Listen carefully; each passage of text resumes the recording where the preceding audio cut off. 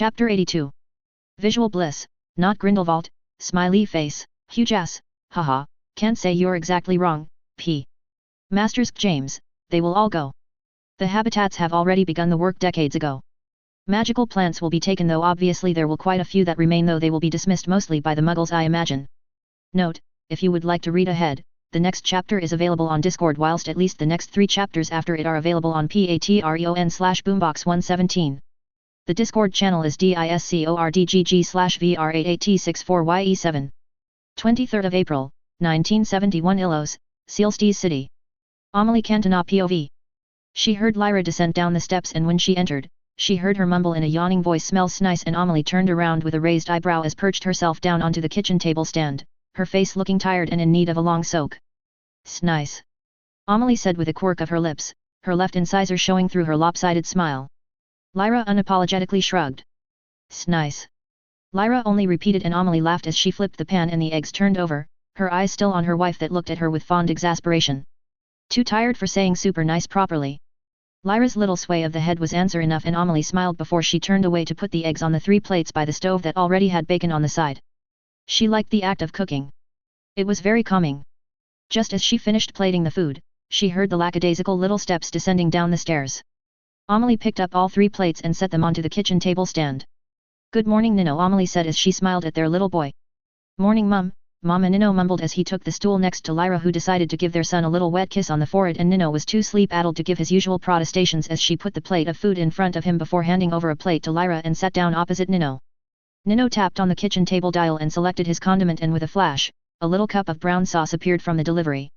Nino picked it up and poured on the side of his breakfast before he tucked in. Amelie smiled before she turned to Lyra who was bit off a piece of bacon and she remembered something. It'll be a late day for you won't it? She asked. Lyra swallowed the piece of bacon and nodded a little displeased. Old Parky wants go in detail about the security detail, as if we haven't done so numerous times over the past few weeks. She rolled her eyes. And we'll do so again a day before it all begins. It'll be a huge turnout. Larger than 4 years ago when we had about 20,000 visitors. Amelia said with a frown, not surprised he's dialed up security readiness to the nth degree. Amelie touched the dial and a red drink materialized which she picked up. And you should stop calling him that, Amelie said as she tilted her blood-filled glass towards Lyra. You mean old Parky? Lyra said a little mischievously before she threw the last piece of bacon into her mouth. Who's gonna tell? You, Lyra questioned challengingly with a smile on her face before she swiveled her head towards Nino who was definitely listening to their conversation as subtly as he could and Lyra's eyes sparkled with mischievous intent, her hands primed. Or our little spy who is doing such a good job eavesdropping. Lyra demurred loudly as she pounced onto Nino with her hands, tickling him everywhere she could, his giggles and laughing pleas of stop and mercy a joyful music that rang in their home. She looked on fondly at the scene over the rim of her drink, her happiness blooming from within like a newborn star seconds after sparking into existence from its stellar nursery. This was their little heaven on earth. She thought she'd been happy when it had been her and Lyra but after Nino was born, she was so wrong. A piece of herself and Lyra was in their little boy and watching him grow, watching him go through life every day with them there every step of the way. She was silent as she drank her blood, her eyes still fixed on the 2 people she loved more than anything else in life. To think she had been doubtful at first. She could not conceive nor could she carry a child to term, not with her hybrid vampire nature, but thanks to this treatment, she was nevertheless able to become a mother. They had many arguments, most of it about her own unsuitability to be a mother and she was ashamed to say that she almost lost Lyra over her own self-hatred, not that Lyra ever said so but Amelie knew Lyra despaired about her self-hatred and she was never gladder to have been so wrong.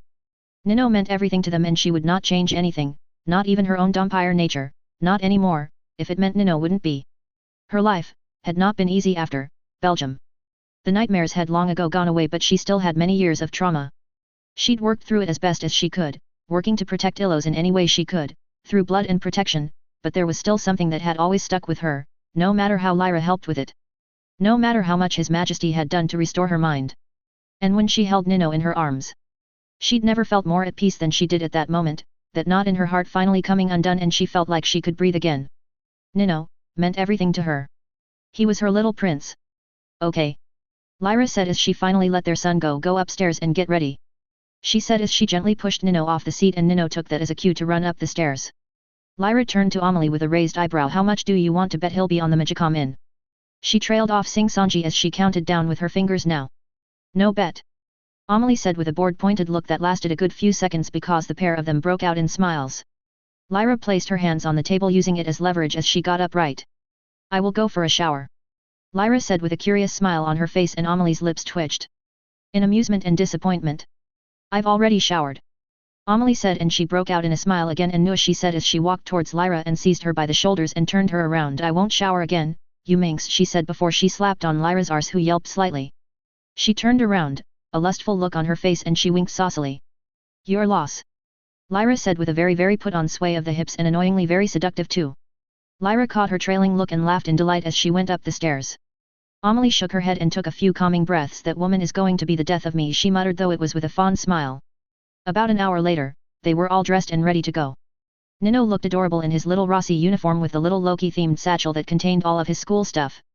Though she looked on disapprovingly at the Mage, the small handheld game console that also functioned as a comm, in his tiny hands, and she took it from him.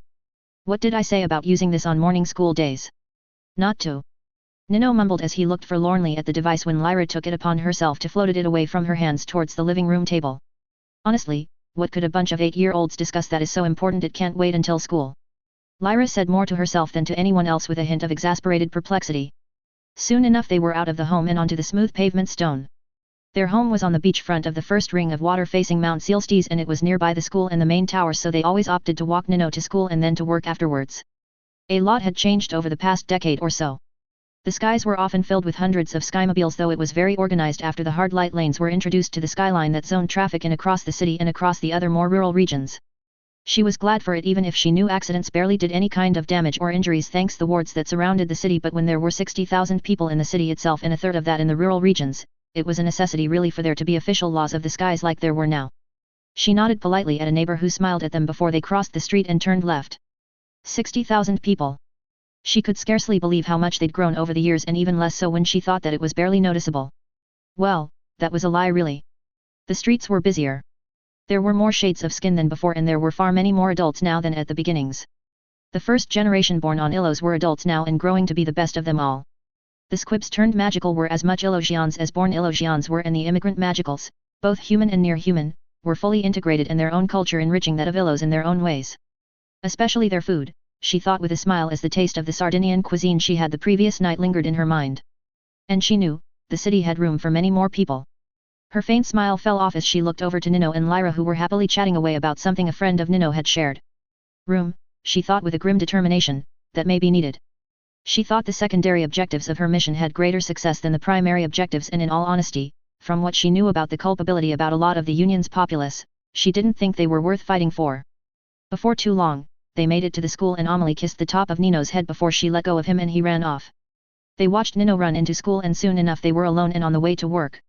Nino's school was only a 20-minute walk away from the main tower.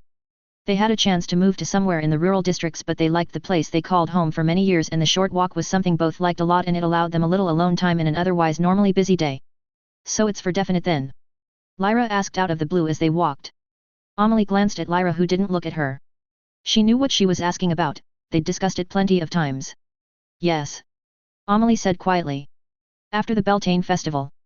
Lyra grabbed her hand and Amelie squeezed her hand, both of them turning towards each other.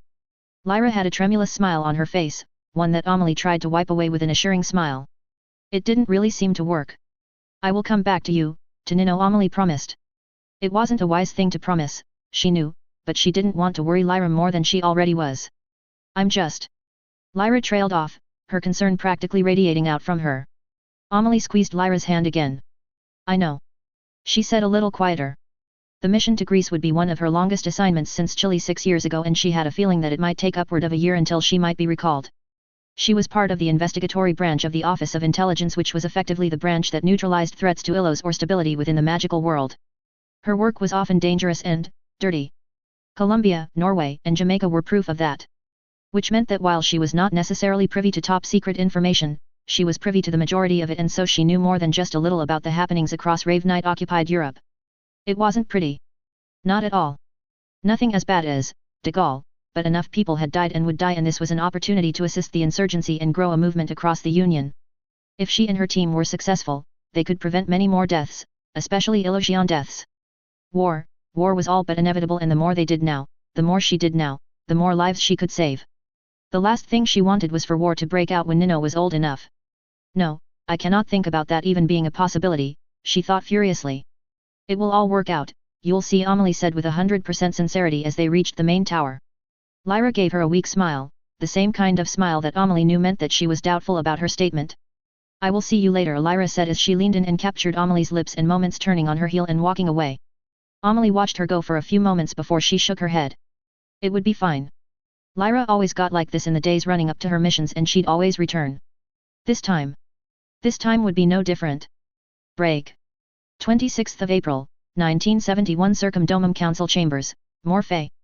Fremont Potter POV. I ask the Minister of Agriculture, what consideration she has given to the protocols of sugar, fruits, and alcoholic beverages from the Caribbean communities that depend on low tariffs from Avalon and its neighbors. Mobius in Wright, the councillor for Nomus District, asked. The Minister of Agriculture stood up and Fremont tuned out the answer provided by the minister, instead opting to gaze around the council chambers. The old Wiesengamot chambers had been preserved during the move towards Morphe than Hogsmeade, though it was still markedly different. The council had the Wiesengamot domed circular form, though its tiered sections were removed and instead replaced with ornate benches several tiers high that grouped parties together. At present there were 6 different parties within the Council of Avalon.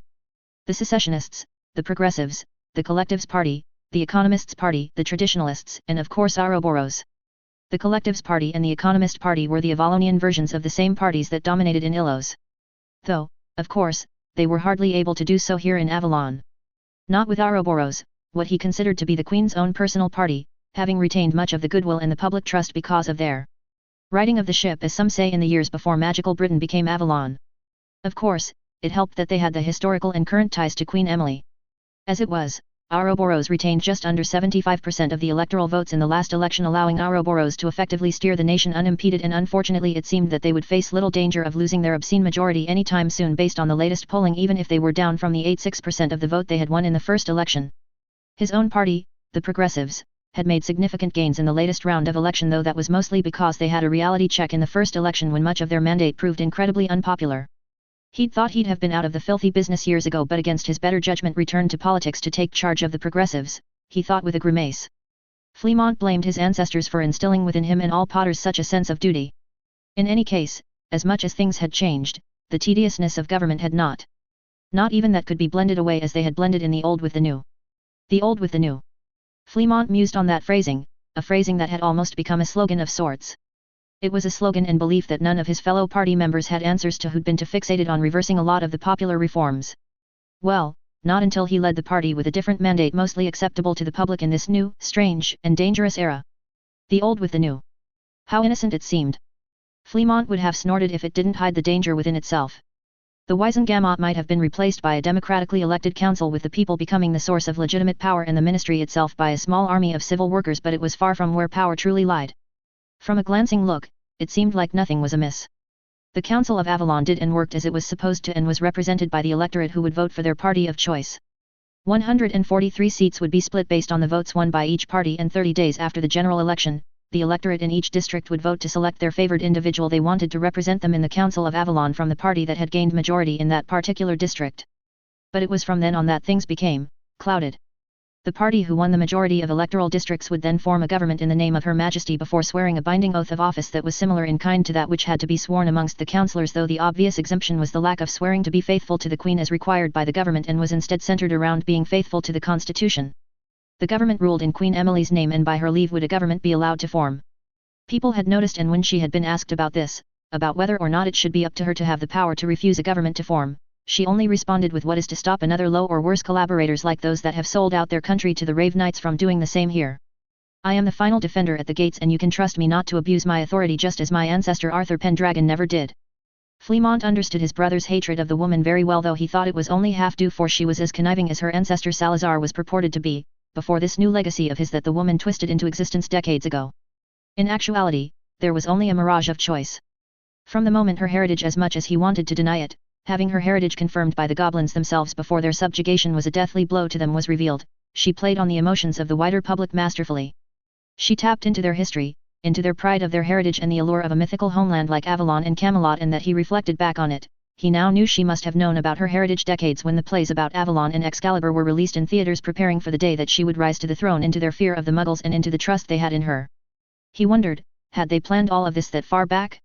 It was a question that he often asked himself, and it was a question he wasn't sure he wanted to know the answer to, not when he, for certain, knew doing anything about it was about to be as successful as a flea defeating a dragon, he thought mirthlessly. 1,001 eyes. Fleamont suspected there was likely a few thousand more to the seeing eyes of Atticus Sayre, he thought grimly before he mentally shook away those thoughts. Combined with her grip on formerly traditionalist houses and on Ouroboros itself, it all allowed her move mountain and earth that would never have been conceivable in any era before. Merlin had never commanded such authority over their people. It was doubtful even Arthur Pendragon did.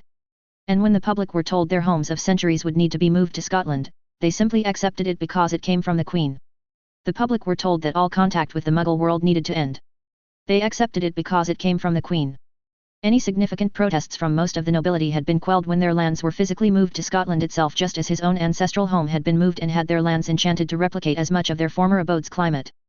Fleamont, just as many others had, were given a stark reminder of what they were capable of. And for him, well, it made him realize that they were more helpless than he could have imagined.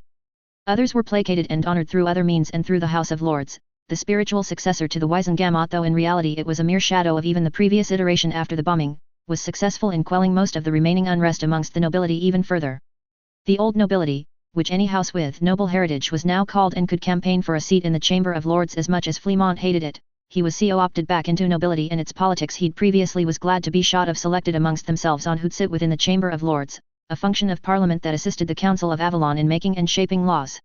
It also functioned as a medium to check the Council's power, and it ran for a period of 28 years before another round of election was made to refresh the chamber, though in reality, houses like the Blacks, the Malfoys, the Mackinnons, the Longbottoms, and so on would rarely not be selected to be amongst the lordly peers by simple nature of their extensive alliances and debts they were owed by the lesser nobility. Fleamont glanced at the current addresser before he sank deeper in his chair, his gaze turning towards the ceiling, beyond the ceiling as his expression gained a faraway look. On and on it went, this exertion of power and sweeping changes in the British Isles and over its peoples, and the majority of people simply lapped it up, with few people even wanting to protest any of it. And those that did call for rebellion against the Sayres were silenced under the weight of the public opinion, common and noble alike, and those that continued were at best marginalized.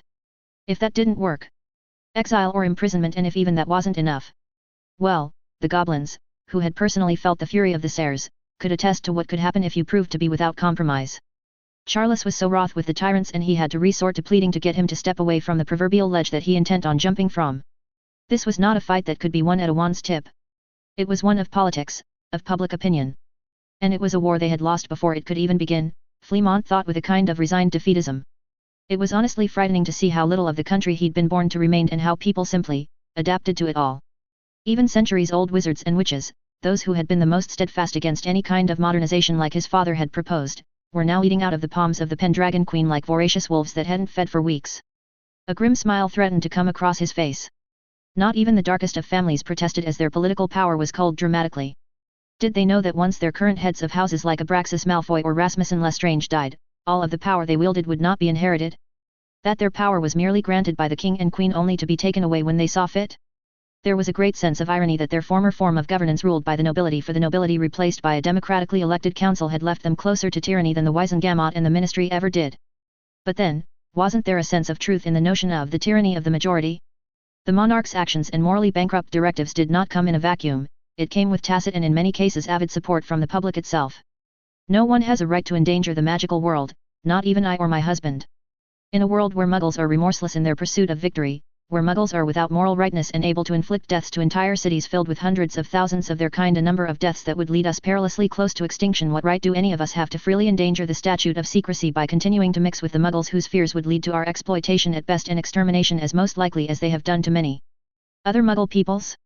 Whose fears would lead them to wish to exterminate us as a threat to their supposed superiority and mastery of this earth? No right, my fellow magicals. None of us have that right, and that is why we must separate our worlds fully from theirs so that both our peoples can live in peace, and that means we must make difficult choices to secure a brighter and safe future. There was a bitter respect for the woman's astuteness with the way she twists genuine concern into outcries of support and demand for action. She and her husband and all of their sycophants crafted obedience into the hearts and minds of the people like a serpent whispering sweet lullabies into the ears of babes, crafting and shaping them into their supporting pillars. He'd seen the unwavering loyalty the Elogians held to the monarchs, and he knew that Avalon was well on its way to having that same blind obedience of those people. He feared what they would do with the blind obedience. He'd already seen people accepting immoral acts and crimes that should have been abhorrent to good people. How many steps were they really away from the same atrocities happening that had and was still happening in Europe? Even the Weasleys thought little about the separation of children from their parents or the pressuring of squib families to make the unnecessary choice between either the magical world and magic or the muggle world and the rest of their families. After all, who wouldn't prefer the magical world to the barbaric muggles? That was the crux of the matter. None of the initiatives she had enforced were considered to be morally wrong for the public to protest about, nor did it affect them in their pockets, their bellies, or their safety. In actuality, it fitted nicely in their worldview, in the superiority of the magical world. Even family like the Weasleys that were known to be Muggle sympathizers were not immune to this sense of superiority, and it was a bias that the monarchs wielded like an expert swordsman. With the public opinion shaped by papers like the Daily Prophet and the Imp, there was no hope of getting people to see the wrongness of what had been done. Acceptance of even Muggles in the magical world, those who decided to remain with their spouses and their children with their memories intact, was another argument that swayed towards the moral righteousness of what was being done, pulling any teeth from the opposition to their other measures of total separation. And if that wasn't enough, the anger that horror stories from orphaned or saved squibborns shared about the intolerance by Muggles was. There was a truly cruel genius in the way they had pulled the teeth of the opposition so much so that even he had no winning rebuttal. And in truth, they were always going to be fighting uphill. Whoever wanted to be wrong? To be told you're wrong? That all of you have been misled and co-opted into agreeing to things that anyone else asking you would have been refused flatly? No one would wish to think what they were agreeing with was wrong. No one wanted to even consider what was being done was an injustice on a grand scale that almost comparable to the crimes of yesteryears. Not by a minority that were already somewhat distrusted for their previous remarks. No, this was not a problem that could be solved easily, or perhaps ever. Fleamont shook his head, his gaze sweeping across the chambers as the words of the current addresser fell mutely into his ears. And the frustrating thing and silver lining he supposed was, they were doing a lot of good too. A traitorous thought entered his mind, one that was along the lines that the good far outweighed the bad, but he banished it away knowing that the thought was tainted with personal benefit. Poverty was non-existent. Everyone was employed in some fashion or another. Every child was in formal education, be they poor or limited in magical strength. Families were able now to have more than just 1 or 2 children, some electing to have as many as 6 now that it was possible and without economic difficulty. Food was abundant and varied. Entertainment, Mage tech, even traveling across the magical world, was open to anyone and everyone at affordable prices. Advancements were made in both magic and science at a startling pace. Even the void was not a barrier with the way the Illusions and soon Avalon explored it, set foot on other planets and moons. Nothing seemed to be out of reach. Impossible was made possible, and they never let it be forgotten by whose grace it was achieved. Even the impossibility of achieving true equality among blood statuses and those with creature blood or entirely different species. Muggleborns, or squibborns, whatever you wanted to call them, were equal and accepted under the law and society. Even the few Muggles were treated as normally as they could be treated. Squibs, if young enough, could be treated and their magic activated, and so casting out from the family of squibs of shame became a thing of the past. Species like the goblins, Vila, even the altered werewolves, lichens as they are called now, were living peacefully amongst them. Fleamont sighed. It would have been easy if they were simply tyrants. Instead, they were as close to benevolent as tyrants and dictators could get. And the tragedy of it all, if Fleamont had the option to simply remove them, he knew that he would elect not to. Not because he cared for them, not because he thought he owed them his allegiance, but because, like a house made from a deck of chocolate frog cards, everything would come crashing down if they vanished. The Rave Knights at the other side of the channel were a stark reminder of how good things were in Avalon, even if they under the rule of the Sayers. And he knew that despite how much he disagreed with much that was done, there was no one else capable of ensuring the levels of fairness and wealth that Avalon now boasted. His father's dreams of coexistence with Muggles might be dead, but acceptance was not. Even if it only extended to those few in Avalon. And that, at the very least, was worth preserving. "I call Radley Brown to speak," the chief witch Madame Marchbanks called out from her seat at the top of the council chambers, and Fleamont refocused away from the dour thoughts he was having and he gazed towards his fellow party member. The aged wizard, whose hair were as white as pearls, rose up from his seat, parchment in hand. "I thank you, Chief Witch Marchbanks," the aged man who represented the district of Boothie by the Sea said before he began to read from his parchments. Despite the fact that almost everyone used hollow magic for everything and anything, including corresponding with one another, by sight, by speech and by writing, parchments and quills were still perquisites to be used in any official governmental procedures. He would have found it humorous if it wasn't so tedious. "I ask the distinguished Chief Minister whether, in view of the so-called Union of Magical Europe's treatment of political opposition within its governments, Her Majesty's government will confer with its allies to pressure the Union to cease its aggressive actions against its own citizens." Hear rang around the chambers, which Fleamont had grimly joined in. The reports from the half-dozen Danish families of refugees had been horrifying. The Danish folkmoot under Otto Ylvison was totalitarian, but compared to the others, they had been relatively tolerable amongst the intolerable. No more, Fleamont grimly thought. And with the heavy border restrictions the Union enforced across its territory, there would be little they could do to help those people short of war. Not even the Muggle world was free from the Ravenites' monitoring after they plugged that security problem in 1968, though how effective it was, Fleamont didn't know. Not when there were still refugees incoming nearly every month. The Minister of Avalon rose from his seat and approached the dais. I thank the Venerable Mr. Brown for his question. The Minister, Percival Prince, a distant cousin of Lord Prince, placed his folder onto the dais and continued. The recent plight of the beleaguered citizenry of Denmark shall be discussed amongst many such other analogous acts of aggression by the Union of Magical Europe when I sit with my counterparts in the upcoming conference with the Grand Alliance, Minister Prince said with stoic forbearance. The questions to the Chief Minister on the Union continued apace by councillors from nearly all of the parties voted into their seats. Will the Chief Minister and his government advise the Council on what actions it will petition to take against the Union? David Brooke, the leader of the secessionist party, questioned, the room quietly muttering under their breath the moment he began to speak. Brooke was a squib born in his 50s that was forcefully moved back from the Muggle world that he'd lived in since graduating Hogwarts, a resentment and similar experience that he shared with most of his fellows in the secessionist party. This government, Brooke said with a disdainful note in his voice as he took a moment's pause before continuing, has turned a blind eye against the grave crimes that are committed against the good people of Europe for the sake of a false peace. Brooke gesticulated with his hand, his index finger swaying from one side to the other with fury-laden motion. I beseech this government to at the very least impose harsher economic sanctions on the Union if action beyond that is deemed a bridge too far. The Chief Minister rose up from his seat. I reject any claim that this government or its allies have turned a blind eye to the sufferings of Europe. Prince said with a glint of challenge in his voice. We have taken in more refugees than any other magical nation on earth, often coming with nothing but the clothes on their back and their wands in their hands. We have nursed them. We have housed and fed them. We even granted them citizenship of this nation, an act that hardly any other nation has followed through with. To say we have turned a blind eye to their sufferings is not only offense to us but to our newest citizens as well.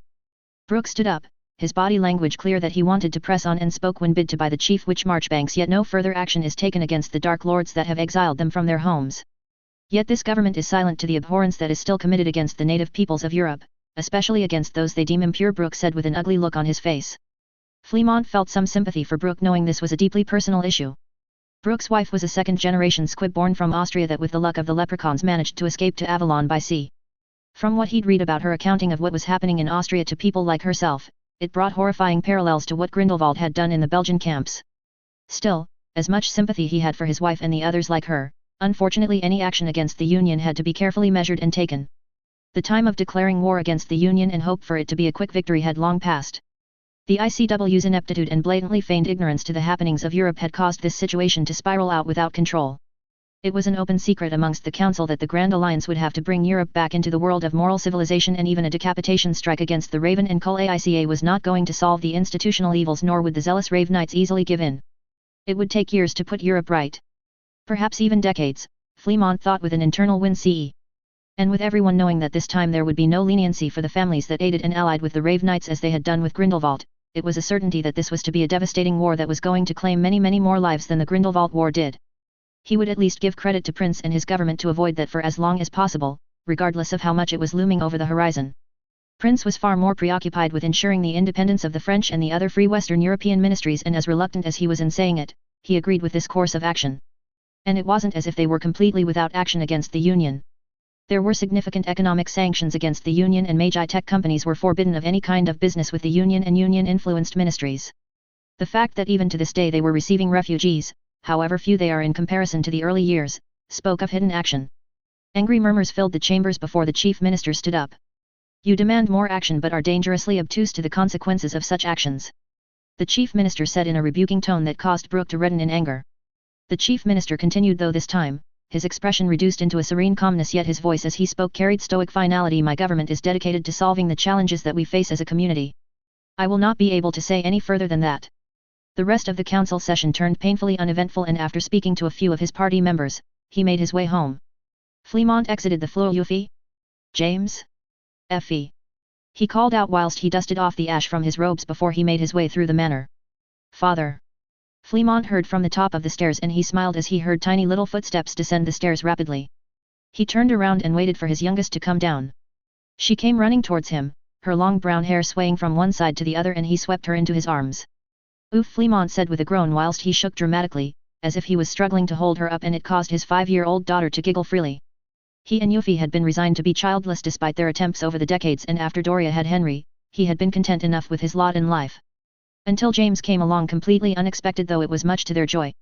Once assisted conception was proven to be successful, he and Yuffie had held long conversations about whether they wanted to add to their little family. Yuffie had always wanted a large family and it had weighed on her for many years, and now they had a chance to add to their family without being too risky to her health. And so, in 1965, at the ripe age of 68, Yuffie became pregnant with their daughter Elizabeth Effie Euphemia Potter, born in February 1966. "What were you doing upstairs?" he asked his daughter as he balanced her in his arms. "Watching Matilda the Explorer." Effie chirped happily before she flushed, and the smile turned into a displeased pout. "Mom and Jamie wouldn't let me fly with them, so I didn't want to watch them anymore. Matilda is much more fun anyway." Fleamont chuckled slightly at the cheek of his daughter. "I see. Well, let's go find your mother and your brother, shall we?" Fleamont asked as he made a big show of carrying her, as if she was as heavy as a bag of stones. "Day-ah-ah," Effie whined adorably as she hit him with her little fists. "Stop. I'm not that heavy." "But you didn't want to be called Little P anymore," Fleamont said with a frown. "You said you were a big girl and big girls are big peas." Fleamont nodded very sagely. "And big peas are very heavy." "That doesn't make any sense," Effie said a little indignantly, and Fleamont fought hard to keep up his frown. "I'm not any kind of pea, big or little. I'm just Effie." Fleamont nodded agreeably, and he could see the little hopefulness in her tiny adorable face. "I see." He paused for a moment as he began to walk with his little girl in his arms, a mischievous smile on his face. "Well then, just Effie, let's be off then." Her indignant cry of "Day-ah-ah" was music to his ears, his chest vibrating with his hearty laughter as he led them towards the backyard. He spotted Yuffie playing pick-up quaffle with James a little higher up than usual. Instead of opting to call them down, he decided to simply continue to speak with his daughter whilst keeping a watchful eye on the pair in the air. He listened as she chattered away about whatever came to mind, only stopping her to ask questions about this or that, and it was a quarter of an hour afterwards that his wife and son finally spotted them. James came down with tremendous speed, only pulling up his broom at the last second. Fleamont looked fondly but exasperatedly at his son. "Really?" James only flashed him a mischievous grin. "What?" he said in a not at all innocent tone. Fleamont rolled his eyes at his son. The boy had a confidence that put even the most famous actors to shame, and he had no idea where it came from. That wasn't quite true, he supposed.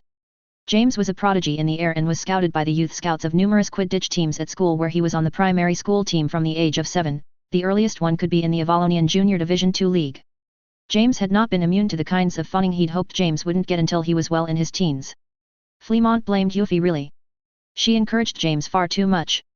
James hopped off of his broom as Yuffie floated her way down, and he caught her gaze, a gaze that was accompanied with a bright smile. Still, he supposed things could be much worse, he thought as he smiled back at his wife. Break. 27th of April, 1971. Illo's main tower. The door to his office opened and Atticus turned away from the window that overlooked the city, his eyes falling on the chief representative that was being escorted in. "Your Majesty," Paul Doyle said with a deep bow as he entered the room. "Chief Representative," he acknowledged before he gestured the man in towards a seat. Doyle looked appreciatively as he moved towards the seat. Doyle was a half-blood Irishman who joined Illo's not long after he graduated from Sims. Doyle was a thin and tall brown-haired man, almost too thin, but it worked to give him a considerable presence that was neither weak nor overly overbearing. His youthful bearded face added to that presence, a sophistication that made it seem as if he were an academic, a professor, and Atticus knew that the man leaned into that perception a lot, and he did it very well.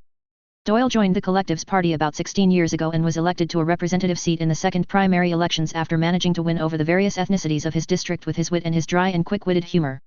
Underneath that wit and humor, however, there was a keen mind geared towards proactive politics, and that was quite refreshing. Smithrow had been dutiful and more than willing to do what is necessary, but it wasn't hard to see that the man preferred to exhaust all other options before arriving to the inevitable. In any case, after having served as one of Smithrow's advisors, Doyle was quickly identified as his successor despite being younger and others more due for leadership. Atticus had known he was going to become his chief representative, and he wasn't disappointed with what he'd physically seen from the man. After they got settled in and drinks were poured, Atticus, before drinking from his glass of wine, asked, "How are our guests settling in?" Whilst Emily and Atticus were heads of state, Doyle was the head of government in the most basic terms and equal to the visiting foreign heads of state like the Persian First Minister and chairman of the Aryan League Tyspsina, and so it fell to him to entertain the visitors after he and Emily had finished the tiresome handshake and smile routine. The itinerary for the visitors for the next few days until Beltane was extensive, and he didn't envy Doyle even for a single moment. Doyle inclined his head, settling his glass of brandy in his lap before he spoke about as well as it could be expected. Doyle allowed a faint smile to break out. "They're quite enamored with the selection available through the dial." Atticus smiled before he drank of his wine.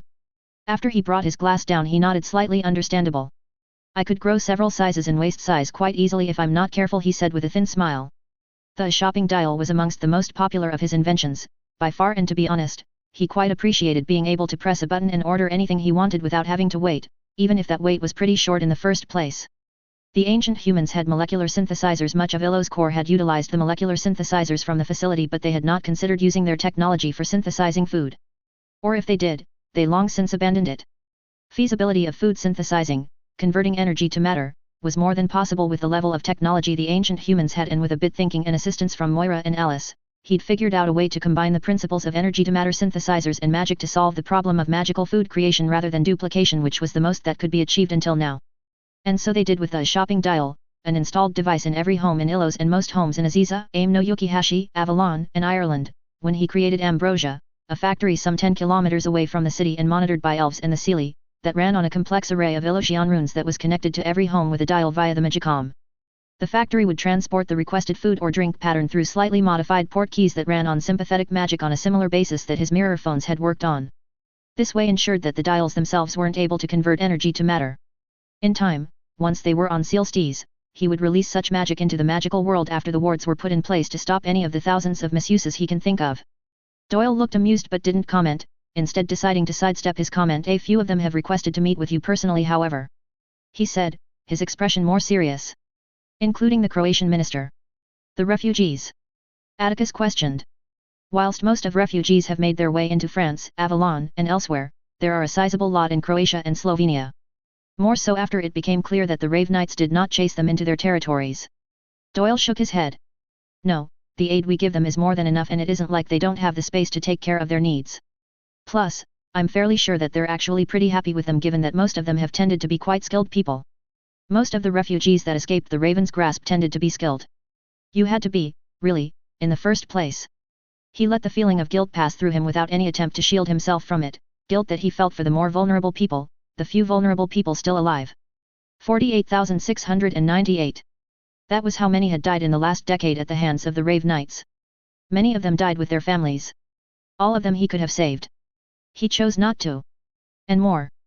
More would die. And their deaths were important, he thought with a tiredness that weighed heavy. Important in the lesson that it would impart many years from now. Important for accountability, for the dangers of blind intolerance and hatred.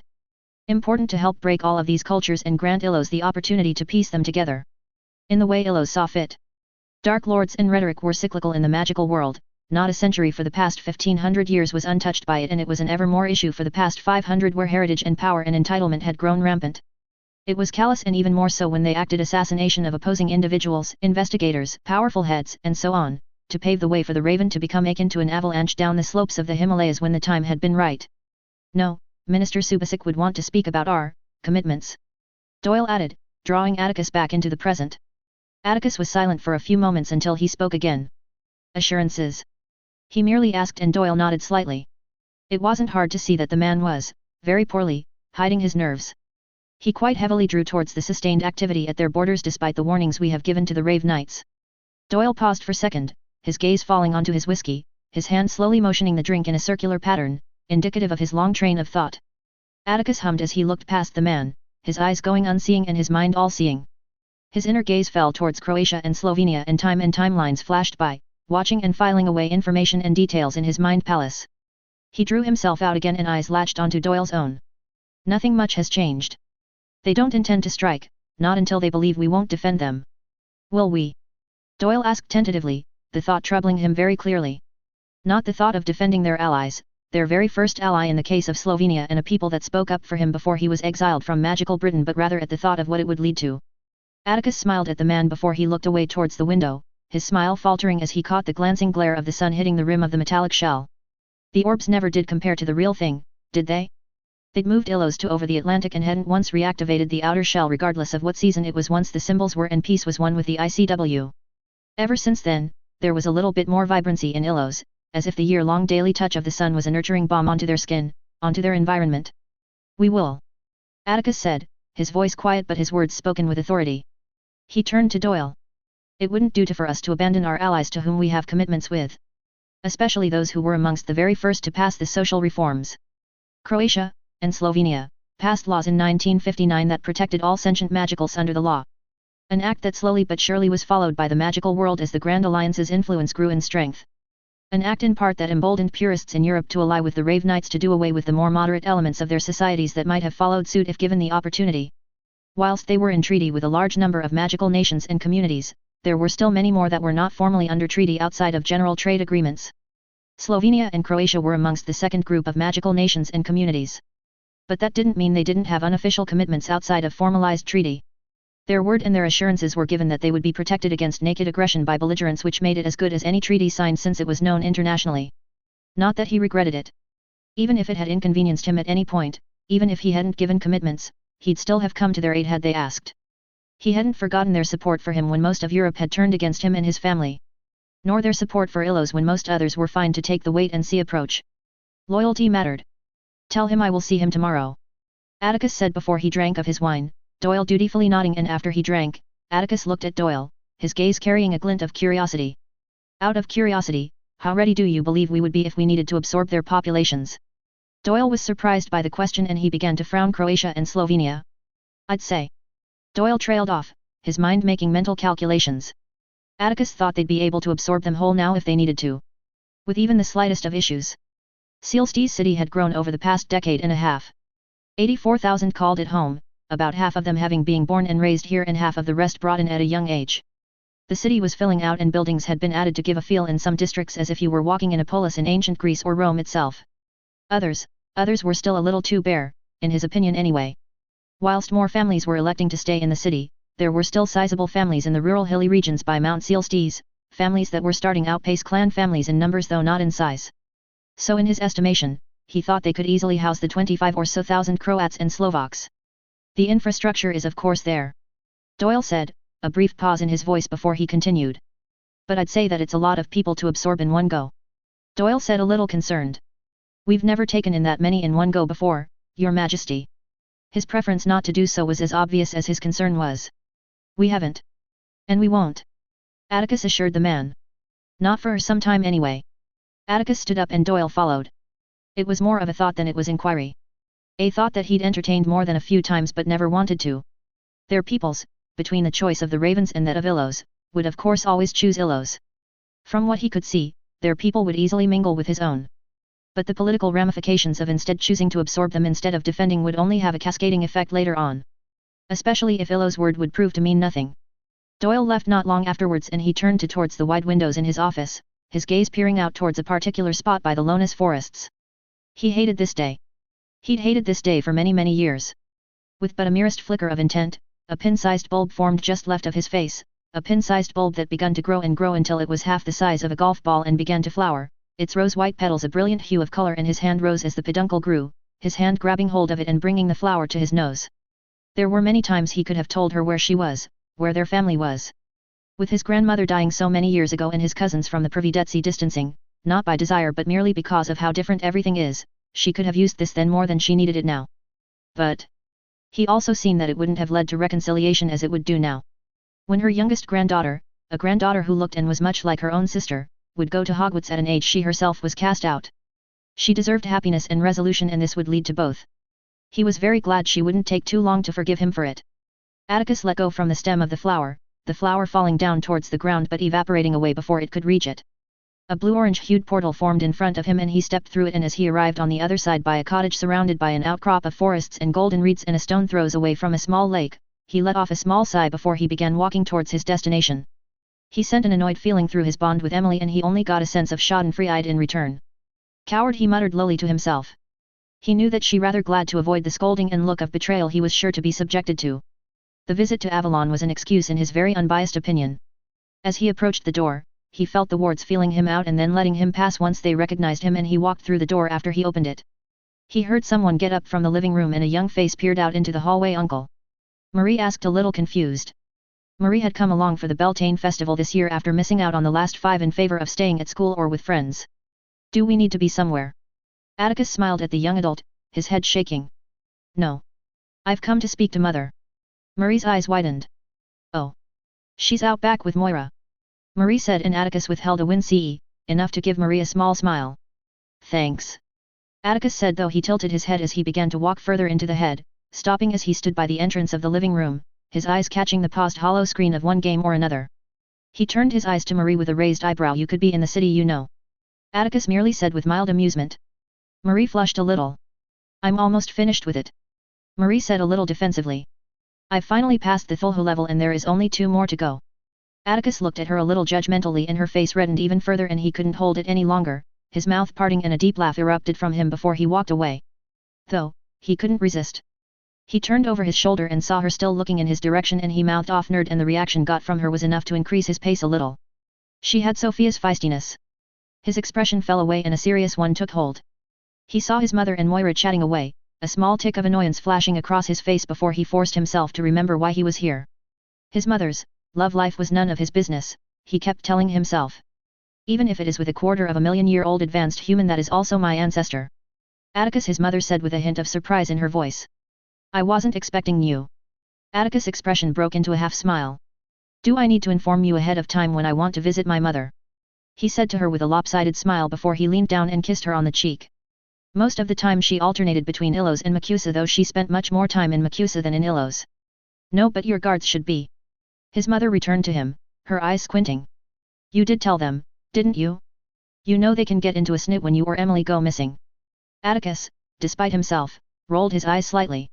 Trust his mother to be more concerned about the hurt feelings of overbearing guards. They'll be fine. Atticus dismissed when he took a seat opposite his mother before he looked to Moira neutrally. Moira. Moira gave him a shadow of a smile as she inclined her head in greetings. He returned his gaze to his mother, all levity fleeing his face. His mother immediately noticed and drew herself straighter, her eyes tinted with concern. Is everything all right? Yes, but it won't be once I'm through explaining. Atticus said with a sigh. Atticus looked to Moira again and she understood, standing up within moments. I will give you 2 a moment. Moira said serenely before she walked back into the house, leaving Atticus and his mother alone. Mother, I have news. Atticus began tenderly, his voice as serious as he could get. His mother looked at him in concern, though that paled in comparison to the expression she bore when he said it's about your sister. Break. 28th of April, 1971 Hogwarts, Slytherin Common Room. Lucius Malfoy POV.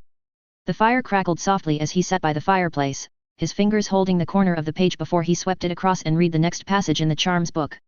He looked up from his book with a fleeting glance when the doors to the common room opened and his acquaintances walked through. He sighed inaudibly as he placed the bookmark in between the pages. He knew there was little chance they'd let him be. Caro, Fenwick, Higgs, Rosier and Shafik made their way towards him. All of them were walking a little gingerly with Fenwick clearly protecting his left arm. He felt a dark amusement at that.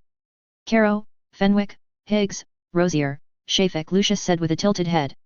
He'd known them from a very early age, having been tutored alongside them. Malfoy Higgs grunted out as he sat down whilst Fenwick, Shafik and Rosier offered a polite nod before he did. Amicus Caro simply threw himself into the seat opposite Lucius like an uncouth savage as he was ought to do. He knew that Caro did it partially to annoy others, but he'd also known the boy long enough to know that it was also an act to unbalance people. There was a reason why Caro was on the hierarchy just as Lucius was, even if he had trouble controlling the more sudden impulses that came over him. Lucius eyed Rosier with mild curiosity. How was dueling practice? Grueling. Rosier said with a grimace. Painful. Bulstrode's a slave driver. Fenwick scoffed. That's offensive to slavers. They're kinder than he is. Fenwick said darkly before he winced and rotated his left arm slightly. Manfred Bulstrode, a cousin to Lord Bulstrode, was a 2-time national dueling champion and a 3rd-placed international duelist who taught the dueling class. He was also a former Slytherin and tended to, once in a while, tutor Slytherins after classes if he thought you were worth his time. Though most of that tutoring tended to be Bulstrode brutally taking apart one's dueling techniques and prowess. I don't care as long as I get good enough to take down that bones chit. Shafik said with a growl. Lucius withheld a smirk. He doubted that even if he had his final maturity and taught by the best teachers that he'd ever have an inkling of a chance to best Amelia Bones. Only 2 people could, and he was one of them, he thought matter-of-factly. The conversation then turned idle as they discussed the upcoming dueling competition in May, a competition that would lead them to qualify for the inter-school dueling competition that Illos would host next spring. That, he was looking forward to. He might be hard-pressed to defeat Bellatrix, at least on fair terms, but there was a little bit of luck involved in any competition. He still expected to go through to the inter-school competition, but to win that. If he was lucky, Bellatrix would get eliminated by one of those freakish students at the Pandrosian who Bellatrix wouldn't know how to counter as well as he could.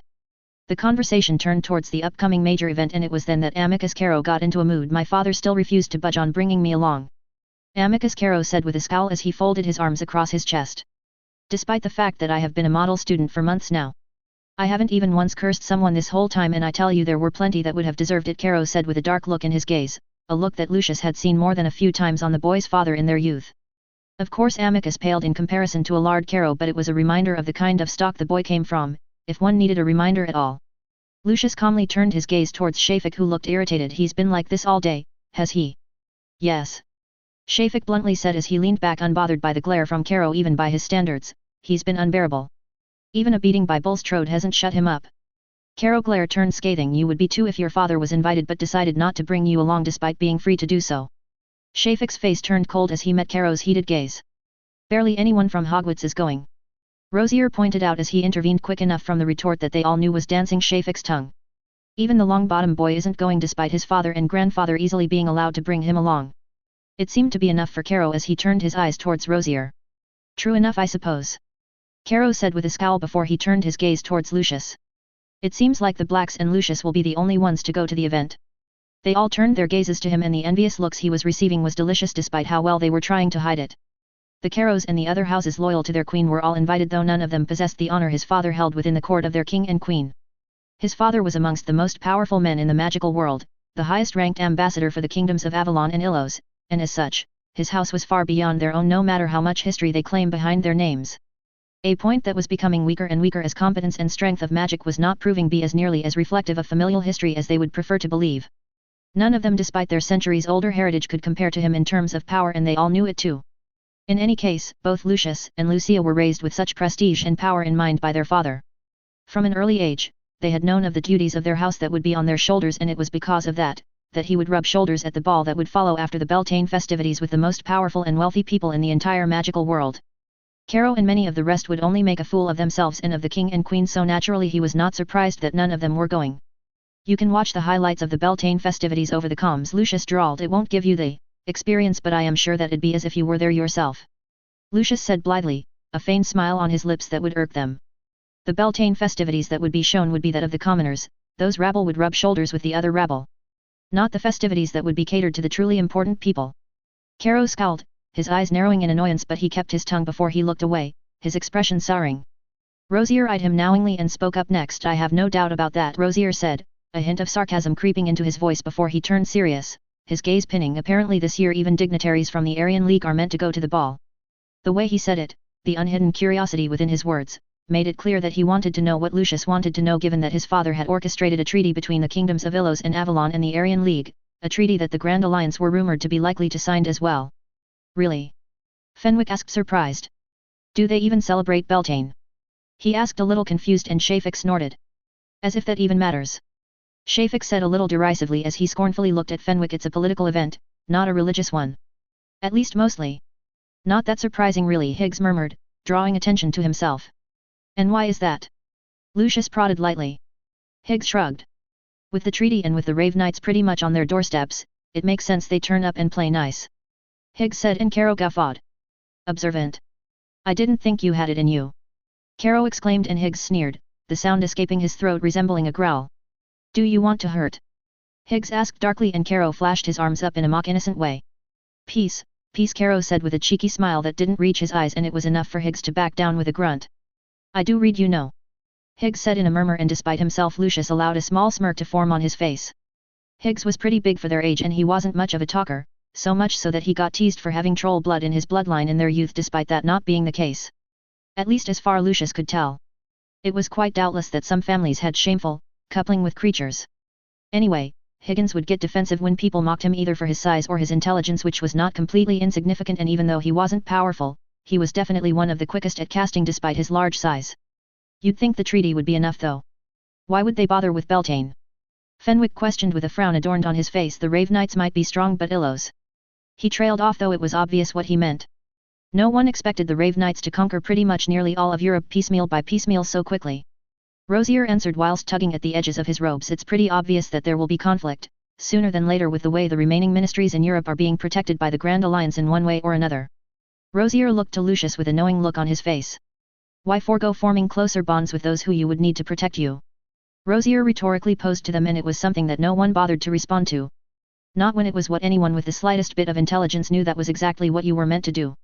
The conversation after that had more or less petered out in importance, and it was long after that he made his excuses and made his way towards the library to return some of the books he'd finished, though his mind was occupied with that of the Rave Knights.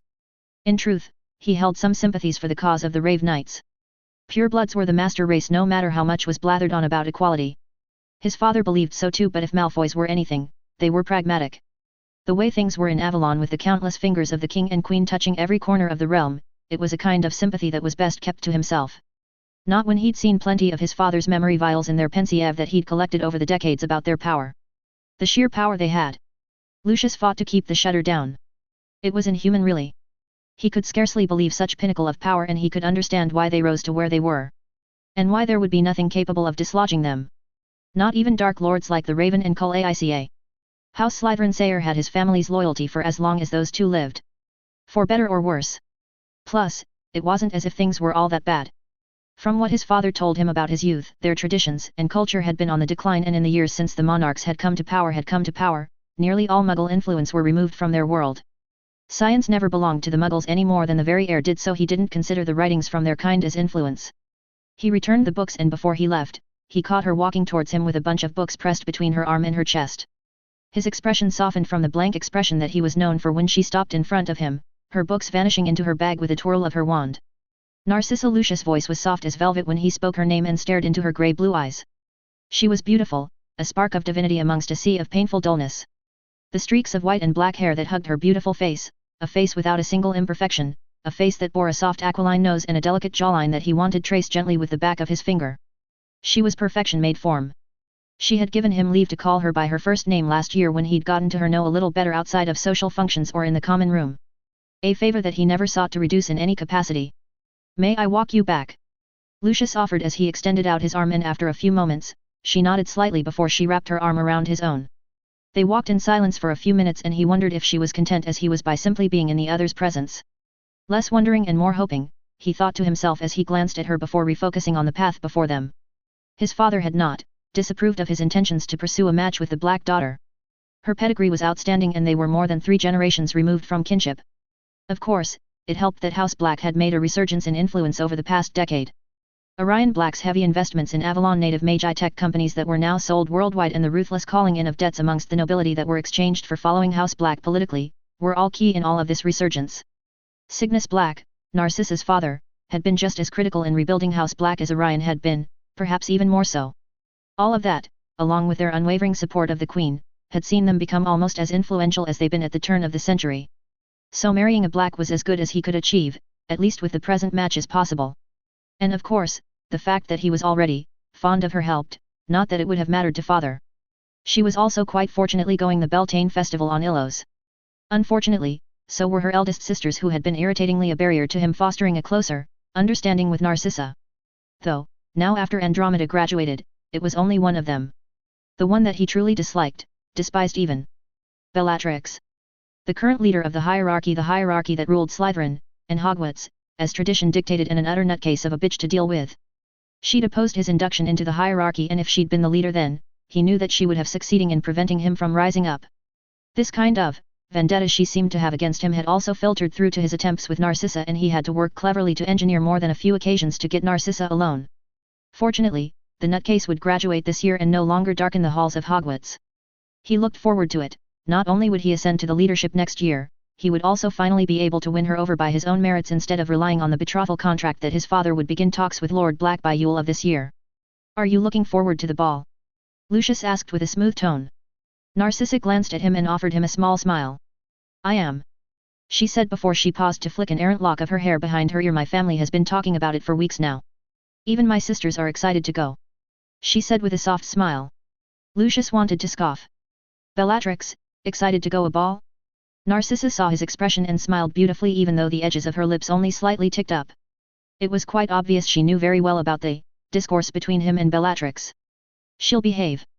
Narcissa, and Lucius raised one of his white blonde eyebrows in response, and Narcissa's amusement at his disbelief. "She idolizes the Queen," Narcissa said before she continued. "Mother raised us on stories about the Queen and her rise to the top by right of blood and power." Narcissa's smile deepened and he thought it wonderful. Of course, she did sour somewhat on Mother's stories when Andromeda pointed out it was almost alike to a witch's story. Lucius tilted his head in mild confusion and Narcissa bit back a laugh and she explained, orphaned girl of seemingly little importance is told she's magical and goes to a magical castle where she meets others like her. She is then marginalized because of her. Narcissa trailed off before delicately saying common status. Lucius quirked his lips up in amusement. Slurs like mudblood were not to be tolerated in polite society and it was thought only the uncultured would use such improper language. Rabble was more appropriate. But she wins the support of her house by her merits alone despite the challenges she faces. She is hailed a prodigy not seen in centuries with only one other as their equal, the Prince of Magical Britain. Lucius could see that the tale was something that Narcissa quite obviously enamored with this fairy tale-esque story. She doesn't think much of him at first and he not of her but slowly, over time, things begin to change as they became friends. She, an orphaned girl with seemingly common status and he, a dashing prince with immense wealth, found common ground in their love for magic. She then learns of her true heritage as the heir of Slytherin, of her Hogwarts house no less, and begins her rise secure in knowing who she really is. Her prince defeats the evil Grindelwald who plotted to destroy our world and she uncovers the dastardly. Narcissa's eyes sparkled playfully and Lucius chuckled softly as they descended down the stairs. Plans of the Dark Lord Dumbledore who hid in plain sight causing him to flee in the dark of night, his reputation and plans scuppered. She and her prince stand triumphantly with the cheering crowd. The story doesn't end there of course but you know the ending. Narcissa said with a knowing smirk. One he reciprocated. Of course he did. His father was there along the way for nearly everything. Even for the very creation of Illos itself. I understand, Lucius said with amusement. Bellatrix must have been wroth with Andromeda. Reducing a tale of triumph into such a common sappy story would have triggered the unbalanced witch. Narcissa laughed before a fond look took hold of her. Andromeda had handled her well. Narcissa lightly shook her head. It's a good thing Andromeda is more than capable of matching her. How is your eldest sister? Lucius asked after a moment. Narcissa smiled. She's doing well. She looks like she might graduate a year early from her law apprenticeship. Lucius was a little impressed by that. Law masteries were no easy feat and it took 5 years to be qualified as law wizard or in Andromeda's case law witch. They arrived at the Slytherin common room door and Narcissa unfurled her arm from his own, their gazes meeting. If I may so boldly ask, will you save a dance at the ball? Lucius asked, his voice as smooth as he could manage. Narcissa's smile was warm and he could warmness spread throughout every pore of his body. I will, Lucius. She said with a slight bow of the head, her fringe almost covering her eyes and he smiled genuinely at her. Shadows. Narcissa said and the door to the common room opened. Good night. Lucius said and she returned it before she walked into the Slytherin common room. He stayed a few minutes behind, not only to treasure the slight victory he gained but also to dissuade any rumors and soon enough, his face returned to a blank slate. Shadows. He said and he walked into the room. Days later. Lucius walked through the gate and within less than a fraction of a moment, he arrived at Belva Hallow's port terminal. The port was busy, busier than the times he'd been before, and he could see that the different kinds of people that were arriving not only through their appearance but through the way they walked. That thought fell by the wayside however when Lucius felt magic crawling up his skin, the warm welcome the magic oozed dripping through his flesh and he could feel himself more at ease, more calm and even energized the longer he was in the environment. It was a feeling that always felt unwelcome despite its intent. It was too personal, invasive. Hogwarts was similar though it was lesser and less direct. He turned towards the side and saw his father speaking with the guards before he came back towards him. Come, Lucius. Our skymobile is waiting for us. They made it to their black skymobile, the guards nodding to his father as they opened the door to the skymobile and he followed his father into the flying vehicle. Soon enough, they were in the air and on their way towards the gleaming capital that stood looming in the distance. Lucius looked out of the window as the skymobile moved quickly through the air. He'd been to Illos a number of times. They owned land in a manor north from the Lonas forests though he couldn't really say he enjoyed it all that much. Even if he appreciated the architecture, he thought as his gaze watched the growing details of the jewel that was a city. Illos and its people were peculiar. There were perhaps more choice words he could use but it would be uncouth. These people who had the entire world at their mercy if they so desired, were driven by other things, non-material things that ruled the rest of the magical world for centuries. Galleons meant little to them and social status even less. At least social status in the conventional way. They placed more value on what one achieved than they did any material thing they had or accumulated. Wealth through business paled in comparison to creating a masterful product or a theorem that answered questions, universal or magical. In a way, he did respect it, he thought as he glanced at his father who was looking down at a hollow tablet. All of his life, he'd been exposed to the power and influence his father wielded, power and influence that no Malfoy before him had and could only dare to dream to obtain. Lucius Malfoy was Abraxas Malfoy's son. All that he had, came from his father. All that he was known for was being his father's son. He looked back towards the gleaming city. Perhaps that was why he didn't enjoy Illos all that much, he mused silently and secretively to himself. In time though. In time, they would know him for his own merits. That was a promise. It was less than 10 minutes later when they landed and were escorted through the pearly gates to their temporary residence by the main tower, and Lucius glanced around. This part of the city, districts by the main tower, was more built up than the rest of the city. Was this what the rest of the city, what the rest of Ilos was going to look decades from now? Immigration to Ilos was still very restricted from what he knew. They were picky, very picky, and he'd heard enough from a number of scions from lesser families complaining how hard it was to buy a property in Ilos, let alone getting citizenship. His family, along with those early founders of Ouroboros, were dual nationals of Avalon and Ilos, so they didn't have that issue, but he also knew that this was because they were being rewarded for their loyalty. Though as picky as they were, he wondered if it'd remain as restricted as it was now. If Ilos opened the floodgates, so to speak, he was fairly thousands would move from Avalon and even Ireland within a heartbeat. Everything here was just so much grander, and even Aziza or Aim no Yukihashi were not even close. At least not yet. They entered a luxurious-looking building, one paved with pristine marble from top to bottom. Lucia would have liked this place, he thought dryly to himself.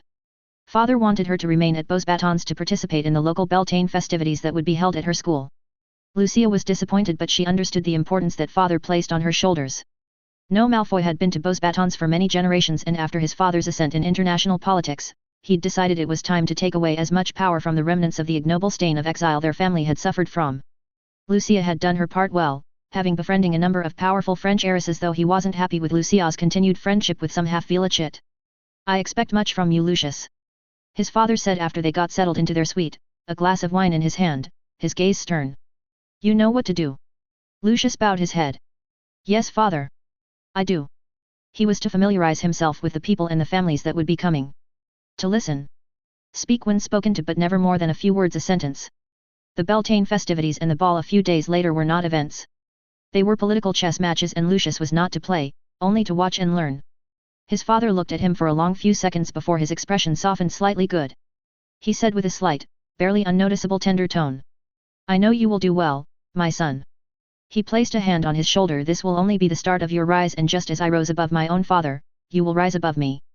Lucius met his father's gaze as he spoke firmly, and only trusted himself to nod, which garnered a faint smile from his father before he lost it and a cool expression took hold. "Get ready. We leave in 2 hours." Hours later. Lucius' gaze sweeping across the horizon. The light of the sun had long been snuffed out, though one would never know. Bright orbs, countless numbers of them in countless variety of color, floated in the air, and it was almost as if the very stars descended down on this very night. And below those floating stars, there were thousands, tens of thousands, in that field, the noise even this high up on the secluded hilltop. He had never seen so many people in one single place before. But it didn't surprise him. Not truly. The Beltane festival was one of the oldest and most common festival within the magical community, with records claiming it was started as far back as ancient Egypt some 5,000 years ago by Egyptian mage priests. Nearly all magical communities held variations of Beltane, the ritual of renewal and rebirth, with Samhain hold equally similar variations. And with the Illusion Beltane festival rising to fame across the magical world over the course of a decade, a festival that was a blend of the old ways and the new, it had soon enough become the festival to be at no matter where you were from. Much like anything else Ilos, Lucius silently mused to himself. Lucius tore his gaze away from the sight before him and looked upon the crowd of people that hovered around the king and queen. This was the first time in years that he'd seen them, though he never spoken to them before. In truth, he wasn't sure if he wanted to. Those memories he'd seen years ago were seared in his mind, and no polite smiles like the smiles they wore now could make him forget that they were only human in appearance. The fact that they looked no older than 25 despite in their 40s like his father was only cemented this in his mind. Magicals could live up to a quarter of millennium and the more powerful even more than that, but he didn't think it was normal to still look so young. He moved away from the edge and looked for his father, his gaze sweeping across all the time, his eyes putting names to faces from the pictures and descriptions he'd seen. He saw Habe, the famous Benin archmage, conversing with Credence Aurelius and the Flamels. He turned his gaze in another direction and saw the Persian leader, Sina, conversing with the Ottoman ambassador Sahan Aslan, the Indian minister Singh and the Brazilian minister Pereira. Despite it being Beltane, it seemed like the rest of the dignitaries, leaders, and their families had the same thought as he did. Subdued colorings like the warmer shade of blue his formal dress were worn. He did see a few crowns of flowers, though they were mostly on young girls. All he looked, he saw clusters of powerful people talking, the king and queen moving around from conversation to conversation with seemingly effortless ease. He participated in a few conversations, though he was mostly interested in something else at present. His eyes swept across looking for a particular person, and he found her amongst her sisters. All the sisters, including Bellatrix unfortunately, looked beautiful in their spring dresses, but Narcissa was a queen amongst them. Like she always was. He caught her look and he smiled faintly, his head bowed slightly and he could see her face alight though in a subtle manner once she saw him. Bellatrix's scowl was only the icing of a cake. Hours went by and he'd forgotten more names than he cared to remember as he participated in a few idle conversations by his father's side and alone though most of it fell away when the magic of Beltane grew stronger and stronger. It was intoxicating.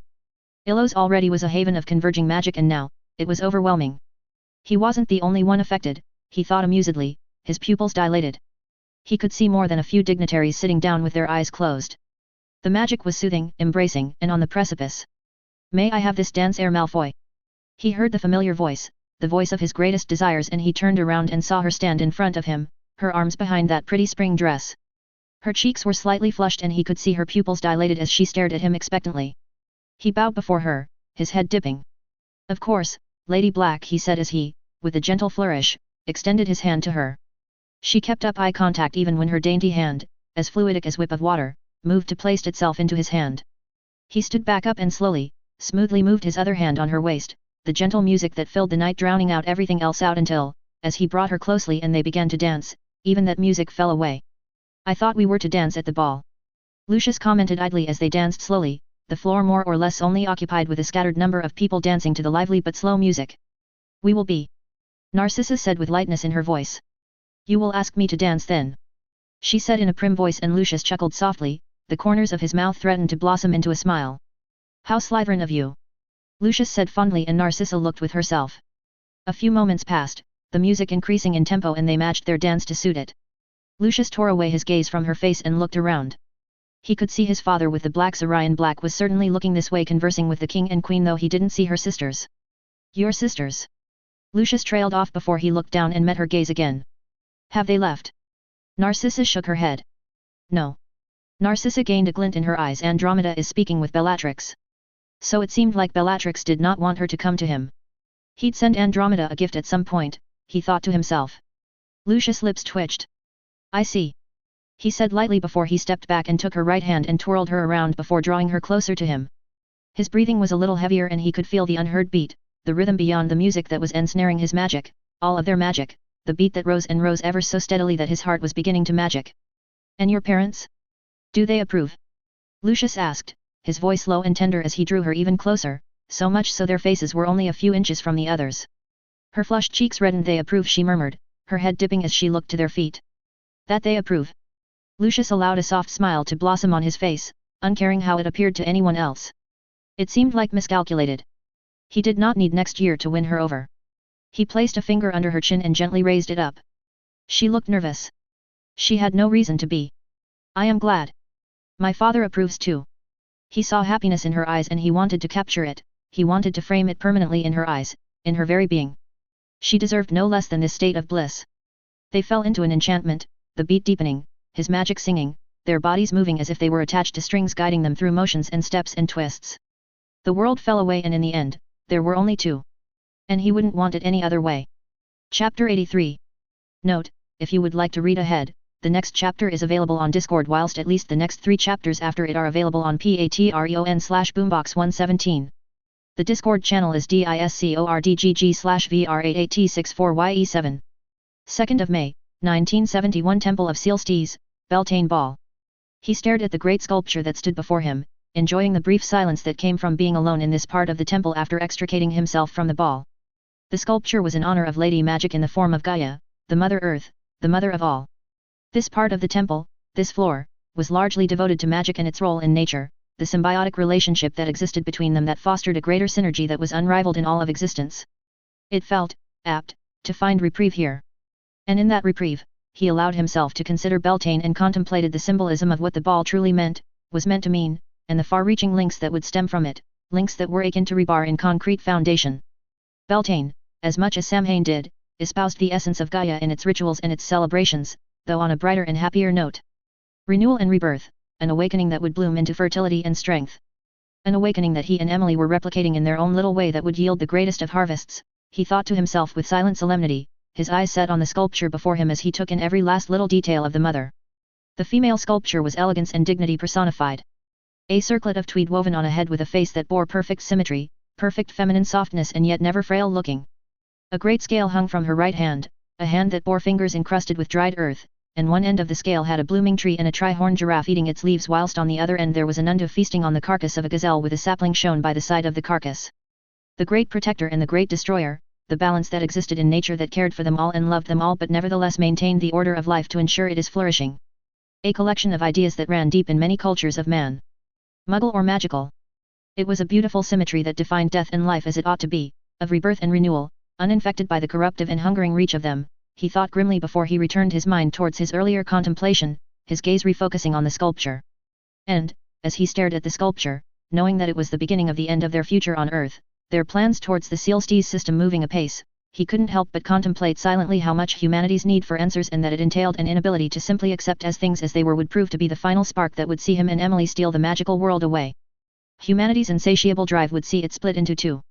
A few moments passed as he fell into a kind of reverie, his eyes looking up at the symbolic sculpture. Humanity had always looked for answers. Answers that seemed impossible to answer but were answered anyway, for unanswered questions were almost as if it were heretical, unimaginably so. Even those uncountable distant pinpricks of light that shone in seas of blackness, lights that were always there without fail at night even if the clouds had decided to hide them away for a period of time. Humanity had come to know them as permanent, as fixed in their lives as the hunger they would feel if they had not eaten. No matter how far they walked. No matter how much they aged and their parents died. No matter how old the songs were. The pinpricks of light were always there. Why? They began to wonder. Stories were crafted, imagination made to run wild. Must be the seat of gods, they began to believe. For all things died, they had observed, but not these lights. Like the sun and the moon, these were permanent. Like the sun and moon, for whom stories and songs were written for by ancestors of yesteryears and given purpose, surely there was a reason for them being so permanent, for being unchanging even if they moved sometimes. And so, humanity made their own answers, their own reality of how things worked and why things worked as they did. Always shifting and changing, moving forward. For unanswerable answers could not exist, were not permitted to exist for humanity, humanity must always have its answers. Even after humanity settled in fertile lands that seemed scarcely believable, even more so when humanity learned to change the world to suit their needs but had begun to offer new questions it needed answers for, new considerations that needed explanation.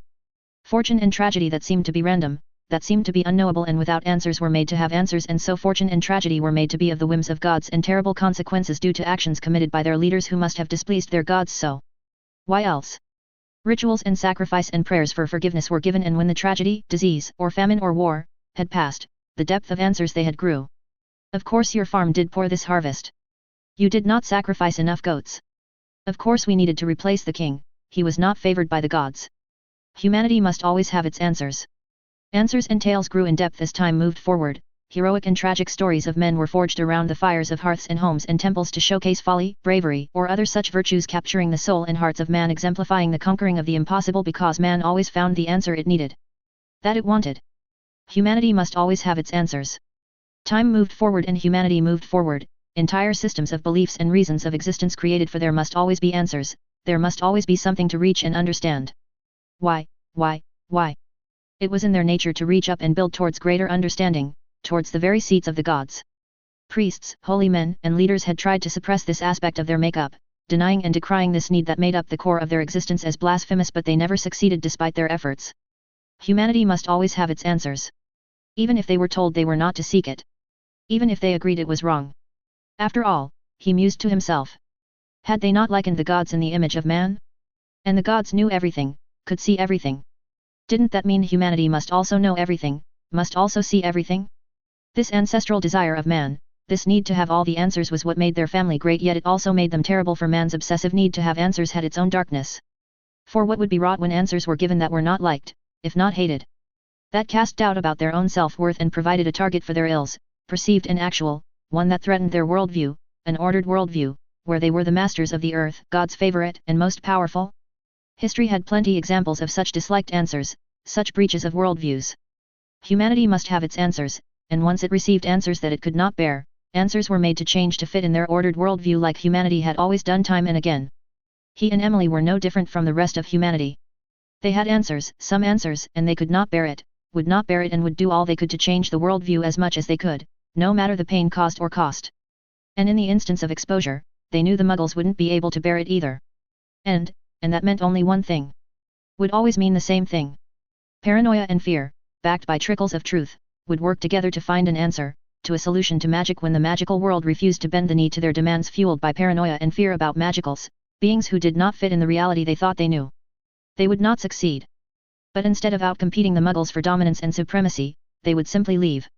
And humanity, he thought as he stared at the sculpture, would be split into two, this time greater and more absolute than ever before, free to grow in their own ways. Until they met again in the distant future. He could not see that far, not yet, but he could sense it in his bones that humanity one day would meet again.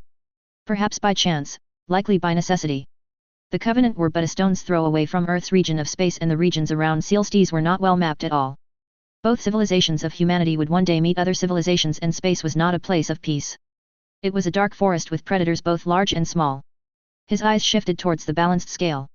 Chances were, they would need each other. As different as they were, the other was more alien, non-human. In truth, he didn't think they would need the Muggles' assistance if his people met other alien civilizations.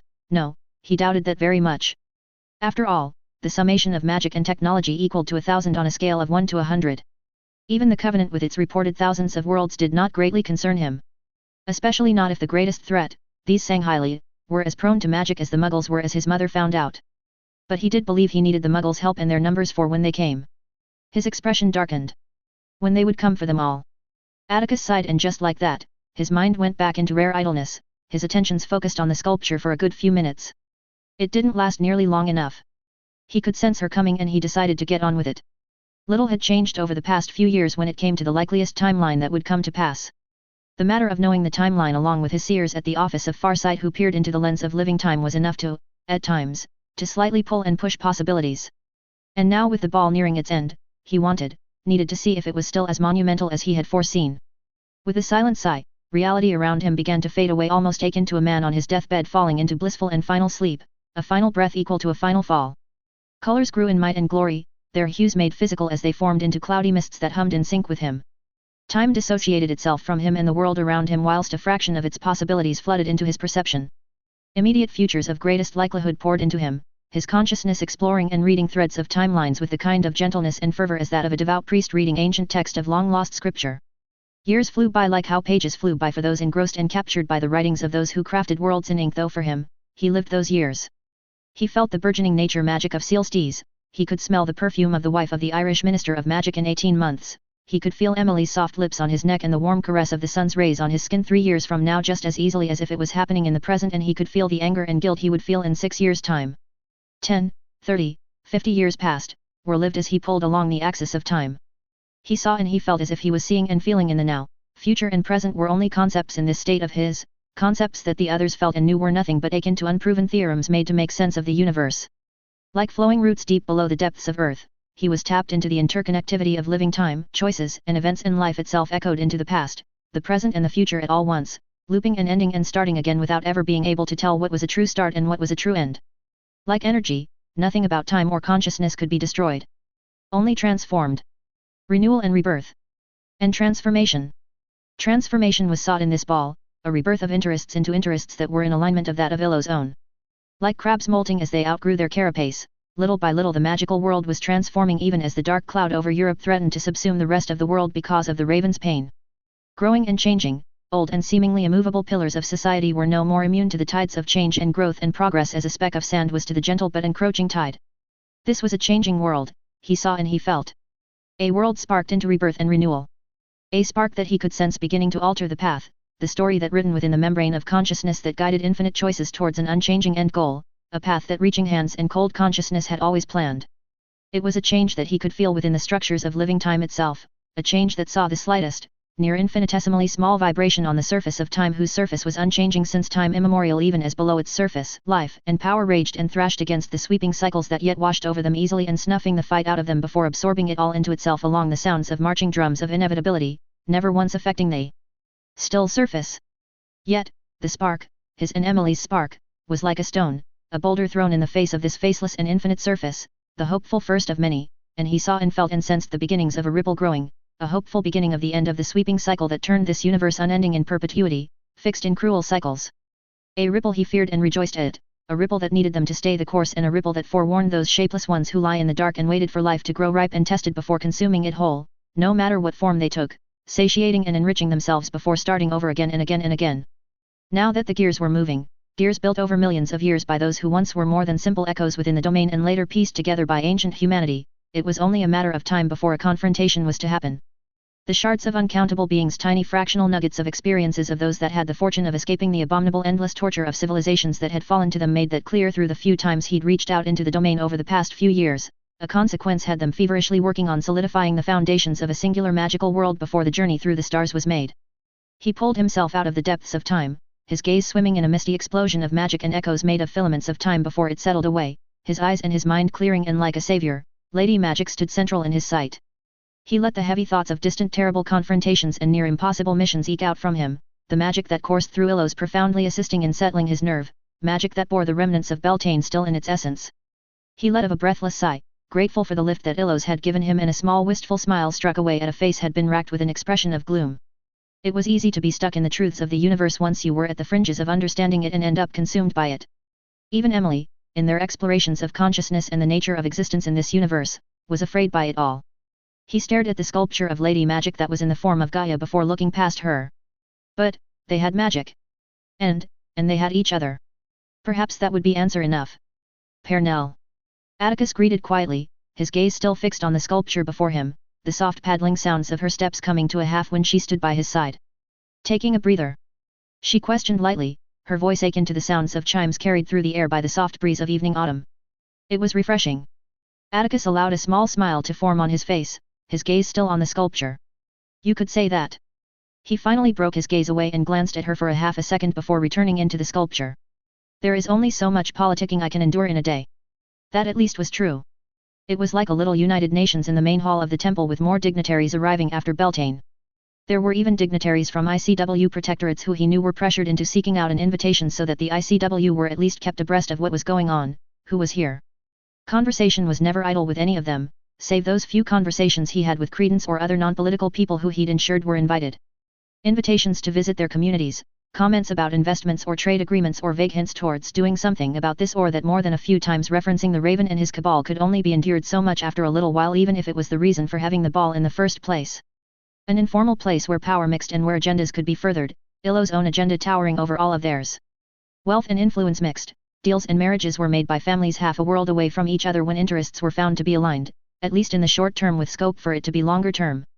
Much of it being hardly clean, but nevertheless it was necessary to facilitate it, if only for the knock-on effect it had, a knock-on effect that would persist and grow for decades to come, changing the fabric of the magical world even more than it was changing now. And the truth was, with how interconnected the magical world was, more than had ever been and yet only a fraction of what it will be later, there was very little that he or Emily would have to do beyond staying the course and facilitating people to meet.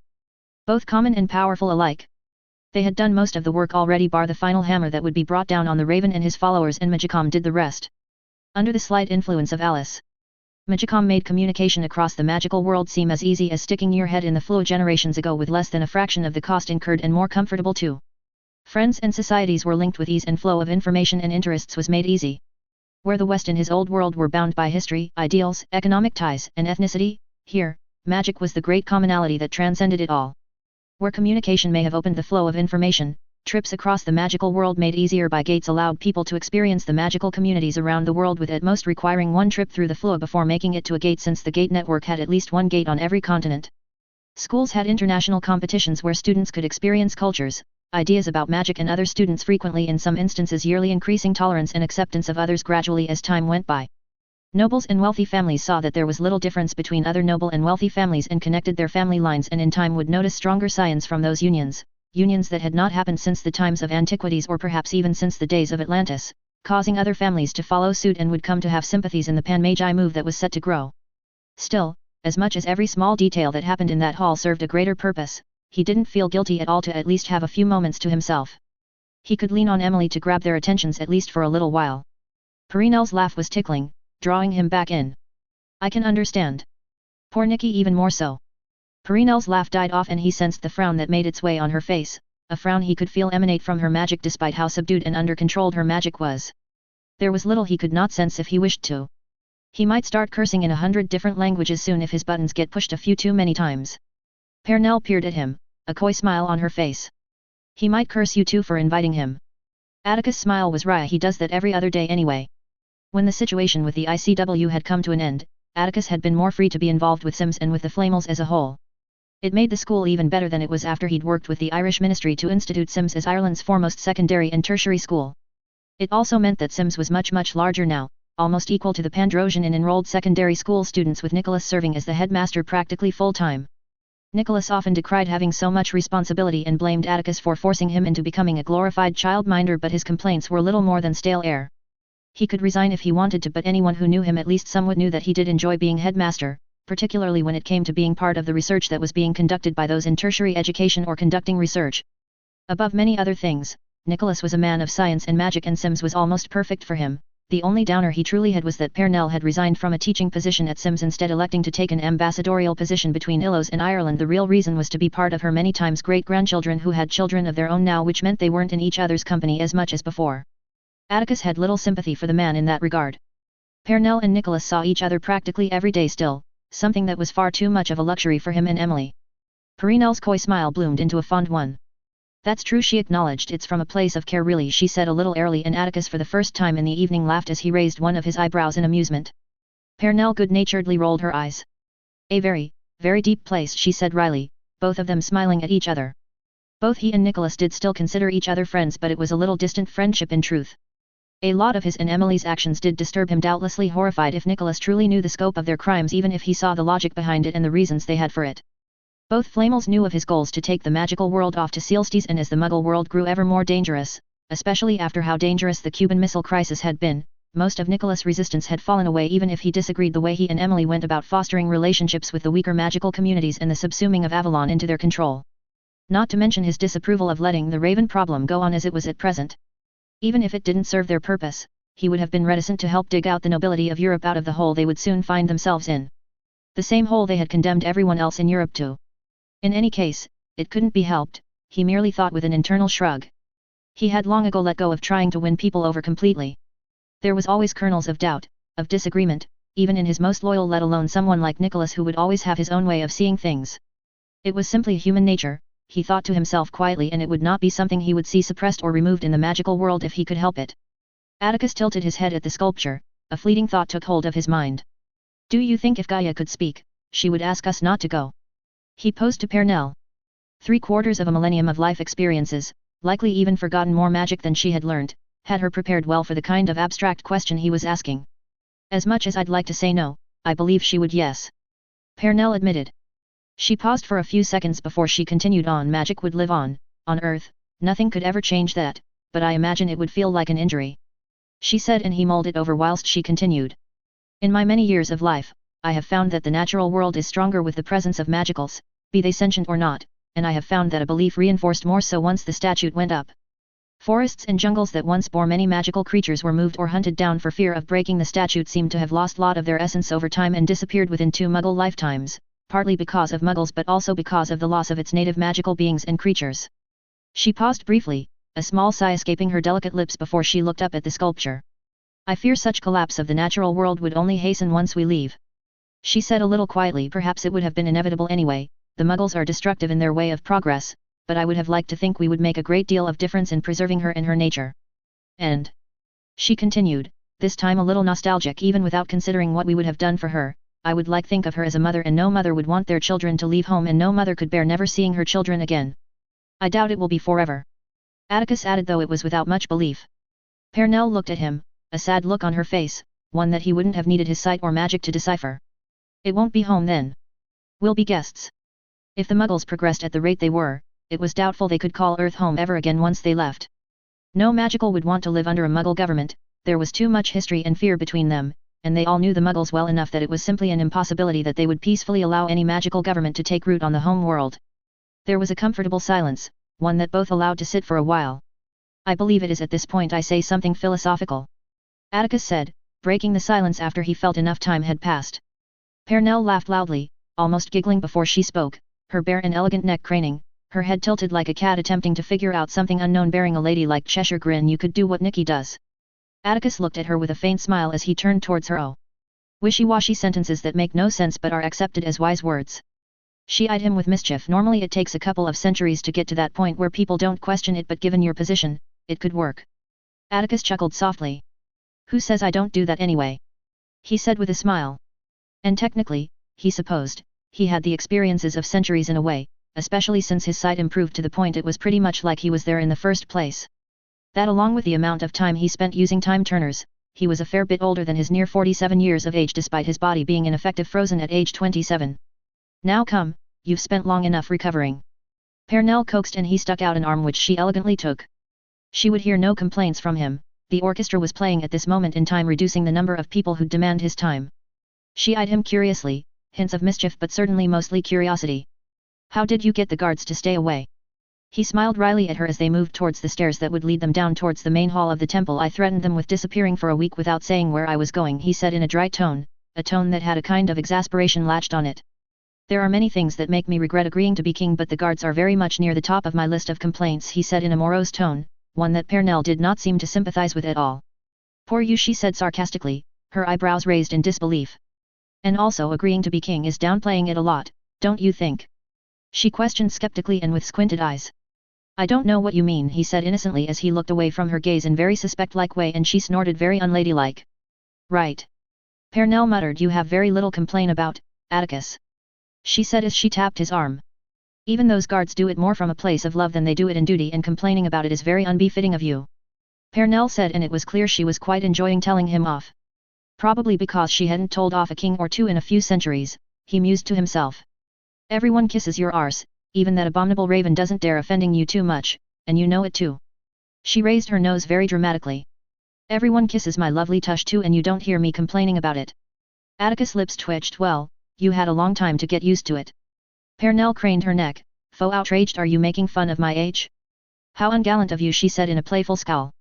The banter went on for a little while longer until they returned to the main hall, much to the relief of the guards. Atticus suspected they probably asked Perinell's help in getting him back under their eyes. Pesky little buggers. A light orchestra was playing and he saw quite a number of people dancing at the center of the hall. Sandra and Derek were there, as were Harfang and his wife and many others. Even Lucius Malfoy and his wife to be Narcissa Black. It was rather curious, he mused to himself. He did next to nothing when it came to people's romantic lives, yet pairs that he knew from fiction happened nonetheless. It meant very little in the grand scheme of things when it came to the path the shapeless ones wanted. After all, it was not completely deterministic, so he believed this match was completely done with free will and chance. In a way, he found that to be endearing. Despite Lucia, who, instead of being cast out or worse killed for being a squib at birth, but instead was treated and fully magical and a firm fixture in Lucius' life, along with a host of other changes to the magical world done that affected the teenager, it still seemed that Lucius and Narcissa were meant to be. Nicholas came over once he'd seen them enter the hall, looking far too eager to escape the small crowd that had been around him. Perry, he said with a faint note of relief, and Pernell smiled indulgently at her husband. Pernell unwrapped her arm around Atticus and took Nicholas' offered one. Nicholas turned towards him. Your wife might need a bit of rescue herself. Nicholas informed him. Atticus nodded to the man before he made his way towards her. A few people tried to speak to him, but he brushed them off politely as he made his way to Emily, who was conversing with a few people, including Lord Malfoy, Lord Delacour, and other such notables, and a faint uptick of his lips made its way onto his otherwise neutral face. Her hair was free-flowing like fine silken threads dipped in a bath made of shadows, and atop her head there was a thin diadem made of mithril that flowed like running water with its jewels moving in a Ouroboros pattern. She was dressed in a long dark green dress that was split, allowing her greater free movement if she needed it, and tastefully hugged her exquisite form. Her exposed neck adorned Slytherin, Pendragon, and Sayre-styled jewelry. She looked every bit a queen. His queen.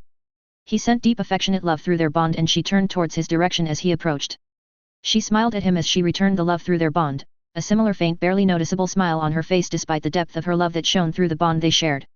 My love, Atticus said as he gently placed his hand on her back and leaned in to place a kiss on her cheek.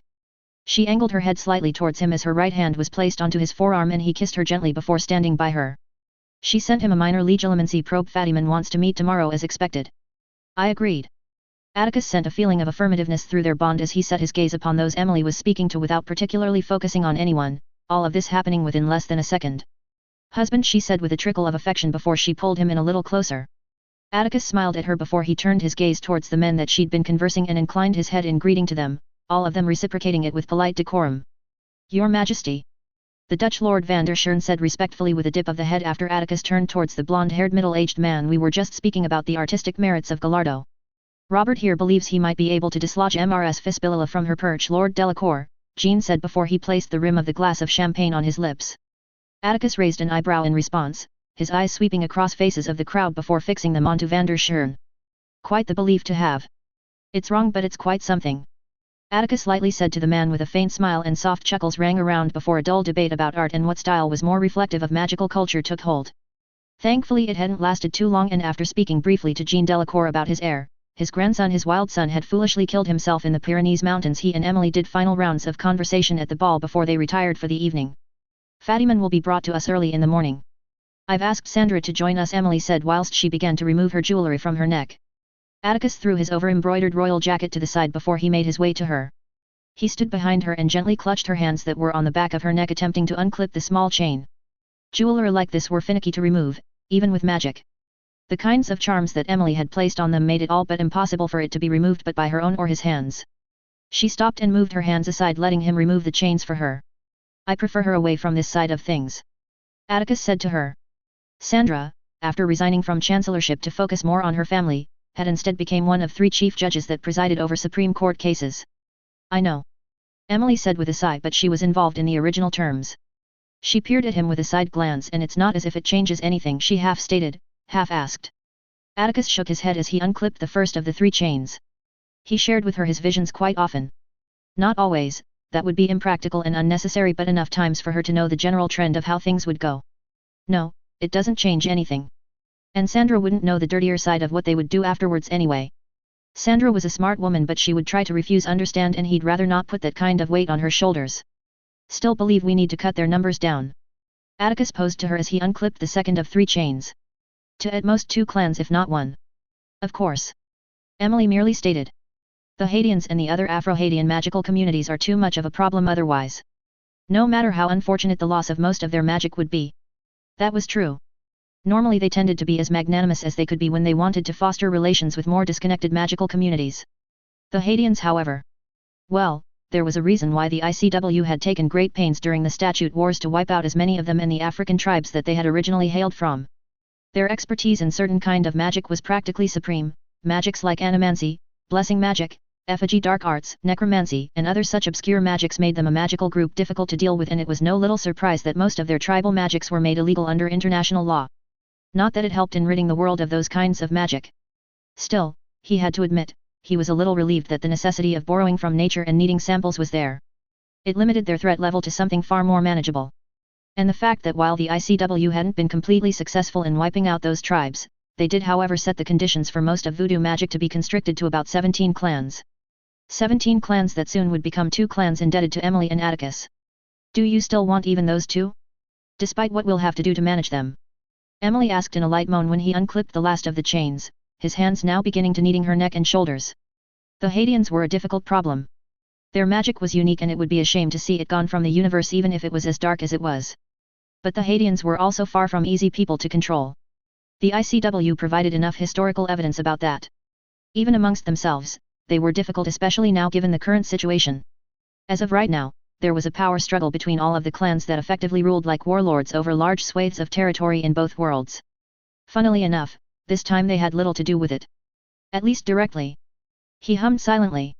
He was tempted to do away with them just as they had done with other dark enclaves of magicals that the ICW had conveniently ignored since they hadn't been a threat to the statute of secrecy, but his sight did provide a solution. It was also a level of control that he greatly disliked, the same kind of control they'd used to subjugate the goblins, methods that'd provide the foundation to transition them into inclusivity within magical society. Yes, Atticus said to her after a few moments had passed, I would like to preserve as many distinct magical cultures and unique talents as possible, even if we have to make the chains as tight as possible. Atticus said to Emily in a distracted way. The Fatiman and Salacoco clans were allied, and at present, they were close to losing against one of the larger alliances. Their numbers had already been cut down by more than half, and it wouldn't be long until they lost the struggle. With the underworld of the magical world outside of Europe now effectively gutted into non-existence as agreeable dark wizards fell under Illo's control and backing in return for wealth and monopolization, the market for Haitian services was rendered close to nil, making the existing more legal business ventures far more priceless. Which kick-started the Haitian Civil War in the first place. The Fatiman clan had links to Gutierrez, the Mexican dark wizard turned legal businessman who once had been a hitman for hire, and it was through him they learned enough of the need to pull the pieces together. They tried to extract the information from Gutierrez and his men, but he was not able to tell them anything because he physically could not. With the use of osteomancy, a method of reading the future and the past using bones as a focus, they managed to get a hold of bones of targets the Illusion guards eliminated. They found out about the geese that existed. A geese that prohibited anyone not keyed in from learning who exactly was responsible for the sweeping changes that were and had happened in the underworld. It was then that the head of Fatiman clan, Pierre Fatiman, was approached and made an offer. An offer that had been rejected but will be accepted soon. Their situation was dire enough to necessitate it. Had they been like the other clans or families like those in South America who were reasonable when it came to accepting the new status quo, that agreement would have been enough. But they wouldn't be. The conditions in which the Haitians were born into created a group of magicals that were relentless. Even these two weaker clans. The Fatiman and Salacoco clans had not been the most powerful of the clans, but they were most certainly equal to the rest of the clans when it came to ruthlessness. Magicals and muggles alike were almost taken to pets to these clans, used to further their abilities in their branches of magic and used as weapons against the other clans. The Haitians had unofficial status of pariahs partly because of historical fear left over from the statute wars which yielded severe casualties on the side of the ICW in Europe, and it wasn't undeserved even if you moved past history. They held little compunction of taking away free will from others, and they would see this agreement indebting them to Illos as a similar kind of free will removal. They would never stop seeking to loosen the so-called chains that Emily and him placed onto them. They would be relentless in this pursuit. In the end, they came to conclude, fine then. Have it your way. How ironic that in their inevitable ruthless drive towards their so-called independence they would actually find themselves tighter bound to the point that they could do little without his and Emily's say. Emily made a noise before she turned around, the jewelry floating away once it was off of her neck. Her hands moved across his arms, her dark blue eyes gazing up at him. You looked handsome in that, Rossi, Emily said in a sensual tone, her hands gradually moving towards his crotch. Atticus made out as he brushed the back of his hand against her cheek, his eyes roving towards her figure that her dress tastefully hid, and he contemplated if he wanted her in or out of the dress. She made to move to remove the dress, but Atticus placed his hand on her arm. Leave it on. Atticus said seductively, and her eyes grew a hungry and pleased glint as his hands moved to her hips. She yielded into his control and he twisted her around with her back against his chest. His hands moved towards the split section of her dress and onto her legs, his hands slowly moving upwards and hiking up the dress. He moved his head towards the back of her neck and trailed a string of kisses from top to bottom. Pleased moans escaped from her lips as she backed into his crotch, and all the worries about distant evils and ruthless actions fell away as two became one. Break. 9th of May, 1971, Avalon Heights. And POV. The temperature of the morning breeze was chilling, the light of dawn a sleepy presence at this time of morning. She let out a shuddering breath, less because of the chill and more because of the frigid nervousness she felt, and sucked in a deep breath of the salty sea air, her eyes set on the detached cottage at the end of the road. It looked warm, the home she hoped it felt like home, surrounded by a well-kept front garden and an old oak tree that had a swing hanging from a thick branch. She felt a comforting hand on her arm. Mother. Sophia began, and Anne placed her hand on top of her daughter's hand before she turned her head towards her daughter, an affectionate and reassuring smile on her face. I'm all right. Anne said a little quietly, but Sophia's concern didn't abate, so Anne only squeezed her daughter's hand a little as it rested on top of it. Sophia's expression softened slightly, the concern reduced to a pittance, but it was still there and Anne was hardened by it. Sophia, now a woman of 53 years and perhaps the most powerful woman in Macusa, was still the caring daughter she had always been. Anne, her brother called gently, and she turned towards him. Short salt and pepper hair crowned his head, more pepper than salt, and wore a firm but caring expression on his face. He looked much like their father had in their youth. He was older than father had been too, she thought to herself before she shook her head. He stood a little further ahead and there was impatience in his body language. Her brother was a saint, truly, she thought guiltily. This reunion was taking longer than he had wanted once she told him and the rest of their family about their sister. Had they not made a pact to go see her together, he'd have already met with her. I need to do this. Anne said with a breathless exhale, more to herself than to Sophia. I've waited long enough. Though it couldn't really be said it was waiting.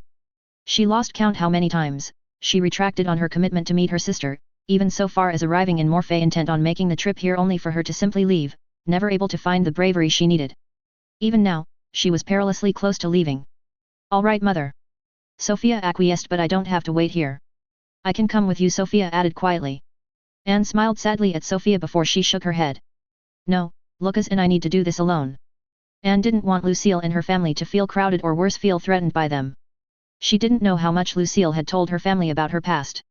If she told them about her past, it was why she wouldn't want even hear of Atticus or her nieces and nephews coming with her and Lucas today. Only her children's argument about at least Sophia going with her and keeping her company from afar had won out from her coming alone with Lucas today. All right, Sophia said with a sigh, and Anne closed her eyes briefly when she felt Sophia putting her other hand on top of hers. Anne reopened them and met her daughter's bright emerald eyes. Time is too swift for those who fear, but for those who love, time is eternity, Sophia quoted gently to her, her hand tapping on top of Anne's.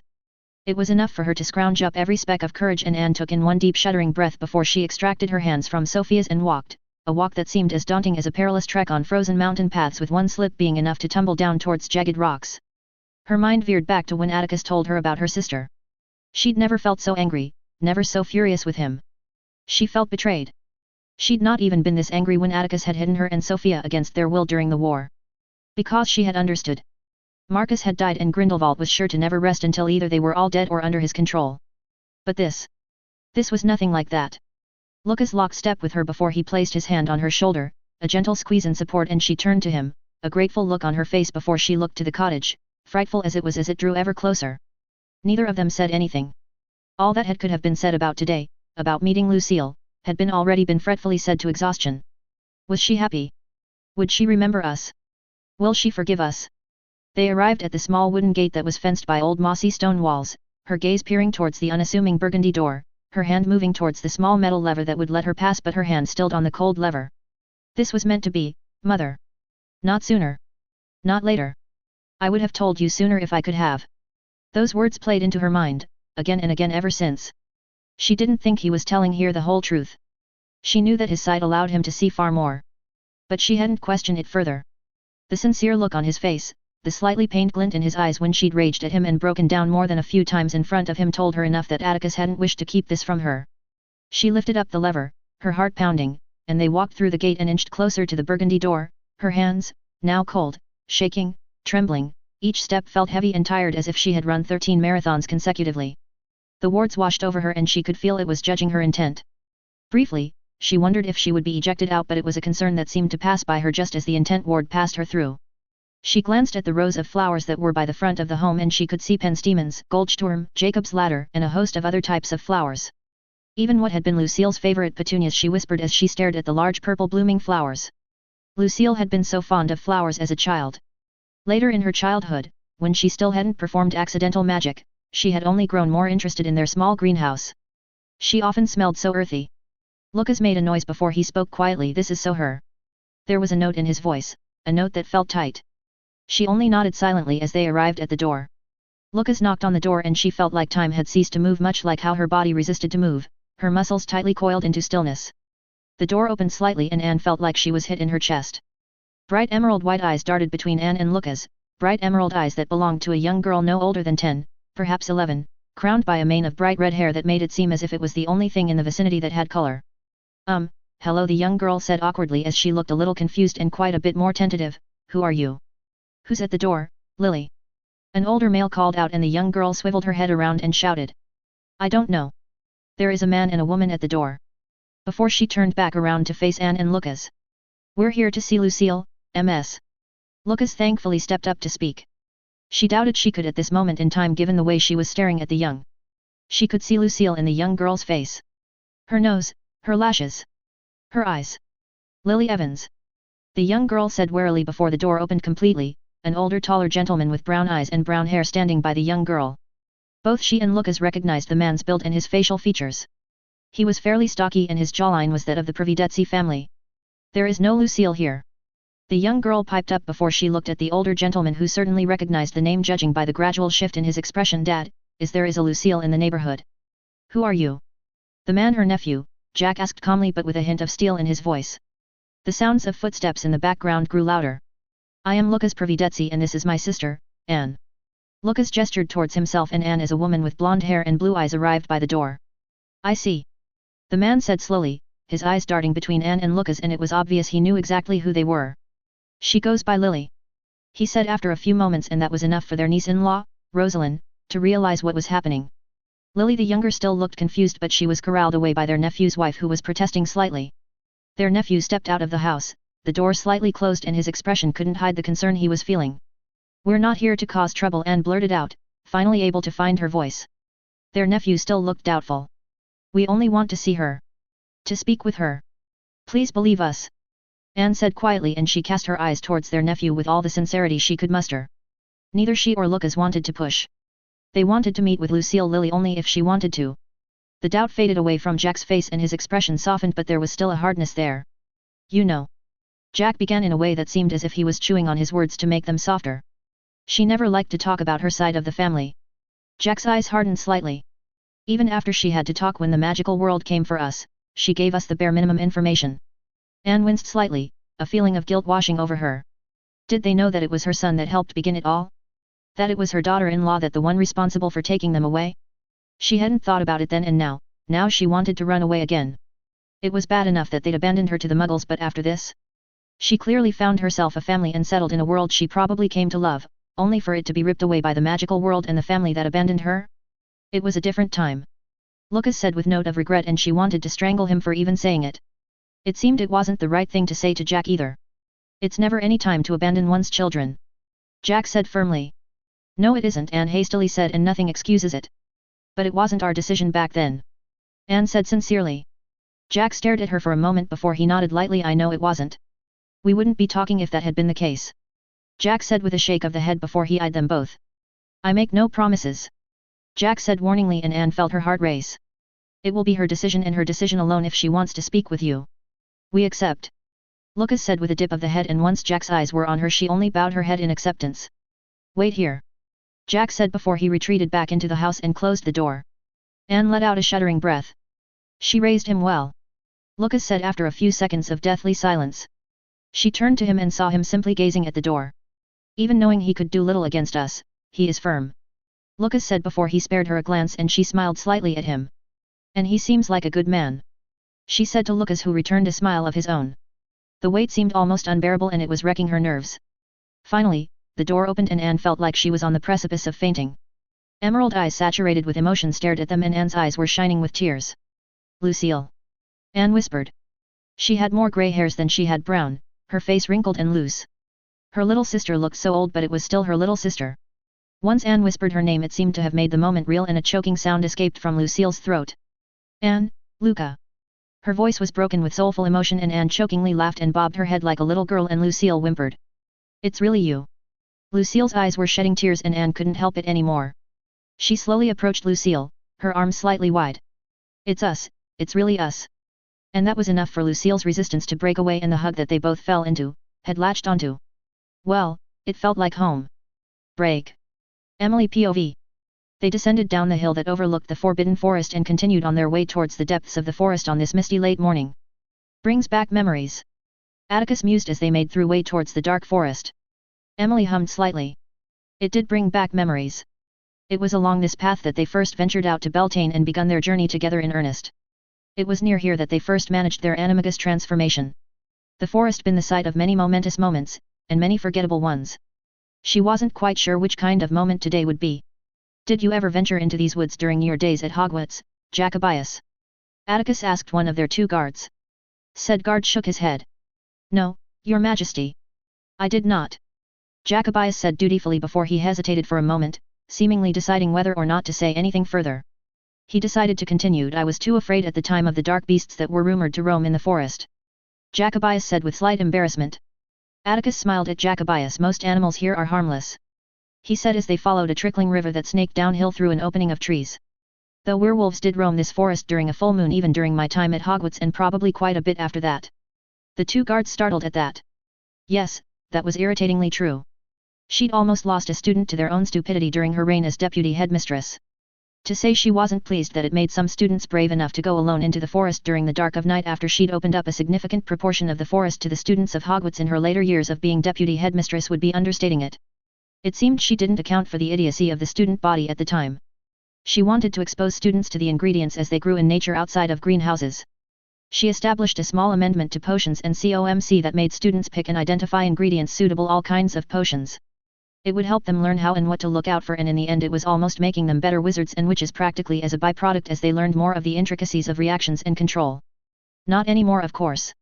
Emily interjected, drawing attention to herself.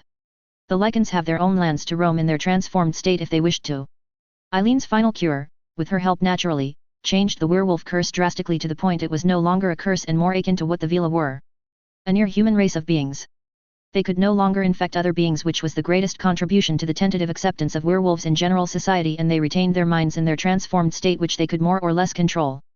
Nearly all of the werewolf population of Britain, France, and the South Americas had taken the cure, and other smaller magical societies made it a mandatory requirement or face expulsion.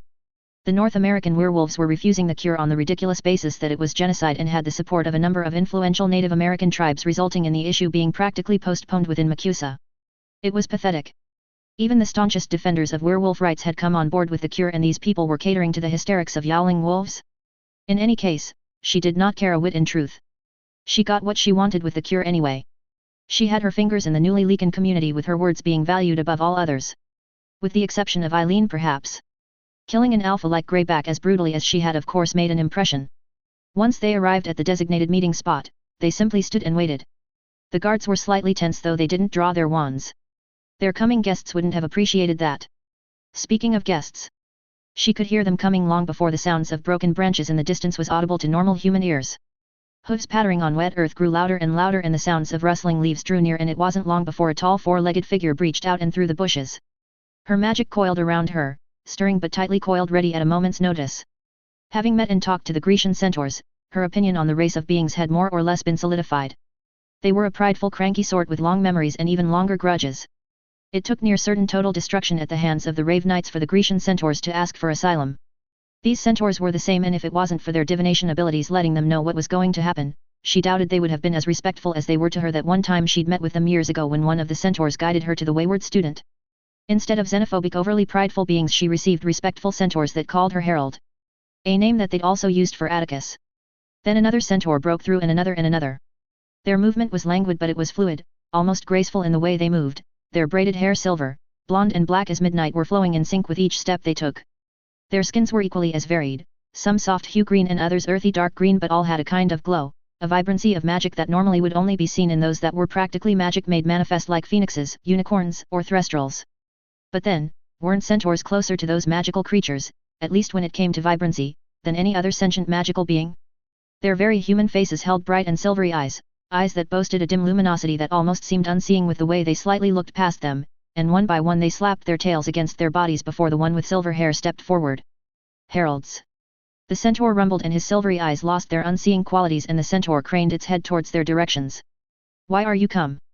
It is not yet time to board the ark. She felt a flash of irritation at the presumptuousness.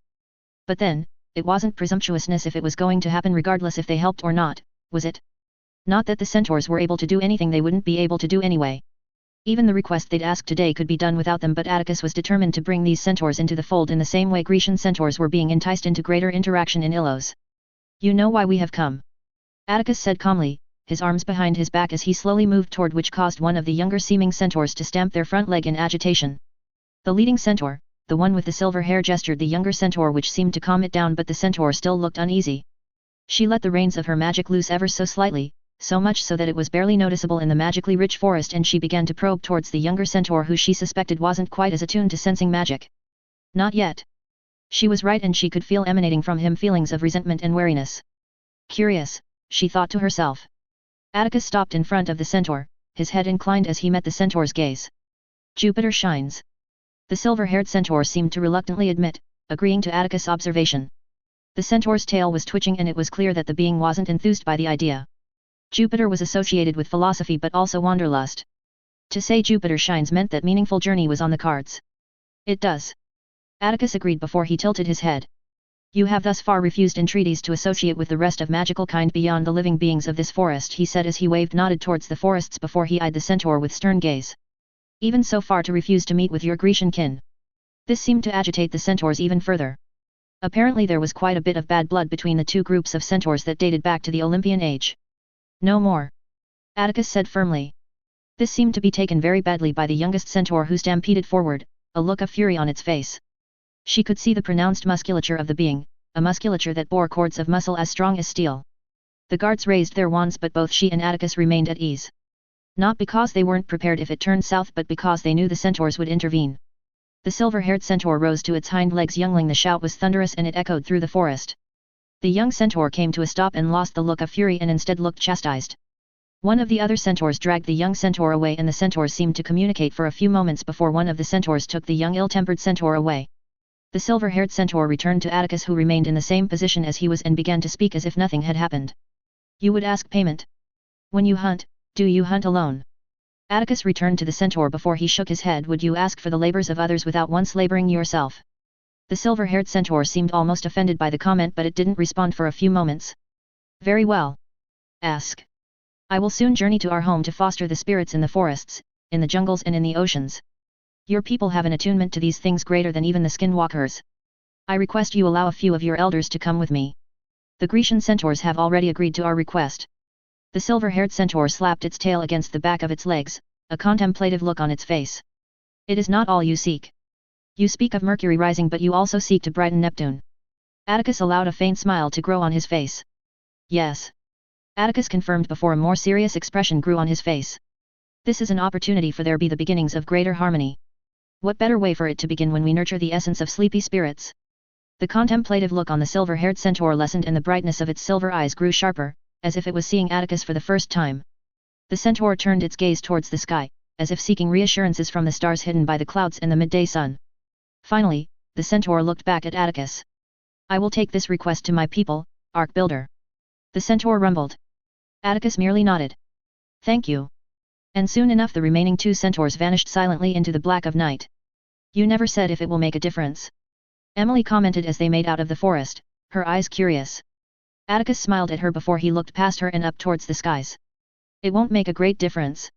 Not at the beginning. There is centuries of bad blood between the centaurs and wizarding kind. Atticus said with a sigh.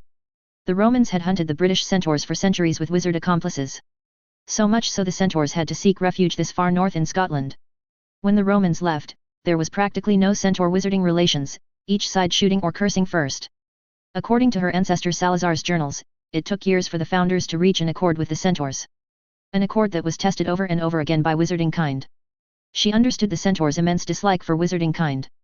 What the wizards did to them was similar to what the muggles had done to the wizards, but they were making overtures that would see them as part of the greater magical community as they should have been part of. She thought to herself. Atticus had thoroughly infected her with his ambitions to bind the magical world tightly together. Atticus turned his gaze towards her, his emerald violet eyes almost gleaming with anticipation. But it's a start, and a start is all we need. Break. 15th of May, 1971 Norway, Grunlauder Island. Kulaica POV. Kulaica hummed a fun little tune, his feet tapping lightly against the boat as the charmed boat began to paddle at a slower speed as they neared the docks. He was having a swell old time, he mused blissfully as fairly decent wards washed over them before receding away moments after it was confirmed they had the requisite permission to the abodes of their soon-to-be hosts. They rarely did anything like this anymore. The boat came to a stop and the Raven jumped out of the boat a few meters away from the dock in one swift motion and Kulaica sighed dramatically. He wanted to tie the boat to the pole and finish the whole experience. He followed suit and jumped onto the docks, so impatient Kulaica tut to the Raven, who didn't deign him a response, choosing instead to start walking. Kulaica chuckled before a sharp grin slashed across his face and begun to walk. He placed his hands behind his head and continuing the fun little tune, this time a little more fast-paced, his shoulders dancing and swaying to the tune. Slabs of thick square-meter stones fashioned as steps as they made their way uphill on this tiny island. Well, tiny being relative. It was large enough to host half a dozen mansions, he mused as he glanced at the towering red-stoned manor surrounded by a wide terrace and pinch of trees. The manor seemed to gleam in a crimson hue under the light of the morning sun.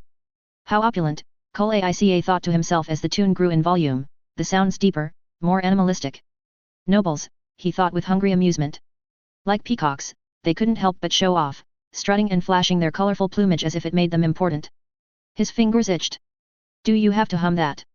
The Raven asked him without any inflection in his voice, and Kulaica turned to see him looking at Kulaica with a cocked head, his expression as blank as always, his black eyes that seemed soulless boring into him. Kulaica bobbed his head slightly as he added a more complex twist to the little tune. Kulaica only got slight pressed lips in return before the Raven turned away from him and Kulaica came to a sudden stop, his smile dropping into downward frown and never a pout, and the Raven stopped a little ahead of him and gave him a side glance before his head forward and started to walk again. It's been a while since I hummed that tune. Kulaica said a little defensively before he sighed long-sufferingly. Reminds me of better days. His tone was wistful as he began to walk again and caught up to the Raven. The Raven didn't respond, though there was a little twitch of his fingers on his right hand as it hung by his body, and Kulaica's expression grew into a face-splitting grin. Yes, my friend, I know you miss those days too before, everything, he thought as his grin turned less of a grin and more into a manic bloodthirsty smile. The fact that they were here was proof enough that they might actually start what they promised each other all those decades ago. The door to the manor opened and a stern-faced man stood by the door, his wand aglow and raised in their direction. The sternness of the man's expression fell away as fast as trees falling moments after they were pushed to fall, and the color of his expression turned ghostly white. The light at the tip of his wand petered out into nothingness, and it reminded him very vividly of the sound a balloon makes as air escapes from its lips, and it made him restrain the fit of laughter with clenched teeth. Curiously, it made Bjorn Otterdal even paler if that was possible, but it seemed to jolt him into full awareness and the wand swiftly went back into its holster. My lords. Otterdal said as he bowed deeply and tensely, his voice stiff with undertones of fear. I apologize for pointing my wand at my lords. I believed it may have been a ruse by my enemies, for I did not think you would honor me with a visit. That's quite all right, Kulaica dismissed sunnily before he clasped his hands and rubbed them together, a manic grin on his face. Do you happen to have any chicken? Or duck? Otterdal looked startled before he recovered. We do. We also have pheasant. His grin now threatened to split his face. Excellent. I'm positively famished. Juices dripped onto the plate as he bit into the leg and he strangely moaned in ecstasy. The taste was rich, savory, somewhat earthy, and the meat simply melted in his mouth. It was heavenly. His next few bites were even more slobbery when he moved onto the breast slices before he finished with the last leg. Ah! Kulaica sighed, satiated, breaking the deafening silence as he leaned back in his chair, his hand gripping the pint of milk before he swept his gaze across the dining table. The 5 Otterdal adults stiffened under his gaze and Kulaica blinked slowly. Is there anything wrong?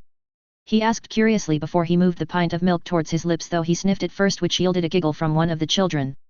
Kulaica winked at the dark-haired girl that sat by the elderly Otterdal woman.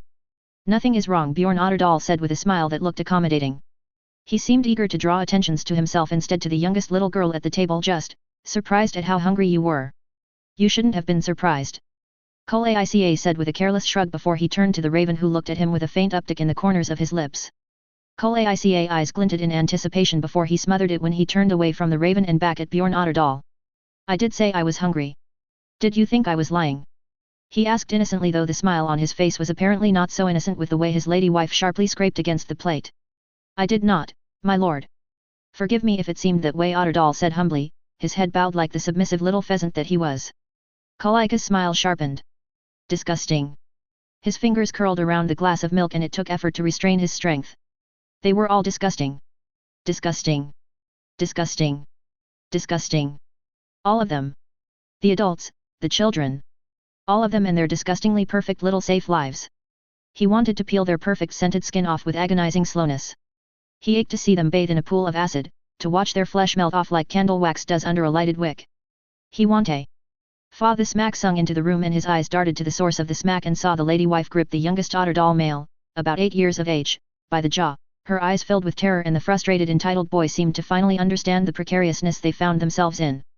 There was a beautiful deathly silence which was broken when Kulaica hummed a bright little tune.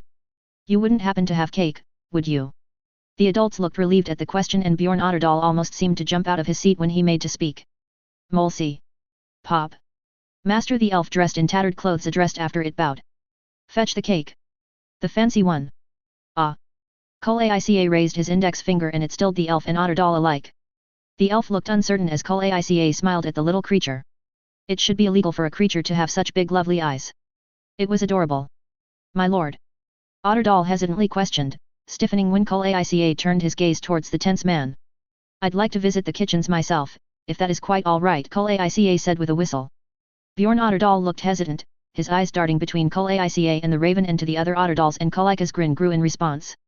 Bjorn Otterdal lost his hesitancy and he dipped his head. Of course, my lord. Molsey, take the lord with you to the kitchens. Of course, master. The elf bowed, but before they could move, a feeling of nothingness sunk into the dining room, an absence that drew instinctive terror to the forefront in their hosts. Let the boy speak. The raven spoke, his words said calmly, but his voice was remindful of nothingness and Kulaica almost shivered in delight as the game was afoot. He glanced at the raven and saw him seated there looking away from all of them, his pitch-black hair obscuring most of his face. His plate of finely cut meat was untouched, and Kulaica idly wondered if he wouldn't mind if he ate it in his stead. Probably best to ask later, he thought. The elderly Otterdal male, likely some uncle of Bjorn or some such, made to speak in protest, but a blur of a line flashed through his neck and the elderly Otterdal looked momentarily confused before his eyes turned glassy and blood began to trickle from a fine perfectly horizontal line across his neck. Strangled and pained noises escaped from elderly woman who moved swiftly and clasped onto the mouths of the 2 little girls who sat on either side of her and moved their heads into her sides. Kulaica pouted. The good part was just happening when the old man's eyes rolled towards the back of his head, and it was less than a second later that the trickle of blood became a fountain of blood as it spurted onto the table, soiling the barely touched breakfast. The head thudded to the ground and Kulaica curiously watched Bjorn's expression, who seemed deathly still, his gaze fixed at the headless corpse before he very mechanically turned his gaze towards his wife, who was terror-struck. Kulaica smiled before he took the glass of milk on the table and brought the glass of milk to his lips, and he savored the taste of it. It wasn't bad at all. Slightly better tasting than Bulgarian milk, which was a little odd, but then, he supposed, the taste all depended on what you fed the cows. Olga. Bjorn managed to say in a tight voice, and it was enough to bring a hint of life in the woman's eyes, who richly understood but was incredibly hesitant.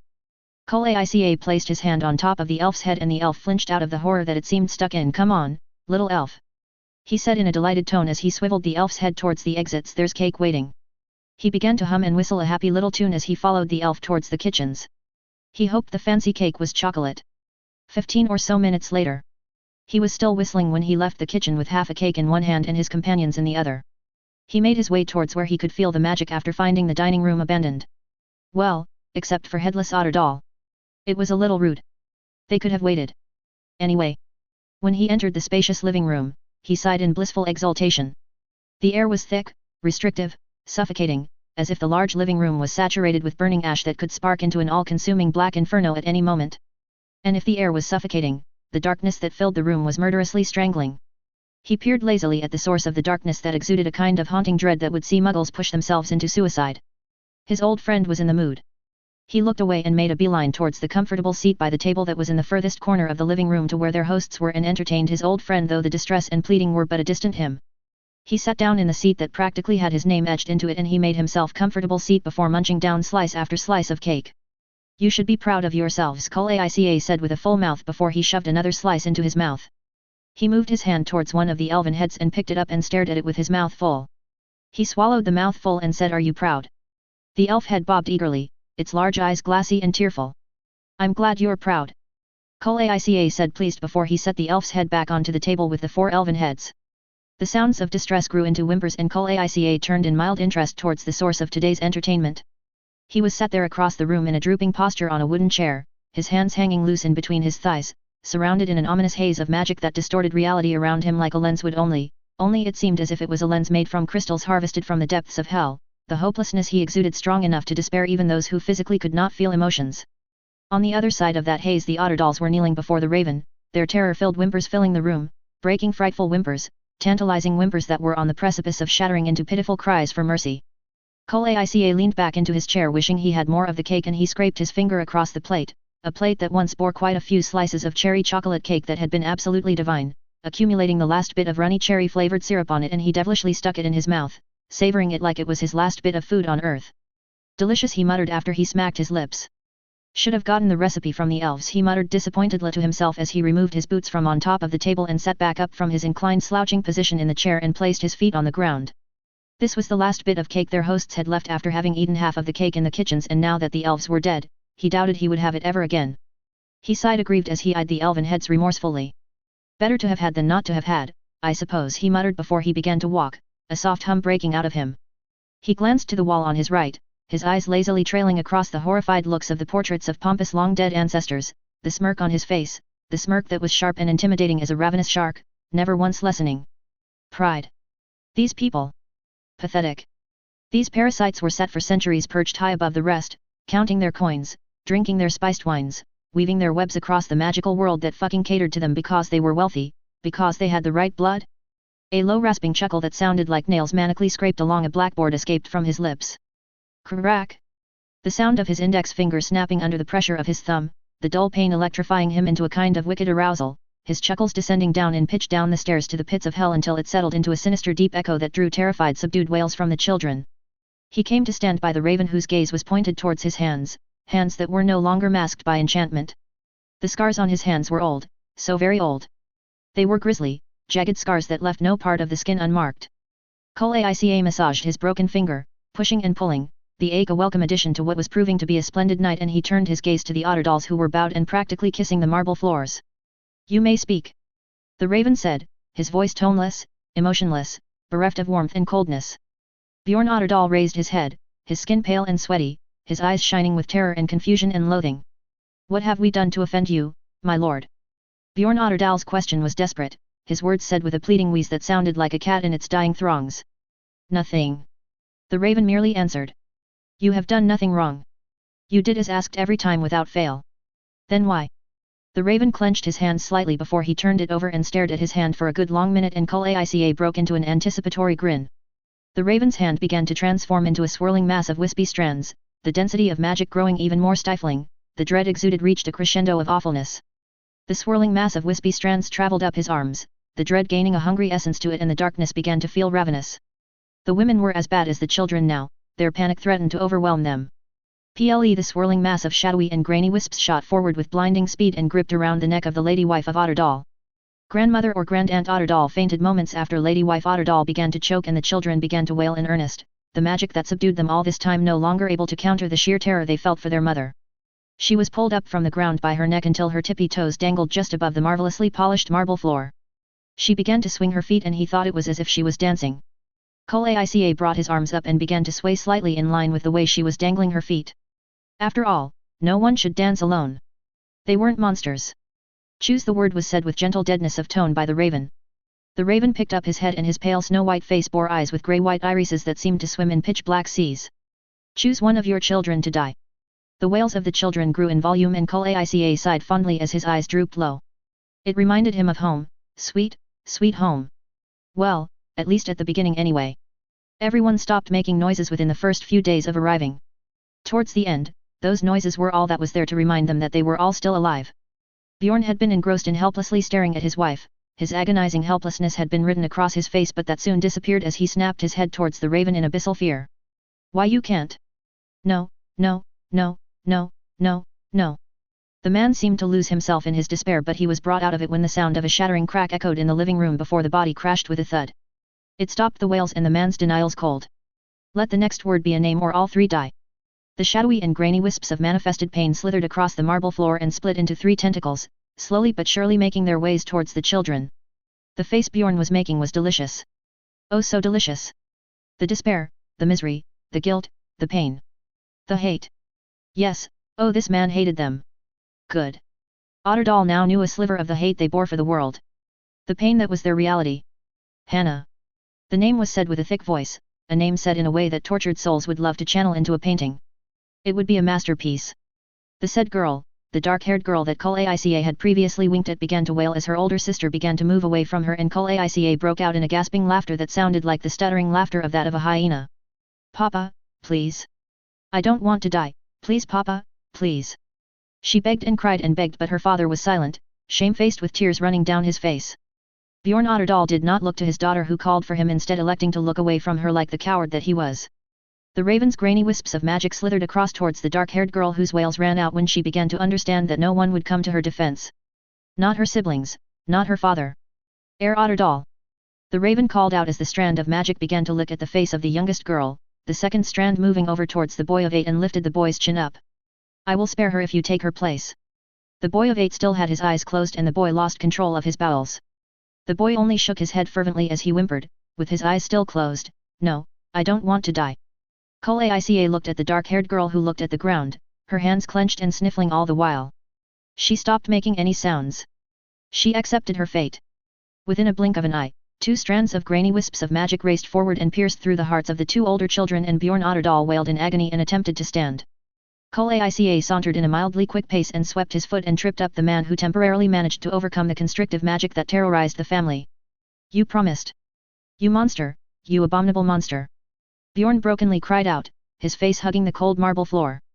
His cries died out in only a few minutes, his near-silent mutterings of his children and wife's names were all that remained. The dark-haired girl was deathly still, her eyes focused on the blood that seeped out from her now-dead siblings. The raven stood up from his chair, the soft creak that emanated from the chair akin to the sound of an exploding shell in the midst of a near-silent living room. The raven placed his finger underneath the 6-year-old child's chin. Odyssey saw her eyes were hazy, almost as glassy as the eyes of her mother and her siblings. They never cared for you, child. Your siblings. Your father. The raven's voice was hypnotic and it sent a shiver down Kalika's spine, the distant memories of similar hypnotisms pulled to the forefront of his mind. You see that now, don't you? The raven's voice was enticing, like a cold shower after a steaming hot day under the desert sun. Why yes. The dark-haired girl croaked. They wanted me to die. They did. The raven said soothingly, the back of his scarred hand caressing her cheek. It's only fair they all die instead, don't you think? The raven said gently to her, his other hand going inside his pocket and brought out a knife. The raven stood up and brought the dark-haired girl to her feet. He took her hand and gently guided her towards her broken father. The raven presented the knife to her. Let him join the children he loved more than he ever loved you, Hannah. The dark-haired girl mechanically took the knife and stared at her father with glassy eyes. The raven turned to Kul Aica. We've waited long enough. The words were like gospel to Kul Aica, and the grin that grew on his face was terrifying enough that it would make even the most muggle-hating pure-blood praying to the Christian God. Don't take too long. We have much to accomplish. Kul Aica nodded eagerly, much like a child would. He began to walk around and past the raven and his little rave knight and towards the unconscious old woman. Crack! Another finger broke as he stared hungrily at the collapsed form of the old woman dressed in fine acromantula silk robes. He was going to have fun peeling it off of her. Chapter 84. Note: if you would like to read ahead, the next chapter is available on Discord, whilst at least the next 3 chapters after it are available on patreon/boombox117. The Discord channel is discordgg/vr88t64ye7. 29th of May, 1971 Hogwarts, Avalon. Emily POV. Welcome to this year's Hogwarts dueling competition. The 7th year Hufflepuff announced with cheer, a cheer returned tenfold by the packed crowd in the stands. Row after row was filled by students, by parents, and by those fortunate enough to be favored by Slughorn. The Quidditch pitch was transformed into a dueling arena about 100 square meters in area, with twice as large an area around it containing rocks, bushes, and a small pond. The students would find themselves able to use whatever they wanted from their surroundings in order to win. It was markedly different to the dueling competitions she'd participated all those years ago, and she thought it was for the better. After all, the best wizards and witches used their surroundings to the best of their abilities. And for the first time in almost 5 years, Her Majesty the Queen, His Majesty the King have come to watch this year's competitors. The cheer they received was near riotous, and they dutifully waved to the adoring crowd. It was useful to show themselves once in a while to the public at events like this. It reminded them of their existence, it reminded them of safety and security they provided amidst the darkness that strangled most of Europe, a darkness that was ravaging the European nobility who supported the Rave Knights. They love you, your graces. Slughorn said with a beaming smile as he clapped just as the others did. The heart grows fonder with absence, as they say, Slughorn chuckled. Emily eyed the man for a moment as the cheers and claps died down. The past few years had gone well for the man. You could see it physically too. The man had grown larger since her days at Hogwarts, and she could see that he was too indulgent in the prestige and benefits that came with the title headmaster of Hogwarts. Still, she couldn't say that the man wasn't still capable. Hogwarts was only third to the Pandrosian and Sims now, the other 11 great schools trailed behind them. Then it is best that we stay as absent as possible. Atticus said with a polite smile to Slughorn as they took their seats in their sectioned-off area in the top row of the stands. Emily tapped Atticus' leg, a light smile on her face before she turned to address Slughorn. Don't mind my husband, he's grown a humorous side over the years. Slughorn chuckled before his eyes flitted across the faces of both her and Atticus. Age will do that to you. Slughorn commented with a trailing chuckle, though his subtle curiosity was not unhidden. To neither her or Atticus. They knew full well that their youthfulness was getting more and more noticed. Still, looking like they were in their mid to late 20s whilst they were approaching their 50th birthdays tended to do that. You learn to take things a lot more lighter. Slughorn said as he folded his hands across his large belly, a mild look of fond exasperation on his face. Kids these days. They tend to think they're the center of the world and feel so strongly about everything. Slughorn shook his head. Atticus smiled before he veered his gaze towards the competitors who would be first up. That has always been the case, Atticus said to Slughorn. And it is a good thing too, for it is the younger generations to provide the greatest impetus for change. Slughorn eyed her husband with surprise on his face before he smiled gently, a throaty sound escaping from his mouth. Quite. Slughorn said with a serious nod. There was a lull for a few moments before she spoke up. Who do you think will qualify for the final rounds? Slughorn's eyes lit up and began to enthusiastically detail the competitors. There were 32 students competing for the 5 spots reserved for Hogwarts students. It wasn't a straight-out knockout kind of competition. Not completely. The scoring criteria looked at creativity and at ingenuity as well. Those who progressed to the semi-finals would all be automatically through to the inter-school dueling competition, where they would be competing against studetons from Sims, the Pandrosian, Mahout Okoro, Uagadu, and a select few others from Ilvermorny or Castle Bruxo invited to take part of the inter-school competition. Those who knocked out of the previous rounds today would have a chance to earn the final spot in a straight knockout, the best of the rest. Slughorn was enthusiastic about a number of students, many of whom were Slytherins and the offspring of her most loyal. Caro, Shafik, Malfoy, and Ms. Black were the best of the Slytherins, with only a few challengers from the other houses. Amelia Bones of Hufflepuff, Gideon and Fabian Pruitt of Gryffindor, Frank Longbottom of Gryffindor, and surprisingly Xenophilius Lovegood of Ravenclaw were the best of the other houses. Atticus' eyes showed glimmer of interest when Slughorn described Lovegood's strengths in charms and unconventional unpredictability, and she sent a note of amusement through their bond, and she got back what she could only describe as so what from him that also rang of excitement. He had a strange fascination with the family and it wasn't hard to notice that he was clearly excited when Pandora began dating the year younger boy. Well, it wasn't completely strange.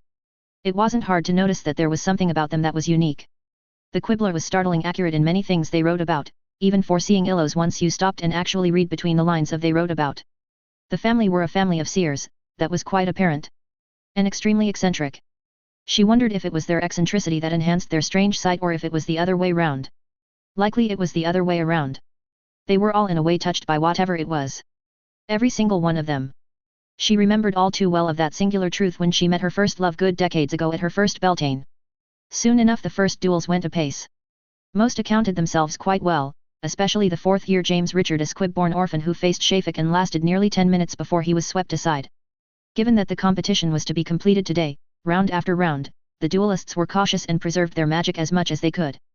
Of course, this was a risky gambit since all of the duelists were the best amongst the student body. There were some early rounds duels that definitely sapped some after they weren't able to knock them out quickly. Most of the duelists were capable of at least some wandless magic. There was a Hogwarts class to teach it and they didn't disappoint as they used it in their duels, often banishing or summoning or even disillusioning themselves or their conjurations. Though the standouts through the first and second round were certainly Black, Malfoy, and Bones. Longbottom was capable but he was unlucky to face Malfoy in the second round and exited after giving himself a good accounting despite his youth. Bones had the strength of magic and skill to become a very formidable witch if she honed her magic and her aptitude in battle magics. Black, Emily mused to herself as the girl began to walk up to her position in the arena, however, well she was quite something. Ruthless, fast and efficient, she was a marvel with a wand. It seemed like she has indeed improved over the past few years and the power boost she got from her fourth magical maturity certainly helped. And now, in the first match of the quarter-finals, please give it up for Ms. Bellatrix Black and Mr. Fabian Pruitt. The young announcer called out and the crowd roared in cheers, feeling that they were soon to witness a fascinating spectacle. Her eyes fell towards the area in the stands where the Black family were congregated. The Pruitt twins were powerful, probably sorcerer level once they matured out, but they were disappointing in their scope of magic despite their talent. Slughorn had said that they were more focused on entertaining and finding new ways of using common, especially prank spells in their casting. Which they both certainly did in the previous 2 rounds. It looks like Mr. Pruitt will take this more seriously. Atticus commented as he watched with interest.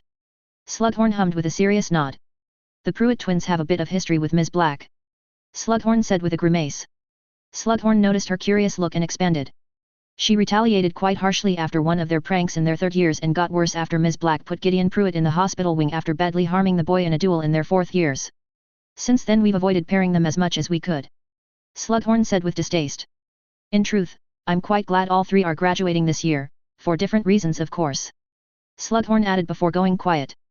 Emily sat back in her chair, mulling over the headmaster's words whilst the 2 duelists were priming to start the duel.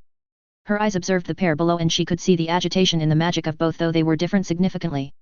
Pruitt was all agitation, excitement, and grim anger, whilst Black was significantly darker in her emotions. All fury, all sadistic glee and all excitement stormed within her. It reminded Emily of her younger self. As soon as the referee commenced the battle to begin, a flurry of spells rippled out of their wands, spells that raced and tore away at the arena in a way that hadn't been done in the previous rounds. Neither were holding back. Black danced around the spells that could incapacitate her and it was clear to see she loved it. She moved like a viper, her returns sharp and fast, faster than the spells that Pruitt flung at her, but his defense was still solid enough. For now. She's definitely talented. Atticus commented with curiosity. She is. Emily agreed. This is the first time that Atticus was physically seeing her fight in any detail. She'd seen her in the junior divisions a few times. But she lacks control. Emily added. Whilst she's markedly improved her technique and grown more powerful, she let herself consumed by the battle. This was something that was apparent even from a young age and, unfortunately, it seemed like it was getting worse, she mused as she watched Black cast progressively darker and darker spells. There was, not so much as rules against dark magic as there was rules against spells that caused permanent injury. Over the years, she's gotten most magics previously classified as dark downgraded in illegalness, though there were of course heavy penalties attached to the use of such magics against civilians or against the police force. With unwilling blood magic, sacrificial necromancy and other such magics affecting form, function, and free will carrying death sentences. It also, of course, necessitated having a police force capable of such magics and understanding it, which wasn't a huge problem given that many over the years studied at Sims before becoming an Auror, where it was a requisite to study at least 2 semesters of the dark arts. Under the watchful gaze of the director of the MLE, one of her most loyal and competent people. In any case, she refocused and lost herself to the haze of the battle as Pruitt continued to offer resistance to her barrages. Which she will be. Atticus idly stated, looking completely unconcerned. The referee shouted out warnings to Black, who seemed to heed enough of it that she stopped casting the more dangerous spells. The Illusion Guard will demand it from her. That's right. Slughorn perked up, excitement once more filtering through the deep look of concern he previously had as he watched the duel. He'd always been a soft man at heart, and duels of this kind unsettled the man. The first of Olonian to be accepted into the Illusion Guard. Slughorn remarked before continuing a prestigious honor. I hear her family was very satisfied with that. Emily doubted they were satisfied with her choice and her admittance to the guard. It meant that Bellatrix Black was out of their control, not that she was much in their control anyway. But she was powerful and promised to be high sorcerer level, which they could have used to project their family's power. And now, well, as an Illusion Guard, her first and foremost duty will be to her and Atticus and Illos. A factor that was not done without good reason. Atticus had seen Black in his visions and in the most likely timelines. She was a steadfast and loyal subject to Atticus, but mostly to her specifically. And in the timelines where she was kept at a distance, she grew more and more of a problem that necessitated in her being put away to prison, which further broke her down into severe mental imbalance. A large crash echoed from the arena and turned their attentions once more to the field. Black had uprooted one of the larger rocks and crashed it towards Pruitt, who was now on the back foot after having scrambled out of the way and now was pinned by the vicious barrage of spells Black sent his way. Yes, she thought. It would be a waste for Black to go into the dark without blooming to her full potential. Even if she thought it was curious that Black had such a deep fascination with her. Which was amusing considering all of the opportunities Black had to speak with her directly, the events and so on. Black never once spoke with her, let alone approached her. Black finally broke Pruitt's defenses, and after launching the boy off of his feet and summoning his wand, the referee declared her as the winner. The cheers were riotous and Black lapped up as she heaved in and out. Pruitt did give her a good challenge. Black clearly turned her gaze towards the top of the stands, to where Emily and Atticus was sitting, and bowed deeply towards them. Atticus stood up and clapped his hands, an act that delighted the young Black. Emily stood up and did the same, an act that made the young Black daughter visibly flush in delighted embarrassment. Do I need to be concerned, wife? Atticus said with a mild smile, and his words caused Slughorn to choke on air. Emily raised an eyebrow, a smile dancing on her lips. Maybe, she said airily with notes of dismissiveness in her tone, and Atticus chuckled at it. She would be lying if she didn't think that Black's magic and her skill wasn't unappealing. There was something magnificent about her dark and chaotic magic. The look on Atticus' face said as much that he knew what she was thinking. The rest of the duels proved to be not as entertaining as Pruitt v. Black had been, but nonetheless they were good duels, certainly for their age. Black, Bones, Malfoy and Gideon Pruitt all progressed towards the semifinals, automatically qualifying for the inter-school competition, and the final between Bones and Black was another highlight, though a little more controlled, and Black ended up winning the Hogwarts competition. She and Atticus made their way towards the podium where the teachers and the 4 finalists stood with Black at the front. Both her and Atticus held 4 medallions in their hands, 1 gold, 1 silver, and 2 copper, and Atticus, after handing his medallions to Pruitt and Bones, began speaking with the 2 students. Congratulations, Heir Malfoy, Emily said as she handed over the medallion to the young Malfoy. The boy bowed deeply from the hips. Thank you, Your Grace. The boy said with calm respect before he eyed his medallion, a slight look of displeasure creeping on his face. Becoming third clearly dissatisfied him, and it should. Knowing how much his father has invested in the boy's education, he should have been able to beat Bones. Granted, Bones and Malfoy had been well matched, but the young Hufflepuff should not have been able to trick Lucius at the end as well as she did. His father would likely point that out anyway later today. Emily turned her gaze towards the young Black girl, who seemed to be tense whilst staring at a spot on the ground, unwilling to pick up her gaze. She had a mane of striking black hair, an angular face half obscured with prominent cheekbones that bore all the aristocratic traces of Druella Rosier and that of Cygnus Black. She was a beautiful young woman, worthy of the magic she possessed. She walked a few steps towards her, the medallion in hand. Ms. Black, Emily said, and the girl seemed to stiffen before she, almost mechanically, picked up her head. Her violet eyes were almost storming, and it bore similarities to a cyclone over the Pacific she once watched rage from high above the earth. Excitement, trepidation, fear, yearning for approval. Emily almost winced from the assault of powerful emotions. She'd met thousands of people over the decades. People who hated her. People who loved her. People who feared her. People who trusted her. People who were jealous of her. People who wanted to impress her. But never someone like Bellatrix Black, who seemed to yearn with her entire being for Emily's approval. She was quite sure she did nothing for Black to earn from her such need. It was new. Useful though, she supposed with an idle thought. Your Grace. Bellatrix Black managed to say with a strange quietness in her voice, so different from the imperious and ruthless young woman she'd been throughout the competition. Emily smiled at the young woman. You have impressed me, Ms. Black. You have greatly improved since the last time I saw you. Emily said as she handed over the medallion to Black. Emily felt Black explode with relief and delight through her magic. It was almost suffocating to feel how much the young girl felt, and how deeply. You remember? Black said with a kind of innocent awe that made Emily feel somewhat uncomfortable. I do. Emily said with a smile as she pushed away the discomfort. I am gladdened to see that you've maintained your passion for dueling and magic. It will suit you well once you're at the academy. Black's smile could have lit up the great hall, and from what she sensed from Malfoy, incredulousness and confusion, it seemed like it wasn't something normal to see. Of course. Black said quickly before continuing. I do nothing else but to improve. Not after watching your duels countless times and seeing memories of you and the king using magic like no one else. The cycling emotions emanating from her was disorientating, even more so when a deep sense of mortification took hold of her. Your Grace. Black nearly snapped her head down into a bow, her voice nearly quivering as shame began to fill her, likely because she thought she spoke wrongly. Ms. Black. Emily began, and the young unstable woman was still tight as a rope under tension. Bellatrix. Emily said, this time gentler, and it did the trick as Bellatrix raised her head and stared at Emily with wide eyes. I appreciate your candor. Emily said with a faint smile, and she felt Bellatrix's tremendous relief as much as she could see it on her face.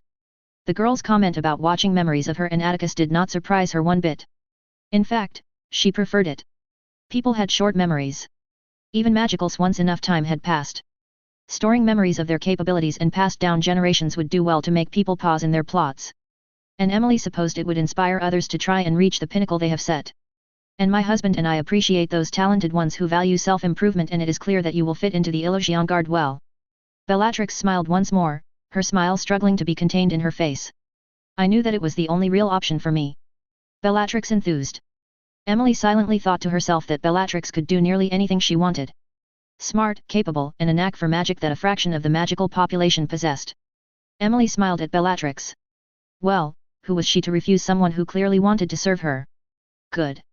Emily said as she reached out with the medallion, and Bellatrix gingerly took the medallion out of Emily's hand before holding it with both her hands as if it was the most precious thing she owned, could ever own. The Illusion Guard are the best of the best when it comes to combat magics. Emily pinned the young woman with a firm but not ungentle look. Learn from them, listen to them, and you will find yourself reach heights you did not think possible. Bellatrix once more cycled through an array of emotions before she settled on fierce determination. I will not let you down, my queen. She said with her head bowed, her voice laced with reverence and a kind of possessiveness. It wasn't long after that the guests departed and the students returned to the school, leaving behind only a select few teachers, Slughorn, Atticus, and a couple of their guards to restore the Quidditch pitch after Atticus had offered to assist. Too bad one of the teachers was Charles Potter. He was the defense professor, her old teaching position, for the past 12 years. She had to work to keep the disdain off of her face. Disdain that was certainly not all that hidden from his face. Even after all of these years of peace wasn't enough for the man to get over all that has happened. It was almost as if he was a jilted lover. Only, if anyone had the right to feel that way, it was certainly Atticus, whom the man had consistently betrayed over the decades because of his inability to separate away his so-called morality over what was clearly needed to be done. It was men like Charles who were the most infuriating to deal with, men of so-called principles who would let the world burn away as long as they kept their hands clean. Men who would rather see her and Atticus dead for pushing the magical world to heights hitherto never seen before simply because he didn't like them personally. Soon enough, with hers and Atticus' help, the Quidditch pitch was restored. Headmaster. Charles called out, and Slughorn turned the man curiously. I'm going to head back inside. The man said gruffly before he turned on his heel and walked away without once acknowledging her or Atticus. The two other professors were appalled at the rudeness of Potter, and Slughorn looked equally appalled but also concerned. I apologize about Mr. Pot. Don't be Horace. Atticus assured Slughorn with a kind smile. People are free to their opinions. As long as they were opinions, Emily thought, a dark look flashing briefly. That seemed to settle the man, and it wasn't long before Slughorn was escorting them towards the gates. They bid Slughorn goodbye before they walked towards the Skymobile, which was descending down and that would take them to Morphe Station. The station was heavily warded against any kind of transportation with only a few flow terminals. They could take a portal home, but they were in no rush to return. As the Skymobile rose in the air, she turned to Atticus. He was gazing out of the window as his head lay against the back of the seat, a considering look on his face. They'll be here in 2 days. Atticus said suddenly without taking his gaze away from the outside as they traveled over Morphe towards the station. She knew immediately it was Gaius and the others coming back to Earth from Sealstees. They were slated to return this week based on when they departed. They're pushing the ship. Atticus turned to her, a warm smile on his face. They're keen to get home and see their families. She hummed noncommittally, her finger tapping against her thigh, a tapping that stopped when Atticus placed his hand on top of hers. She sighed slightly as she felt him caress the back of her hand, care and affection from their bond soothing her soul even more so than his hand did. A year and longer he would be away. Tens of thousands of light years where even magic had difficulty reaching. She regretted not pressing for quantum entanglement communication stations to be created along the path to Sealstees, concerns about the Covenant or other aliens discovering them be damned. I'll have Pierce notify the families when we return. Emily stated, choosing to rein in her unhappiness about his leaving in 3 months' time. Atticus nodded affirmatively and there were a few minutes of silence as the station drew nearer. Bellatrix is unbalanced. She commented. Very unbalanced to the point that it was probable she was never going to last a month with the Academy. The girl was all emotion, seesawing emotion that was disturbing in its intensity and how quickly it changed. Atticus hummed before he sighed. She is. He met her gaze. If she isn't treated, she will continue to get worse. Emily was silent for a few moments as she eyed him intensely. You have a cure. She merely stated, already knowing that he had it from the way he spoke. I do. Atticus confirmed before his hand went into his pocket and a small vial emerged. She has a severe case of bipolar disorder, one that is made worse by her strong attunement to the black family magic, which is volatile to say the least. He floated the vial towards her and she grabbed from the air. That will permanently cure the chemical imbalance in her brain. It won't affect her personality nor her impressions. Atticus paused for a moment as he shot her a look of pleased amusement and she knew that he was hinting towards Bellatrix's irrational devotion. But it will stabilize her. Emily looked at the vial intently before she pocketed it away and Atticus spoke again. She will be your Perilius, Emily. And she turned to him. His hand rose from atop hers and gently stroked her cheek with the back of his hand. Your most devoted. Atticus smiled wryly. My competition. Before he lost the smile and looked at the vial, and that will secure that devotion forevermore. She took his hand from her cheek and brought it to her face before she kissed it tenderly. It was a marvelous gift. There were plenty who were loyal to her, devoted even. The Illusion guards were all but practically willing to die for them. But Perilius was special. He was absolute in his loyalty to Atticus and his moral compass was virtually non-existent when it came achieving Atticus and Illo's goals. Highly capable, powerful, and unbreakably loyal of their free will was difficult to find. Not even Rasmussen Lestrange could be trusted with the lion's share of their secrets like Perilius could be and was entrusted with. Even Gaius, Atticus' own former apprentice, raised in Illos, would doubt them if he ever knew the extents of which they were going to secure the magical world. And now, after properly speaking with Bellatrix, she believed Atticus was right. She was going to be her confidant. Her own Perilius. Thank you. She said sincerely and affectionately with a fond smile after as she stopped kissing his hand. Break. 29th of May, 1971 New Norgrost, Illos. Netmuck Forgeback POV. Clang. Clang. Clang. Chiss. Clang. Clang. Chiss. A hungry smile bloomed on his bearded and aged face as they walked down the street of the 14 Forges, the sounds of hammers striking metal akin to the music of the gods amidst the dewy morning air, and he could hear his people sing that music with their sweet and blood. It roused the drum of his heart's beat into an electric storm that long ago he thought permanently extinguished. Smoke billowed from atop of the buildings from chimneys, thick grey and black smoke that churned and blew out before being vanished away mere seconds afterwards by the array of runes on tall spokes that ensured the mountain air remained clean. Regulations and health concerns. Their ancestors had been strong and hale, working in the heat and in the smoke of the forge. He shook his head. The Illusions were a strange bunch. He'd happily suck in the smells and taste of burning oak that flamed the forges much like how their ancestors did so long ago. Bah! In time, they would line entire city streets with forges, craft houses and factories. Fatrak chuckled gravelly, his rumbling sound mixing with the clangs and the chimes of metal. Fatrak knew him well and long enough to know what he was yearning for. Perhaps that was because he too yearned for the same. You're too old for that, old Mar. You'd sooner dislocate a disc than be able to beat metal into shape. Fatrak descended in a coarse laugh. Netmuck eyed his companion. Fatrak was an old dwarf, almost as old as he. His famous red mane he used skillfully to seduce dwarven maidens was now mostly a scraggly and shallow grey. There were hints of his former glory, of course, a few orange hairs here and there, traces like there were traces of his old strength and his vigour of life, but they were old dwarves now and did as all old dwarves do. They bickered and they lectured. You speak as if you'd fare any better. Netmuck said with a fearsome scowl, though there was little bite in it. Fatrak let off a harsh bark of a laugh. I. Fatrak agreed as his gaze swept across the street, traces of a lingering look of longing apparent on his face. Lucky rascals. Fatrak grunted. Yes, Netmuck agreed as he glanced at a young dwarf hammering what seemed to be steel, likely folded several times already, and he could feel the yearning within him strengthened.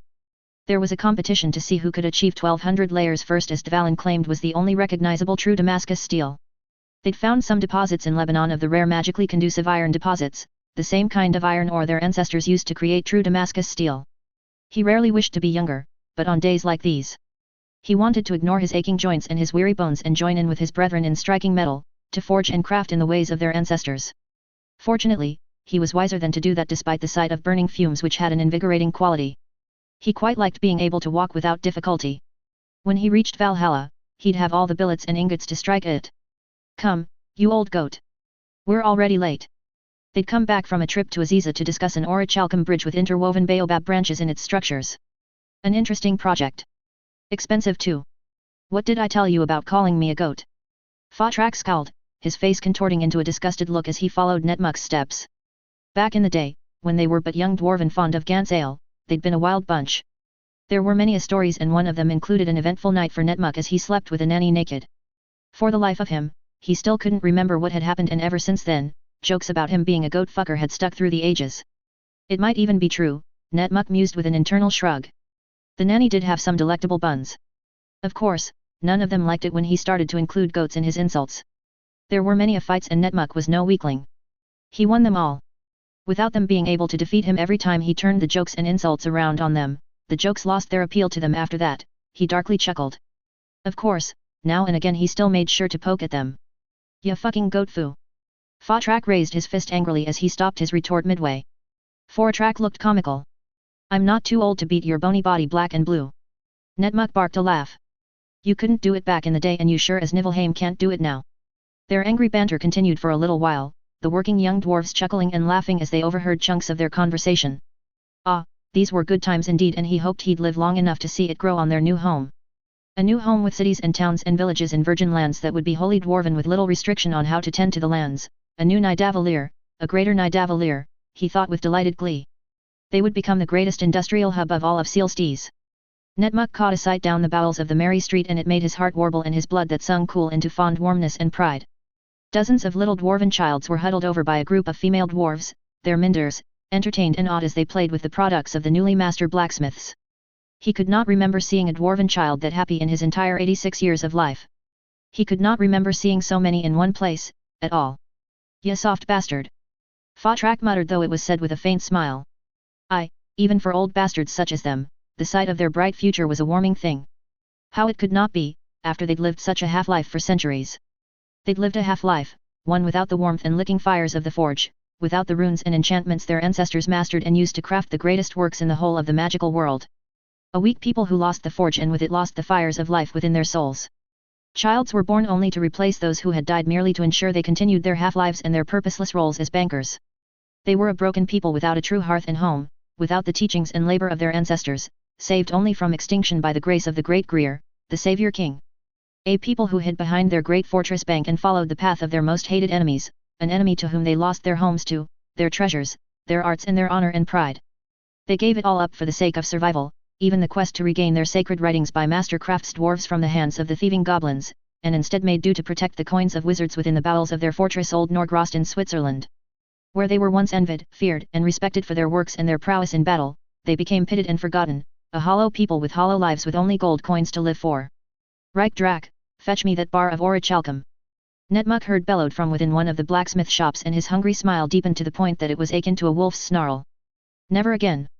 Netmuk growled to himself, his beard flaked with whites and greys shaking as his mouth twisted in angry resolve.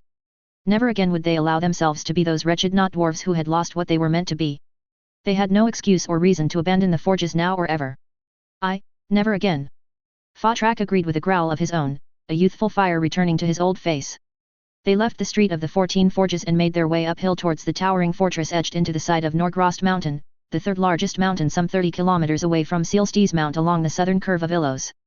The lands around Norgrost Mountain was alike the rest of the Ilosian lands near the mountains. Hilly rocky lands with rich green valleys with river streams cutting through them and it was one such river stream New Norgrost town was built by.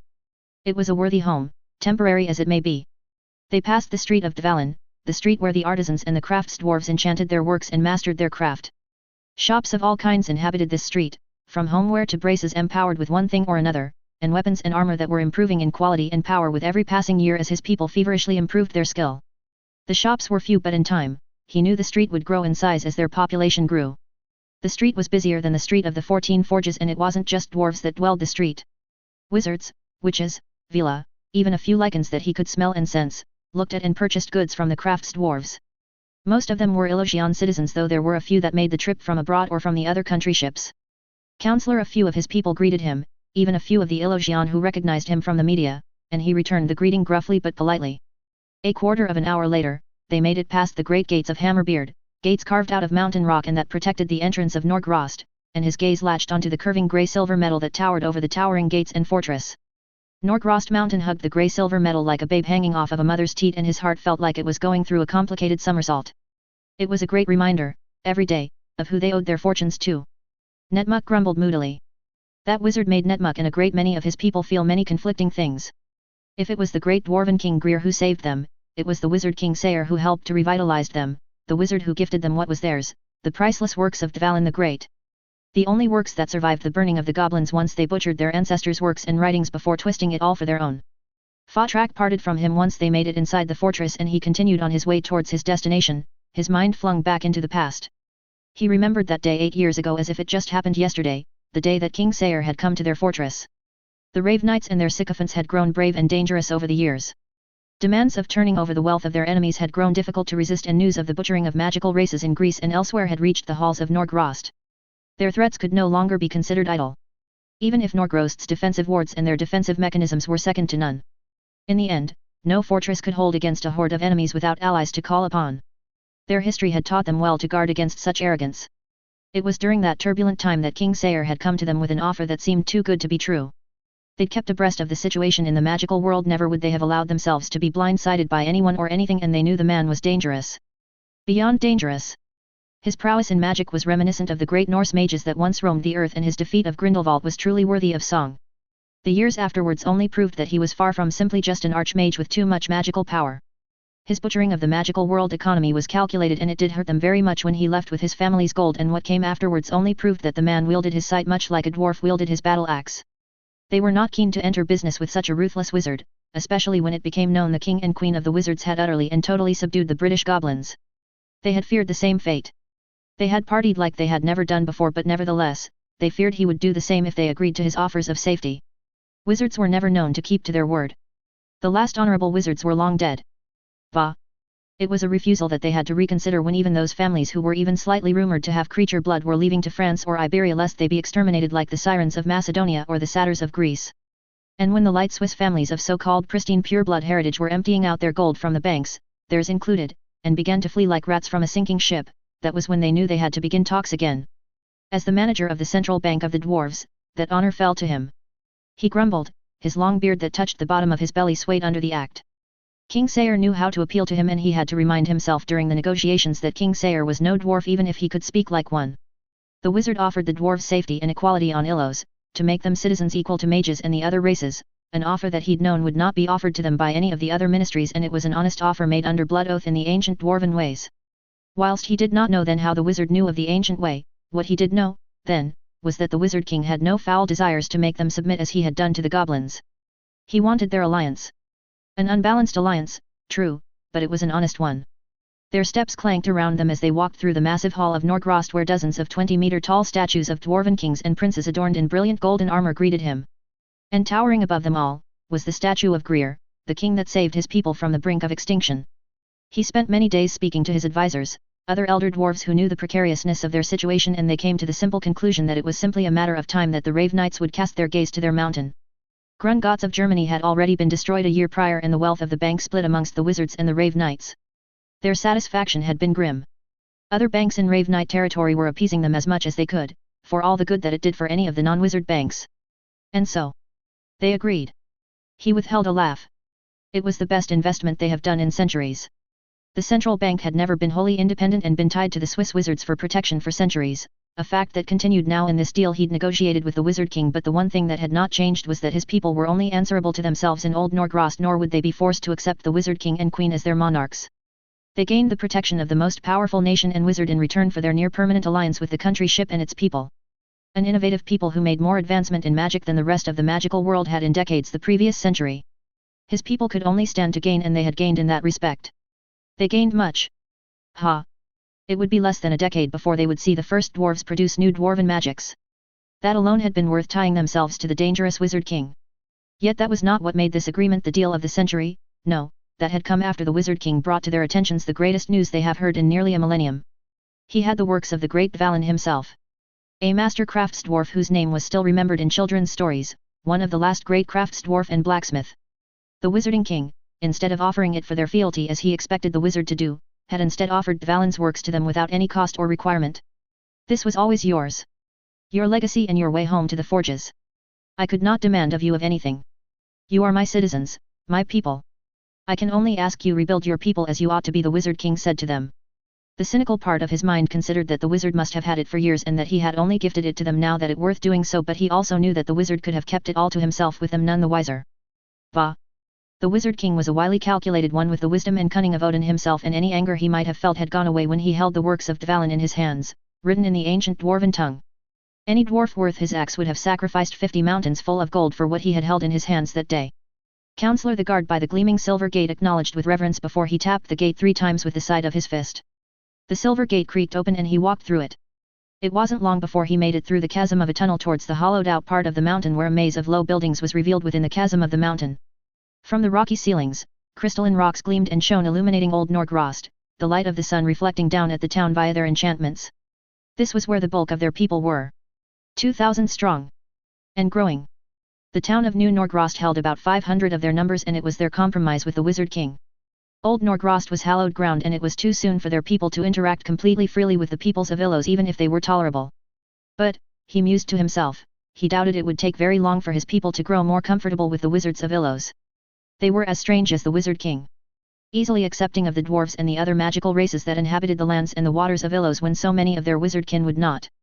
Even their children's books were not immune to such acceptance, and adventures of multiracial children were amongst the most popular stories of the wizard children. Stories that he knew were also being consumed the little dwarven childs. He made it to the central hall that stood at the center of Old Norgrost, where once upon a time would have served as the bank management offices, and passed through the building and its offices where dwarves were working on a number of projects that they were commissioned to build or create. With Dvalin's works now in the hands of every dwarf, his people had gone through an unbelievable metamorphosis, a revitalization that would be sung by future generations as eagerly as the songs of Greer or Helgatyr. They worked feverishly to learn Dvalin's works like the back of their hands, learning and applying the works and even creating new teachings, and as a consequence, their labor and works was highly sought after in the magical world beyond Ravenite Europe. The rail network of Avalon, the Bridge of Heaven in Aim no Yukihashi, and the praying statues of the Vodun in Aziza were amongst the best of their works thus far. He made it to his office and sat down with a few of his staff. He was no longer bank manager of the central bank, but he was the governor of Norgrost, a counselor of the Council of Magical Races and a sometimes advisor attached to the High Council. His duties were more stressful than they had been during the latter years as bank manager, but he liked it despite having much more to do. It all had great purpose. Projects left, right and center, potential and current, occupied his time along with acting as the representative of his people whilst also governing Norgrost. The next few hours he spent discussing with his staff about the potential project in Aziza whilst also covering everything from the new homes that would be built to encourage young dwarven to inhabit and create families to discussing political agendas that was on the cards in the Council of Magical Races. After all of that was finished, he spent another few hours reading through some amendments to old laws that were no longer necessary or were needlessly complicated, and by the time he was done, it was already late evening. He spent the late afternoon with his granddaughter and his great-grandchildren, his most preferred way to spend his time. Nogholer, the youngest great-grandchild, was already shaping up to be a prodigy in enchantments. He of course favored that child, though he did not show it. Not too overly. It was in the middle of dinner with his family that he received an unwelcome message via the Mage icon. What could he want at this hour? He thought with a tired sigh. It's late. You can tell the wizard to call on you in the morning tomorrow. Thyreme, his fool of an in-law, said dismissively. Even the children knew it was a foolish thing to speak so cavalier about the Wizard King who had 1,001 eyes. His granddaughter Yardesli pinned the fool with a hard look, and the fool shut his errant mouth shut. Netmuk did not know why his granddaughter had decided to accept the fool's courtship years ago, and he still hated it as much as he did then. Yardesli turned her gaze to Netmuk. Do you need a ride to the gate? She asked him, referring to the skymobile parked outside of her home. Yardesli favored much of Illusion Mage tech, so much so that she was creating versions suited for dwarves.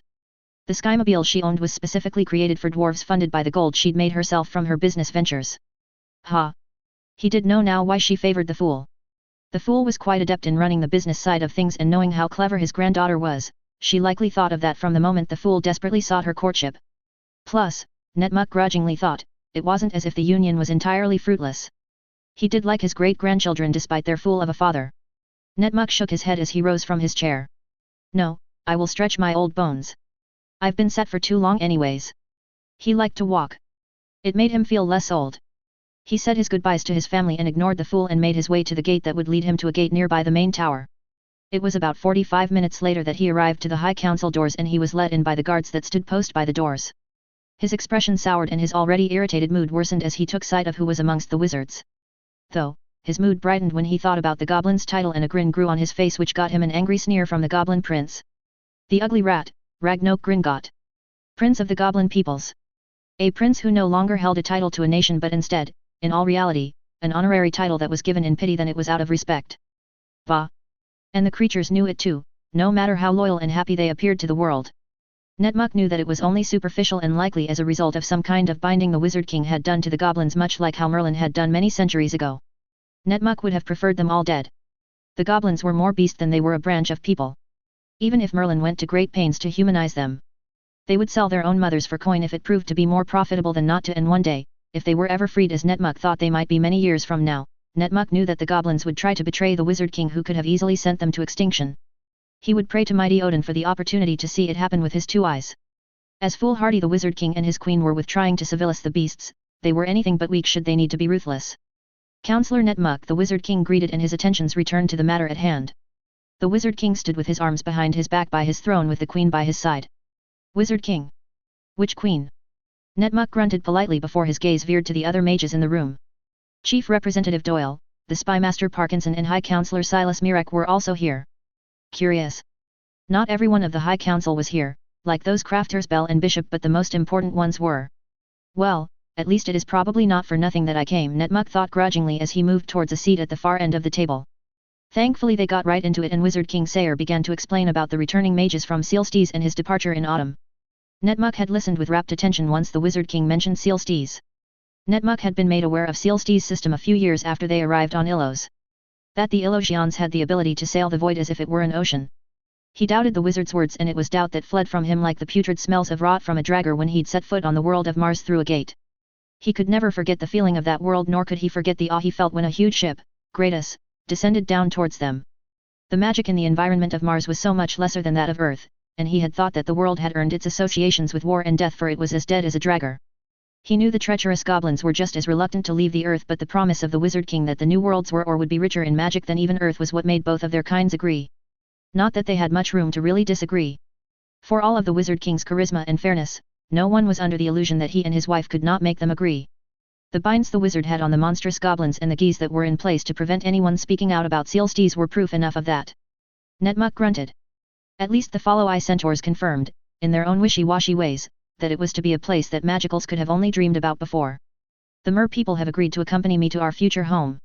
As have the Centaurs. The Grecians and the British.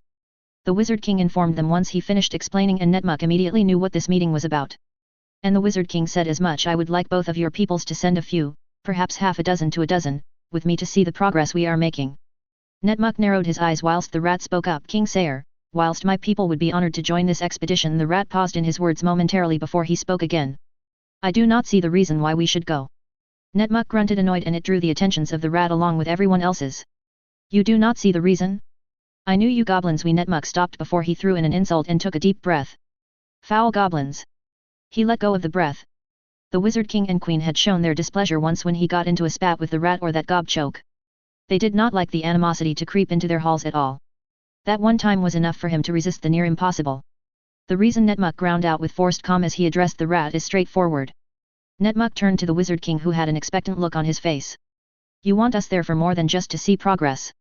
You want us there for political reasons. The Wizard King and Queen did not need them at all, and he doubted they truly needed the Illosians either. There was nothing the Illosians created that wouldn't have had the touch of the king or queen. No, Netmuk believed the Wizard King and Queen were driven by desires. Desires for a unified magical world, desires of a unified people of multiple races and beings. That had been his measure of the Wizard King when he'd met with the wizard again before agreeing, and it was his measure now. The Wizard King and the Witch Queen wanted a strong unified magical world and worked towards it, even so far as going against their own kind for the sake of those that, for generations, were considered to be lesser by their kind. We do. The Wizard King said with a faint smile as he leaned back slightly against his throne. When we move to Sealstees, I want it to be more than just wizards moving the magical world to Sealstees. A cooperation of peoples. The rat muttered. Netmuk was highly amused by the choice words of the rat and the irony of it all. A cooperation of peoples except for the goblins who were very much acting at the whims of the wizards. A fitting sentence to a race of uncivilized monsters. Of course he did not voice such truths. I see. Netmuk said with a slight nod. It was at least a noble sentiment. The wizards had explained and the follow-eye centaurs alluded to it that exposure of the magical world to the humans was inevitable. He had difficulty believing it at first, but he'd seen enough of the human world to know that it was grudgingly possible. They'd even set a human on the moon only a few years before. They were catching up to the wizards and with their numbers. Yes, conflict was perhaps inevitable given how similar the humans were to wizards. What of the Vila and the others? There were after all another 3 magical races on the Council of Magical Races beyond the centaurs, mer-people, dwarves, and the rats in the form of the sirens, the elusive drow and the long-thought extinct wood nymphs. Both the drow and nymphs were few in numbers, fewer than even his people. The drow had found sanctuary in the far reaches of Siberia after being chased out of their forests in Anatolia many centuries ago. The wood nymphs had a similar story. The Vila have integrated within Illusion society, just as the sirens have. Their representatives know of Sealstes and have waived any distinction between themselves and the wizards of Illos. The Witch Queen said before she continued. And the other races are only here to assess Illos for the present, and until they decide to join completely, they will be kept at arm's length. Very well. Netmuk said after a few moments of silence before he eyed the Wizard King with a sharp look. He had not had an opportunity to broach the topic, but this was as good as any. And should my representatives find one of the moons to be most suitable for my people? The planetary system they'd be moving to had a number of worlds and moons that were being terraformed, and from what he understood, a kind of magic that could transform worlds like one would encourage growth of a garden. The main one, Sealstes, would be where Illos would settle and where most of the magical world would eventually move to, with the exception of perhaps Aziza and Aim no Yukihashi. But that still left a number of moons and worlds that could be settled, and Netmuk wanted one of those worlds for his people. And after seeing the greedy goblin's eyes, it was obvious they wanted one for themselves too. Good. At least then the magical world could confine them to hopefully a cold and dreary desert of a world. Out of sight, out of mind. Then you will have the opportunity to settle it. The Queen stated easily, though her gaze pinned Netmuk. There will be a price, however. Netmuk suppressed a scowl before he sharply nodded and his back straightened. Of course. He said with a blank expression, the decades-long experience of being a bank manager coming to the forefront. Break. Slips space. Gaetuvalis in his hardy POV. The changing patterns of the complex magnetic fields flowed like the ebbing and flowing of water by the shores, and Gaius could imagine the rush of water, the rolls land crashing of water as he looked at these projections that represented the health of slip space. There was a parallel between the vast distances of space to that of the vastness that the ocean seemed like, once upon a time. Would their people one day think nothing of it? As something common and merely a part of life, like traveling on the sea or through the air was? He knew the answer was yes, Gaius thought to himself as he leaned back against the backless bench in the observation wing of the ship. People had the greatest capacity to accept change over time. To not even consider it as unusual once enough time had passed. He'd seen it enough over his lifetime, a lifetime where he'd seen so much already. Here again. He heard the familiar voice of the man who commanded the ship. As always. Gaius answered easily without turning around. Tertiasa walked around and sat next to him. For a good while, neither of them said anything. They had an understanding of sorts, an understanding granted to them by way of their responsibilities. Tertiasa, of this ship and their people, and Gaius of the mission to prime Sealstes granted by their king and his mentor. There was a kind of loneliness in command, one that was alleviated by having capable people as they both had that could be trusted, which they also both had, but even so, the hard choices fell on them, the weight of responsibility, a weight that consisted of the hopes and future of their people and magic as a whole, was not something that could easily be spread across the shoulders of their subordinates, and in truth, they would have been unsuited for the positions they were in had they been so easily willing to do so. They sat in silence for quite some time before either one of them spoke, both simply watching the flowing curtains of magnetic fields that ebbed and flowed and ebbed and flowed. It was peaceful. And it was also coming to an end soon, now that they were only days from home to their people. Gaius was looking forward to seeing his mother and his siblings. And his mentor. Do you know why I accepted this position despite it taking away from my family for years at a time? Tertiasa spoke up and Gaius looked at him curiously, prompting Tertiasa to continue.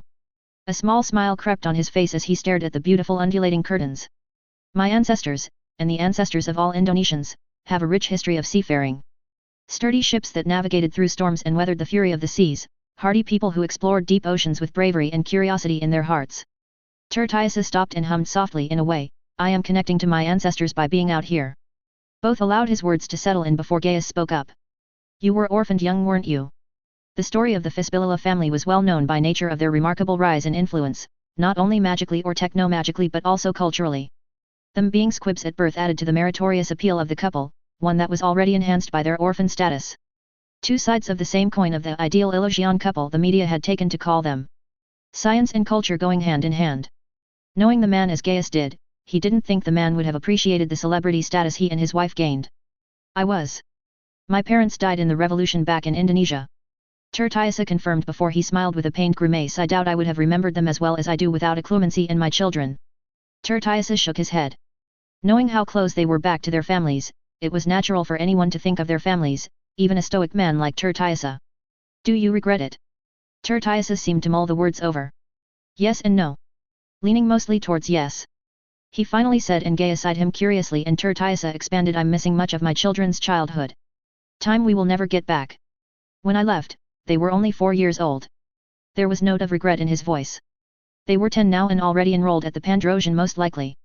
No, because of much this means to me and how much it will mean to my family many years from now. Tirtayasa continued, and Gaius understood. Anyone working in the Sealstees system would have their family names etched into history. The Fispalilla family name even more so as the first captain of the first interstellar ship. I know how it sounds, that I am willing to stay away most of my children's childhood for things as vague as residual ancestral calling and prestige for my children and their descendants, but I understand, Gaius said assuredly, and truly, he did understand. Well, not the ancestral calling bit, but a calling, yes. He hadn't known it at the time of his youth, before his apprenticeship with His Majesty, but there was always that call in the back of his mind. A call to make something of himself, become noteworthy, to change the world in a way that is defined by his own contributions, his own hands and mind and sweat. To become great.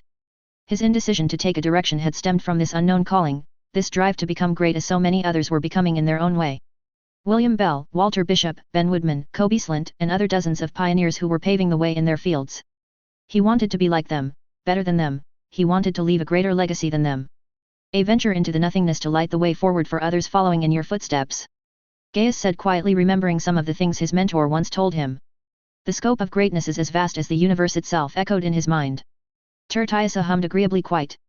They remained silent for the next hour or so, silently watching the flowing curtains that laid behind a panel of transparent aluminium until he was once more left alone physically and with his thoughts. Atticus had taught him that the scope of greatness was as vast as the universe itself. Could a man or woman who raised their children in such a way that led them, later in life, to change the world be constituted as great in their own way? I also believe one ought to differentiate between greatness of achievement and greatness of personality. Atticus had quoted Freud's words to lead him towards a certain line of thinking, a line of thinking that had stuck with him years after. Atticus had wanted him to understand that there were different ways to leave behind a legacy. That to leave a mark did not have to mean to slave away trying to invent the next great miraculous finding in the fields of magic or science. In a way, he understood his mentor more now after 6 years in Sealstees. Atticus achieved a great many things, more than anyone else has done in history save perhaps Merlin, but even Merlin paled in comparison to his mentor. And yet, it was not because of his inventions or his research that would leave the greater legacy, no, it would be his leadership, his creation of Illos that paved the way for the magical world to rush forward into the future that would prove to be the single greatest legacy any magical would or could leave behind. And Gaius' work in Sealstees was the same. More than his own contributions, it would be his leadership to make the planets habitable that would be his legacy for the magical world. And Gaius was satisfied with that. He left the observatory hours later and proceeded to walk through the ship in a sedate pace onto the walkway that would lead him to his quarters, deciding not to take advantage from the hub ports that would teleport him straight to the quarters deck. Greatus was a marvel of a ship, the first of a line of ship class. Completed in 1962 after 2 years of construction within the 15 kilometers long Moenia assembly complex in the underground aft section of Illos, it was the perfect fusion of Mage tech and ancient human technology. It fashioned as a command station, a mobile factory that could churn out mining drones and replacement parts all at the same time as functioning as a military ship. Its crystalline computer system was highly magical and intuitively attuned to magicals, so much so that experienced officers could work in a synergetic way with their stations, allowing them to work closer at the speed of thought than not. And he expected such efficiency and speed to only improve once neural and magical interface control systems like the captain's chair became standardized in later generation of Greatest class ships and other classes. Perhaps there would be a new algorithm like the Mahameru part12, though more along the lines of artificial magical intelligence, to assist in further improving automation and reaction speed. Though as much as Greatest incorporated the best and newest Mage tech at the time of launch anyway, it was the technological that Gaius thought won out. The hull and interior was made from adamantite nickel alloy ANC, and it was by far the hardest, the most shear resistant and most heat resistant metal alloy created. Only mithril or enchanted alchemic metal could rival it, but unlike them, the alloy could be created non-magically and in huge quantities. The ANC alloy had subatomic particles made up of 44 protons and 56 neutrons within the atomic nucleus, and the atomic structure of the alloy was such that it was twice as dense as osmium. It was also molecularly strengthened even further via heat treatment and gravitic manipulation, which superhardened the alloy to produce a near unrivaled non-magical metal with mechanical properties that surpassed the stated properties of neutronium that they discovered within the data files of the ancient human scout ship. His eyes glanced at the walls of the ship. The gravitic manipulation was done at 1500 GS during the age hardening process, and it induced extreme internal tension in the crystalline matrix, and it made it near impossible to damage even with hours of exposure to plasma at over 8000 degrees Celsius and lasting for minutes when subjected to weaponized cold plasma could run into the tens of thousands of degrees Celsius. And despite the density of the alloy, the ANC plates only weighed a fraction of what should weigh based on the density of the elements. Beneath the skin of the interior and beneath the skin of the outer layers of the hull, there were tens of thousands of runic schemes that made this half a kilometer-long ship, an already near indestructible ship, into an actual practically indestructible fortress that could fly like a fighter if it needed to. So much so that it was quite likely that it could potentially shrug off Forerunner and ancient human heavy cruisers' weapons fire long enough to escape to safety. Gaius wasn't as confident as the Magineers were about their chances against those two ancient peoples. They successfully tested the enruned hull plating against antimatter-infused streams of concentrated explosive particles, one of the more commonly used type of particle weapon the ancient humans and the Forerunners used on their cruiser and destroyer class ships, but they did not know the thickness nor the rate of anti-mass flow of the antimatter streams, a factor that was shown to exponentially increase the damage from the weapons. Even runes would eventually wear off under the assault, and even this alloy would wilt and be annihilated against such weaponry. Still, it was doubtful they would face such weaponry anyway, given that both races were dead, and in time they would improve, especially given the kinds of projects and research that being conducted as they deciphered and began to understand more of the science and technology of the ancient humans with the help of the Seelie and Alice. And if energy field science improved as much as material science was expected to improve, it would be quite possible that hull plating wouldn't even be necessary. The greatest employed hard light technology, also known as boson photon field, as its primary source of shielding that surrounded the ship in a perfect bubble once activated through an interplay of coherent high-energy light and gas particles. In the void, this would have been impossible to generate if it had not been for Magnus, his brother, brilliant runic scheme that transported highly structured and perfectly arranged gas molecules around the ship that the hard light shield would interact with within 18 picoseconds, and it ensured the gas molecules didn't have time to disperse from the required arrangement. With a large-scale cold fusion reactor, one of 3 Antiox cold fusion reactors on board, specifically just powering the shield matrix, the shields were resilient to all kinds of weapons fire, including annihilating weaponry. For a time. Still, the Greatest was a mighty ship that used everything they had been able to reverse engineer and understand from the scout ship, and Gaius had little doubt the ships that succeeded the Greatest would truly be marvels. He made it to his quarters and hardly left it over the course of the next few days as anticipation became palpable amongst the crew, though once they were out of slipspace and by Jupiter, he'd chosen to be on the bridge next to Tertiasa. They'd already sent back communication to Illos about 10 hours ago that they were returning, and did so again once they dropped out of slipspace. Is it unfair to think that Gibrides pales in comparison to Jupiter? Tertiasa commented idly. Gibrides was the gas giant in the Celestes system, a gas giant that was about 2/3 the size of Jupiter with similar colorings as that of Saturn, only its blues overpowered the yellows in its atmosphere. Yes, Gaius said with a small smile as Tertiasa turned to him with a raised eyebrow. Gibrides has its appeals. It's smaller, yes, but it is also vibrant in its colors. It does not host as many moons as Jupiter does, but it does boast 8 moons larger than Ganymede, with some nearing or at the size of Mars. Jupiter may be more impressive, in both role and in appearance, but it is Gibrides that bears the true treasure in its bosom. Tertiasa wasn't the only person keenly listening to his words, as he could feel the rest of the crew's gaze on him from all directions. The intense gravitational interactions between Gibrides and the moons has allowed 5 of the 8 moons to have liquid cores and consequently enough atmosphere to make terraforming them easier and less of hassle to make them sustain life. At best only 1 or 2 moons could be said to be terraformed anywhere near as successfully or easily. Gaius turned to Jupiter. In that, Gibrides is a nurturer, a saint that watered the earth waiting for us to plant the seeds for beautiful gardens, and for those reasons Gibrides will be loved more than Jupiter ever was by the magical community. A minute of silence reigned before Tertiasa broke it by chuckling, an impressed albeit curious smile on his face. I stand corrected. The next hour and minutes after that was more quiet once they deployed their refractive shields that functioned much like an invisibility charm. The mundanes were getting improving with technology, and the last thing they wanted was for them to sight of their ship, however improbable it was.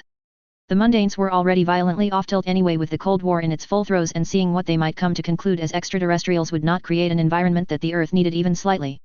That was the same reason why they were heading towards the dark side of the moon instead of making their way towards the Earth. Surprisingly, it took a significant magical energy to maintain an invisibility bubble wide enough to encapsulate Greatest, which was also a research topic as they tried to veer away from utilizing magical batteries and instead developing ultra-efficient harvesters of ambient magic from the void. They made to the dark side of the moon and moved to an incredibly slow approach, less than 5 meters per second in a direct vector to the surface, though it concerned none of the bridge crew. Moments before they looked to crash into the surface, they passed through an illusion which revealed a deep crater, 1.5 kilometers deep, with a giant ring a kilometer wide at the very basin of the crater. The pilot sent a signal to the gate and the runes on the gate sprang alive before the inside diameter of the ring changed from showing them the bottom of the crater to a complex on the other side. The docking complex was huge, some 20 kilometers in radius, and was adjacent to where the Moania assembly complex was. It boasted sprawling mechanical arms and, from the look of things, new ships, with one in particular that seemed even larger than the Greatess. It took less than 5 minutes for them to clear through to the other side, and once they were through, Tertius spoke up, "Well done everyone. We've made it home." The bridge crew descended into a raucous cheer as the ship paired with the automated docking computer system as they moved through the docking complex, and Gaius couldn't help but also smile happily. The welcome from the engineers working in the docking complex was warm and triumphant when they disembarked off of the ship, and Woodman, the operations director of both complexes and typically surly and particularly foul-mouthed, was there personally too and was very uncharacteristically polite and even happy. "Your families and friends are waiting on you at the port," Woodman explained to the crew as they walked towards the direction of the only gate in and out. Their families and friends, except those who directly worked on projects related to Sealsties and the scout ship or those in high political places, were ignorant of their mission in the void, and thus, as far as they knew, they were on a multi-year-long expedition to find Atlantis and other rumored sister cities in the seas. The reason for their multi-year absence and limited communication was because of the threat of the Rave Knights and the ICW, and with the memory of the almost war with the ICW still fresh in the minds of their people, it was a cover that most accepted. "And their graces?" Tertius questioned.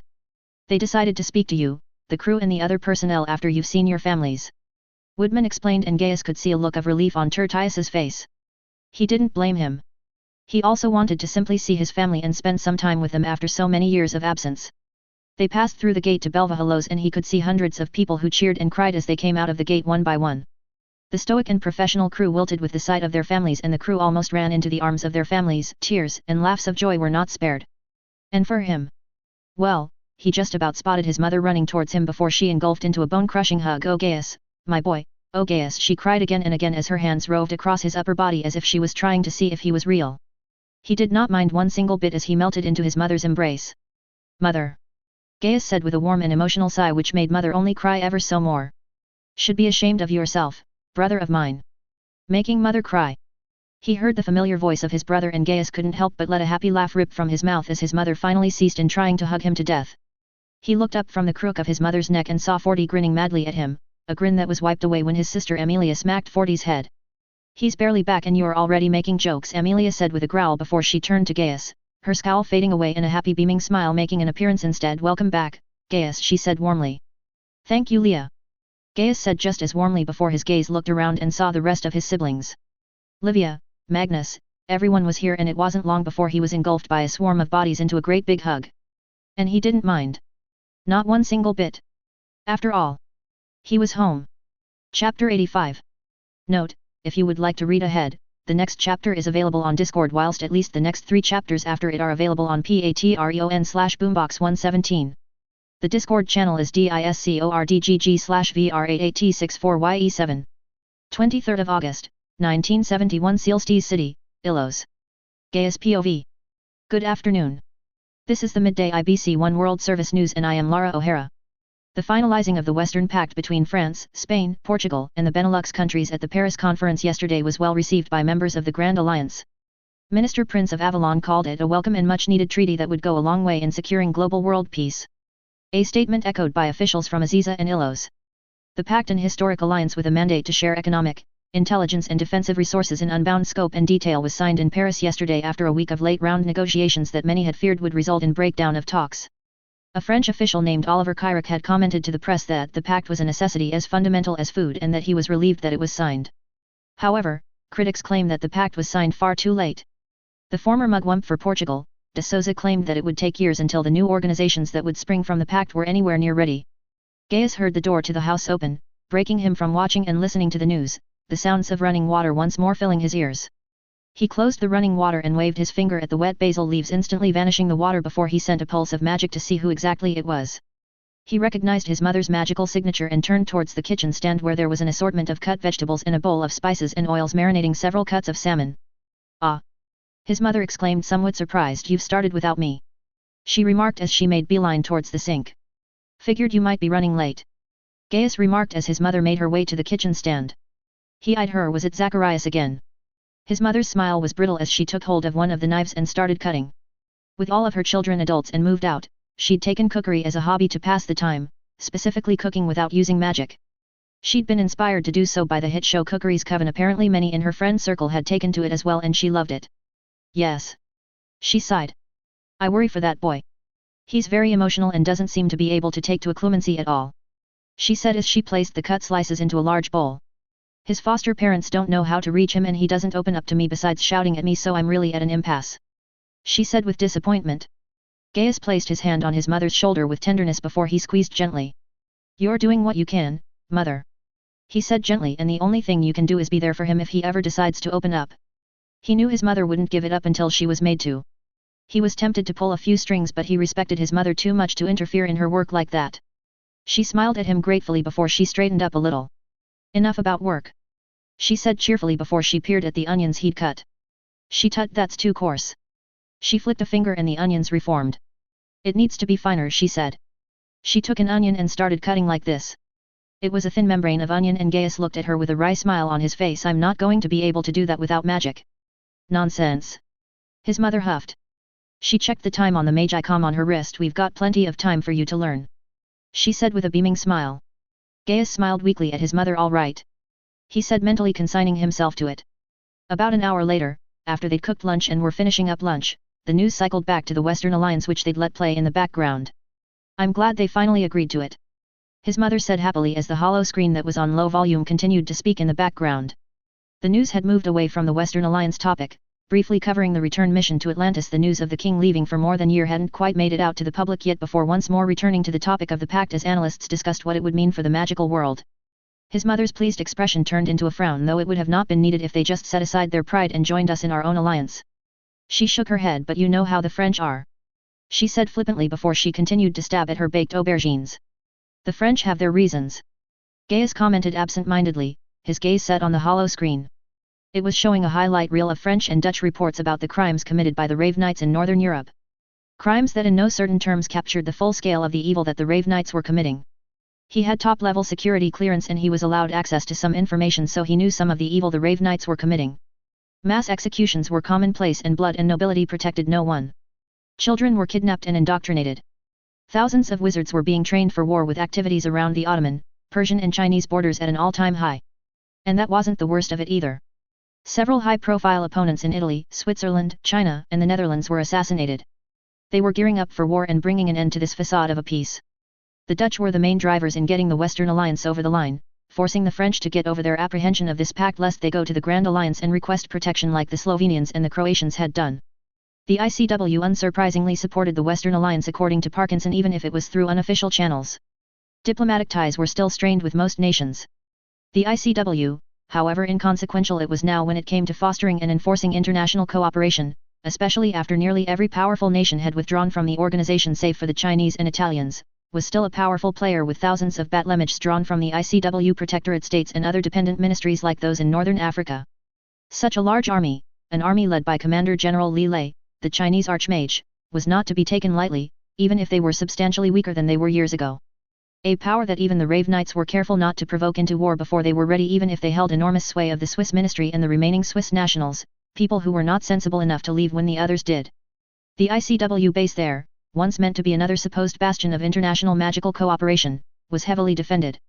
A foothold for when the war started. For there was little doubt, it was coming. Perhaps within the year. Once lunch was over, Gaius went to the groceries to replenish his mother's stores of vegetables and fruits. He'd be running late but only slightly. He disapparated with a quiet pop at the dis/apparition point and Gaius strolled quietly through the Augury Borough, one of the more bustling second-ring boroughs that neighbored the physical bridge connecting it to the inner city. The Augury Borough was one of the few boroughs that didn't have a hard light skylane to connect to, so travel was mostly done through the gate network or via apparition points which were on every city block. It supposedly gave the borough a cool air according to his sister and caused it to be a popular place for a certain demographic. It was known as a hub for artists and many of the buildings distinctly reflected that, like the house in front of him. It resembled much like a hexagonal prism in shape with windows that were of the same theme.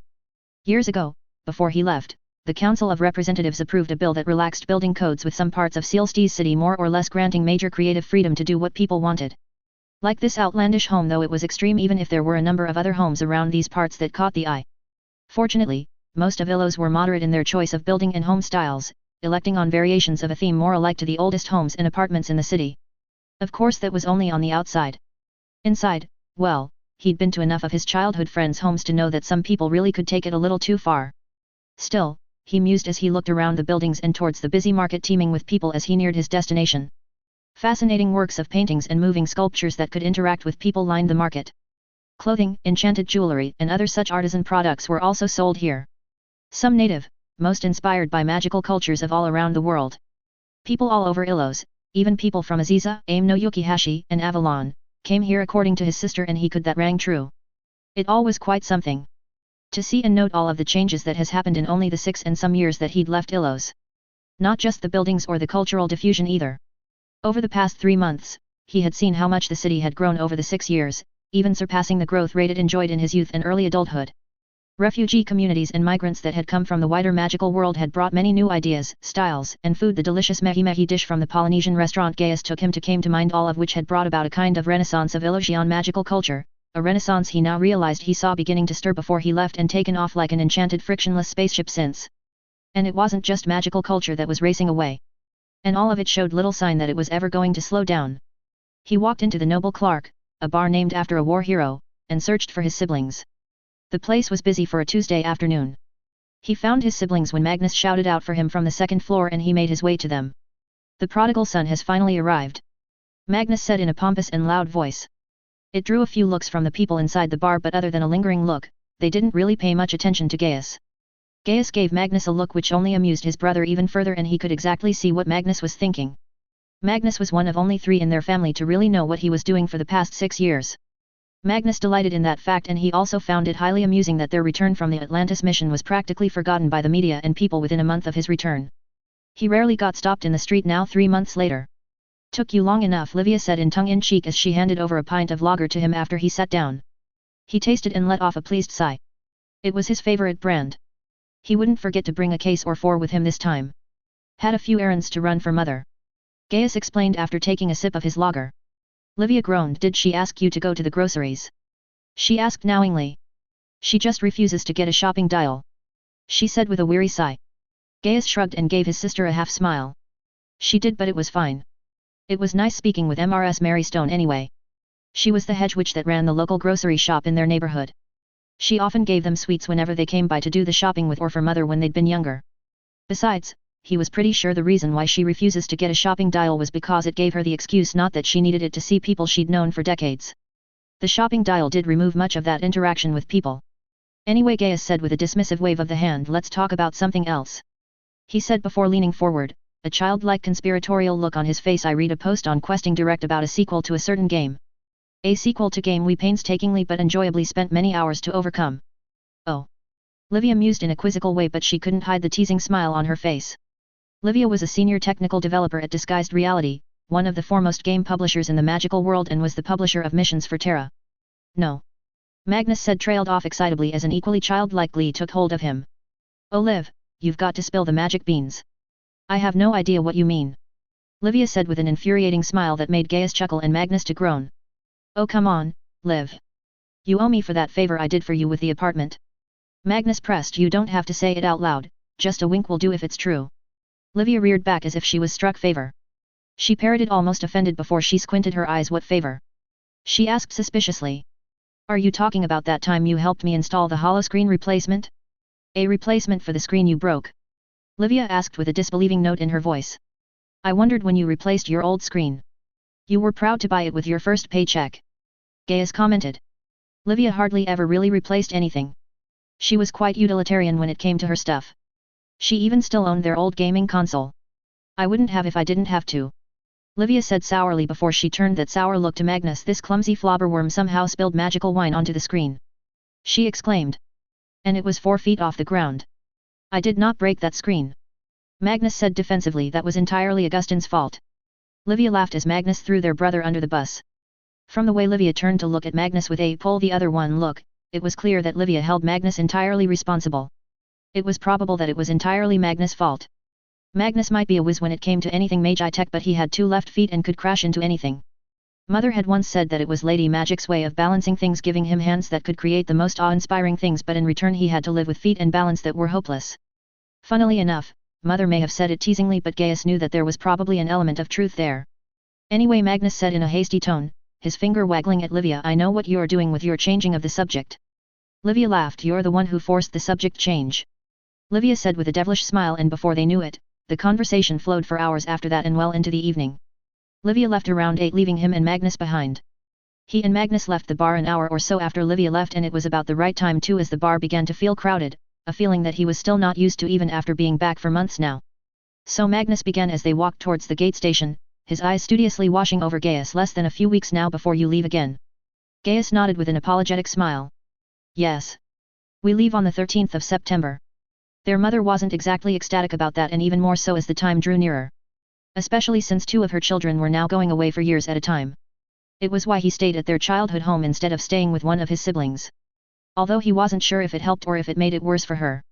Magnus only hummed as they walked in silence, the noise of the bustling street a welcome distraction. His siblings weren't happy about it either, though they were mostly fine in truth. They had their own lives and careers, and some of them had their own little families now. Eusebius, Augustin, Titus, Adriana, and Clara were all married now with children. His little nephews and nieces he had the pleasure of finally meeting, whilst their other siblings were in long-term relationships that would probably see them married in the coming years. Even Livia and Magnus were in relationships that looked to be a good match for them, their significant others working in the same industry as they did. Gaius gave a mental sigh. He'd missed much of his family's lives in the years away. He hadn't really let it be known, but at times he felt like a stranger looking in. Of course it never lasted long.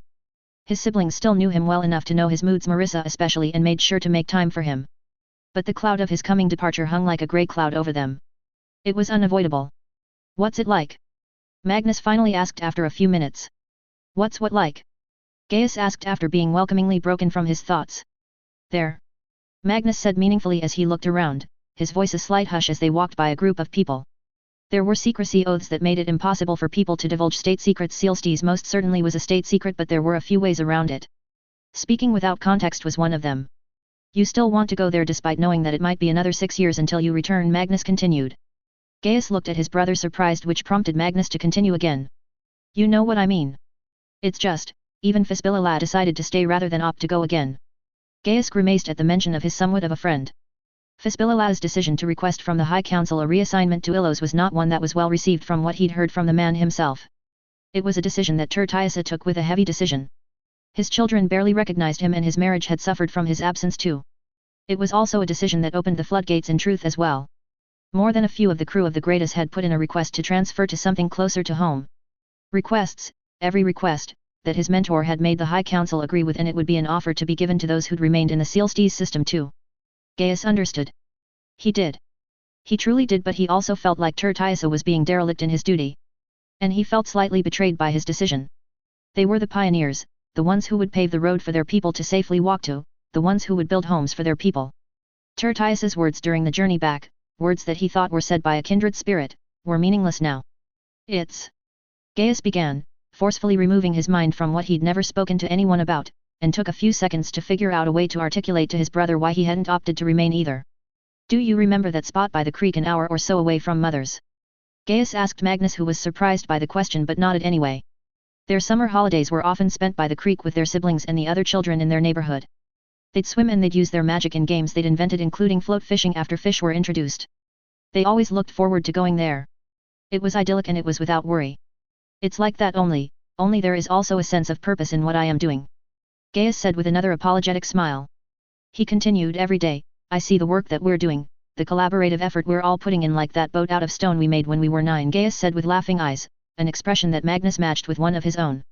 And time just seems to pass me by in peace with the full knowledge that what I'm doing is for a greater purpose, greater than myself. Gaius paused for a moment before he looked away from Magnus' look, and it was a half a minute later as they walked that he spoke again. It's something that I cannot walk away from. Not even for family, he left unsaid. He knew that going away again was going to add to the distance that existed between himself and his family. A distance no one wanted but was there anyway.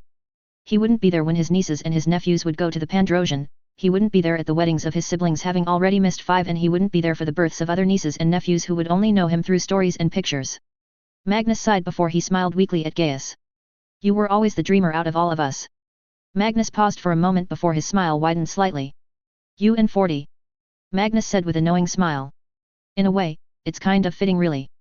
You and 40 always did have a closer bond of brotherhood than you guys did with the rest of us. Both of you going on an adventure together as you guys were so oft to do in childhood is fitting. Gaius looked at Magnus a little surprised. What? Magnus, Magnus interrupted him with a noise that escaped his throat before he continued with a dismissive wave. Don't deny it. Magnus said with a softer, kinder smile. I used to be jealous and upset that you guys would so often leave me behind. Magnus shook his head as Gaius remained silent as troubling doubt filtered in. Had he really been so neglectful as a brother? Looking back, he could see why Magnus would think that Gaius and 40 would scamper off to do their own thing, but he never thought he was abandoning his siblings. Did the others think that as well? I can see what you're thinking. Magnus' voice drew him out of his troubled thoughts and Magnus placed his hand on his shoulder. You weren't a bad brother, Gaius. Not even close. Magnus assured him, but he still felt that knot of doubt deep within his mind. Magnus looked at Gaius with a penetrating look. It's just that you and 40 are two peas in a pod in your own ways. You guys fed off of each other when we were children. 40 with his bravery and confidence that you lacked when we were younger, and you with your ingenuity and will that 40 depended on. Magnus removed his hand from Gaius' shoulder, but not without tapping his shoulder. I understood long ago that there wasn't any malice or neglect in your actions, it is simply who you guys were. Magnus looked away from Gaius as they approached the station. Adventurers destined to win the game. Gaius wasn't sure what to say. Anyway, Magnus stretched out with a long strung-out exhale as he shook his head and turned to Gaius, a teasing smile on his face now. So, I hear you went to go see Clarissa the other day? Magnus asked, exaggeratingly wriggling his eyebrows in the process. Eusebius has a big mouth. Gaius muttered, though it was with a smile. He did go see Clarissa, his old girlfriend, a few days ago. She'd been part of the group of students that the king took off-world, and they'd gotten a lot closer after that and dated for 7 years. He'd loved her. He still did, but they were both wedded to their jobs at the times. They both still were. Maybe afterwards. Magnus laughed before he spoke up. Don't worry, he only told me. The others wouldn't have been discreet. That was true. Their sisters would tease him ceaselessly in the hopes of getting information out of him. Their brothers, in all honesty, would the same, only cruder. The conversation flowed a little easier after Magnus' confessions about their childhood, but it was still a little stiff. Thankfully, it wasn't long before they parted and said goodbye, knowing that they'd see each other again at Amelia's, their sister, party, which was tomorrow. Neither of them mentioned that evening's conversation again at Amelia's party or in the week afterwards. All that was said, was said. A week later, Moenia Assembly Complex. Gaius raised his hand towards the scanner as he reached the last set of door. A green vertical beam of light scanned every surface of his hand and every cell underneath his skin. The green beam of light blinked away and a dark screen appeared from the screen. Please alight your hand to 1 lux, the monotone voice of the complex's security system requested. He channeled his magic to his hand and his hand began to light up to the requested intensity.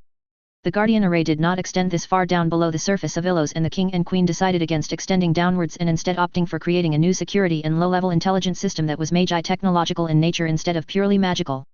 The system was based on smart programs brought to function through the Illusion computer language that was based on symbols from a number of ancient magical scripts practically butchered and spliced together into forming a coherent language. There was an idea of using runes to create a computer language, like the Illusion runes, but so far it seemed a little too dangerous.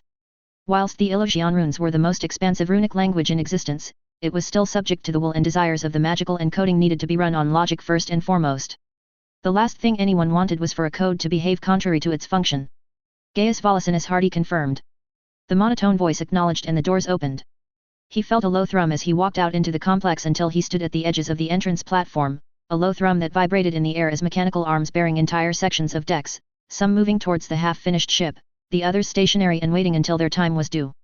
The assembly complex was not as huge as docking complex was after all. The docking complex was intended to hold 5 to 10 ships in time, but it was as equally as impressive as the docking complex, if not more so. At the center of the complex stood a half-finished ship held in the air by connecting arms that ascended from the bed of the chasm.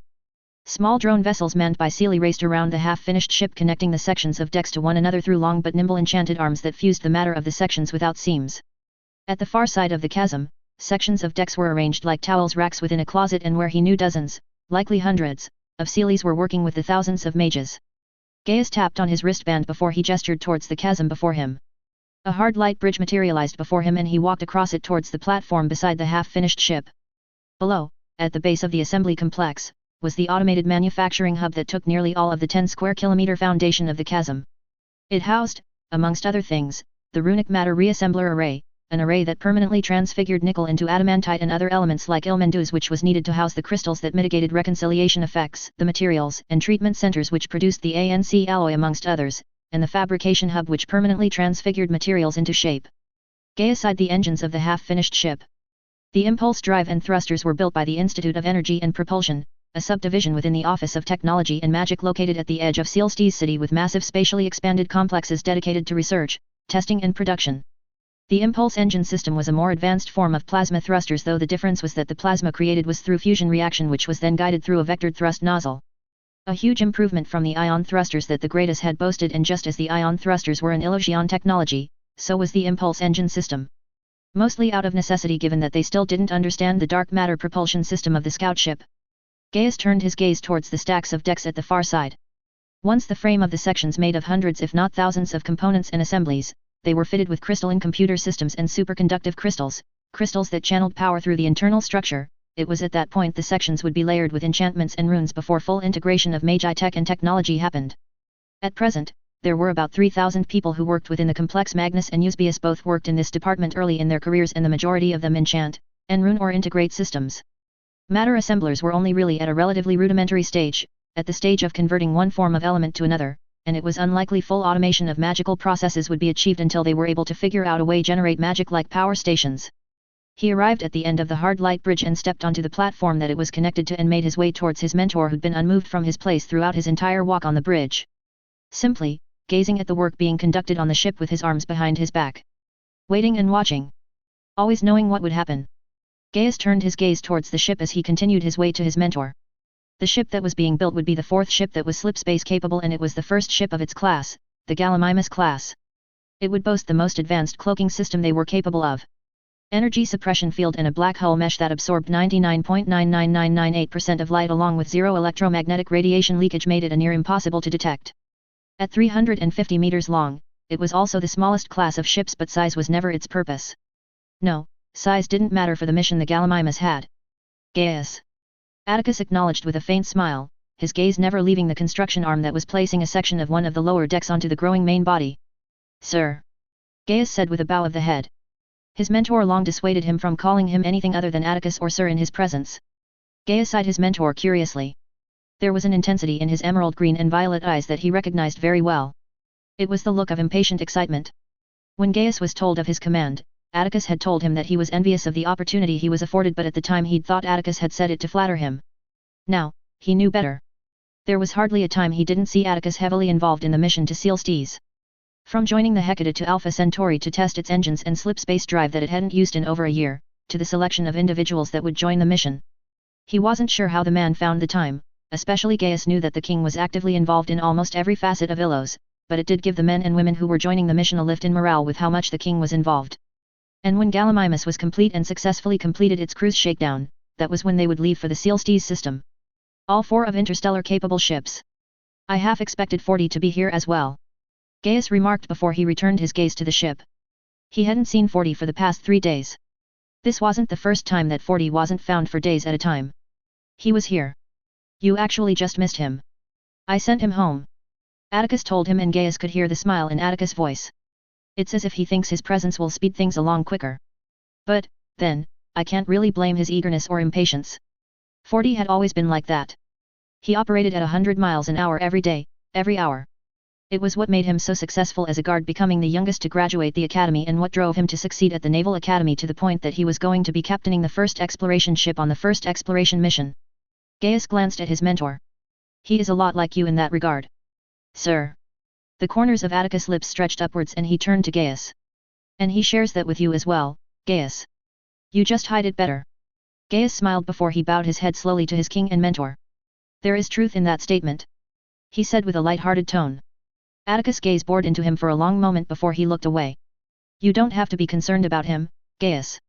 He is ready. Before Gaius could respond, Atticus added, he's not the recklessly bold boy he used to be. He'll do all of Illos proud. Gaius stared at his mentor. You've seen this? Gaius questioned. It was a redundant question. He knew that his mentor had seen this probably years ago. His sight was that powerful. He knew from first-hand experience of that simple fact. But he worried. 40 was a natural leader and had honed that side of him even more so after he'd spent half a decade in the Guards. He was a commanding man that had a natural sense of charisma and authority.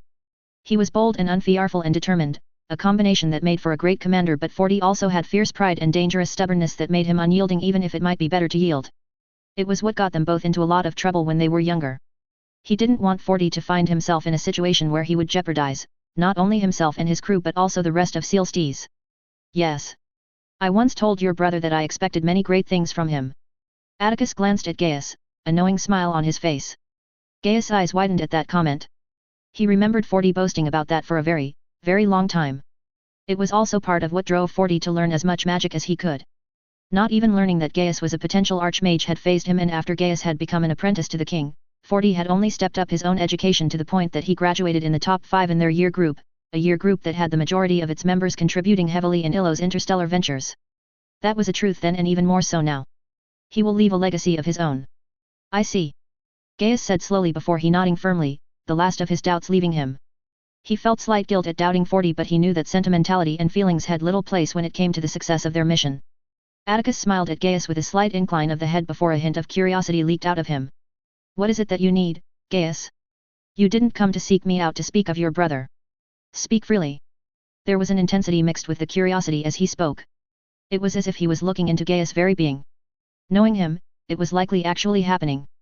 Plus, it was a certainty anyway, given the king knew exactly what he was going to say, exactly why he was saying it and how he would say it. Gaius hesitated for a moment but steeled himself. Sir, you shouldn't go, he said, staring directly at his mentor's eyes. The magical world is on a knife's edge, and once the Rave Knights note your absence, it would throw the magical world into chaos. Gaius said with as much respect as he could muster before he released the tension of air that he'd held in, and his expression turned imploring. You're needed here. Whatever you'll do there can wait until after the war is done. A large part of him was horrified that he was speaking in this manner with his mentor, his king. But, at any time, the Rave Knights could launch their ideological war against the magical world, and he feared for when it became known that the king was absent. A possibility many had long seen coming well over a decade ago. But no one had the appetite for war back then, so as long as the Rave Knights adhered to the statute of secrecy. Not after the standoff the ICW had with the Illos. Not when there had been an absence of international leadership after the subsequent erosion of the ICW's power and authority as nation after nation broke away once it was determined the ICW didn't have the will to force membership or place sanctions as long as the statute of secrecy was adhered to. And Illos was more than happy to simply ignore those parts of the magical world in favor of building its own coalition. A mistake that would come to haunt them devastatingly. Gaius stared at his mentor, a complex and troubled feeling swimming in his stomach. Gaius hadn't confronted him about it at all, hoping that his mentor would act like he did when war with the ICW seemed inevitable. It would make the king's absence far less important. But he hadn't, at least as far as he knew, and their time of departure was fast approaching. There was no chance his mentor hadn't seen what was happening. What would happen? You believe we'll be at war soon? Atticus questioned with a raised eyebrow and a considering look, ignoring Gaius' plea for him to remain behind. You don't have to be a seer to know where the winds were blowing. Gaius answered with a meaningful look. He'd only been back for 3 months, and he'd been able to tell that motions of events were going to spiral into another magical war very soon in his first few weeks back. The reports he'd read since and the latest events only accelerated his belief what timescale they were working on. The ICW's closer relationship with China, the various Middle Eastern magical communities and its fortress territory in Switzerland, and the guarantees it was giving to the remaining free Western magical nations, albeit unofficially in the face of reports about the brutality of the Rave Knights, made it clear that they also readying themselves for war. Atticus nodded slightly, his considering look fading away and grimness set in. You don't. Once again, a major war is set to ravage the magical world. Atticus turned his gaze back at the half-built ship only months after we leave. And Illos? Gaius asked, only just about managing to keep his tone from seeming pressing. Will we be dragged into it? Gaius had noticed the differences in his sister Marissa when he returned. All of his siblings had changed, had grown, but Marissa, she was quiet and morose, as if she was weighed down by a chain that hung from her ankles, dragging her down into the crushing depths of the oceans. It could only have something to do with her sight, which she likely used daily as part of the Office of Farsight. She never told him what her problem was. His siblings didn't know either, though Livia did tell him that Marissa's sight was levels above what it used to be, so much so that Marissa had warned Livia about something almost a year before it happened. Would his family be dragged into war? His home? Atticus turned to Gaius, his gaze piercing. If we were, what would you do? Ask for yourself to stay, to defend Illos? Abandon our mission? Yes. Gaius said strongly. He took a step forward to the king. Isn't it our duty to protect our home? Especially us, those who are archmages and have greater duty. Atticus' eyes softened before he nodded slightly. We do have a duty to our people, to our home. Our families. Atticus said with a faint smile before his very presence shifted when he dropped his smile and his expression hardened. His presence seemed to grow to be as tall as Sealstee's mount despite there not being even slightest perturbation in his magic. Illos and the Grand Alliance will not join in the war to come. Not while I am away. Not when I'm back either. In that, you can be rest assured. Gaius startled at that declaration. We won't join the war. He'd always just assumed that they'd fight with the rest of the magical world like they did with Grindelwald. The mountainous presence that Atticus bore relented though it was still heavy after he'd looked away from Gaius and towards the half-built ship. There was a lull, a bleak silence that made Gaius' breathing somewhat stilted. Do you remember what I asked you right before you left? That Sunday morning. The question took Gaius off guard before as he frowned and dove into his bank of memories, and he remembered. Gaius remained silent for a few moments after playing the memory a few times in his mind. Finally, after a minute or so he answered, you asked me if it is enough to survive. If all that we do to ensure we survive is enough. Atticus had asked him this question right before telling him that he wasn't looking for answer, only for him to think on it. And Gaius had. He knew moments after Atticus had asked what the answer was. At least, he thought so at the time. Now, he believed he was mistaken. It wasn't as simple as yes or no. Instead, he'd asked himself many questions. Atticus hummed, his head raising slightly as one of the uppermost decks was being moved into position. And it's not enough to survive, Gaius said after a moment, as everything began to click in his mind, and it felt like a noxious and putrid odor invaded through his nose and scrambled his mind into ugly but profound clarity. The words that escaped his mouth tasted like ash. One has to be worthy of surviving. Gaius closed his eyes as he realized why his mentor hadn't acted.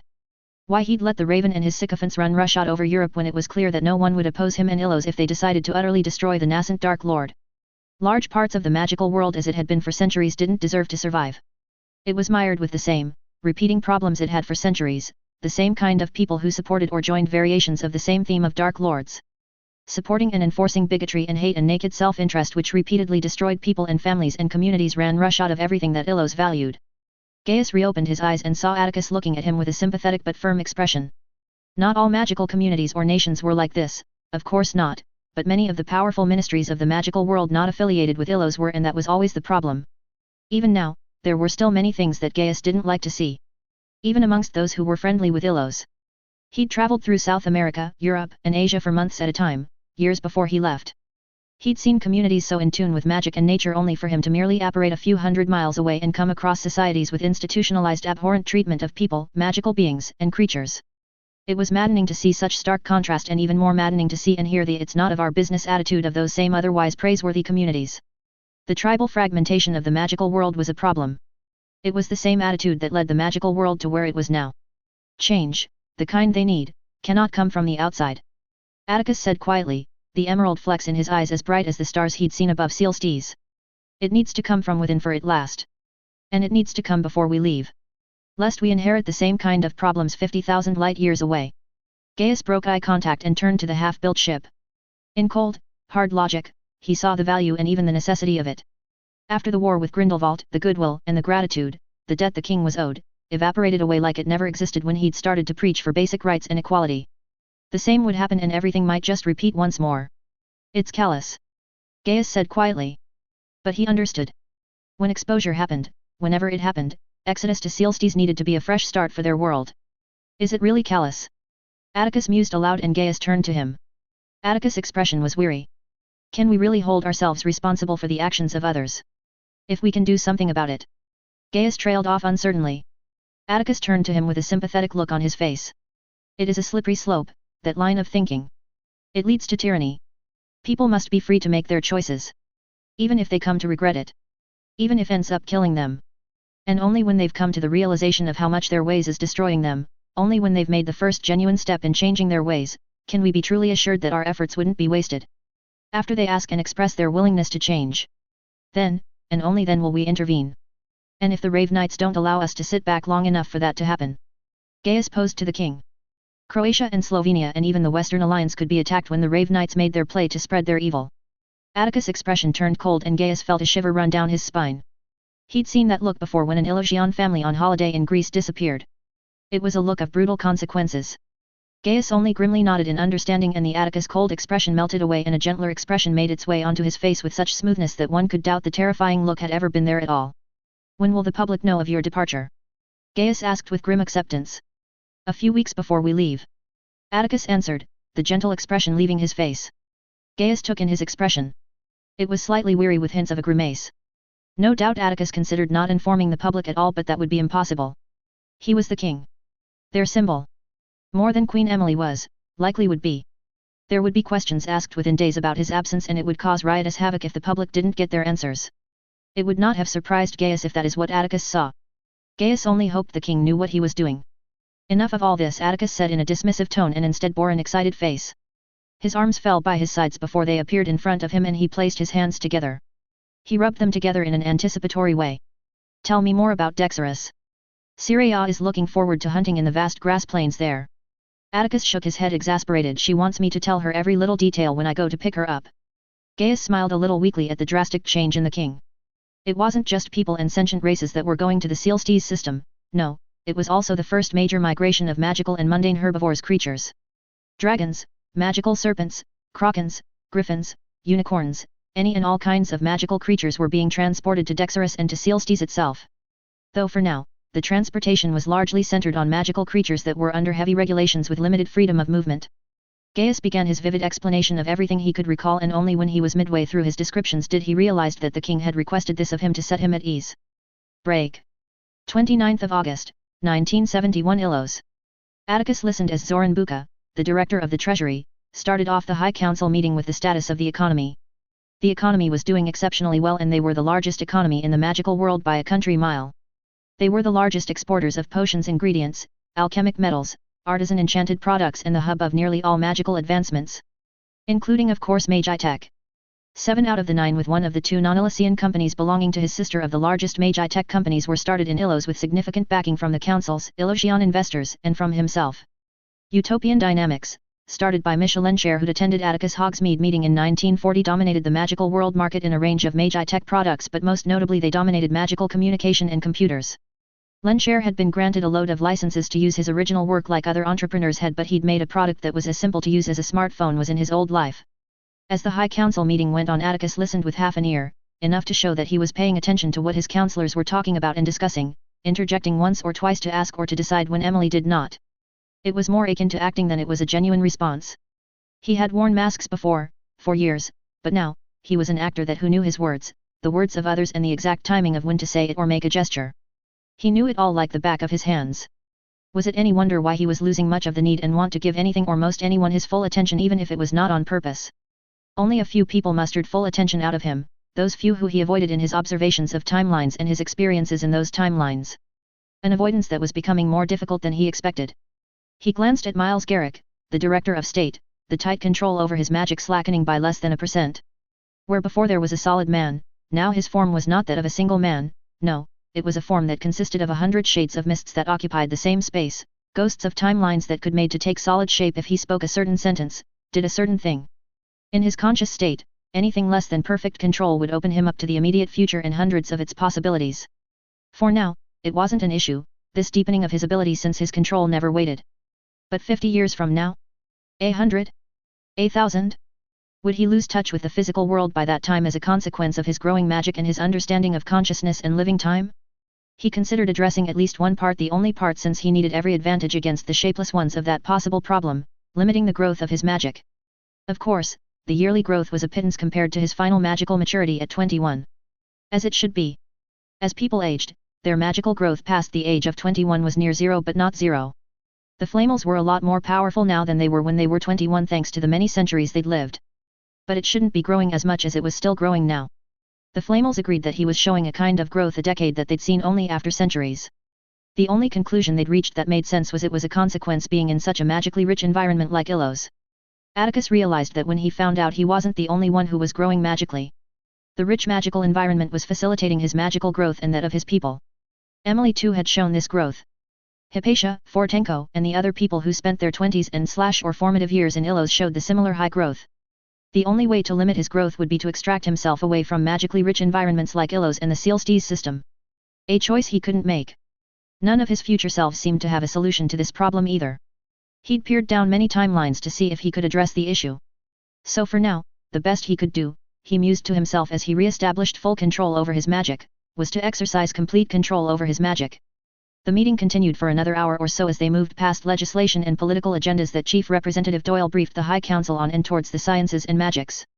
William Bell began first and reported on his office's projects and their statuses. When he indicated limited progress in the research of scientifically halting cell death despite the mountain of data they collected and have on animals like phoenixes or Turritopsis stonii and immortal jellyfish, Atticus commented and suggested something that would lead Bell onto a fruitful path. A path where, in 8 years, Bell would find a way to reduce the shortening of telomeres each time cells divided. It would lead to an estimated increase of the average lifespans of average wizards and witches from 180 to 350. In time, that lifespan would be increased even further. There was little doubt about that as people moved away from rituals and black magic to increase their lifespans. Atticus did a similar thing for Walter Bishop, whose research projects in legilimency and magical frequencies would spawn new development in neuromagical interfaces that would make technology as tied to people's magic as perfectly matched wands were. It was only when Perelius spoke of the one mission that the High Council was fully aware of that he paid full attention again. Perelius informed them of the situation in Europe hampering the success of the mission and that they were getting to the point that they were extracting less and less people from Europe as the weeks rolled by. Last week they only got out a single family. 4 months ago they were able to get on average 6 families a week. It wasn't the only problem either. Our agents are finding it difficult to move deeper into the interior of Europe. Perelius stated emotionlessly to them all. As you know, the magical net the Rave Knights have deployed across their territory is difficult to circumvent. The Rave Knights managed to tie all of their territory into one huge one with a single magical net encapsulated it all. But that wasn't the most impressive and troubling feat. The additional ward scheme the Rave Knights invented and added to magical net was ingenious. For a long time now, the Rave Knights went out of their way to record every citizen's magical signature in the places they had right to be in. Signatures they'd used to compile practically the magical equivalent of a database that let them know exactly who is who. With the new ward scheme that worked similarly to accidental magic monitoring ward schemes, they could pinpoint the general area of where someone was, and with the historical data that they had on the people, anyone not even close to where they meant to be was to be questioned. IO agents were not completely constrained by this ward scheme, but it made cooperation and trust with the native populations difficult. Not only did it isolate communities from each other and inclining them to reject any kind of risk, including escaping if it meant they'd be hunted as soon as they were a few miles from their homes and communities, it also heightened the fear people had with regards to rebelling. Magical signatures could be scrubbed, but that took time, skill, and knowledge. And that knowledge was not something the vast majority of people had. In Greece and in other places like Romania or Russia, where rebellion previously was burbling under the surface, was now lukewarm after the nobility purges and the news of the ward scheme reached far and wide. Wasn't the magical suppression bans meant to assist in that regard? Walter Bishop questioned with a concerned note. They help. Perelius confirmed, and it is used judiciously when they're undercover.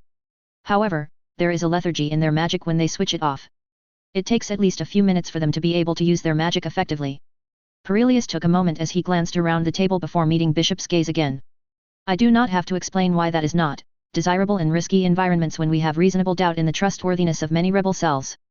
Murmurs rang around the council table, and Atticus could see a few of them resisting the urge to send him nervous glances. The knock-on effect of having a well-connected magical civilization was that news traveled very fast.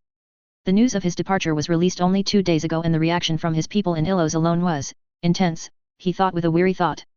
He'd managed to move along a timeline where the public's unhappiness about his departure for over a year was limited, but it was still there, and there was a tension that was tangible. In the rest of the magical world, the news was surprising to all interested parties. Other than the great interest that enemies and allies who weren't in the know had in their supposed finding of Atlantis, his departure affected global geopolitics like a stone would affect the surface in a still pond. Ripples were being made.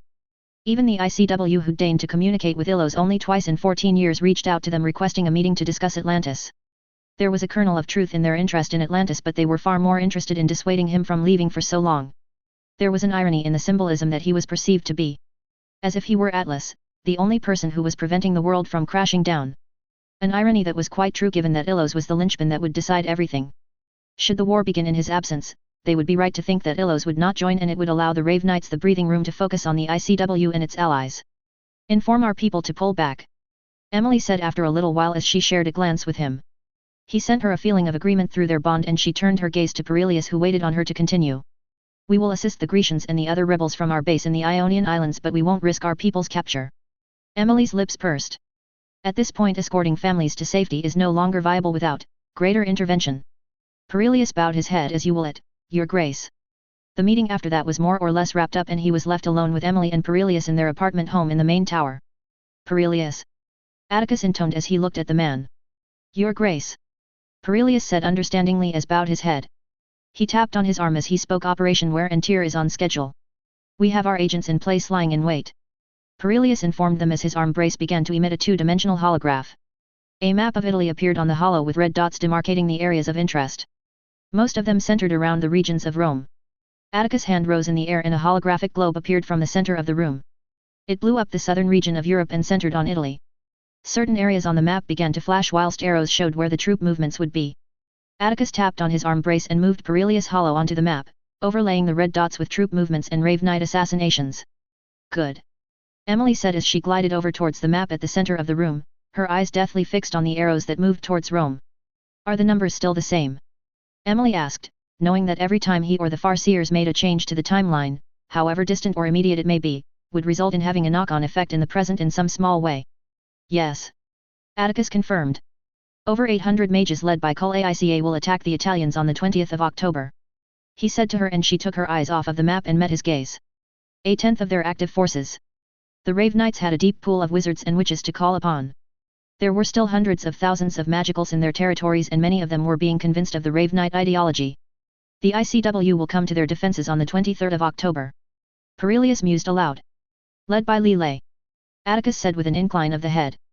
1,200 Rave Knights will attack the Chinese on the 27th of October, Emily continued, her hand sweeping across the globe towards the Suganyang Mountains. The Chinese had twice that number in Aurors and other combat-trained mages, but they would be caught unaware. Belief in the impenetrability in their fortress towns amongst the mountains would cost them dearly. Far too dearly. Friction within the ICW as they refuse Lilei to relieve the Chinese.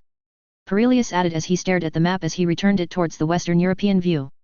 Both Perilius and Emily knew all what he knew about the upcoming war and the ways it could go, and the subterfuge the Rave Knights would play with the vampires that would begin to plague the Western Alliance, and Croatia and Slovenia. Hypatia will aid Emily should things spiral out of the likely timeline. Emily turned towards him. Quite the effect you'll have, dear husband. Emily said with a humorous tone, but they both knew that she was anything but pleased with it all. Of course, this war was inevitable, whether or not it was him or her that left. They were only speaking in terms of months, in truth. The Raven seemed to consider just one of them being present as an opening to exploit. Jealously doesn't become, wife. Atticus said with a curling smile, and Emily rolled her eyes. Atticus dropped his smile and turned to Perilius with a long stare on his face. Our agents, our people, Perilius, prioritize them over the missions. Atticus said in a hard voice. Perilius met his gaze with a silent and blank expression. We can always retrieve the artifacts and texts at a later date, or at worst destroy them if we have to. Our people, however. Atticus trusted Perilius with his life, but he did think that Perilius was a little loose with lives. Atticus couldn't claim to be better, but when it came to their people, he'd rather not see a single one die to save 100 others, let alone for some trinket that they didn't want the Rave Knights to have. After this conversation, Perilius would not even think to consider it. Perilius bowed his head. You have my word. Soon enough it was just him and Emily. Was it necessary? Emily questioned with a raised eyebrow as she undressed from her rossi and into her silk nightgown. Yes. Atticus said flatly. I saw an incident that caused him to sacrifice 8 of our men for the Olindicus lance. Atticus looked at her. It seems like he didn't know that the matter was already in hand. Atticus had transmitted as much as he could of the year he'd be away to her mind. Emily frowned. He acted without my knowledge. She stated displeased. Not to excuse him, but he was acting on critical information that needed to be dealt with within hours. You were in Morphe. Atticus told her, and it placated her a little. I will sit down with him. Emily said with a sigh, and Atticus smiled gratefully at her. It is a powerful weapon to let fall into our enemy's hands. She conceded. I know. Atticus grimaced. Thankfully it wasn't even close of a possibility. The lance had been crafted, supposedly, by the mage that went by the name Hephaestus for the war mage Olindicus around the 5th century BC. The lance had the capability to drink the blood of sacrifices and absorb a good fraction of their magic into itself before triggered into one single but awesomely devastating burst of magic. According to the myths, the weapon had been responsible for separating Sicily from the rest of Italy after it was fired during a battle with Carthaginian invaders. A battle that killed everyone. Well, obviously not everyone, otherwise the weapon would have been lost and the story left untold. Anyway, Atticus said with a shake of the head as he approached his wife, who looked as beautiful as ever. She smiled wryly at his look, and soon enough, they'd forgotten whatever it was that they were discussing as they fell into each other's embrace. 5th of September, 1971, Slithersaw, India. Siraya purred as he scratched away at a scale that looked like it was in need of some medical attention. You have some scale rot, Siraya, Atticus said, a little concerned as he looked over the rest of the underside of her belly. It looked like there were a few other such scales that definitely needed a course of healing elixirs. He'd have some choice words with the caretakers. Siraya hissed, I will heal. It happens when I have been active for too long. It goes away when I sleep. Basilisks had a strong healing factor, especially after they entered a hibernation state, turning their huge reservoirs of magic inward onto their bodies. That, along with the properties of their blood, was part of why they were so long-living, why they were effectively ageless. I will have it treated today, Atticus promised her whilst he caressed her belly. She gave off another purr. I will not object, she said with a pleased note in her hissing before she brought down the bulk of her body down, and Atticus stepped aside whilst she laid down. She brought her huge serpentine face to him and her forked tongue licked at his face. I will be strong for our journey. Will I be awake? Atticus smiled at her as turned his face slightly so that the tongue licked at the side of his face. If you wish to be. The younglings will be asleep for the journey, so you will only have myself and the other speakers for company. You'll stay with me? Atticus smiled at her longing question. Despite not being his familiar, Syria held an affection for him that was almost as strong as the affection Phyla had for him. An affection he returned even if he was more absent than he should be. He caressed her scales underneath her lips, not that far above the small notch from which her tongue is stuck through. Yes. We can even sleep in the same nest on our journey, he suggested to her. It didn't matter to him where he'd stay on the ship. Syria's temporary habitat was as good a place as any. I want to be awake, Syria hissed happily. You'll be all I need, Master, Syria hissed as she set down her head and closed her eyes as she angled her head towards the direction of the hot Indian sun. Before long she drifted off to sleep. She was tiring far too easily even with a magical battery in her gut, he thought to himself with a sense of sadness as he listened to her restful magic and her heartbeat. She had grown since he first met her all those years ago by 10 to 15%. When basilisks were in their hibernating state, all of their magic was focused to maintaining their bodies. They stayed the same and never hungered, theirs an ambient magic being enough to sustain them. They could sleep for 10,000 years without ever dying once they were old enough. There was a reason why basilisks held a similar status as phoenixes did. Beings of magic unlike most others. Unfortunately, it also meant that it had its own issues. Whilst basilisks in theory were ageless thanks to their regenerative blood and their magic, in practice, they were not. For a basilisk the age of Syria, to stay awake required immense magical energy requirements. Part of the reason of the immense energy requirements was because basilisks had an unfixable condition that caused them to grow without limits. In theory, a basilisk could grow long enough to wrap itself across the entire surface of the earth. Of course, they'd long die of unable to sustain the energy requirements they need to live. As it was, there were only a few places with enough ambient magic to make sure she wouldn't fall into another cycle of hibernation, and even it wouldn't be enough to make sure she was comfortable in staying awake for longer periods time. Even Illo's ridiculous magical density didn't seem like it was enough for her. Which was why he gifted her a dense but compact magical battery that would feed her with twice the magical energy she'd get from Illo's environment. It would last for decades. Somehow though, it didn't look like it was enough. Atticus turned to the old man beside him who held a shepherd's crook with both hands. His wrinkled skin was leathery brown and his hair more white than grey, though the brown eyes he bore were youthful and sharper than his age suggested. She's been up for longer than usual, the elderly man noted after he closed the gap, a kindly smile on his face. She rarely rouses from her slumber for the others in the village.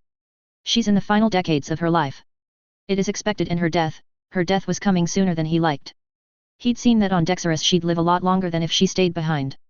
The moon's intense magical saturation rivaled that of Illo's as well.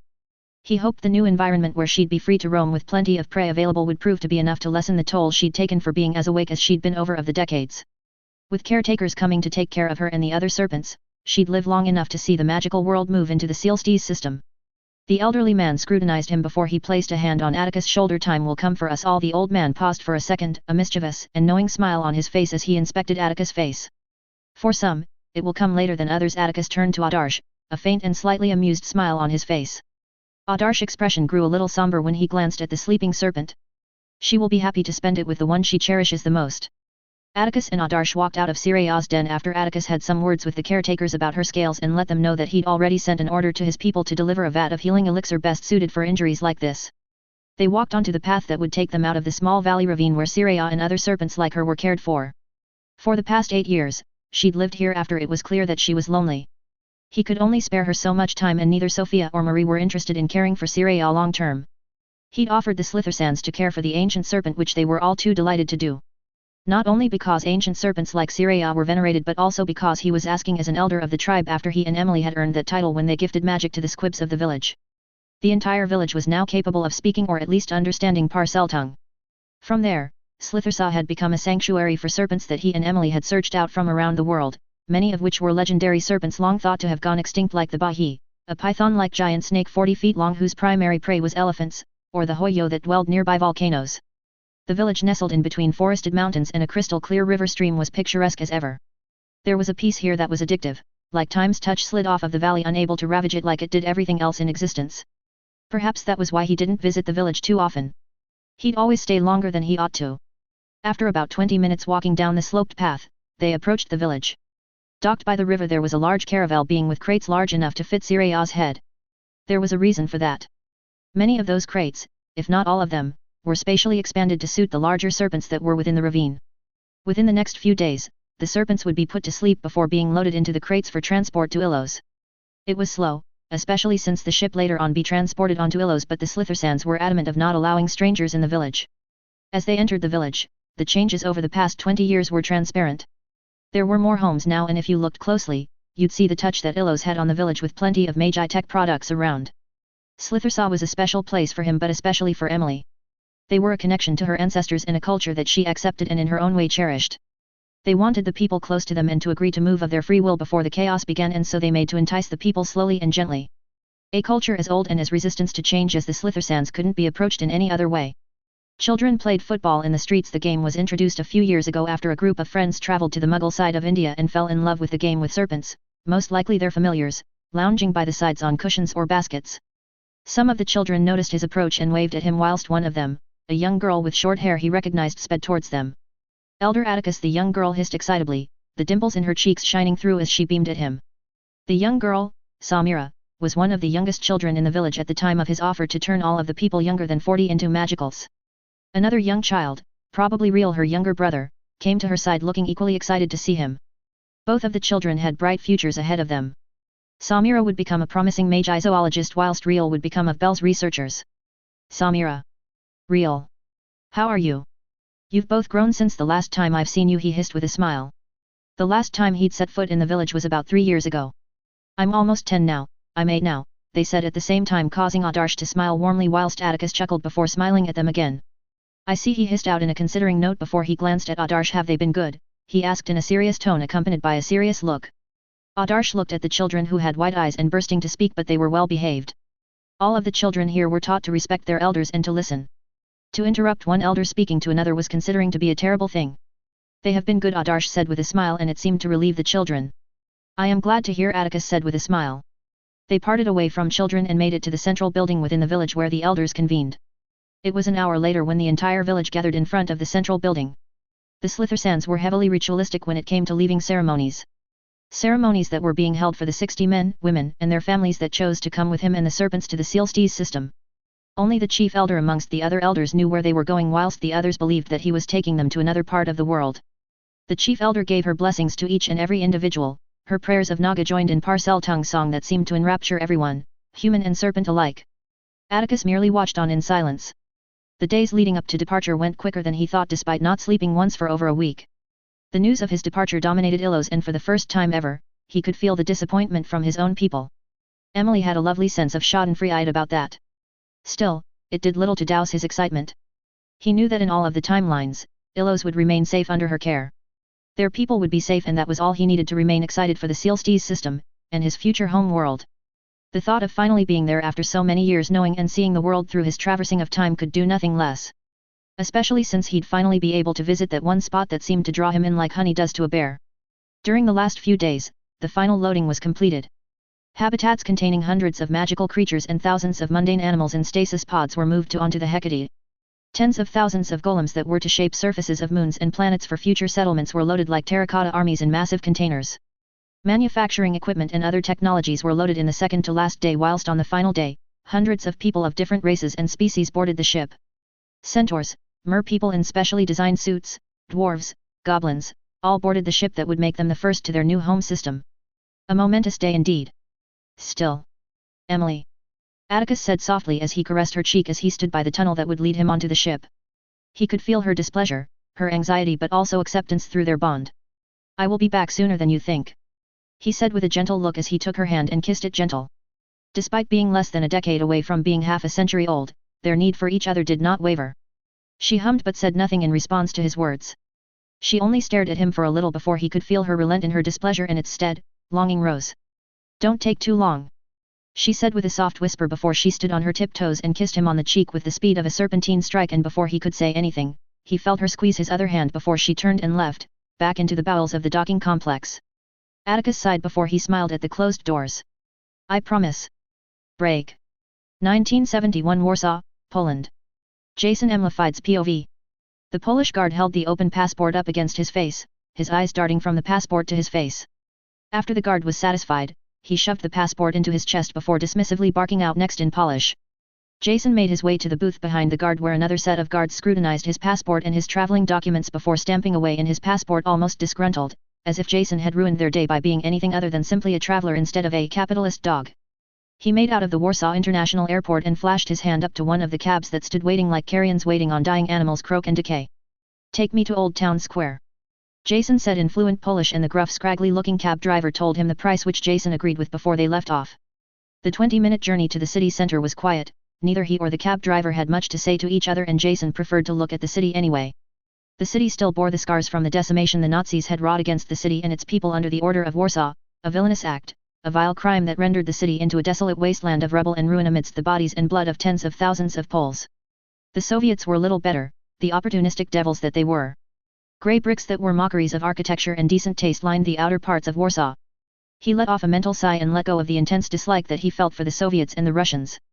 He was not here on a mission against the communists. No, his purpose was greater than that. A mission for humanity.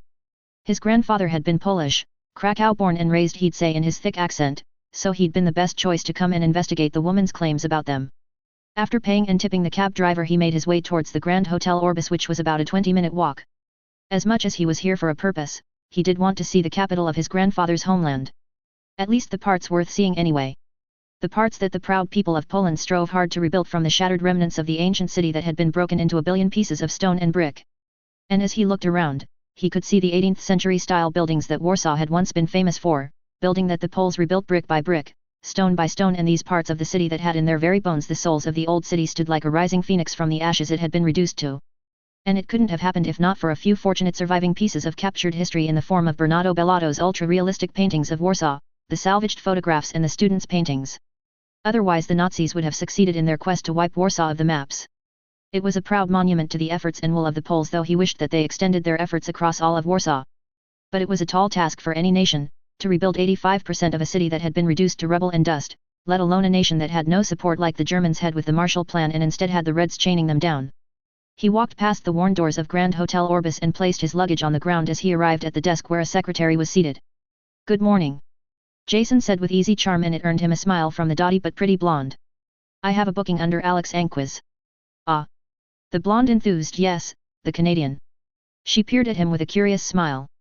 You speak very good Polish. Jason chuckled. I should hope so. My mother would be very unhappy if I could not speak her mother tongue well. The blonde was a little amused before she took a pair of glasses from beside her and placed it on the bridge of her nose, her pen dancing across the paper in quick fashion. She peered up from the document. You're staying for 10 days. Jason nodded and she added a final scribble before taking a stamp and pressing it against the document. She ripped the document from the pad and handed it over. Your room is room 16. It is on the first floor on your right. Jason smiled at the woman before taking out his wallet and paid for his 10 days.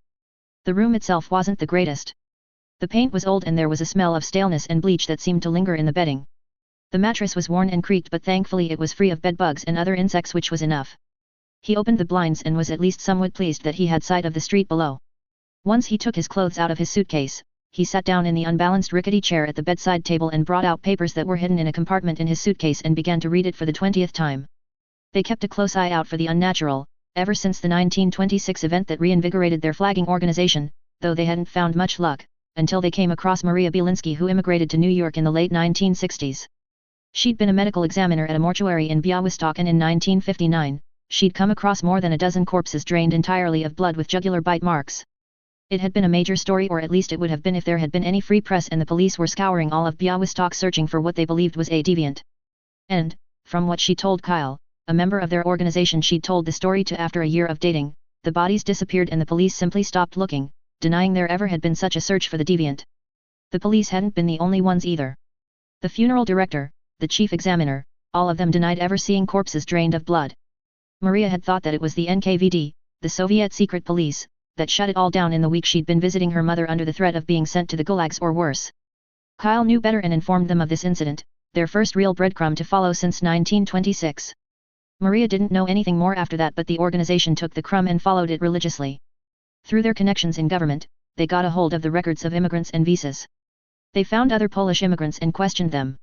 It was those from further south, from the countryside, that they found the pot of gold with similar stories as that of Maria's, but it wasn't just bloodless corpses they found rumors of.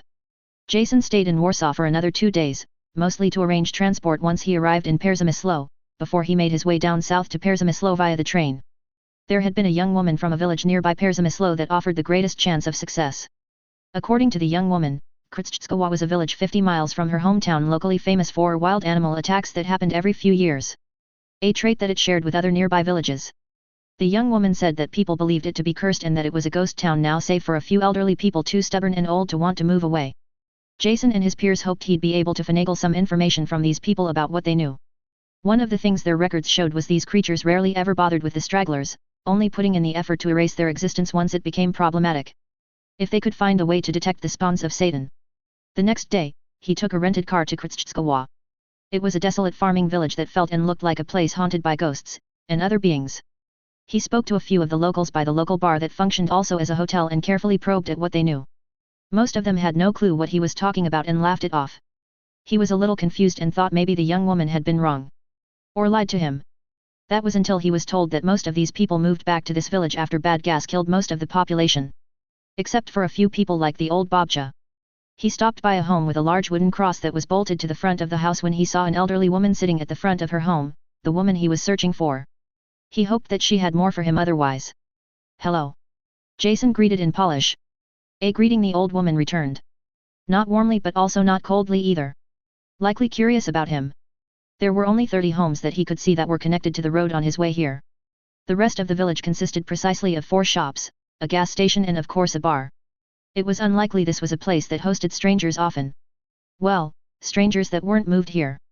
He opened the latch to the garden, a garden overflowing with weeds, and made his way to the elderly woman who was in a rocking chair, studiously watching him near. Who are you? What do you want? She bluntly asked him as she looked him over. He was in fairly decent clothing that he made sure would fit in with the polish. I have nothing to sell. She eyed him closer. I have also nothing buy anything with if that is what you are after. He smiled politely at the old woman before he bowed his head. I am Alex Anquiz. I am not here to sell or buy anything. Jason paused for a moment as he met the older woman's gaze, who seemed a little perplexed. But I am here for questions. Questions? Jason nodded slowly as he watched her carefully. Yes, about the animal attacks. The old woman stiffened up before she hid herself away in a cold blank mask. Ah, the bear attacks. What is there to ask? Bear attacks are bear attacks. Jason knew then that there was more to the story. Bears Mall, MRS. Wojciechowski.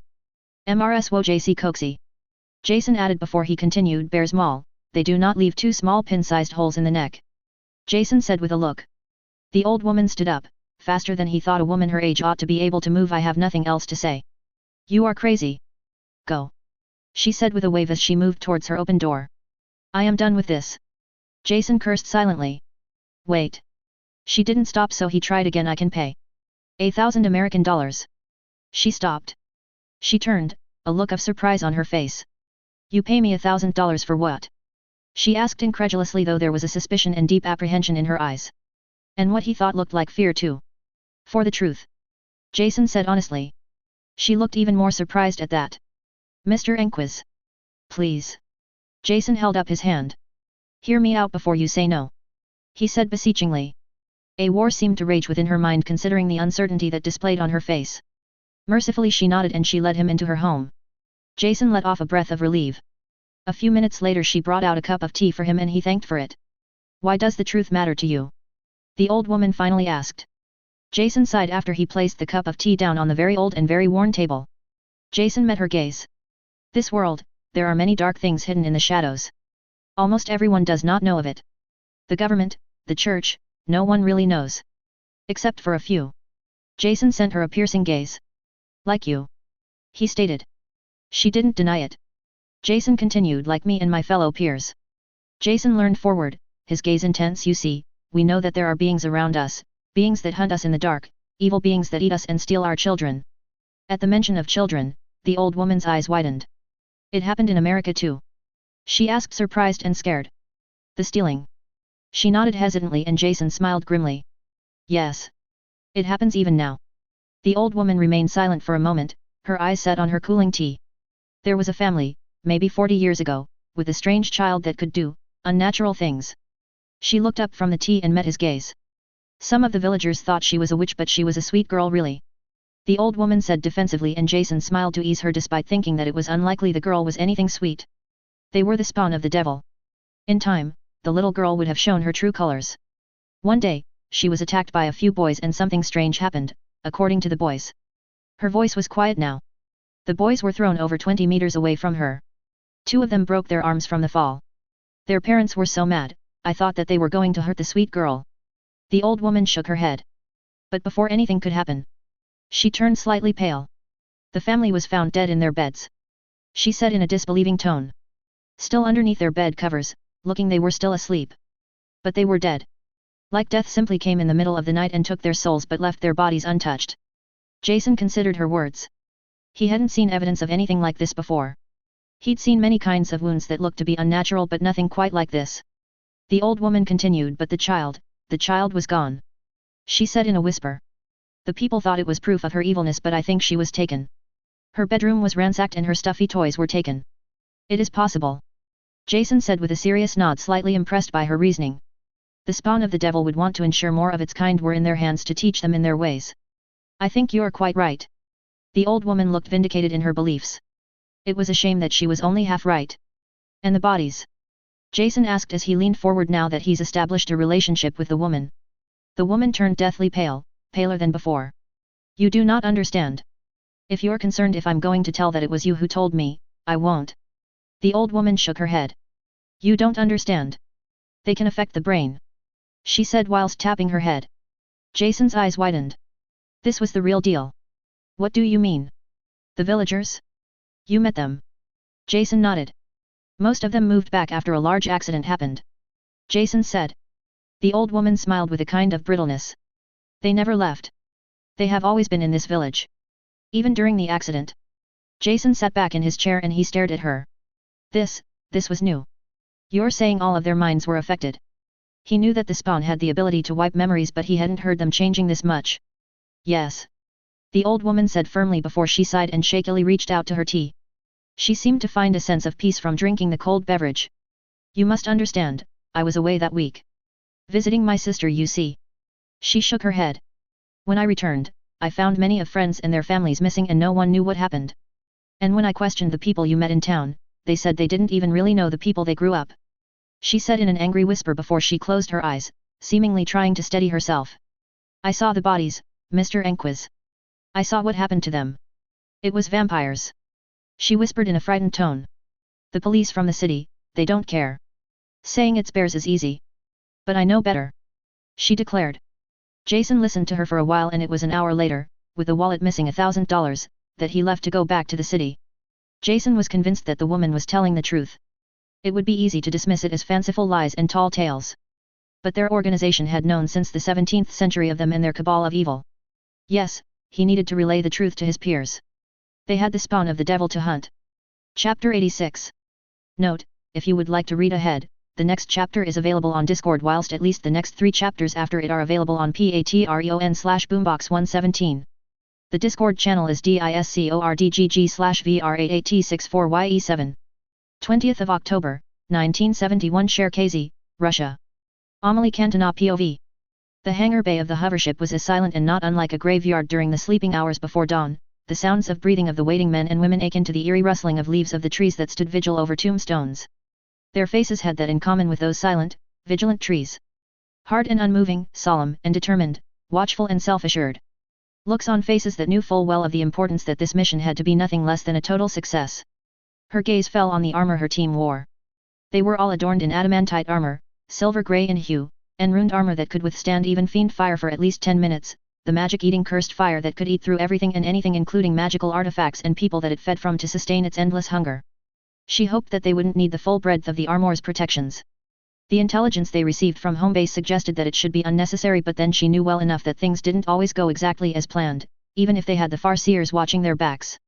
T-7 minutes. The pilot communicated through the comms. Amelie pressed her right palm into the arm brace on her left hand. A faint sloshing sound emitted from her armor, liquid metal rising from the upper parts of the armor and crept up towards her head. Her neck and then the bottom of her jaw were submerged until moments later her entire head was surrounded by the metal. The metal formed away from her head, creating a cavity. A gush of air hit her in the face and she breathed in slowly. The metal in front of her began to turn opaque before it turned crystal clear and a HUD system overlaid the screen. The others in her team had also activated their helmets and the HUD showed 3 green lights above their heads that indicated that their comms, their armor integrity and enchantments were all functioning at optimum levels. T-4 minute 30 seconds the pilot communicated and the doors to the hangar opened and violent and loud air rushed into the hangar bay.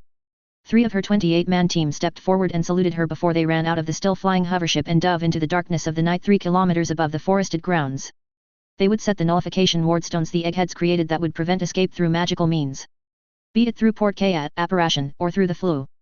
That and it would also prevent any discernible magic from being registered or escaping the nullification bubble, including any magical communication. Nearly all Mage-icom or sympathetically linked magics worked in the same magical frequency bands so it could be nullified much like travel could be. The Rave Knights within the castle would be akin to a fish in a barrel. A signal appeared on her HUD, a signal that would have shown up on all of their HUDs, that indicated that they were directly above the castle grounds. Her magic, steady as it was for the entire duration of their flight, was steady no more. Not when the familiar hunger welled from within her, a hunger that yearned for the hunt and the blood of her prey. Her magic fed from that hunger with wildness, with eagerness, and it was burbling underneath her skin like burning sugar water in a pan, thickening and tightening much like the coils of her muscles were wound into a tightly wound spring waiting to be let unleashed into action.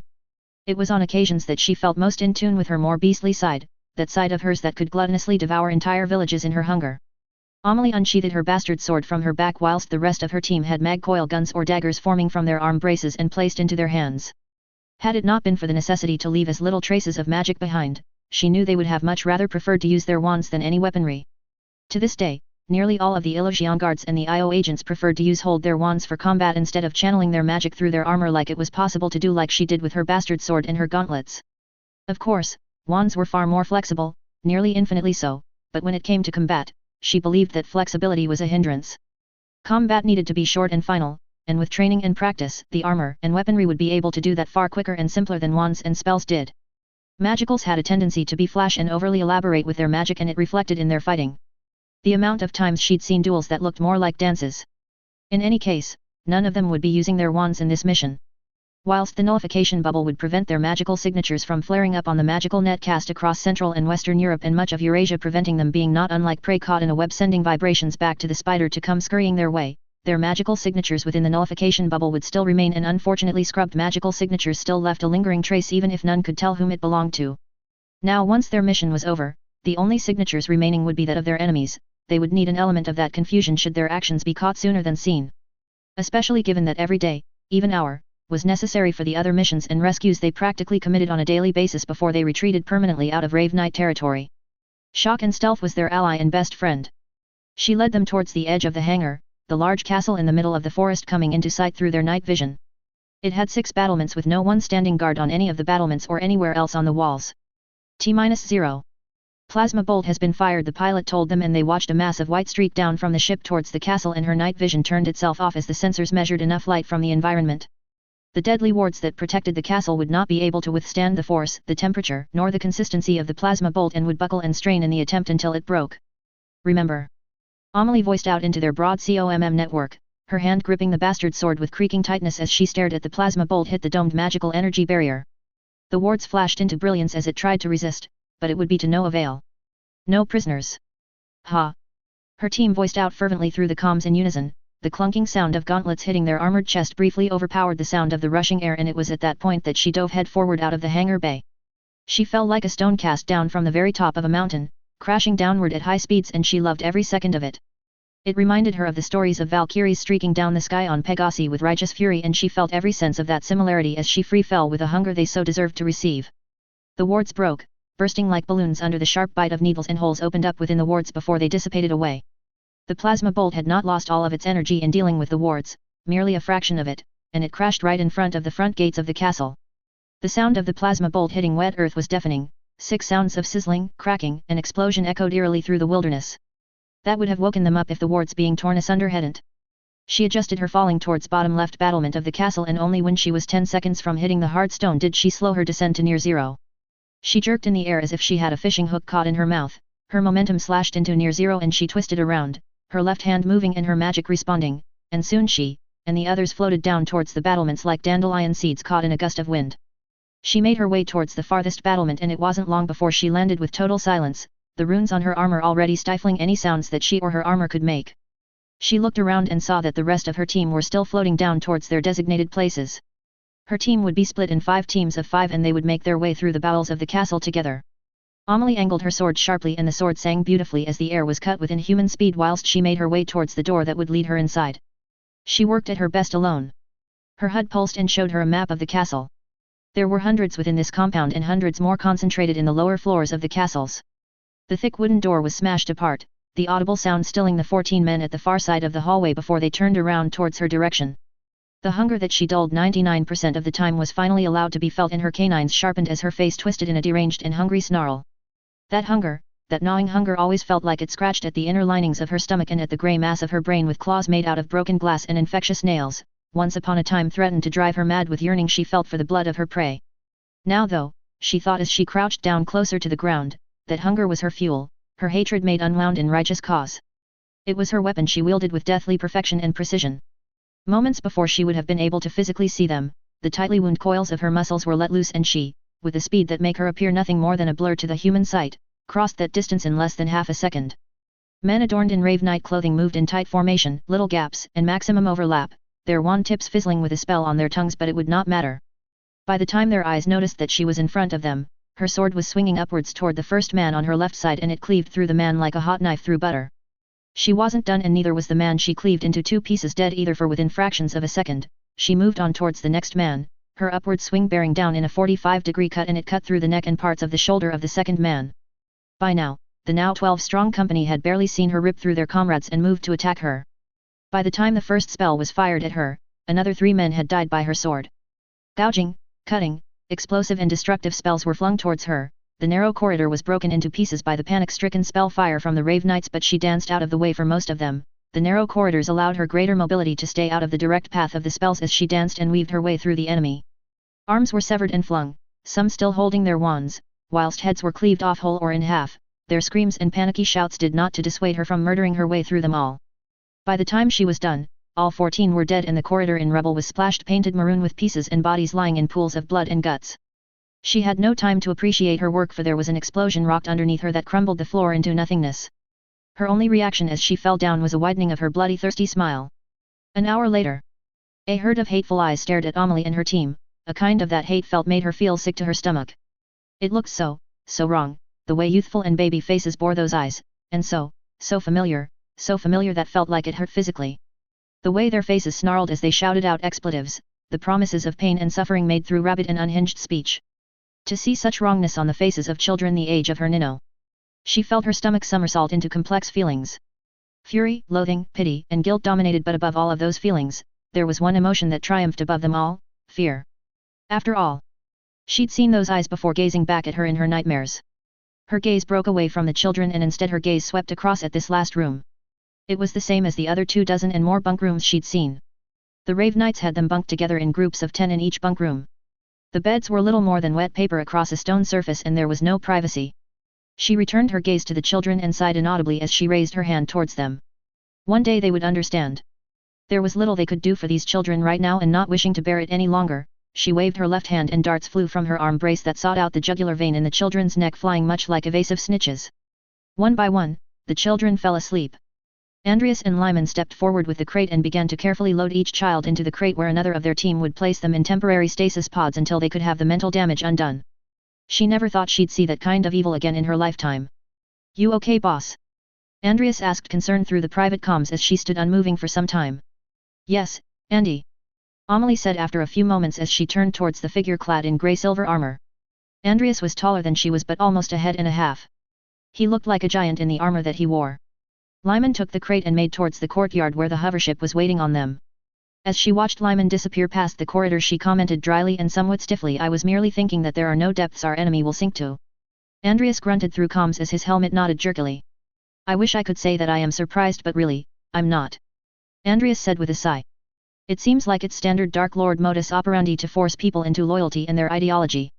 Even the young. he said with a dry tone, though it wasn't hard to sense the angry undertones. Amelie said nothing when she nodded to her subordinate before she made her way out of the room. By the time she arrived at the courtyard, the crates were being floated into the hangar bay of the ship one by one. She saw Lillian and the other two having arrived in the interim, and she made her way towards the woman. Lillian and the other two placed the nullification bubble around the castle. Ma'am. Lillian saluted and Amelie waved her away. Any signals or communications escape? Amelia questioned. They wouldn't know for certain, but the fact that an hour or so later they weren't beset by enemies from all sides boded well that their mission was successful and that the nullification bubbles weren't circumvented. The problem was, she saw a few communication mirrors that concerned her. No magic was ever foolproof or unbreakable, as much as the eggheads would like to profess, and she wanted to make sure the Farseers didn't miss anything. Lillian tapped on her arm brace and a hollow popped up. I do not believe so. She enthused as she scrolled through the logs of the ward stones. The nullification bubble not only prevented travel, magical communication, or magical signatures from escaping the confines of the bubble, but it also kept a record of the frequencies that it prevented from passing through on the ward stones themselves, which were paired to their Mage comms. There are attempts to communicate through paired mirrors, and even an ancient messenger spell, you know, those folded paper bird charms, but as far as I can tell, we are okay. Lillian said with a relieved smile in her voice. Amelie internally sighed with relief, and she felt her resolve harden as hateful eyes flashed in her mind. At least she now knew that the assurances by the Farseers that the nullification wardstones would work in keeping the mission contained were fine. And now that it is confirmed, she knew that the next few weeks, they would be hitting every camp like this with brutal efficiency. It wasn't long before they were all back on the hovership with a cargo of 32 crates. Well done everyone, Amelie said as she stared out at the faces of every man and woman in her team. She'd lost no one in her team today. She hadn't lost anyone for well over a decade and a half now, and she was proud of them for making sure they all made it out alive with perfect execution of the mission. She tapped her arm brace. We're good to go, she told the pilot, and soon enough, they were bound to forward base in Greece. Break. Perelius Parkinson POV. He flicked his finger, the page on the hollow turning, and continued read the report on the latest stirrings of the Rave Knights. There was a knock on his door, and Perelius looked up briefly from his hollow and saw who it was, who it could only be at this hour. A look was enough for Perelius to give the man permission to enter before he continued to read the report. Cato. Perelius acknowledged without looking up from his hollow. Sir. The black-haired man greeted as he approached Perelius' desk before taking a seat across from him. Perelius took a few more moments before he looked from his hollow, having finished reading to a satisfactory point. The mission. Cato gave a thin smile. Complete success, he said before leaning back in his chair relaxed. No fatalities of the prizes, and we still maintain a wide window. Perelius hummed, as expected, of course. Of course. Cato said with a nod, but even though he didn't show any negative emotion, Perelius knew the man he spent years training better than the man knew himself. Cato disliked the ease with which the Farseers directed the IO with. Still, it was a dislike that Cato didn't let interfere with his responsibilities. As expected. Cato continued, his hands arched against one another as his posture took a more rigid, more controlled stance. Does our timetable change with this? Perelius eyed the dark-haired man. It does. I will see it accelerated. They won't like that. Cato said with a piercing gaze. Perelius smiled, and it was a smile that could chill the blood of the most hot-tempered fool. And yet it will happen. Perelius said as he slid the hollow towards Cato. Besides, Perelius had access to intelligence that spanned over a dozen timelines that the Farseers assigned to them weren't yet capable of seeing, with the exception of Hypatia and one other. This path he favored was one of them, and it bore little consequence to the immediate and distant future. Cato eyed it speculatively for a few moments before taking it. Perelius watched the dark-haired man read through the report with an ever-watchful gaze. Cato was one of his more successful protégés. A son of a clan family, the Trest family, Cato was given and taught the best of both magical and muggle worlds, allowing him the kind of flexible mind that Perelius shaped into what it was now. An excellent intelligence agent who was shaping up well to be his successor. It's ambitious. Cato finally said after a moment, and Perelius could hear the interested surprise and calculation measuredly leak out of Cato's voice. Perelius only offered a shadow of a smile. They will not be able to prove it, but they will know it is us. It could only be us. They already would know it is us from Sherkazi alone. Perelius commented without inflection in his voice. Cato nodded, understanding his point. Ilos was already known as the inheritor to the Atlantean legacy, and with the king believed to having left with the expedition, any and all unexplainable happenings would fall on the shoulders of Ilos. Amusingly, something that had already been happening years before news of Atlantis was made public. Even more amusingly, there were a few that certainly was their doing. And whilst they would rightly believe it was Ilos, they wouldn't know how. With their gambits in Asia and Southern, Free Europe, and North Africa, the Raven would be disinclined to wage open war with Ilos and the Grand Alliance until he was in a better position. I'm all for it. Cato said calmly, but Perelius knew that he was interested in taking lead in the more fruitful missions.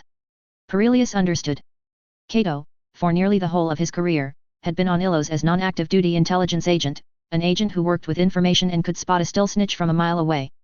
And it was time for Cato to lead missions to quell the thinking that he was only an analyst instead of the overseer that Perilius expected him to grow into becoming. Good. Then you can take point of the Moscow and the Bulgaria missions. At this, Cato smiled widely and Perilius visibly saw Cato's mind run a mile a minute. You spoil me. Sir. Cato added the sir part almost in an afterthought manner. Perilius let it pass. It would enhance Cato's reputation in the IO and within the High Council which he would need if he wanted to be elected as overseer of IO, especially if Moscow's haul was total without any loss. Which should be unlikely given that the Horde were in centralized locations in Moscow however well they might be defended. With the Russian nobility having been gutted by Grindelwald and then later by the quasi-communist regime, more and more of Russia's wealth and knowledge had become centralized, including the loot they obtained from the other neighboring ministries and communities. Complacency and arrogance. And once the Rave Knights conquered the quasi-communist regime and imposed their rule on the Russians by taking over the old Russian feudal system, a system the communists had taken eager pleasure in replicating, the Rave Knights kept the same places as the former ruling elite had kept their hoard beyond the few artifacts and texts they'd absconded with to Czechoslovakia, which was their command center. A hoard that would soon fall in Ilo's hands. They had little need for nearly all of it, and most of its value was in denying their enemy resources whilst at the same time furthering their later goals of becoming the central place of knowledge of any kind. What do you want me to do with the locals? Cato asked curiously before he turned serious. There will be blowback. The Rave Knights are fans of making examples. There would be significant blowback of course with the stitch-up they'd be committing against the Russian people, even if the Rave Knight leadership would suspect Ilo's fingers in it. But Perilius believed such things were irrelevant to Ilos. It wasn't as if there wasn't much of a population to punish. The influential families and nobility that survived the initial Rave Knight conquest were all but dead now, excepting of course the hundreds of scions that were now in Ilo's hands. Russia, it seemed, was served up to be an example to the rest of Rave Knight-controlled Europe in those days of wasteful massacres, and a warning to those who were spared the knife. Which wasn't something the Raven or Kull Aica would have to worry about insurgents anytime soon. Their handiwork did enough to wither and crush bravery along with any initiative from within the hearts of most rebel cells in Europe. Including amongst the Russians. Not that it would have been likely, given that without the nobility or the opportunistic bourgeoisie families the Russian people lacked much agency to do anything anyway. The Russians that remained were lacking in both magic and in potential as a consequence of Russian societal structure. They had little value to Ilos as it was, and it would take far too much time and resources to rehabilitate them into something other than what they were. There were enough of that ilk in the magical world. Should the Rave Knights punish the inconsequential Russians for made-up reasons such as treachery, as they are so keen and likely to do, it didn't matter to Perilius. Nothing.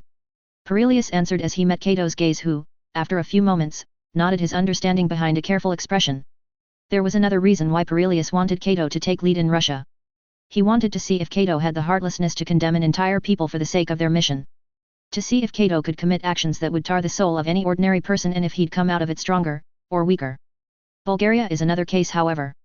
Perilius said as he traced his finger across the table. Bulgaria, like in other regions like Germany, Austria, or Denmark, there were a privileged few houses that were exempted from total destruction. But even those houses didn't come out of the purges unscathed, as branches had their scions taken to the same re-education camps as the other scions of destroyed houses. Cato glanced at the hollow the crumbs. Cato stated before looking up again towards Perilius. I didn't think we'd work with the crumbs given their hand in our king's exile. I wouldn't call it work with. Perilius said with a thin smile before he returned to an emotionless expression which appeared as suddenly as the thin smile did. There will be a price to be paid for our assistance. The ministries and communities that bordered the Danube had little value in either artifacts or magical knowledge, but what they did have was unique abilities that were passed down orally throughout the centuries in high secrecy, particularly certain kinds of animancy, the ability to manipulate the forces of life, which made them competitors to the shamans of West Africa when it came to that kind of magic. Of course, it had little practical value, in combat, but in of itself, it was useful. Which was how the crumbs had managed to leverage the survival of many of these communities, even if a large of them were press-ganged into servicing the Rave Knights. Whilst the Rave Knights were comparatively mild in their treatment of these communities were also the most likely to join in causes they thought would get them somewhere other than dead. Cato grimaced, having understood at least somewhat where he was going with this. They'll want assurances. Cato remarked. And they will receive it.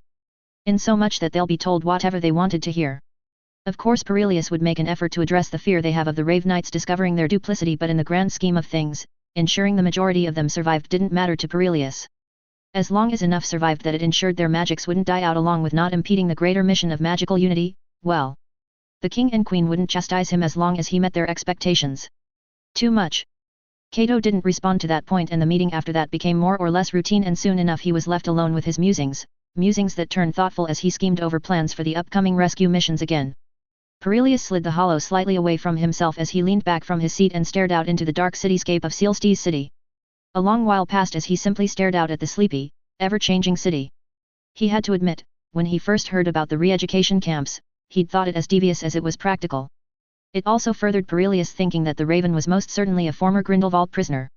He even considered that the Raven was Grindelwald's final revenge beyond the grave should his attempt to reform the world to his will and vision failed, but he ultimately discarded that if only for the fact that the Raven was far more ruled by emotions in his actions than if he had been Grindelwald's intended weapon. What he did think, however, was that Grindelwald would find some sense of joy in his final legacy. The Raven was as tied to Grindelwald in a way that made it seem as if he were the deceased Dark Lord's own son, a son that bore heavy hatred towards the nobility and the power structures that facilitated Grindelwald's rise and subsequently led to whatever made the Raven the man he was.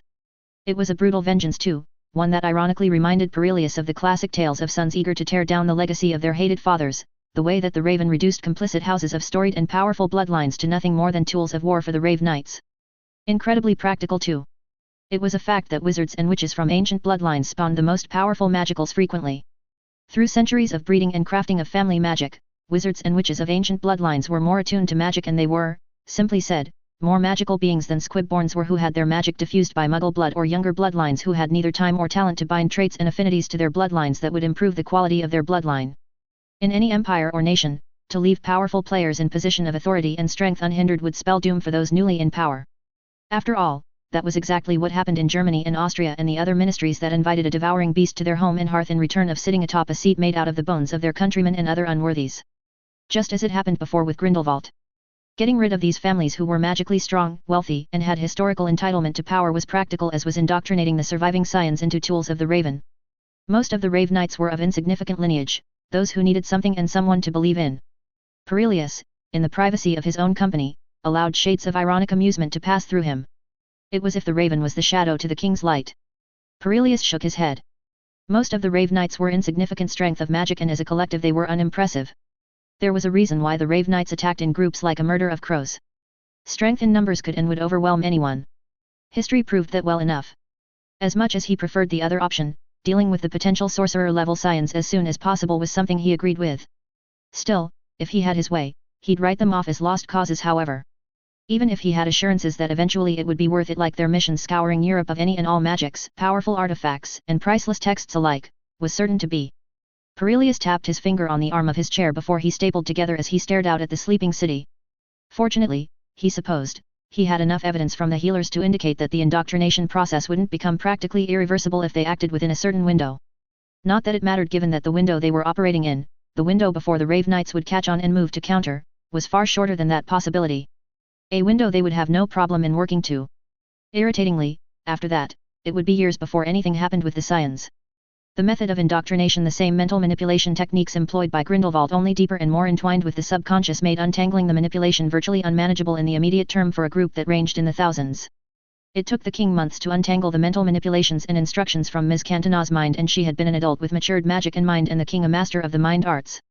Their best mind healers and mind arts masters indicated that it would take years to rehabilitate younger people with flexible but fragile minds should they have the same depth of subversion as Ms. Cantana once had. Perilius sighed. Yet the king and queen wanted what they wanted, he mused to himself. The benefits, beyond simply having a significant number of powerful wizards and witches indebted to Illos, were of course obvious. To the rest of the magical world, it would be an act of compassion and great morality in the face of evil and monstrosity. Illos would win a moral victory and held in greater esteem by the wider magical world. Every magical culture and society considered magical children as treasures after all. It would also make Illos an even greater power to the rest of the more skeptical and wary magical nations. If Illos has the capability to undo mental manipulations of such degree, did they also not have the ability to make such mental manipulations? At times, when dealing with recalcitrant people or societies unwilling to even consider the alternative, fear was a necessary tool to wield. No powerful individual feared anything more than the loss of free will and agency. The king and queen believed they would hit two birds with one stone, preserving powerful bloodlines indebted to Illos and the monarchy that could never be paid off, and of course the slow crawl towards Illos occupying the central moral and spiritual leadership before Exodus is set to happen. Of course, the news of the rescue wouldn't be made public until after Illos joined the war and after the indoctrination was removed, which wouldn't be any time soon. At present, the hover ship carrying the cargo and the team was en route towards their base in the Ionian Islands before taking the cargo to a facility in the Marshall Islands, a facility on some long ago abandoned island warded from Muggles' eyes centuries ago, where there were some 60 trained mind healers waiting to treat them. They were adept enough to reverse the mental manipulation and subversion, but it would take them years to reverse even a few hundred patients. It was why when they acquired the rest of the indoctrinated scions in the next few weeks they would be put into a stasis sleep that would effectively put them in limbo until the time arose for them to be awakened and treated. Perilius returned his attentions to the hollow and sat there staring at it for a few seconds before he picked it up once more. With a wave of the hand, an inkless quill flew from the cabinet and placed its tip onto his desk. With a few motions of his fingers, the quill was linked to his magic and his mind, and with a momentary flickering of his eyelids, he separated his mind into two different streams of thought as he leaned back into his chair, his hollow in hand. He would read with one stream and in another mind stream he would dictate the quill to put down his thoughts. The next few months had many things happen that Illos needed to take advantage of. Another series of opportunities like this would not happen again in the coming years. It would make the Rave Knights cautious, akin to a wounded predator not yet backed into a corner, and it would move them nicely along towards the future of a ravaged magical world eager to fall into Illos' hands.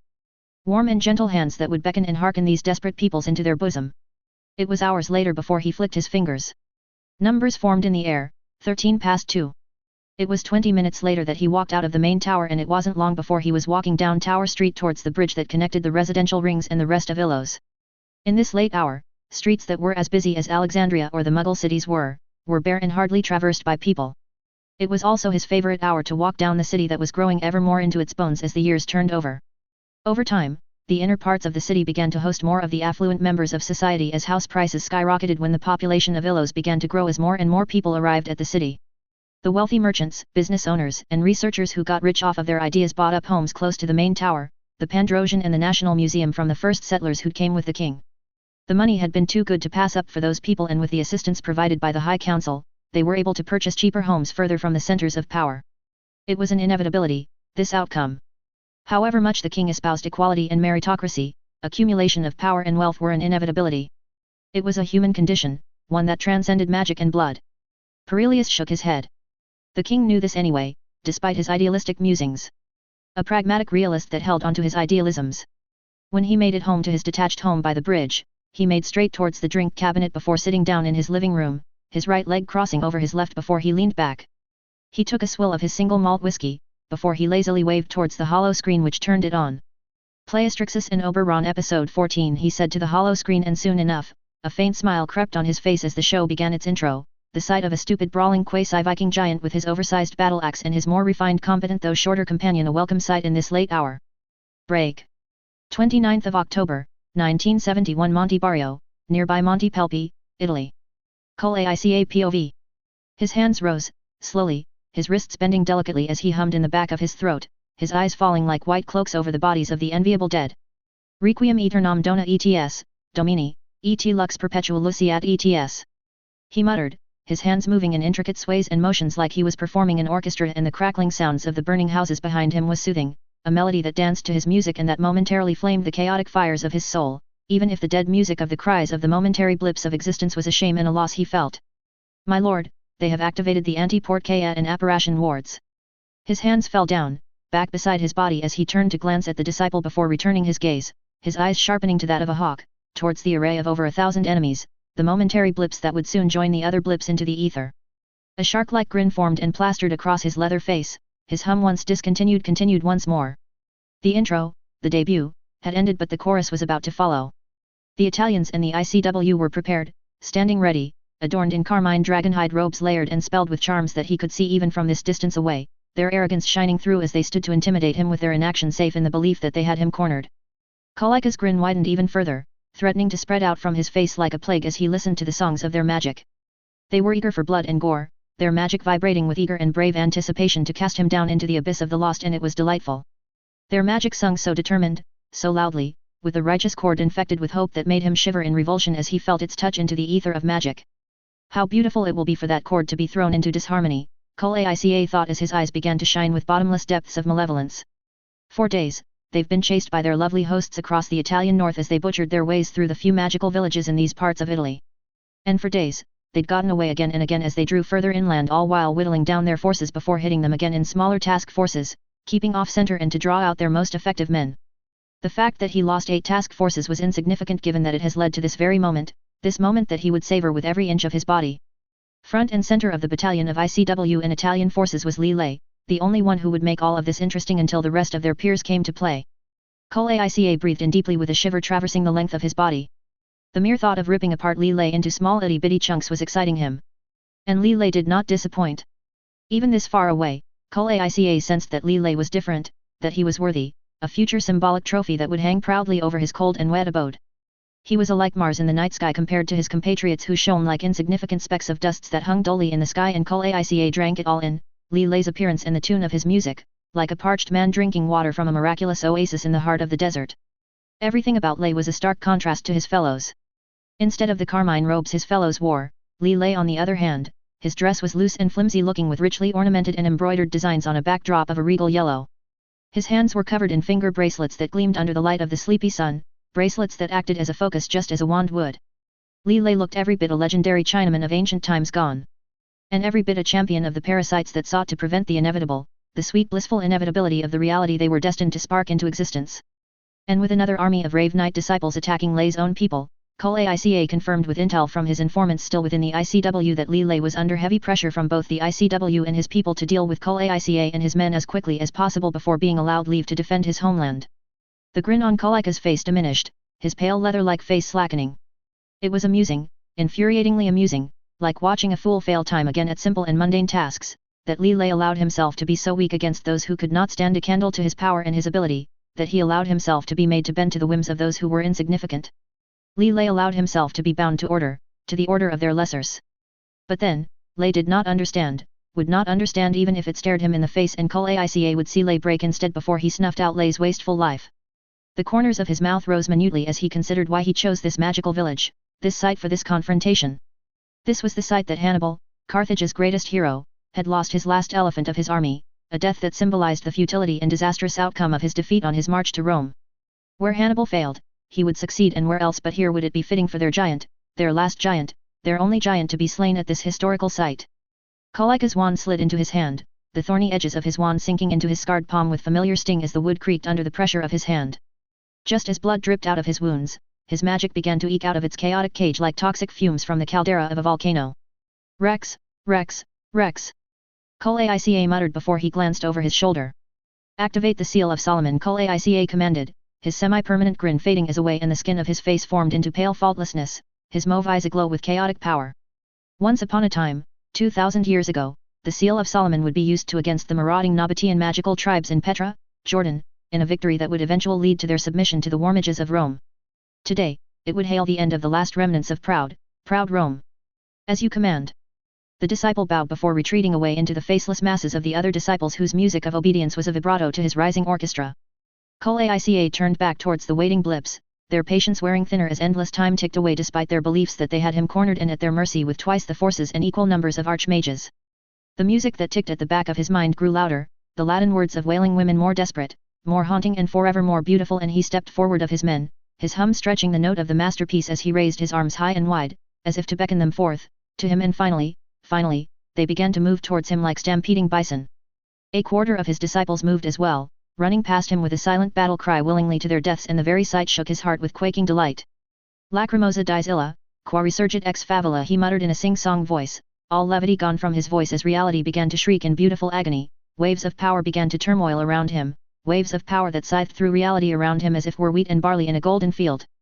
As cyan tendrils of magic began to boil off of him, his finger played with the signet ring on his hand, the ancient ring that worked in tandem with the long-thought destroyed Seal of Solomon artifact that could lock an entire city of magicals from escaping its confines, the same magic that inspired modern confinement wards.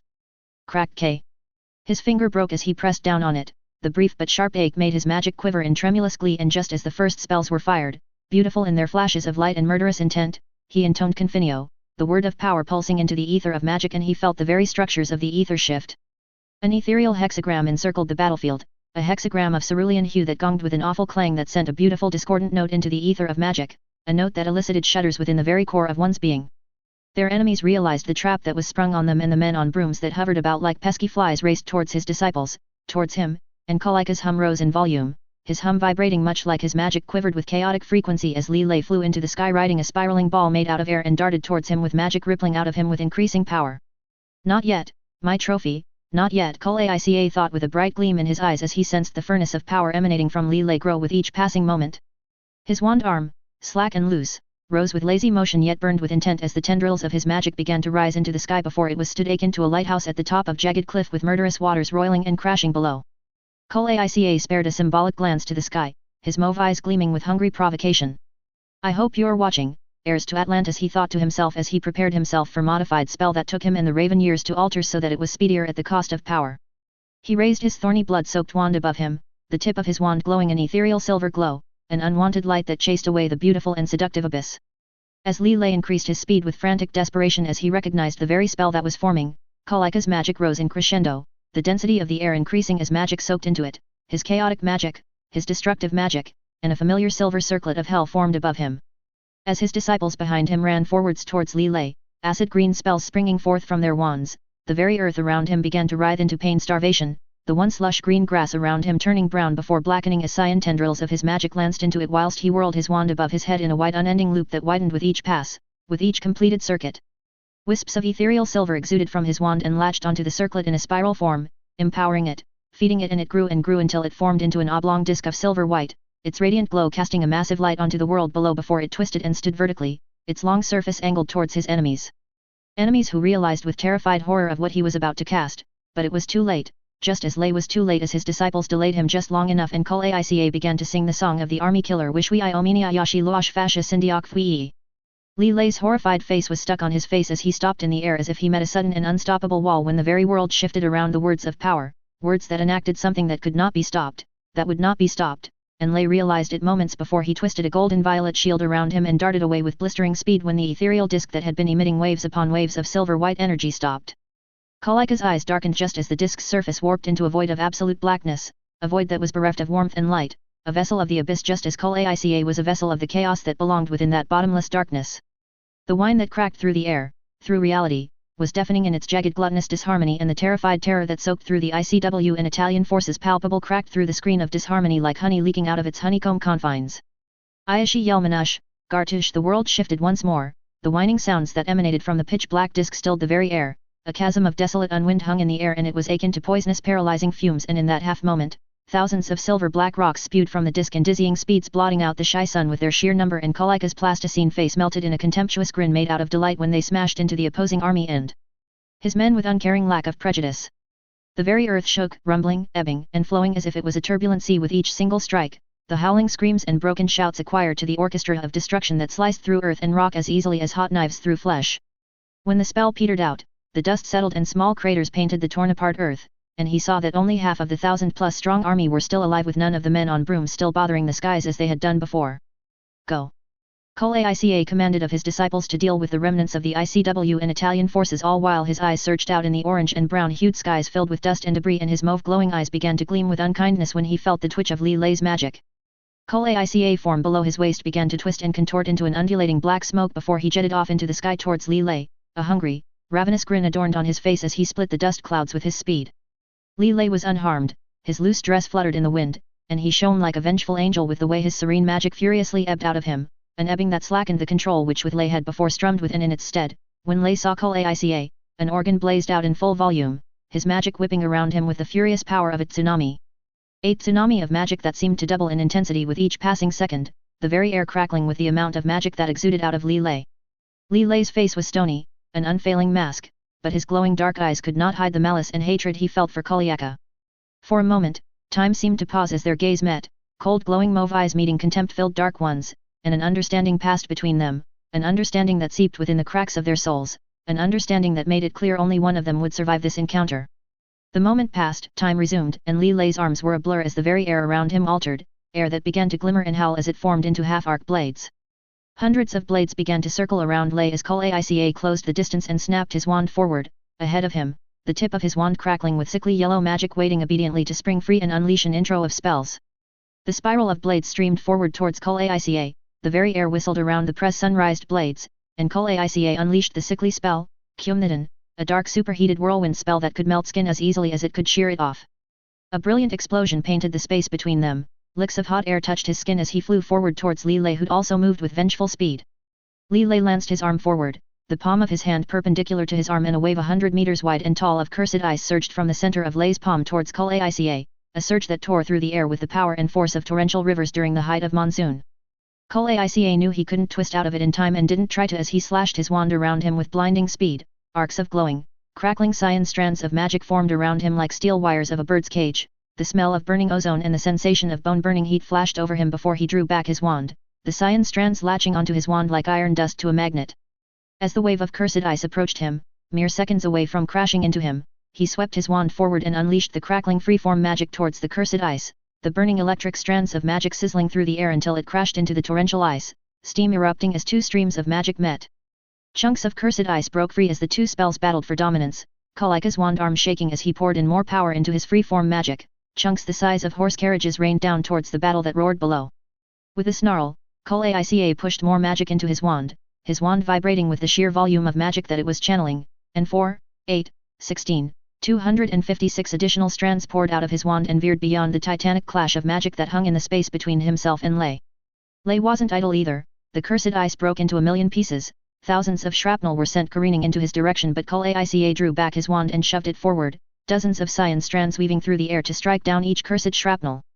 The strands were only partially successful and Kulaica was forced to shield against the shrapnel made out of cursed ice which peppered his shield with violent speed.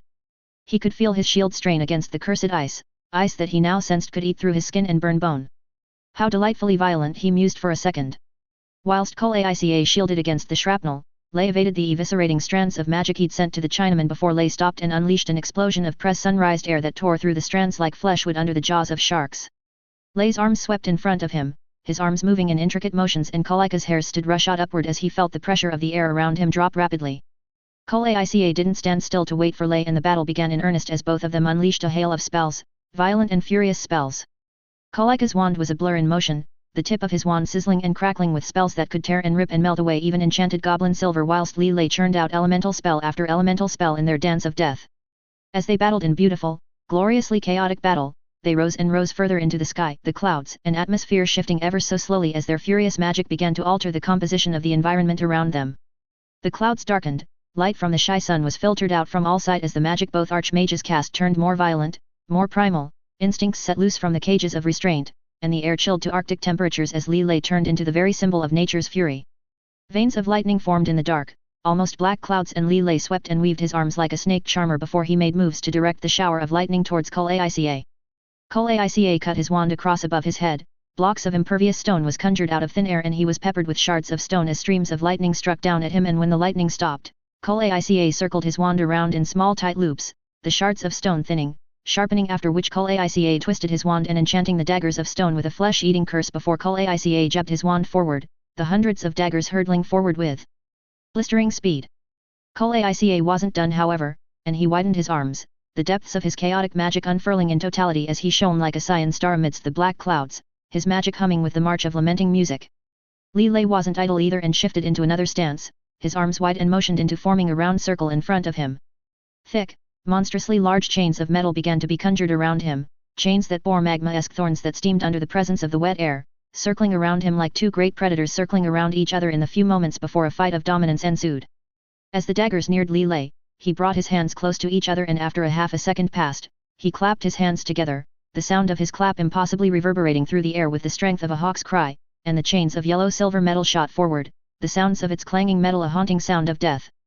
The chains ripped through Kulaica's daggers, not that Kulaica expected any different, and Kulaica languidly drew his wand perpendicular to his body, the maelstrom of magic that raged around him rising in crescendo, higher and higher, until he simply uttered one phrase: Ardeo Atrum. For a moment, his cyan magic dimmed, the world around him matched the same hue as the dark clouds above him, as if color and warmth was sucked out of existence, until he flared with sickening brilliance in a blue-black spell in conical shape of massive proportions shot of the tip of his wand. The air crackled and popped and sizzled, a roaring blaze echoed with unimaginable fierceness as hellfire howled towards the fast-approaching deathly chains, chains that were subsumed as the two forms of magic met. The chains continued on their path as it was subsumed by the hellfire, yet its speed slowed, more and more, and the roaring blaze deepened in volume as Kulaica increased the temperature of his spell with a biting snarl. It was enough as the solidity of the chains began to fade and drops of molten metal began to drip towards the battlefield below until a few of those drops stopped falling and hovered into the air. 10, 100, 1,000, 10,000 drops of metals hovered before they shot towards him with maddened speed. Odyssey stopped the hellfire and moved to defend himself with Rikishio, a shield that could deflect anything save for the unforgivables, and the molten drops of cursed metal clanged against his shield, veering off into every vector. Though Odyssey wasn't satisfied with that, and he raised his left hand in a claw-like gesture, and invisible tendrils of magic latched onto a few of the molten pieces before he, with a vicious snarl, jabbed his claw-like hands forward and sent them careening towards Lilei, who was conjuring a hailstorm of ice around him. The assault of the molten droplets of metal stopped, and the few pieces Odyssey sent forward did nothing to stop Lilei's next move. The dark clouds turned abyssal black, resembling a night sky without there ever being hints of stars, with only a few streaks of lightning rippling through the black clouds, breaking the beautiful monotony of darkness, of nothingness. An eerie thunder boomed and clapped with deafening strength. Torrential rain began to pour down in nonlinear fashion as howls of winds sheared in every and any direction. Kalika's grin was ugly in delight. Lilei stood serene even as his magic was thrown into a frenzy of chaos. Fist-sized blocks of ice danced around his form like a swarm of fruit flies. Odyssey flashed a hungry smile as he slowly brought his wand to bear, his robes fluttering in the chaotic atmosphere, and Lilei took that as a foolish confirmation that the battle was to continue, and that it did. Kalika's laughter was an abhorrent, wretched sound as terrifying salvos of magic were thrown around in careless and unceasing abandon. The very world shook with each spell and every free-form magic that was made to flash into existence. Reality itself was being torn asunder as streaks of magic lingered longer than they ought to, otherworldly streaks that opened momentary windows into the great ether of magic. He lived for this, all the pain, the suffering he endured and enticed others endure with him, all of it was worth it for just this moment of pure magic. The sky shimmered in agony as the world was made into an ode of their battle, of their duet, great and terrible magic that reeked and tore with awe-inspiring power, and the world shook with every note of their brilliance, and in his appreciation of the madness, he was caught off guard and was hit on his right side, his arm slashed off as he was cast down in a blast of ice, and he fell violently, aimlessly like a vulture with a torn wing. Odyssey summoned his wand from his torn arm and managed to catch it with his remaining hand as he tumbled downward, and as the ground approached, blood spewing from the stub just under his shoulder, the pain that throbbed nothing but a dull ache that could never compare to the pain he felt daily in their old sweet home, he somersaulted moments before he crashed into the ground and met the ground with both of his feet with a heavy thud before he created a swirling golden shield that whined and whizzed with furious power. It was a good thing too, as spears made out of solid fire smacked into his shield within moments of erecting it, and Odyssey grinned like a madman, his magic vibrating with an impatient thrum. Yes, there would be no mercy, no surrender, he thought with delirious joy, his face tightening as tumorous growth burbled from the stub, a blob of pale mass rippling out of the open wound before the mass slightly lengthened, undulating all the while, before a brand new arm splashed out from the blob of mass. Odyssey didn't have a moment to enjoy the new arm when he sensed magic emanating from below him, and it was moments after he dashed away that the ground where he once stood melted away like candle wax before burbling like boiling water. Odyssey slashed his wand and a violent stream of water spewed forward towards to the massive hand made of magma that surged out from the liquid pool of molten earth. Water and magma smashed into each other and steam smoked out, and it was then that he saw Lilei racing towards him with serpents made out of stone spiraling around his form, his hands aglow with violet-orange hues, and Kalika's grin widened ever more greatly when he noted Lilei's look of surprise at his regrown arm. Odyssey twisted his wand with blinding speed before he jabbed his wand forward as he came to a stop, the ground terribly quaking before a mountain-sized boulder ripped from the ground towards Lilei, who stopped and landed, his hands rising just as his magic rose in strength, his dark eyes aglow with power as the boulder raced towards to the Chinaman. Lilei raised his hands, his fingers bending before he dashed them forward, and the boulder stopped and it hung in the air for a fraction of a second before it was transfigured into millions of petals of flowers. Yet Lilei was not done, no, his hands moved with inhuman speed and the petals of flowers creaked as they were turned into ice that began to glow a poisonous green. Odyssey didn't wait for the spell to finish and flew forward, his body almost hugging the ruined terrain as he closed the distance between himself and Lilei. With an almost lazy gesture, the shards of ice were sent flying towards Odyssey, and Odyssey twisted around in mid-air, his wand moving quickly in tight circles, and strips of earth ripped out from the ground and began to twist around Odyssey. With another set of incredibly fast wand movements, the strips of earth formed into a crystal-clear dome with impenetrable strength against anything but fire. His physical shield was bombarded with the shards of ice, yet as he approached Lilei, the shards of ice, instead of bombarding his dome, began to envelop it. Kalika's eyes widened at the sound of his shield beginning to creak under the weight of the ice shards that now formed a blanket over his shield before he felt his momentum stop, as if something had gripped the dome with immense strength, and now he was a prisoner encased in poisonously green ice. Odyssey gritted his teeth as he twirled his wand around him, strengthening the dome with more magic, yet he could feel the outside layer of his dome cracking and breaking, the poisonous ice seeping into his dome more and more, and he was forced to shrink the walls of his dome to a smaller size to conserve the strength of the dome. He knew was in trouble, deep trouble, and the thought of dying at the hands of his trophy enraged him, and he raged out, his voice turning demonic as his cyan-hued magic turned darker, more corrosive before he exploded with unrestrained fury. the well of magic that was within him shattering his dome and the prison made of ice with blind, breathless power.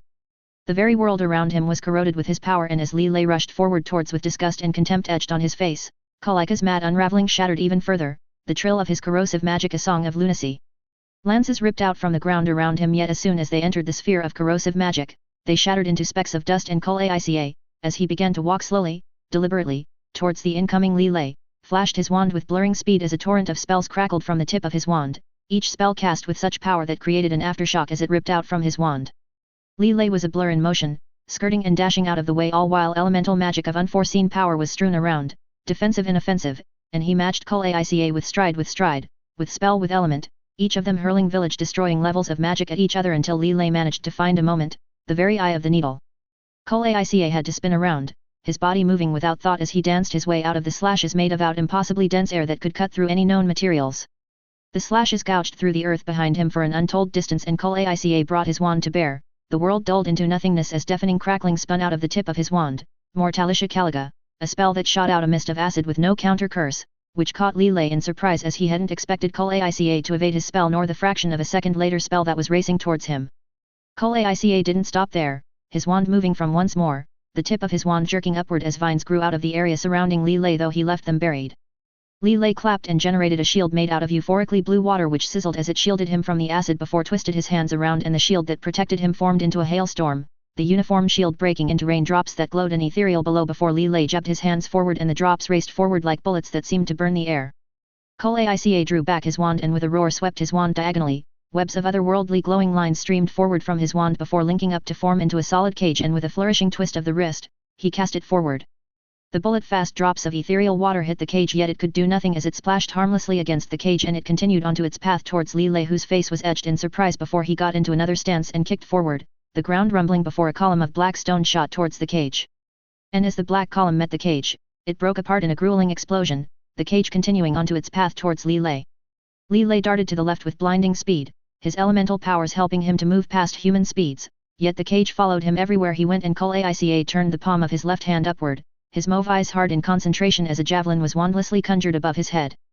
Li Lei's expression twisted into a snarl as he realized he would need to stop and act, and that's what he did before he contorted his body and jumped into the air, his left hand clenching at his right wrist, and a beam of magic exploded from the center of his palm, a violet-orange lancing beam that shook the very ground they stood on.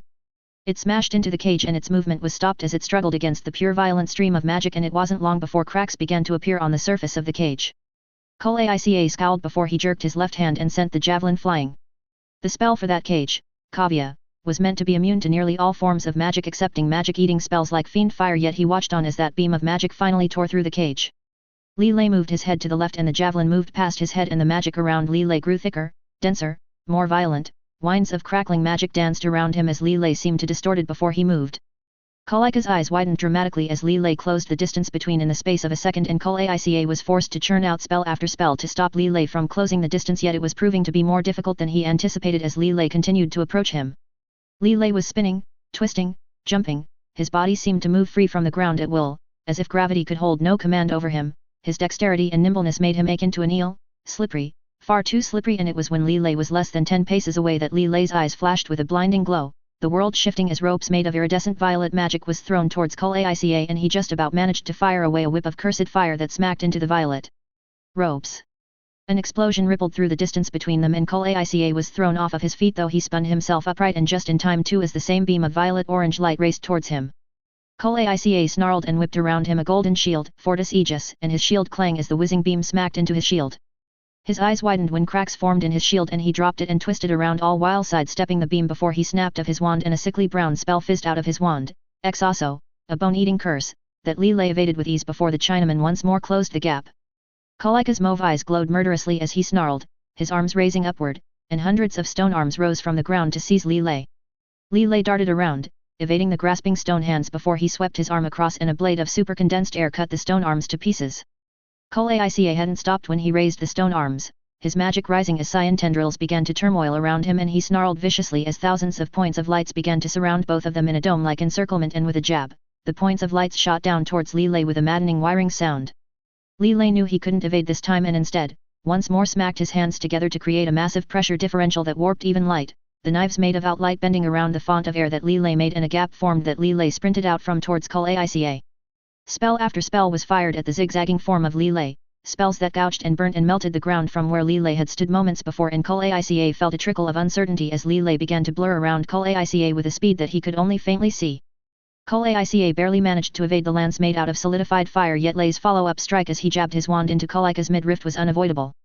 Kulaica was shot across the battlefield and he crashed into the ground with a massive thud, yet as he got back to his feet, he found Li Lei less than 3 meters away from him with his hand outstretched, his thumb and middle finger pressed against each other. Li Lei's expression was cold, and he snapped his fingers and a deadly shockwave rippled from his snap. Kulaica couldn't evade the ripple or throw up a shield, he was too close. He burst out into a haunting scream as deafening sound invaded his ears and his magic grew uncontrollable. Cyan tendrils of magic burst out of him like a geyser that tore the immediate area around him asunder, and Li Lei was almost caught into before he jumped away in safety. The area around Kulaica distorted, reality to seem to bend around his form as his corrosive magic bled through the seams of reality. Kulaica's strange bark made Li Lei, who was about to cast once more, pause, a bark that turned into a depraved, unhinged laugher, a laughter bereft of joy and warmth, and had to shield himself as lances of pure magic began to spew from Kulaica. Crack K. Kulaica's finger broke under his thumb. That hurt. Kulaica muttered as he looked at Li Lei with drooping eyes. Nothing had hurt him like that in many, many years, he thought darkly before his hands rose like a conductor about to move into the next piece and his wand moved like a conductor's wand as he wrought horrifying music onto the world. Li Lei moving as he had always moved, yet Kulaica could see that he was having trouble dealing with the volume, speed, and the wideness of the spells that Kulaica was casting, and it was at that moment that Kulaica jerked his wand upward. Vines that lay buried just below the surface sprang forward and grabbed Li Lei's ankles a moment faster than he realized and pulled him off balance. It was at that moment that Kulaica whirled his wand faster than he'd ever done before and twisted his wand around in an arc with blinding speed, blobs of flesh pulling from his skin like spores from the hearts of flowers under the gust of a strong wind, before he sent those spores, those blobs forward in a maddening frenzy. Kulaica's eyes gleamed as Li Lei freed himself from the vines, his once untouched garments no longer blemish-free, yet it was too late for him now as his flesh blob sunk into Li Lei's clothing and flesh, his desperation tangible as he conjured blue flames to burn it off of him, yet it wouldn't work, not while Kulaica was feeding the blobs of flesh with magic and conviction. Li Lei finally made a sound, and it was music to Kulaica's eyes, the sounds of the pained gasp that rose into a desperate shriek as his flesh dug into the Chinaman's flesh like moles dug into wet and soft earth. Li Lei clawed at his body, his dress was torn off as his fingers desperately tried to pull away his parasitic flesh, but it was to no avail, his shrieks a beautiful hook that he painstakingly fought hard to win. Kulaica glanced around and realized that they were far from where they started, and saw a farmhouse in the distance that very clearly had people looking through their blinds. Kulaica sighed before he shook his head and made his way towards Li Lei, who was on his knees scratching at his bare chest that was bleeding from the scratch marks that his fingers had dug in. He'd give the Muggles a visit once he was done here. He'd need a bit of time to unwind once he was done with his trophy. He hummed a jolly song as he approached the Archmage that admittedly gave him a better fight than he thought he'd get. Had the Chinaman been a bit smarter, Kulaica didn't think he'd win, not with how fast Li Lei was. "Ah, Li Lei, you look a little ill, are you a-okay?" He sing-songed in English as he crouched down to Li Lei's breaking form. Li Lei didn't respond, his entire being occupied by the pain that his flesh was wreaking onto Li Lei's body. Kulaica stared at Li Lei, his mauve eyes gleaming with contempt. When he designed and created that spell, it had been meant to emulate the treatment they put him under. A treatment he had to suffer every morning from 6 till 8. Not only did it turn one's body against itself, it also turned very magic against you. Pitiful. Kulaica spat out as he stared hatefully at Li Lei, who was breaking right before his eyes, and it hadn't even been 5 minutes since he was put under the spell. With a lazy slash, his spell decapitated Li Lei and blood spewed from Chinaman's neck. He raised his hand, and the head with a face fixed in agony fell into his hand, and Kulaica turned his gaze towards the body and watched until the blood petered out into nothing when Li Lei's heart stopped pumping. With a bored jab, a stream of dragon fire spewed from his wand until it burnt the body into ash. He turned his attentions towards Li Lei's head and angled the head towards him. "Did you have fun?" he asked Li Lei, and he made the head bob. Good, Kulaica cooed before he brought the head to his face and pressed a warm kiss on Li Lei's forehead. A grin plastered itself onto his face. "Thank you for the fight. You've shown me that I have much to do." He'd thought that lasting as long as he did against his friend was impressive enough, but he realized now that he'd have to improve a hell of a lot more if he wished to be able to make more trophies. Anywho. Kulaica stretched out as he cast his gaze towards the Muggle house, a grin returning on his face. "Let's go visit our Muggle warriors, shall we?" he asked his trophy with excitement tinging his voice. The disciples could spare him for an hour or two, he'd decided. He began to whistle a jaunty tune as he threw Li Lei's head up and down as he made his way towards the Muggles. Break. Slips space. He was adrift, lost to the turbulent eddies of his surroundings, his being akin to stardust amidst clouds of gases on the precipice of igniting into newborn stars. A kaleidoscope of magic tumbled and reeked and sheared around him in this gestalt of magic. Currents of magic that bore infinite depth and infinite range roared past him, through him, with him, slivers of its touch influencing entire star clusters as easily as the warmth of the sun influenced the weather system of planets. He was insignificant, a fraction of a millionth, yet he was as important as the whole infinite gestalt of magic that swam throughout the cosmos with infinite scope and infinite speed. The whole was never a whole without its infinite pieces of stardust, its seedlings that carried its fire and its starlight to distant and dark corners. His magic, unfurled and unbound in totality, flickered and shimmered like the strung string of a tightly spun instrument as he rode through the dense nebulae cluster of magic, his magic remaining diffused and connected with the rivers of magic despite the jarring harmony that was enshrined into existence. It was different, this chaotic harmony that he had grown accustomed to in these months of travel. Where before, on Earth, it felt as if there was peace pouring into porous bones when he connected to the magic of the universe, to the currents of neurophysical energy that permeated the universe, here, in this in-between space, this thin-dimensional film of physical reality, it was akin to being a seedling, a spore unfortunate enough to be caught in the fury of a Cat 5 hurricane that could shear skin and flesh from bone. The first time had been a shock, as if he had been doused in gasoline and set on fire. In slip space, magic, neurophysical energy, felt more potent, more wild, as if there were layers to magic itself that were undefined and unseen in conventional space. He'd pondered on it for the past few months, meditating sometimes days on end, and he thought he was arriving to a solid conclusion. Slip space was a bundle of non-dimensions above the plane of conventional space, a thin film of reality much like natal void and shun space were, but it was still part of the physical reality, only physics behaved differently. Neurophysical energy, magic, was constant in the physical reality, but there were pockets of regions where it was stronger. Like intersections of universal ley lines or planets, where life was abundant, causing a feedback loop of strengthening both life and magic, and Atticus was beginning to believe that there was a tangible link between slip space and universal ley lines. Why did multiple universal ley lines intersect at the Celestes system and in other places in the galaxy? Why was there such disparity in universal ley lines in the first place? There were some universal ley lines that were significantly stronger than others, whilst there were others that were practically non-existent. With how weak they were, they'd found that out when they had been trying, years ago, to find a way to send messages to and fro Earth. They had many such questions because they knew that ley lines could move. At least on planetary scale. On Earth, the first wizarding communities post-Atlantis found themselves capable of altering the path of ley lines, an ability that was more or less lost over time, often because of hubris, but nonetheless, they had been capable of it. The Celtic tribes, the Egyptians, the Assyrians, the Proto-Chinese, and a host of other ancient magical tribes all dabbled in the kinds of magics that could affect ley lines. The end of the Ice Age through an obscenely powerful ritual, the destruction of the ley lines of Thebes and the realigned ley lines of the ruins of Old Babylon were all such proof that ley lines, in the right circumstances, could be altered, or destroyed. Why wouldn't that be possible for universal ley lines? His current thinking was that slip space topographical features had an influence on the potency of magic and universal ley lines. Distance between point A to point B could not be measured by distance when traveling through slip space. No, it was far more complicated than that. The dimensional plane of slip space was uneven, with peaks and valleys that resembled the surface of metals under microscope, and that was why travel between point A to point C could be quicker than A to B despite the distance being greater in conventional space.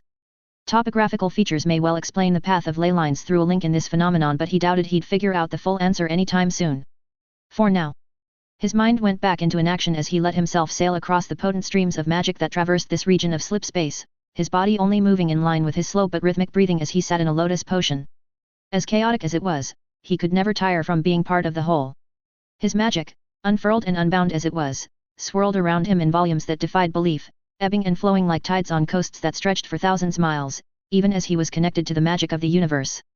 At the back of his mind, at the edges of his consciousness, at the edges of his field of perception, the immediate futures of countless timelines scratched at him, mists, shades of people and events and places collapsed into indiscernibility, yet he paid it no mind, letting it flow past him as he lost himself to the flowing tides of magic.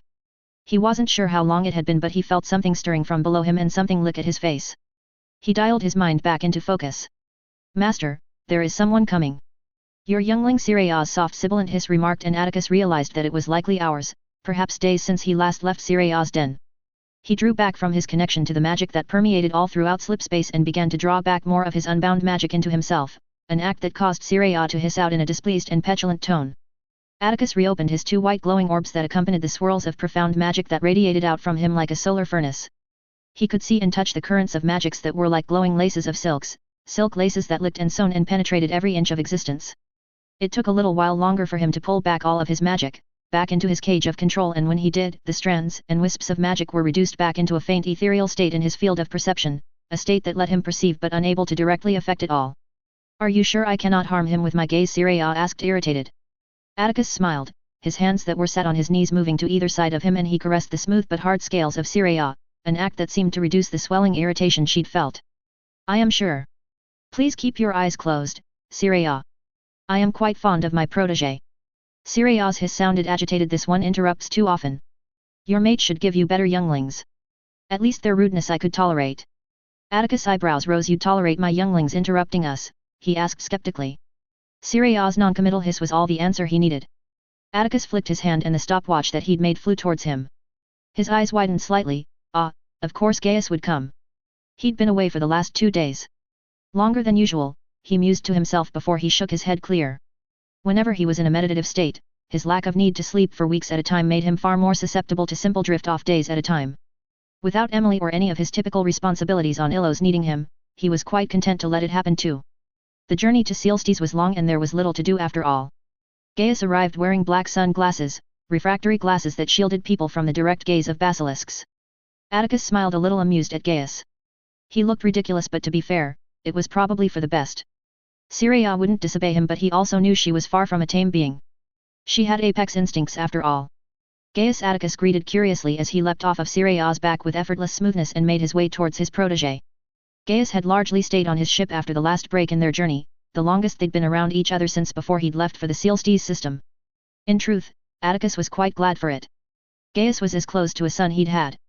Siraya's head rose and she hissed slightly, which caused Gaius step back a little. Are you sure she isn't your familiar? Gaius asked skeptically as he opened up his body slightly, an act that made it clear that he was readying himself to defend himself if he had to. Quite. Atticus said with a faint smile. She's just a little possessive of me. And he didn't mind it all that much. It was true that Phyla wasn't that possessive in comparison to Siraya, but then he attributed that mostly to Siraya's need for human companionship after centuries of loneliness. And of course Phyla showing any kind of possessiveness was beneath her, Atticus thought with deep sense of amusement. Sure, a little. Gaius muttered, and Atticus laughed before he gestured Gaius to follow him. Siraya's habitat was more or less bare excepting for a rocky hill with small flat outcrop of plains that she could use to stretch herself out. The weather was about 35 degrees Celsius and rarely hovered below it. Atticus, with almost no effort, thought strands of leather into existence around his feet and wrapped themselves around his feet before melding into boots. His loose-fitting luzi was transfigured into the formal navy attire for the burgeoning Illusion Navy, a black outfit with lines of purple and dark green on his sides. After they made it out of the huge doors of Siraya's habitat, they made it to the cavernous bay, a bay that stretched for miles and was at least a mile in height. Habitats, equipment, and disassembled machinery, vehicles and facilities were all located in this spatially expanded cargo bay. The Hecate was only 2 kilometers in length, but they certainly made plenty of use of spatial charms and runes to make full use of the ship. Everything running smoothly? Atticus asked as they walked towards one of the hub ports that would allow them to travel to different decks or areas of the ship. Yes. Gaius commented. Everything is the same as it was 2 days ago, sir. Gaius glanced at Atticus. I just thought you might have been lost to whimsy of magic. Atticus quoted with the corners of his mouth curling upward. Gaius winced, a look of regret but also abashment splashed across his face. Gaius had uttered those words during an argument they had a number of weeks ago. It had mortified Gaius. Teasing the young man, who rarely allowed much opportunity for teasing, with those words was quite fun, and there was also a point to it. Gaius' reverence for him was, in Atticus' opinion, far too strong. He wanted the young man to know and see his flaws, that he wasn't perfect nor incapable of mistakes. Even the supposedly greatest of men and women were flawed beings. He was most certainly no exception. Well, Atticus continued, deciding to move past Gaius' unfiltered words that he'd thrown back to his protégé. It's been a while since we reviewed the schematics for the starbase. Atticus paused for a moment, his mind whirling towards the starbase that would start construction. I have some ideas of improvements. Atticus eyed his protégé as they neared the hub port. Gaius' eyes lit up in excitement and Atticus resisted the urge to smile. Great, Gaius enthused before he spoke again quickly. I have a few ideas myself. For the next hours both he and Gaius reviewed the schematics of the starbase and spent a chunk of that time discussing Atticus' idea of energetic amplification, a methodology that would take energy and run it through a matrix field that would amplify the subatomic resonance of energy that reactors would generate, which would cause a chain reaction multiplying energy output exponentially if they were able to prove his theory out. The idea seemed to excite Gaius, who began to think of controlled experiment setups, and from there, their conversation turned to ideas and they simply bounced off of each other, two eager minds that were very much alike. Time on the ship flew by as days became weeks, Time marched on in its ceaseless march, and yet, before long, it was time as they finally neared Sealstes and Atticus sat in the captains of the Hecate, the command ship of the small fleet of 4, with an almost childlike anticipation. They were less than an hour away from Sealstes. Outwardly, of course, his expression was calm and authoritative, but inwardly, he'd see the very worlds, with his own 2 eyes, he'd feel and taste and smell the air of the worlds that were being crafted into perfection, worlds that he'd only seen and felt in all too real dreams and in visions that made him experience those moments as if he was there. But they were no substitute for physically being there. To experience it with his body instead of just with his mind and his magic. For over 30 years, he dreamed of a spacefaring magical civilization, and now that he was almost here, at their new home where his people would leave a legacy that would span millions if not billions of years if he could help it, it felt somehow somewhat surreal. It sounded odd, even to himself, but it was what it felt like to him.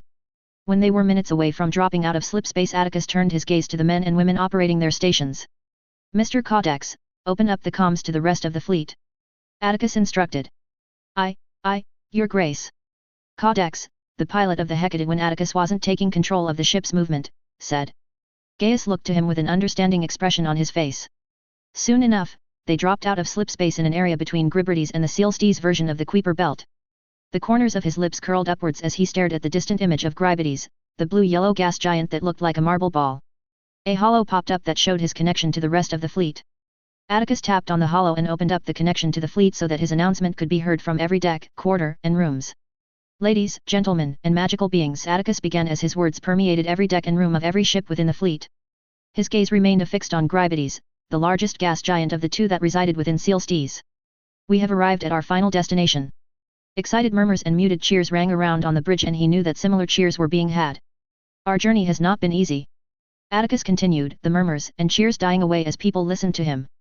The journey towards Sealstes had been fairly easy, and generally speaking it had been more or less problem-free except for a few incidents like the Gallimimus dropping out of slipspace suddenly a third way into their journey. It was a little embarrassing that he never paid any attention to the journey itself, only the outcome of it, so they had to investigate the cause of it all. Granted, it was quickly resolved within a few days after he'd cycled through time and timelines, ending up finding the cause of the intermittent power failure that tripped up the hard fail-safe protocols, but it was an error on his part that reminded him that he was not infallible. A reminder he needed in the wake of his excitement over his lifelong dream. It took over 2 weeks to make sure that power system gap was fixed and closed in all of the ships, though it was clear that only the 4C, the second greatest class ship, was affected with the same issue as that of the Gallimimus. But of course, he had to play up the difficulty and struggles they faced. "Our ships broke down when we least expected them to, and our journey lengthened by a fifth as we reduced our speed for safety's sake." Atticus turned his gaze towards the crew who were watching him, and he offered them a small smile. "And despite all of the difficulties we have faced, despite having to see the same faces months on end," Atticus said with a light chuckle, a chuckle that prompted others on the bridge to join in, "we have arrived safely and whole." "Congratulations," Atticus said before he started off the clapping, and that sent the crew in loud cheers. After his brief speech, Atticus instructed his crew to send communication to their people still in the system. He had to smile at the eagerness of the messages that they received back from their people. Without the Greatest, travel between the worlds was lengthy, even for fighter ships or the 4-man ships that they left behind. Thankfully, most of their people were situated in the inner core of Sealstes, on the planets Yethia, Centanis, Dagolia, and of course Sealstes, where the worlds were either already comfortable for human habitation or close to it. The fleet cruised along the solar plane, taking a scenic approach as they vectored towards Gribrides and the 2 moons, Thanavis and Ibranides, whose topographies were being altered through Emily's terra alchemic stones. Atticus was silent as they flew by the gas giant and by Thanavis, Ibranides, and later, another moon that would soon begin the terra alchemy process. Gaius must have noticed his solemnity as he began to speak up amidst the quietness atop the bridge. "On Thanavis, the moon the size of Mars, we found out some curious geological formations." Atticus turned his gaze towards Gaius.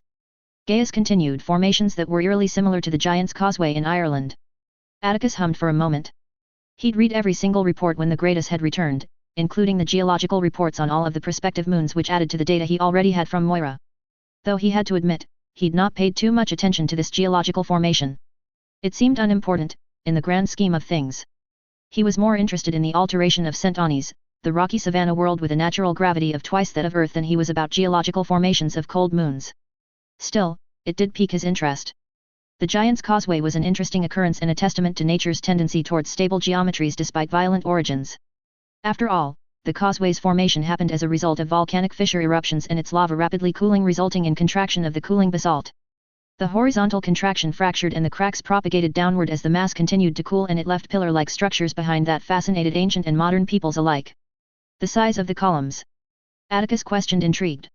Gaius smiled knowingly and waved his hand towards the space in front of the captain's chair.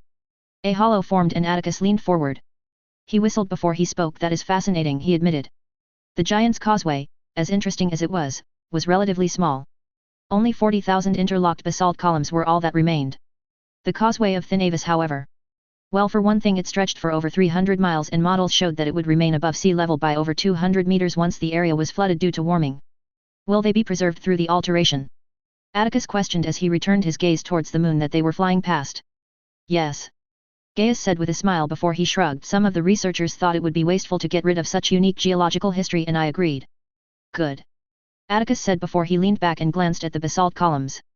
I think it will be prudent to make it a doctrine of preservation of as many unique features of our new worlds. Yes, sir. Gaius said with a nod, a soft smile on his face as he also turned towards the basalt columns. I quite agree with that. It is a fine honor to give our new homes. It was not long after that they made it past Grybates and its many moon, though the Forces stayed behind whilst the rest of the ships moved towards the inner planets. Most of the people that were on the Forces were those specifically assigned to making the moons of Grybates and later the moons of the gas giant Eos habitable. The Forces would remain around Grybates for most of the duration of the trip and function as a mobile command post until the starbase is built and travel between the worlds was reduced to fractions of what it was now. It was only a few hours later that they arrived at Sealstes, and the world did not disappoint. A beautiful, startling green world with mountainous peaks that seemed to reach out from the atmosphere greeted him. Thick blue river streams observable from orbit snaked through the valleys of the mountains all the way down to seas of tall grass plains and forests that stretched for thousands of miles out until the coastlines. Atticus stood up from his chair and walked towards the bridge view screen. He didn't need to stand up, he didn't need to move closer. Yet he was still moved to do so. In his past life, he'd seen a picture of Earth when he'd been about 7 years old. He'd seen a globe in class before, but he hadn't seen a proper picture of Earth until he'd seen it on the desk of the old lady that had lived 6 doors down. That picture, that high-resolution picture of Earth, had been what sparked his fascination with space. When he'd been reborn into this world and all its wonder, what he had thought impossible became nothing more than an obstacle to conquer. He had the tools, the desire, and the dreams to see it through, and he had achieved reaching space with only his mind, his magic and knowledge in hand. He was the first modern human, muggle or magical, to reach space at only age 15. He remembered that feeling of awe, pride, and reverence as if it happened yesterday, and as he gazed down at Sealstes, those same feelings surged within him with a tenfold strength. Your Grace! Gaius' voice broke him out of his reverie.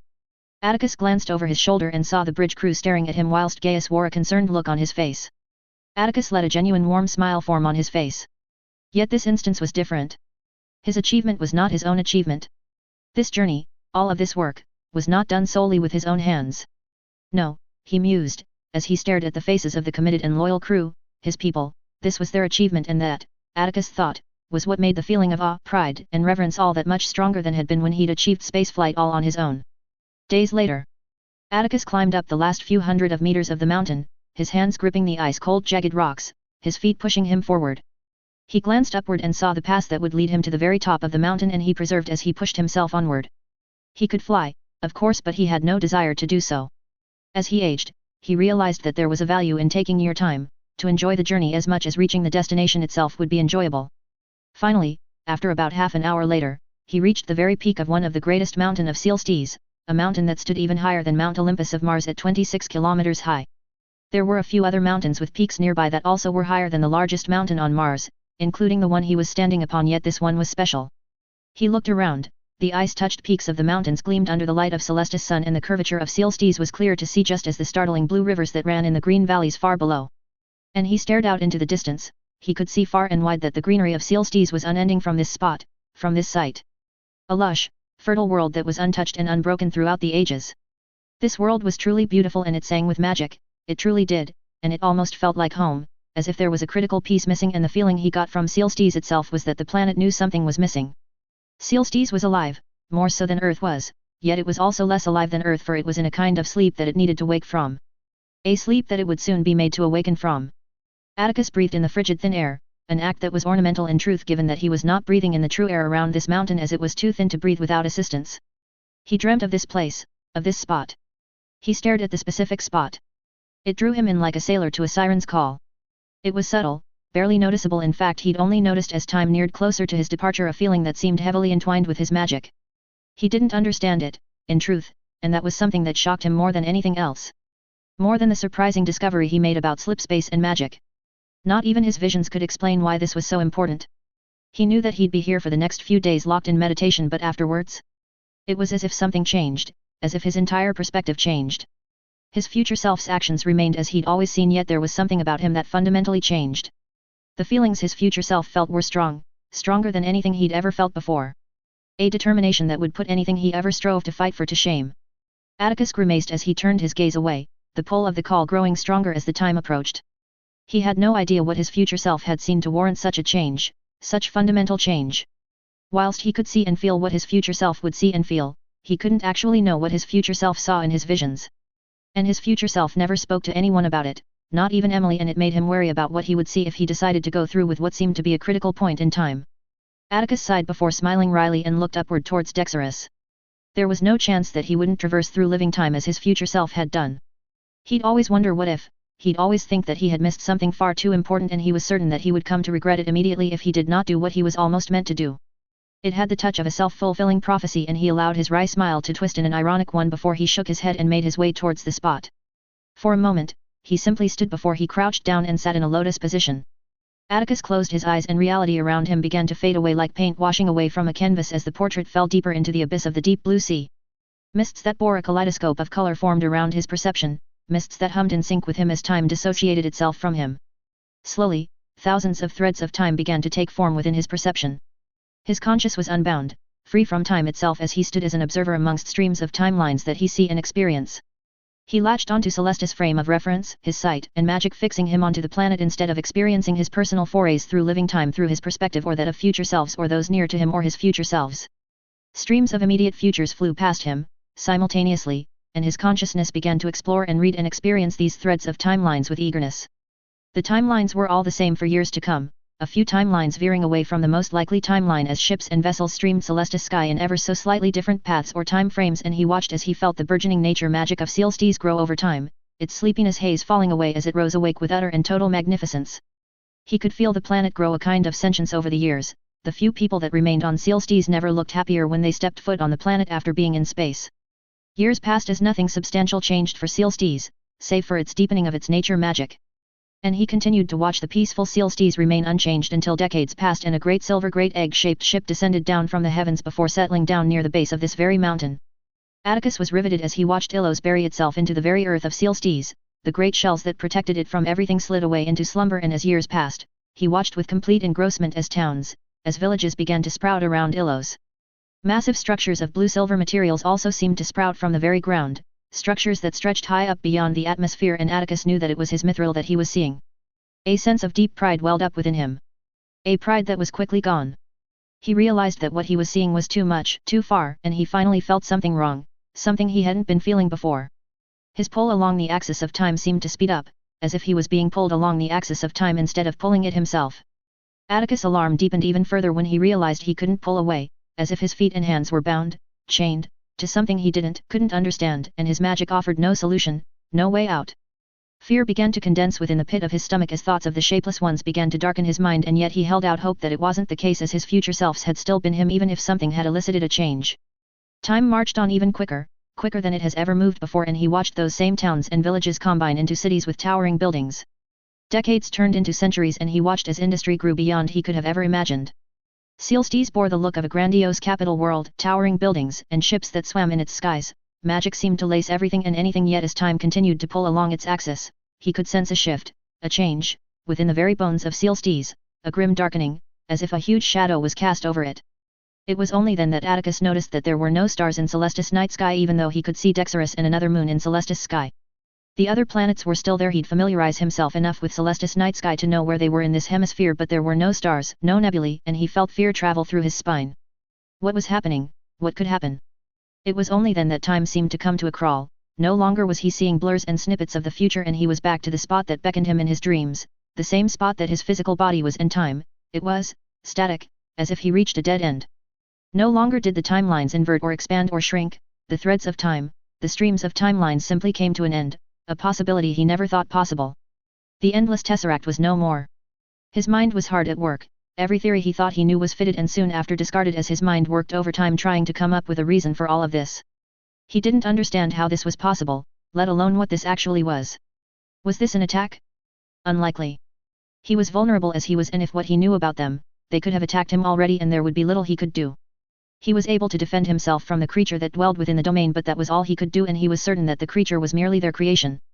Atticus' consciousness, which took his form, rose from the lotus position and he stopped staring at the starless sky and instead turned his gaze towards Ilos and the cities that were beyond it far into the horizon.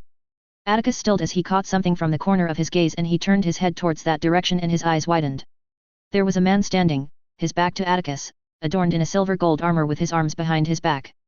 The man was standing at the other edge of the mountain peak, the peak that overlooked the other mountains that neighbored the tallest mountain of all of Sealstes. Atticus recognized the posture, the way he stood, his height, and he swallowed thickly before he slowly made his way towards the man.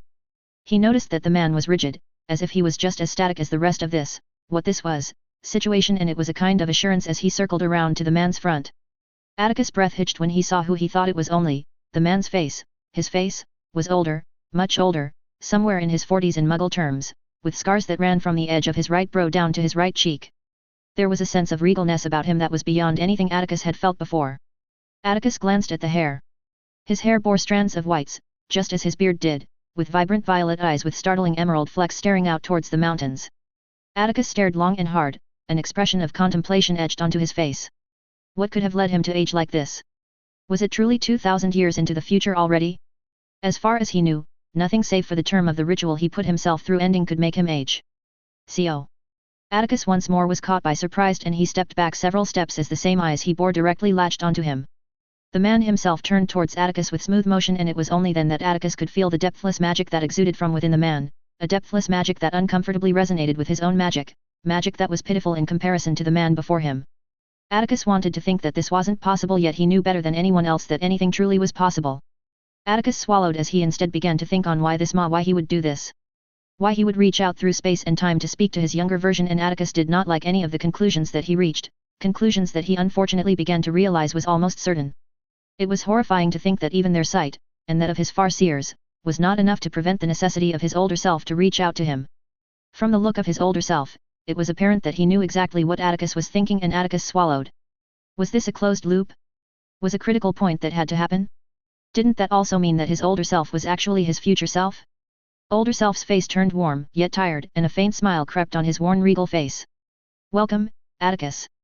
His familiar voice crept out of older him, yet it was also different, older, and more commanding, centuries, perhaps millennia of time adding that great amount of authority that seemed to leak out of his older self. Atticus met the gaze of his older self, whose expression turned grim. We have much to discuss. Chapter 87. Note, if you would like to read ahead, the next chapter is available on Discord, whilst at least the next 3 chapters after it are available on patreon/boombox117. The Discord channel is discordgg/VR88T64YE7. 14th of November, 1971 Senate of Magical France. Jean Delacour POV. There was a nervous energy in the Senate, a nervous energy that within its very seams bore stitches made out of fear, doom and gloom. Jean resisted the urge to grimace. For the first time in a long time, he felt similar stirrings of deep concern. France, as ready as it was not prepared for a protracted war against the likes of 2 Dark Lords. Neither were the rest of the Western Alliance. They were isolated in Europe, surrounded by a wall of zealous monsters that struck deep fear in the minds of their alliance. Especially once it became known what exactly the Rave Knights had done to the nobility. Jean grimaced.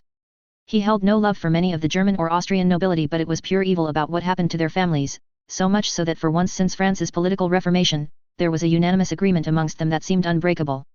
This was a war of a survival, and there could be no discourse.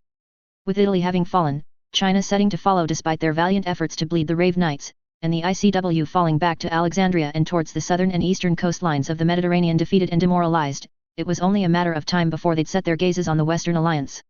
Jean shook his head as the session opened and he sat back, silently watching the arguments fly. They might be in unanimous agreement about needing to do and pay whatever it took to secure their country and their allies, but that didn't mean there was a complete lack of discourse.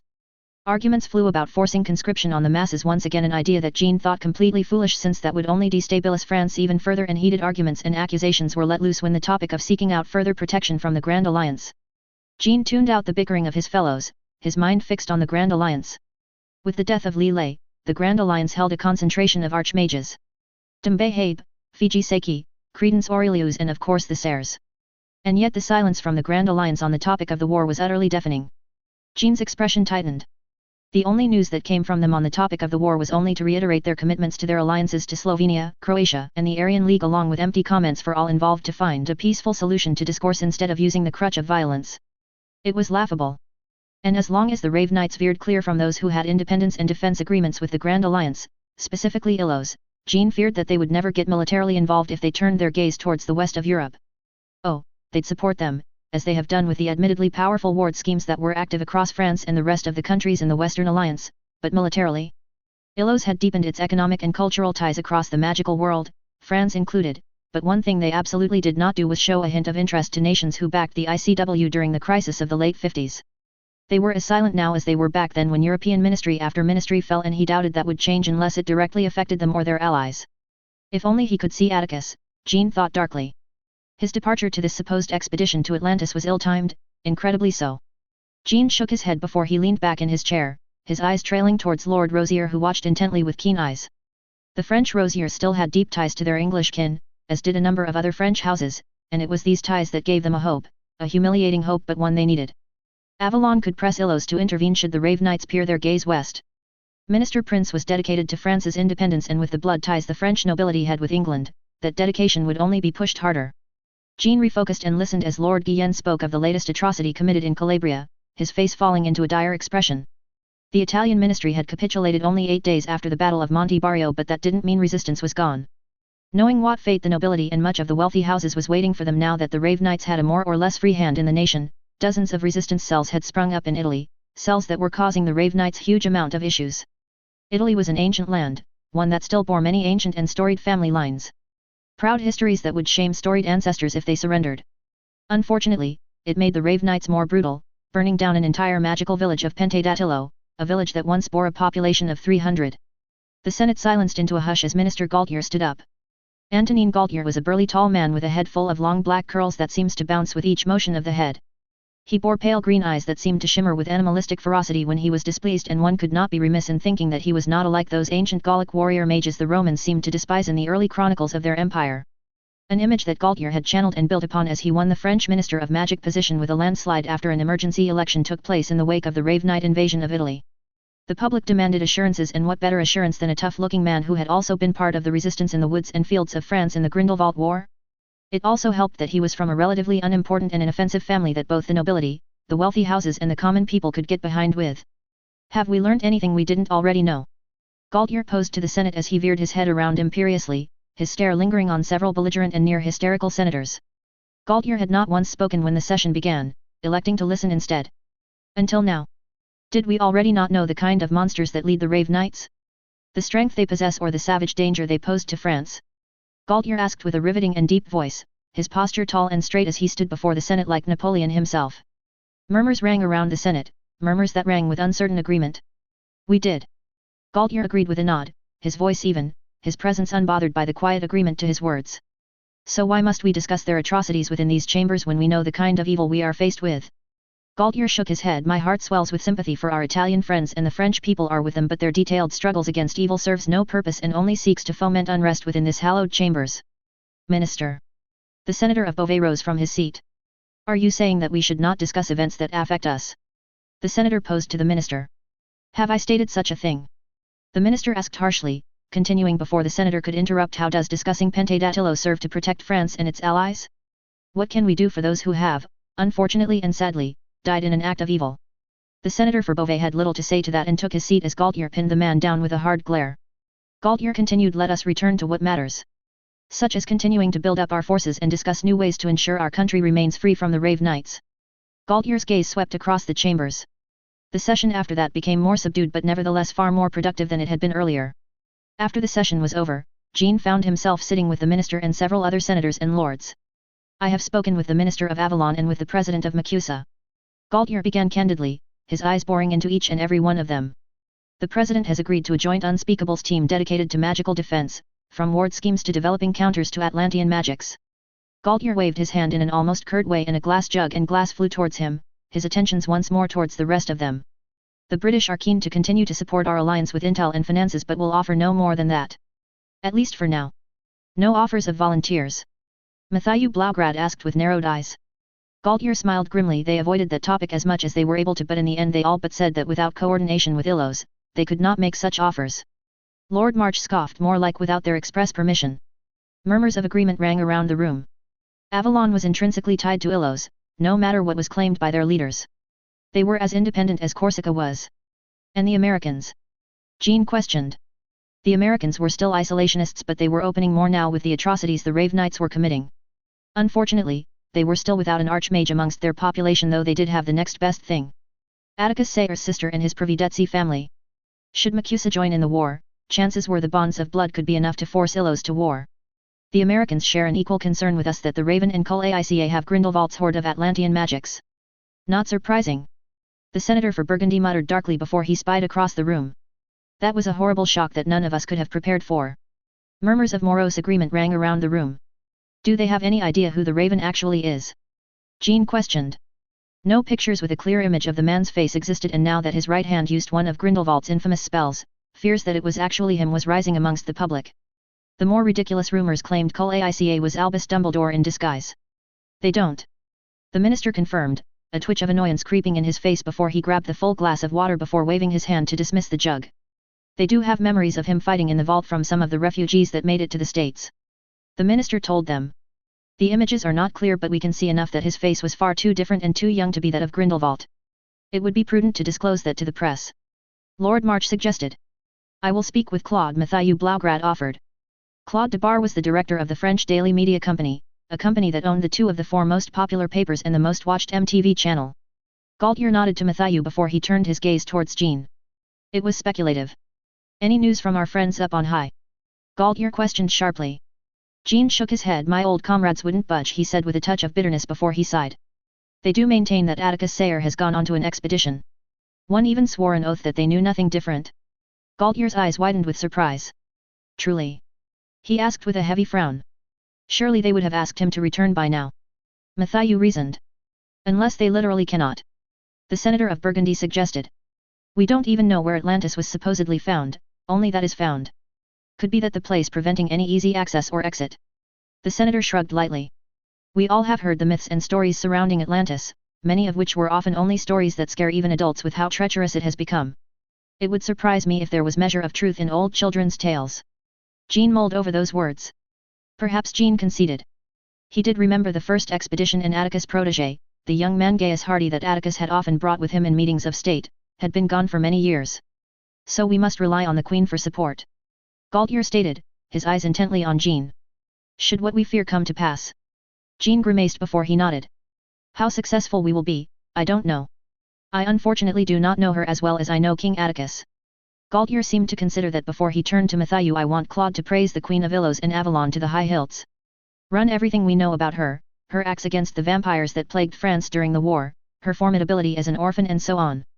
Jean's eyes rose to his hairline. Matthew chuckled as he shook his head before he eyed Galtier calculatingly devious. Galtier smiled thinly. The Sayres love to look like unparalleled paragons of virtue. The trade deals they hook on communities and ministries are an example of that, even if we know better. Trade deals that often led mass migration of many peoples across the magical world to Illos, often the very best and the very worst of those nations, though always sharing the same gratitude and eventual devotion to Illos.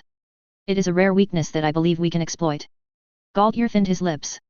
I do not like the indignity of it, however, for France. For France. They all chorused soberly. Soon enough, Jean was back home with Matthew in tow and made headway towards the living room. Antoinette was there watching the MTV with a book in her lap. After François died, he had pleaded with Antoinette to remain in the Delacour manor with little Jean, even offering to take up one of his family homes so that she could have the ancestral manor to herself and little Jean. She agreed to stay and also wanted him to remain, to help her raise Jean into becoming a man now that François was unable to. He was only happy to agree, and to this day, he was grateful to have had the opportunity to raise his grandson into a fine young man. Grandpapa! Antoinette exclaimed, a little surprised. Matthew smiled as Antoinette rose to greet her head of house and her grandfather. Antoinette, Matthew said warmly as they hugged and kissed. Jean left them to catch up and went towards the cellar to pick out a few bottles of wine. After an hour, Jean and Matthew were the only ones remaining. Marrying my François to Antoinette remains one of my finest decisions, Jean said after he drank of his wine. François did not love Antoinette, an issue that had strained their marriage a lot to the point that she even blamed herself for his death, a blame he harshly dissuaded her from, but she was a perfect mother and a perfect daughter. Matthew chuckled before he smiled. She is my favorite grandchild for a reason. Matthew shook his head. How my son Lucas managed to sire such a child, I do not know. Jean fought a grimace and elected to drink of his wine once more, staying silent on the familiar disapproval that wrung from Matthew about his heir. In truth, he did not think Lucas was anywhere near as incompetent as Matthew often despaired. It was just that Lucas was not Christopher, a crime Lucas knew very well he was charged with. Christopher's ghost would always follow Lucas in the eyes of Matthew, and Lucas, no matter how unfair or how unreasonable it was. Have you had any luck with the Algerians? Jean asked seriously, changing the subject. Matthew's expression darkened.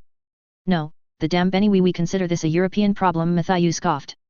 As always, the damn fools are too blind to see what's right in front of their faces. I hope you didn't call them that. Jean grumbled as he took a sip of his drink. The Algerians had a long memory and they hadn't forgotten the French ministry's interference into Algerian affairs during the French Mughal occupation of the lands. Of course not. Matthew dismissed with a dismissive wave of the hand before he sighed wearily, his form slumping into the chair, the soft fires of the hearth crackling as both of them fell silent. Matthew broke the silence several minutes later. How they cannot see that they and their neighbors are on the target list, I do not know. It is likely they know but seek to appease instead. Jean stated quietly. Bah! Matthew exclaimed, a bout of anger showing on his face. Do they not know that these kinds of people cannot be reasoned with? They're fanatics following insane men. Did you know that the Chinese sent the ICW memories of their interrogations of some of the prisoners they captured? I didn't. Jean admitted, eyeing the man. Matthew had been minister for a while in the 60s, just a single term, and as such managed to develop a number of key relationships with people, powerful people. Including those in the ICW. Matthew shook his head. They genuinely believe in the Ravens' ideology. Utterly. The depths of the Ravens' insanity had only become recently known after they slaughtered and extinguished many of the noble families of Europe. His ideology was one of chaos, one that claimed that magical world was infected with poisonous order that sought to snuff out the beauty of magic out of its people. That magic was chaos incarnate, the physical vessel of what the universe represented, and that it was being butchered by the order imposed by those who profited from the labors of the common people. It was laughable, incredibly hypocritical considering that it was the nobility that the Ravenites had allied with to take control of most of Europe. The same people who they approved of when they subjugated the common people in masse before betraying their loyalty with horrifying acts. It was a lie, a blatant lie, but no one didn't know what the Raven was truly after. Was it power? World domination? Poodles? Problematic. Jean said with a grimace before drinking of his wine once more. Zealots are always a problem even once their leaders were gone. It took years to hunt down the last of the Grindelwald zealots, some of the last of them given up by a remorseful and wealthy former Grindelwald follower. Matthew's grumbled noises had the bell of approval before he shook his head. It is what it is. Matthew said tiredly before he looked at Jean. We survived Grindelwald. We will survive this. He said, and that was the last they spoke of it that night, instead deciding to discuss the new symphony by France's most successful composer in centuries. Break. 17th of November, 1971. Aziza. Emily POV. They were all sat down across each other, around a wide and large oval table. The Grand Alliance met with each other at least once every quarter, mostly to discuss trade or status on collaborative efforts, but this time, it was to discuss the war and their response. It was also why she was here today instead of simply Chief Representative Doyle. Legba, the Chief Minister of Aziza, Dembehabe, who accompanied the Azizan leader, Hayate Sewajinio, the acting Lord Protector of Aim no Yukihashi, accompanied by Shinji Hirohito and of course herself and Paul Doyle. Her eyes swept across the room, taking in the architecture of the spacious meeting room. It had distinctive Benin qualities, though there were plenty of Ugandan influences. She had the pleasure of visiting a few notable families during her travels with Atticus across Africa, and she could see some traces similar to that of those homes. Welcome. Legba said with a boisterous tone. Emily turned her attentions to the man. Legba was a large man, not quite rotund like Slughorn but certainly well past his physical prime despite being only 80 years of age. He looked affable, the creases around his lips and eyes gave him an appearance that made him always look friendly, and it made him a popular figure to the Azizan public. Of course, that was only half the story behind the man. He was a cunning man who was careful with his words yet masterful with getting away with saying much yet nothing at all. It has been some time we have all met up like this, it is good to see you old friends. Legba said with a warm smile as he opened up his arms in a warm gesture. It is good to see you too, Chief Minister. The hospitality of your people never fails to impress. Hayate Sewajinio said with a light bow of the head. Hayate, the 64-year-old grandson of Ieyasu, for the past 6 months had filled for the venerable man whose health had taken a slight turn. She'd met the man a few times during her visits to Aim no Yukihashi. Hayate was often in the company of Ieyasu, but she had not interacted with the man much, She did know, of course, that the man was as shrewd as Ieyasu was and talented magically too. Ieyasu skipped over his own son in favor of his grandson, a slight controversy when it happened, but Katashi's own support for his son had removed much of that controversy anyway. I quite agree with the Lord Protector. I am pleased to say that seeing the praying statues is quite the experience. Emily said with a faint smile. Legba chuckled heartedly. Yes, yes, it is a fabulous sight, isn't it? It has become an instant hit with our people. Especially with the younger generation who see it as a romantic place. Legba said with a smile before that slowly filtered away and in its place a more serious expression took hold. Now Legba began, his tone instantly shifting. To business. Legba glanced across the room as he wriggled his fingers and parchment began to fly in, and with another gesture, the parchment duplicated towards every single person. Emily took hold of the paper and began skim reading it. The ICW collapse in Italy has sent the organization into crisis. They quite like being in that state, don't they? Dembay said with a roll of his eyes, a faint mocking smile on his face. Legba looked at Habe with a slightly exasperated look before he turned his gaze back onto them. They sent us a missive requesting a meeting in Alexandria. Post haste. Legba said seriously, and Emily caught Height sharing a look with Hirohito. They also sent us a missive. Hirohito said calmly before bringing out a parchment himself, duplicating it too before sending them to each and every one of them. Now I feel left out. Emily said thinly as she shared a look with Doyle before looking towards the Japanese delegation. I'm surprised they reached out to you. Height nodded slightly. So were we. The Japanese largely stayed out of international politics, mostly carrying out strict trading agreement with the rest of the magical world, most of it with the Asian part of the world. We will have to meet with them. Legba said seriously, and Emily inclined her head. Of course, she said smoothly before her eyes sharpened. They can only ask for one thing, however. Legba nodded soberly. We know. Legba said before glancing at Habe, who sat a little straighter. Legba turned back towards the rest of them, particularly looking at Emily. And we remain committed to the Grand Alliance and the laws that bind it. Legba assured needlessly. Neither Aziza and Aim no Yukihashi could act militarily in a major way without the agreement of Illos, and it was bound by magic itself. They were junior partners in this Grand Alliance, one that bound them tightly to Illos and Illos to them, though in a lesser scale, and that would not change. However, Dembay Habe interjected, the crimes of the Rave Knights is offensive to magic itself. Dembay Habe said critically. They cannot be allowed to act so freely as they have done. Emily sighed explicitly before she met Habe's gaze. I am aware of their crimes, believe me, but we cannot actively interfere. Height spoke up next. My government agrees. He looked to Habe and it was somewhat sympathetic. Our people do not wish to wage war for a people that it holds no ties to, magic or otherwise. Even if against an enemy that commits shameful acts. Dembay Habe looked displeased with that, though Legba's expression was unreadable. She wasn't surprised with that statement, and she wouldn't have been either had she not already known that this was going to be the Japanese position on this matter. The scars of the dismissal of the Japanese emperor ran deep, especially considering the taint their society had carried for their loyalty.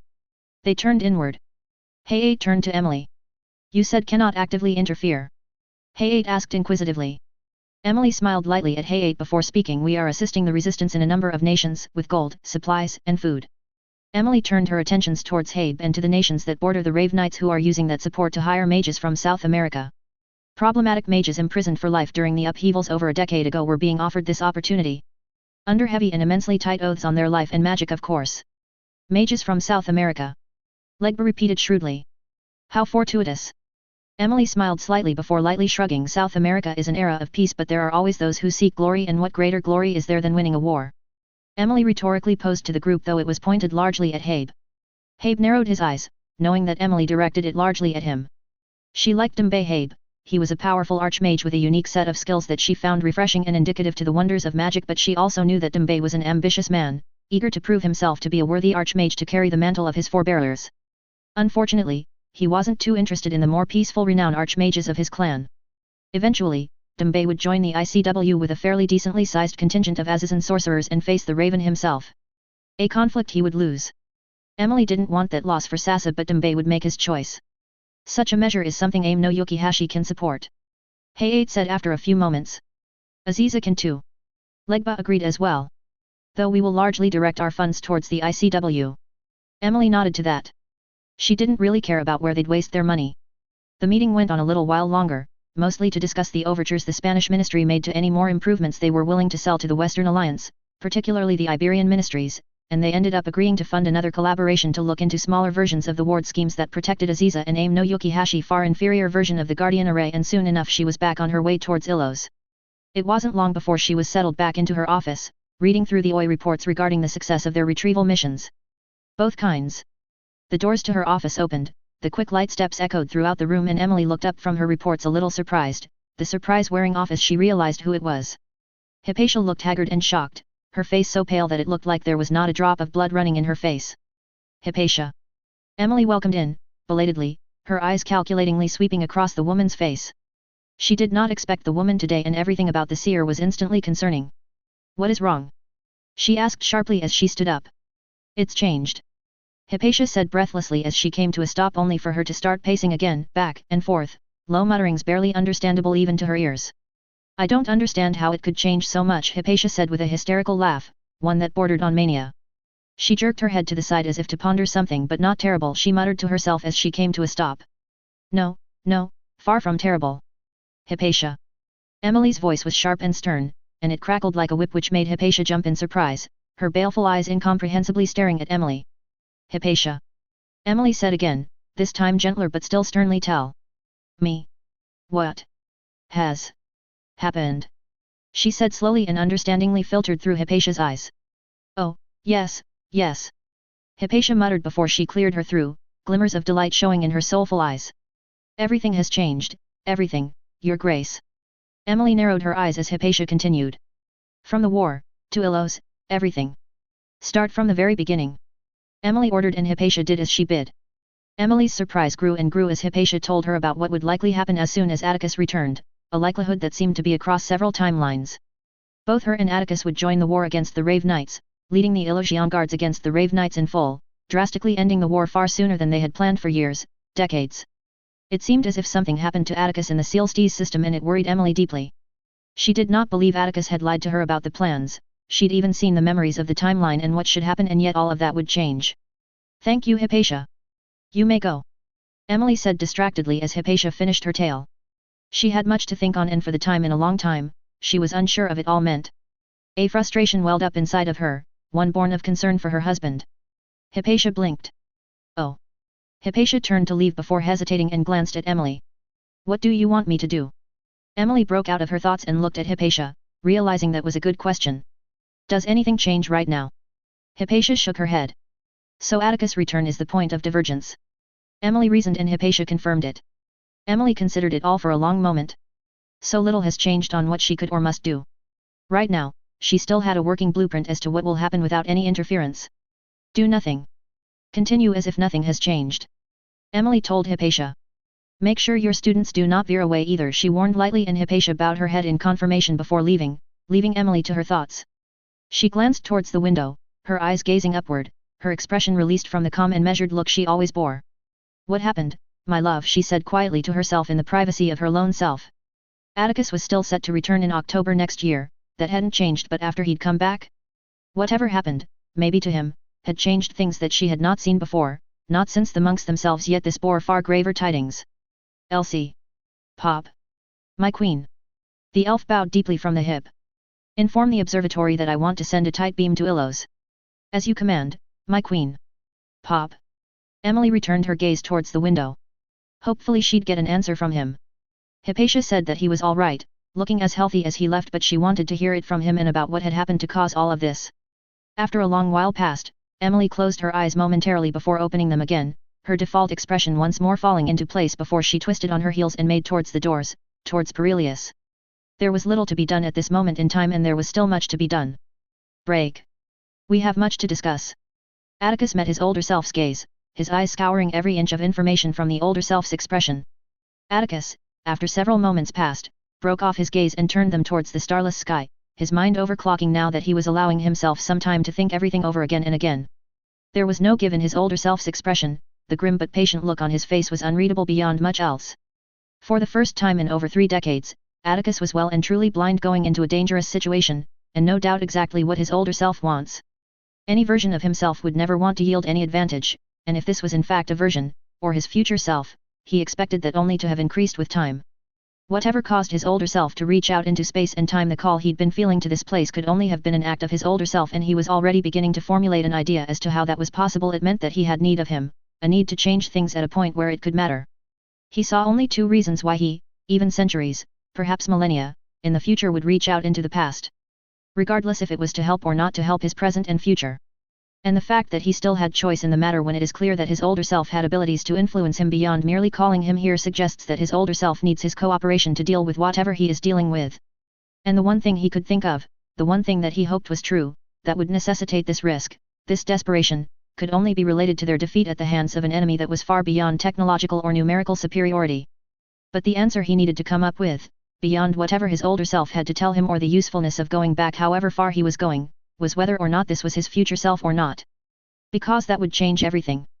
Given that he'd sensed the near uniformity of determination across the timelines he'd seen after this consciousness sojourn through space and time, he had to come up with the expectation, the relief, that this was not in fact his future self. Otherwise that would mean that this was a closed loop, something that had to happen. Experiencing different timelines was one thing, but reaching out into the past in order to directly speak to your past self? He was not at all sure if time and causality was flexible enough to be able to cope with such a breach in paradox. As Atticus began to think on it further, the angrier he was becoming as the ramifications were becoming clearer as his mind began to process how tied his hands would become even if he was told absolutely nothing by this older self.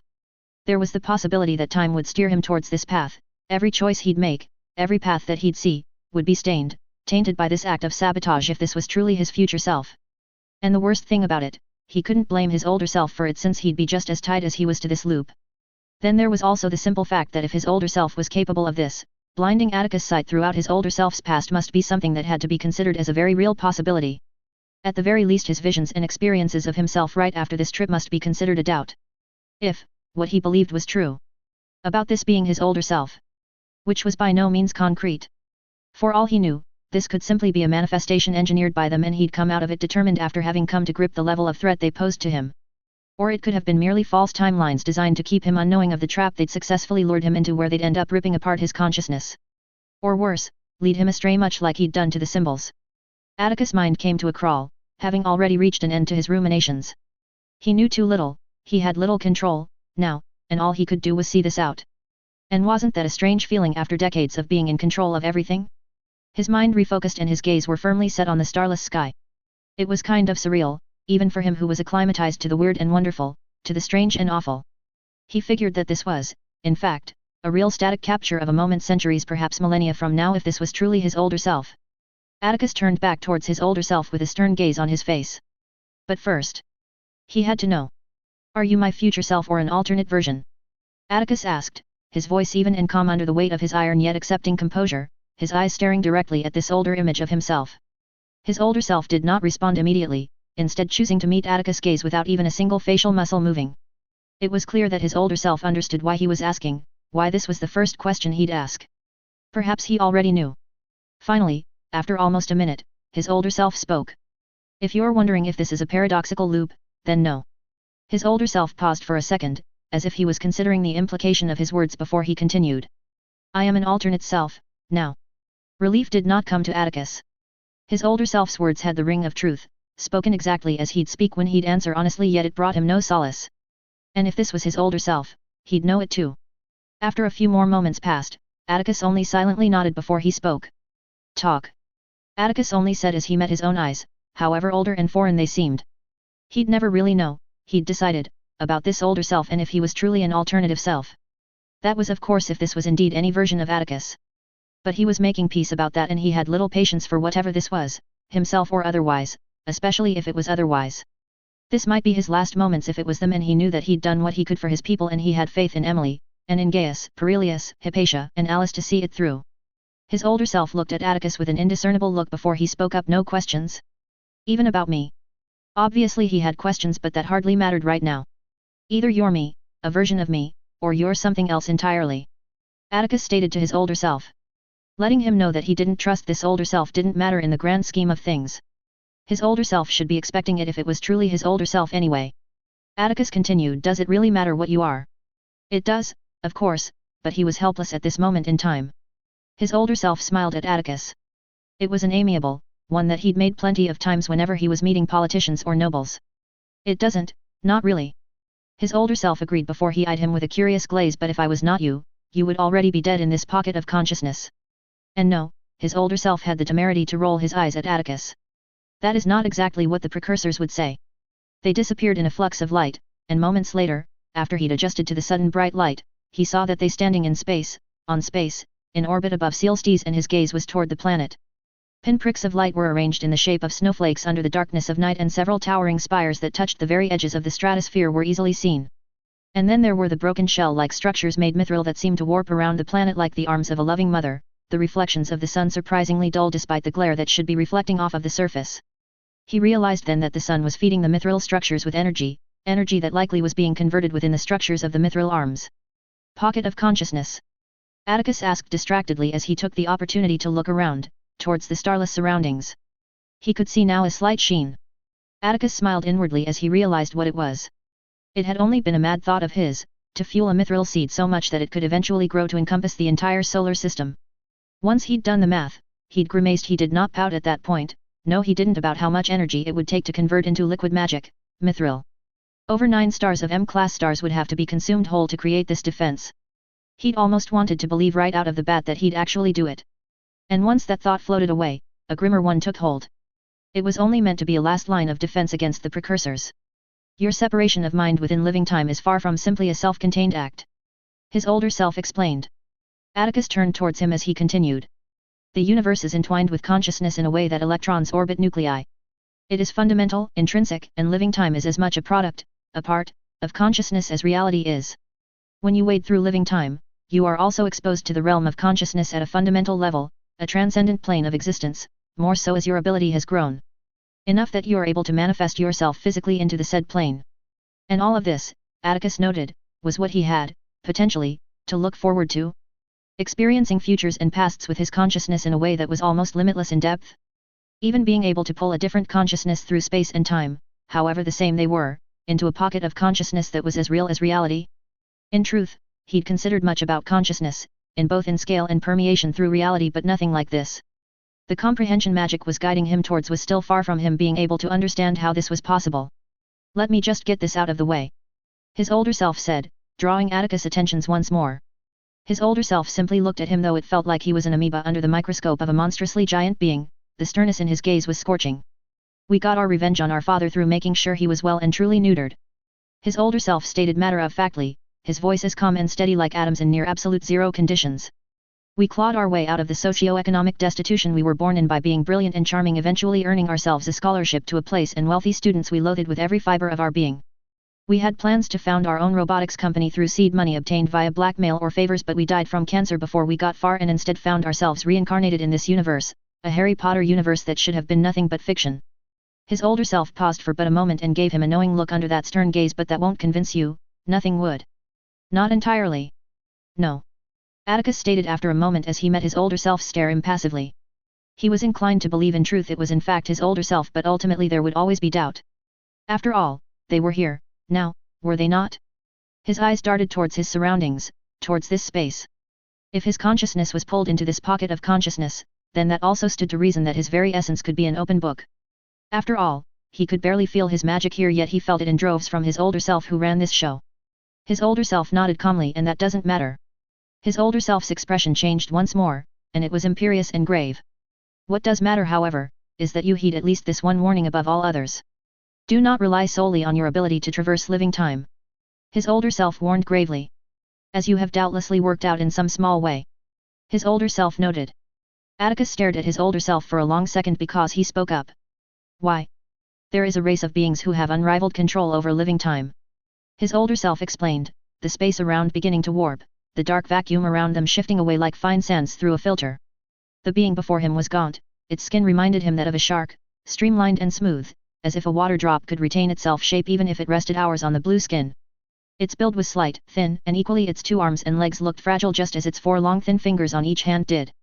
Its black eyes were wide and large, reminiscent of lemurs in terms of proportion, and it was likely its depth of perception along with its sight was orders of magnitude greater than that of humans. Its face was narrow, its head hairless, and it had no nostrils and only a narrow thin-lipped mouth surrounded with flipper-like tentacles. This was not a race built for power, no. But then, neither was humanity.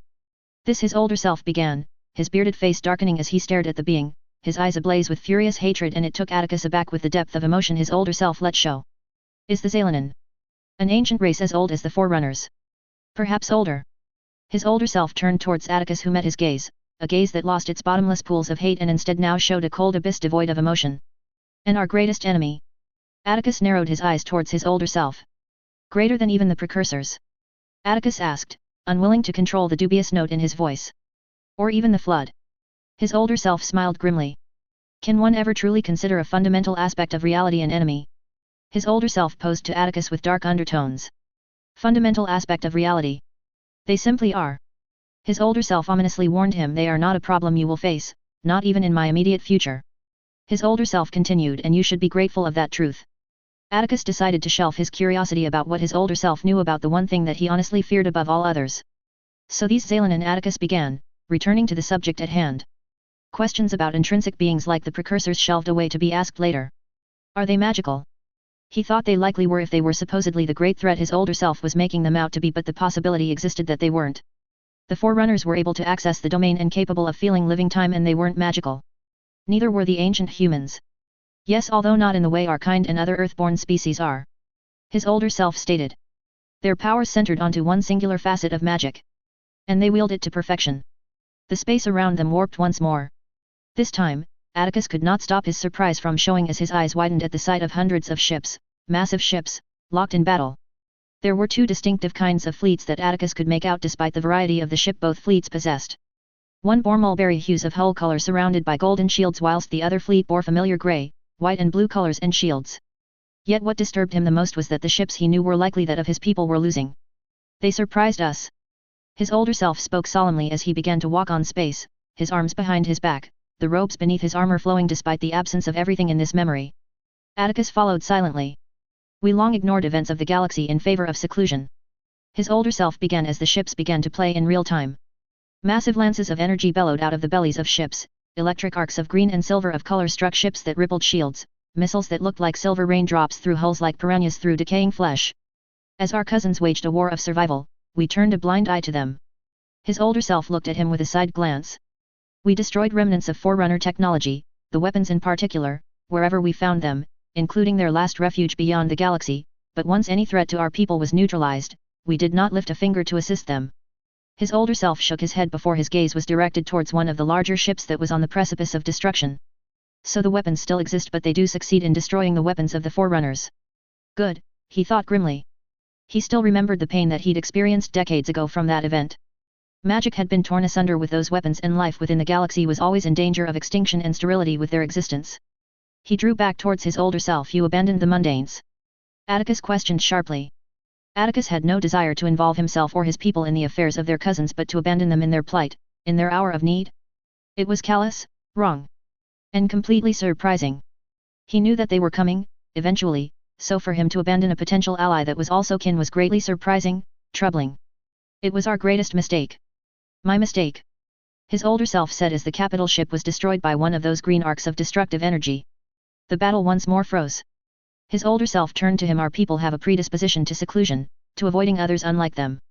This tendency, one brought on by the legacy of the Statute of Secrecy and Exodus, only grows with time. His older self smiled tiredly.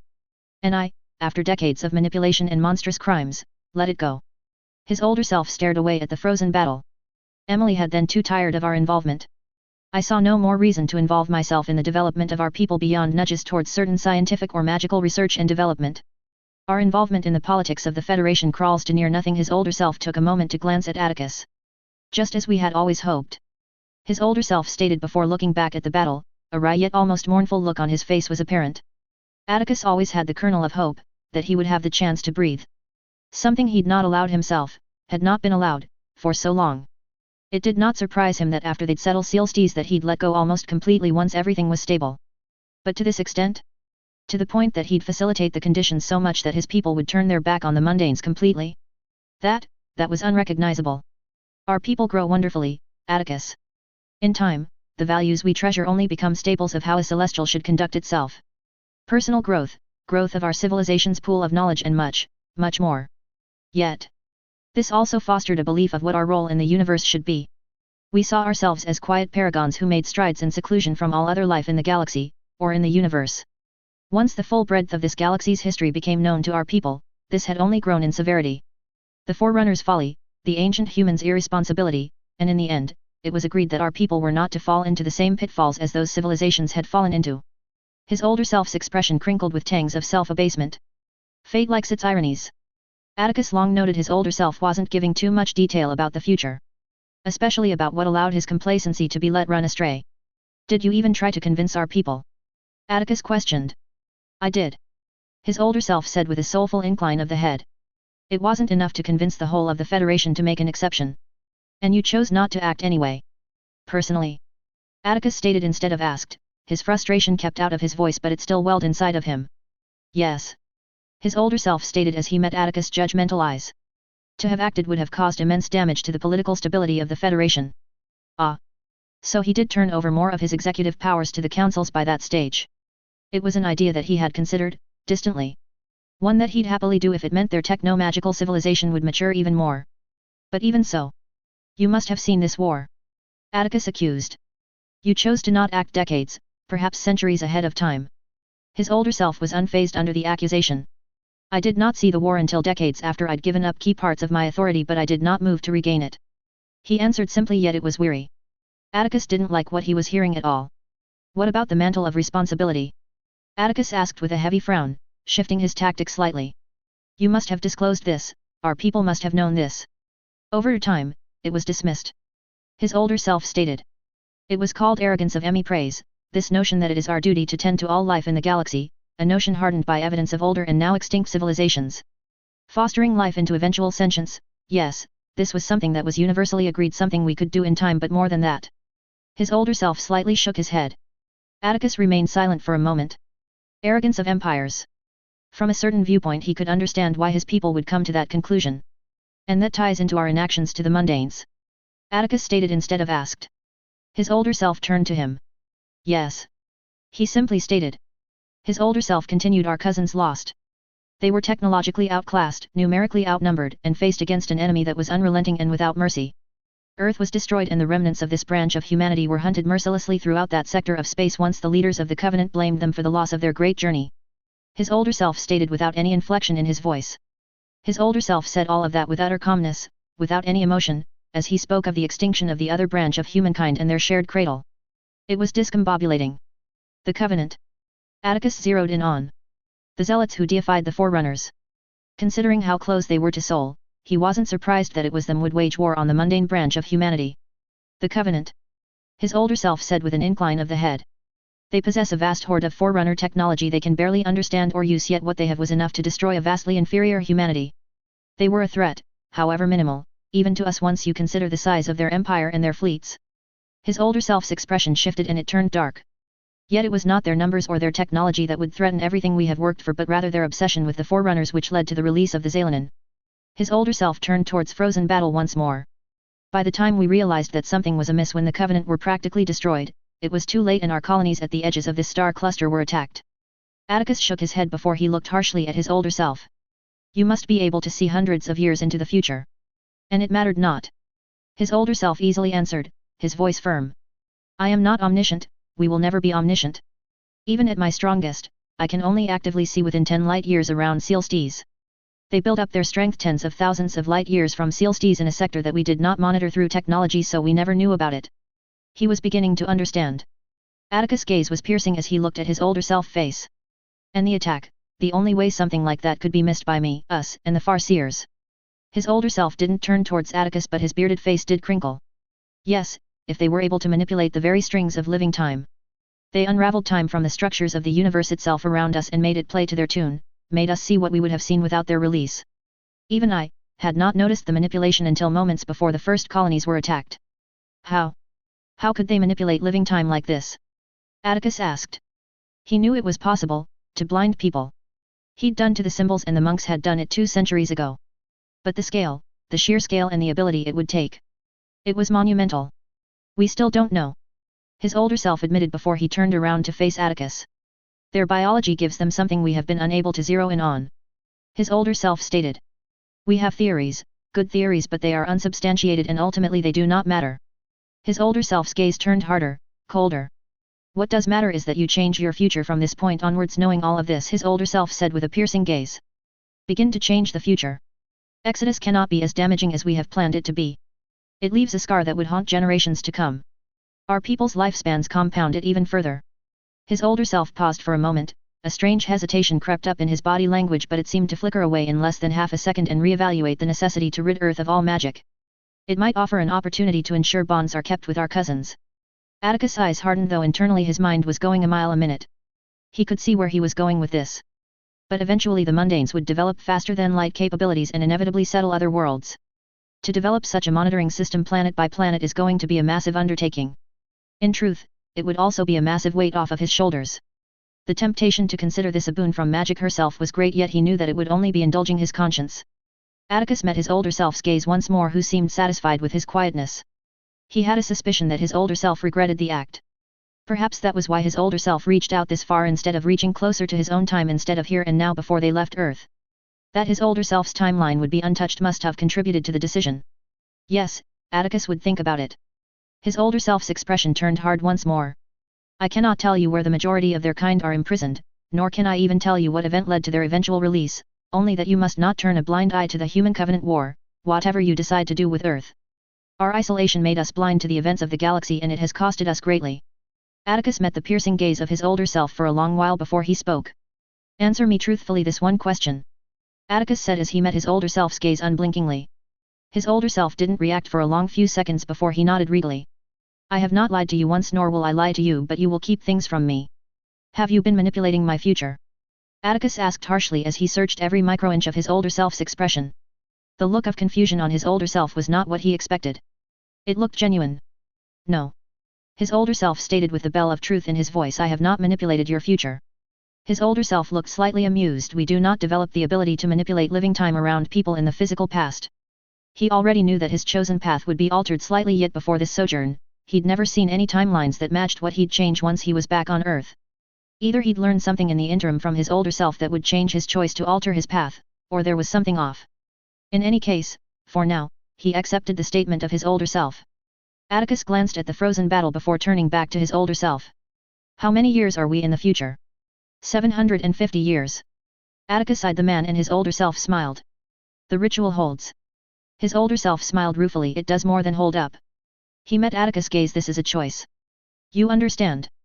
Atticus mulled it over for a second before he nodded. Looking in his 20s as he did whilst almost being half a century old was getting a little tiresome. Especially once, Atticus inwardly dismissed those thoughts.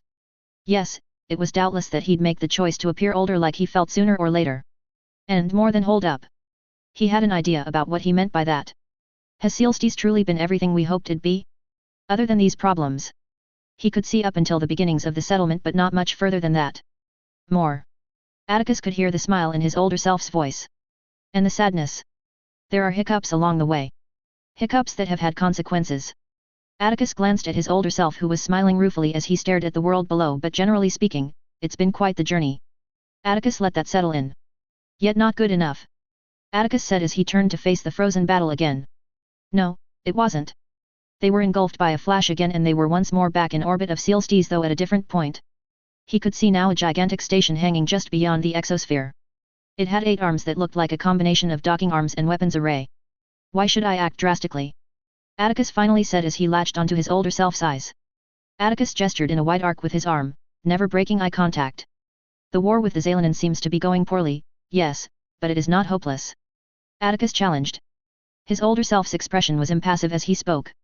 They both knew that by simply pulling him into this pocket of consciousness, by telling him about the Xalanen in the first place, the future was irrevocably changed. And from the way his older self seemed to age nearly a decade, it was clear that his older self understood what Atticus wanted to know. The war is hopeless. His older self stated matter-of-factly. In the first 3 weeks, we lost 8 systems out of 12, and in the past 9 decades, we have been pressed all the way back to Sealstees. Our lone system. His older self shook his head before he looked up and towards the shell that protected the system. As we speak, the Xalanen have more than a dozen fleets camped outside the shell. For now, they are unable to penetrate it, but it is only a matter of time. His older self's expression turned tight when he turned towards Atticus. We missed one of the weapons, one that belonged to an older generation. Atticus froze for a millisecond. Atticus knew then and there why he'd do this. You must be able to destroy it. There is a chance. His older self said with an incline of the head before he smiled ruefully, but it is not much of one. We are blind, we are outnumbered, and more importantly we are weary.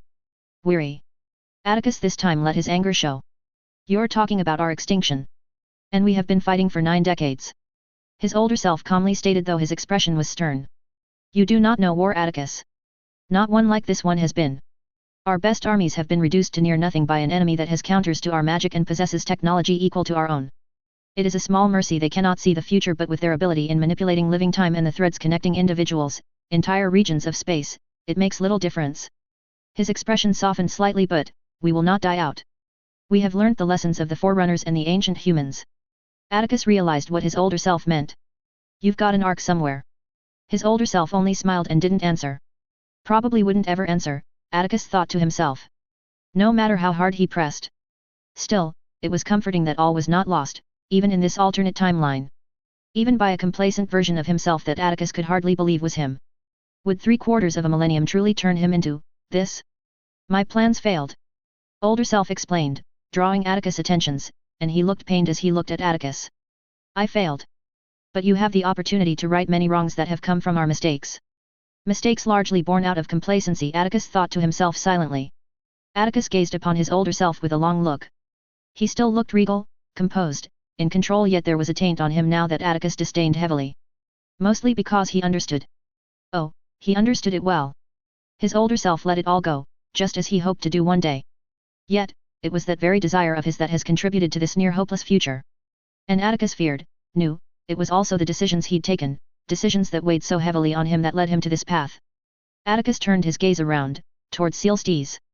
He could see buildings upon buildings, yet nature was not destroyed. The valleys and the rivers were somehow even more vibrant than they were when he'd first seen them. No. He would not allow it all to come to an end like this. He would not see Sealstees destroyed because of his hubris, because he was too worn down by the weight he'd put on himself. Atticus turned back towards his older self, his posture rising in furious determination. To think his people were losing, would lose to a race of beings that should have been inferior in comparison to the magical races. Because of choices he'd made, because of the choices his people made. That ember of fury within grew to an inferno. He would not allow them to just slink away into the night. Tell me about the theories you have about the Xalanin and their ability to do what they can to living time. Atticus' voice was sharp and demanding, his emerald embers in his violet eyes aglow like flames swaying in the rowdy winds of change. His older self smiled, though it was far from joyful, and so for the next few hours his older self talked and talked about the Xalanin and what they knew. Which wasn't much at all, despite nearly being at war with them for a century. Their biology was alien, too alien, and had an inherent ability to shield themselves against nearly all forms of magic, including destructive ones like the Unforgivables. Information had been painstakingly gathered out of their prisoners, but most of it had been useless for his older self. But the most surprising thing he'd heard was that there was evidence that Atticus could scarcely believe. You mean to say we share genetic information with them? Atticus asked with a light frown, his mind already coming up with ideas of how that could be possible. His older self inclined his head affirmatively. Yes, we do. The most important part of our DNA. Atticus' eyes widened slightly before he frowned once more. They share the neurophysical energy genetic markers. Atticus stated before he continued quickly, realizing the implication. They are also creations of the precursors. They are. His older self confirmed. That is something we are most sure about. Atticus' expression tightened as his gaze bored into his older self. And you're sure that they have no involvement in all of this? Atticus asked sharply, his unrelenting look searching out his older self's expression. No. His older self shook his head. On the contrary, I'm quite certain that they are involved in some way or another. His older self spied at Atticus. I never said that they weren't, only that one could not consider a fundamental aspect of reality an enemy. I have felt traces of their touch through living time throughout the centuries, not unlike what you have felt throughout the structures of living time for the past few decades. Atticus let that settle in for a moment. He felt the vibration, the stir in living time, that sweeping cycle that raged beneath the calm waters of living time. And he'd felt the spark that he and Emily had brought to life that disrupted the frequency of that vibration, however infinitesimal it was. A spark that seemed to have died out before it could even grow into an inferno. I do not believe the Xalanin themselves know that they are being helped. Atticus looked at his older self. You believe that they have been chosen for harvest? His older self smiled, and it was one of cruel satisfaction. Perhaps it would not come to pass for millennia, perhaps even longer, but eventually. Atticus looked away from his older self and back towards Sealstees, towards the lands that were beginning to feel the first morning rays of the sun. Long moments passed before Atticus spoke. I know you have kept much from me. Much that can assist me. Atticus said with a side glance. The status of the shaping sickness, Emily's surprising agreement to roll back their involvement in shaping society, whether or not Forerunners still existed, and the true depth behind the hubris to not monitor the galaxy to avoid the very instances that led to his older self's timeline into this mess. His older self didn't react to his words and Atticus turned back to the planet.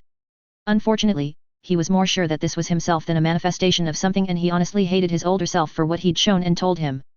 The veil was ripped off and all of his hopes of reducing his influence in the coming magical civilization was shattered to pieces. But you have done your duty to us. Atticus stated without any inflection in his voice.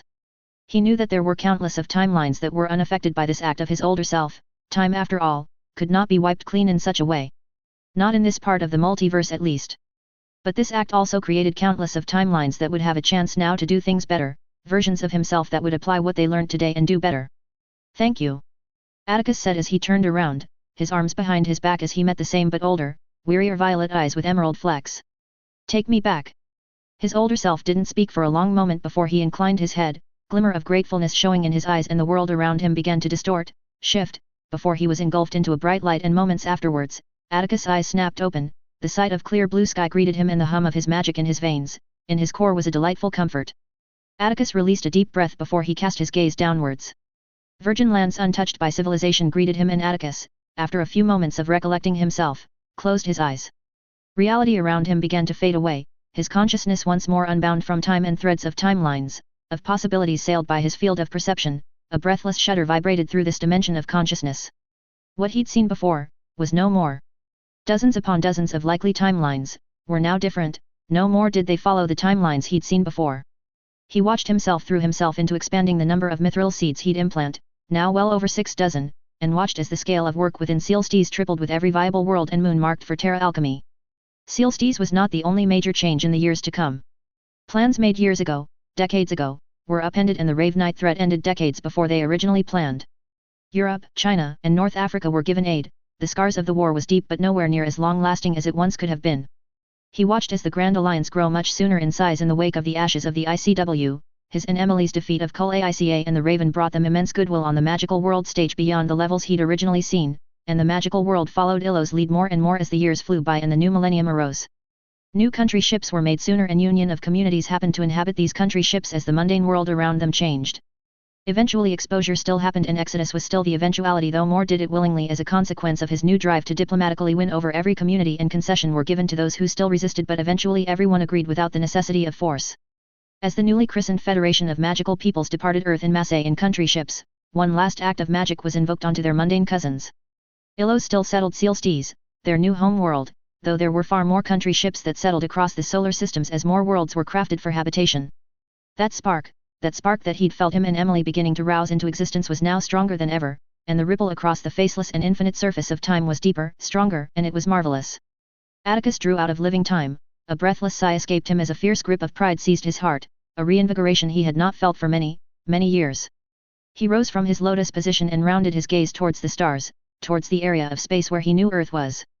He had many questions, such as how it was possible that everything changed so drastically. Perhaps there was some kind of living time disconnect between the physical and the metaphysical realms, one that allowed him to see his immediate determination but not the sight of all the differences that were wrought. He wasn't sure but for now, he was far more resolved than he remembered ever being. Atticus' magic roiled off of him, thick cords of violet and green energy swirled around him with bone-crushing density. He had much to do, much to learn, much to accomplish. In truth, it did not matter if what he'd experienced was real or not. If it was an older version of himself or not. He only knew he could not rest even in times of peace centuries long, nor could he allow complacency and hubris seep into the minds of his people. The Covenant, the Zalanan, the Precursors. Enemies that he'd have to prepare his people for and doubtlessly many more others in the dark forest of this galaxy and beyond. So be it. Atticus voiced out, his eyes burning with an inferno of resolve that could burn out the very stars under its intensity. Break. Undetermined distant future. The soft distant hum of the ship invaded his ears as his consciousness returned back into present.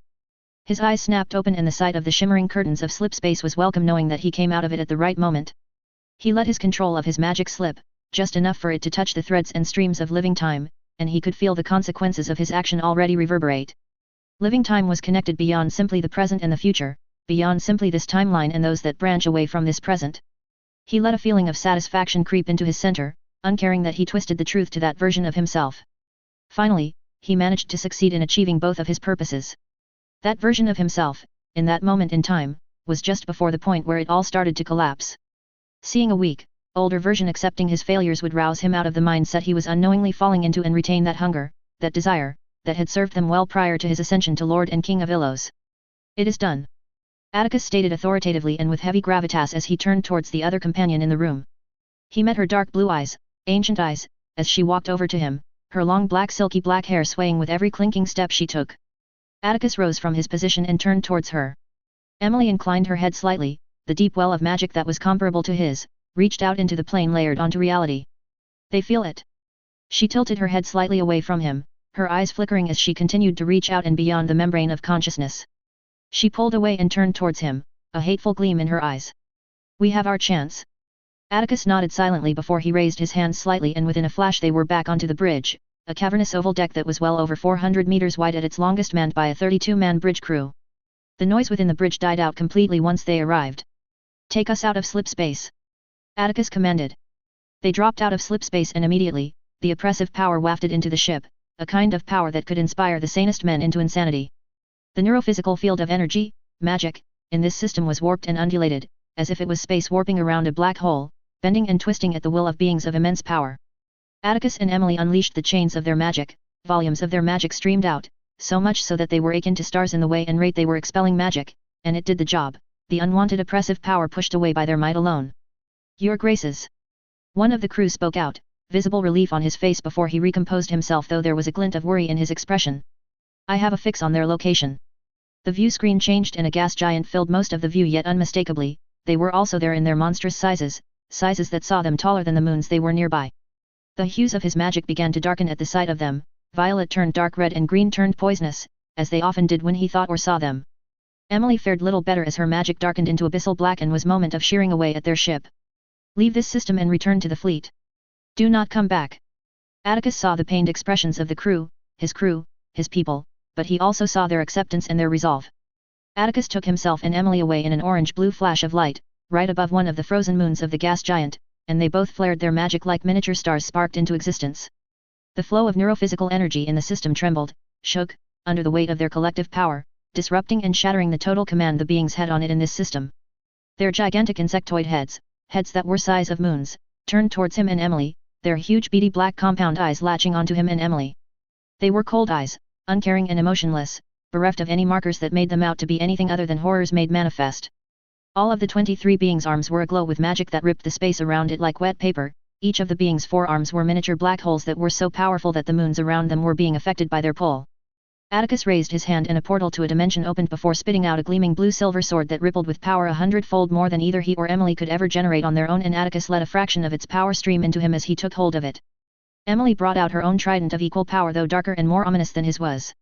They crafted their weapons out of the wrecks of their civilization, born out of pain and hatred and grief, all of their spite and single-mindedness poured into the singular purpose of their weapons.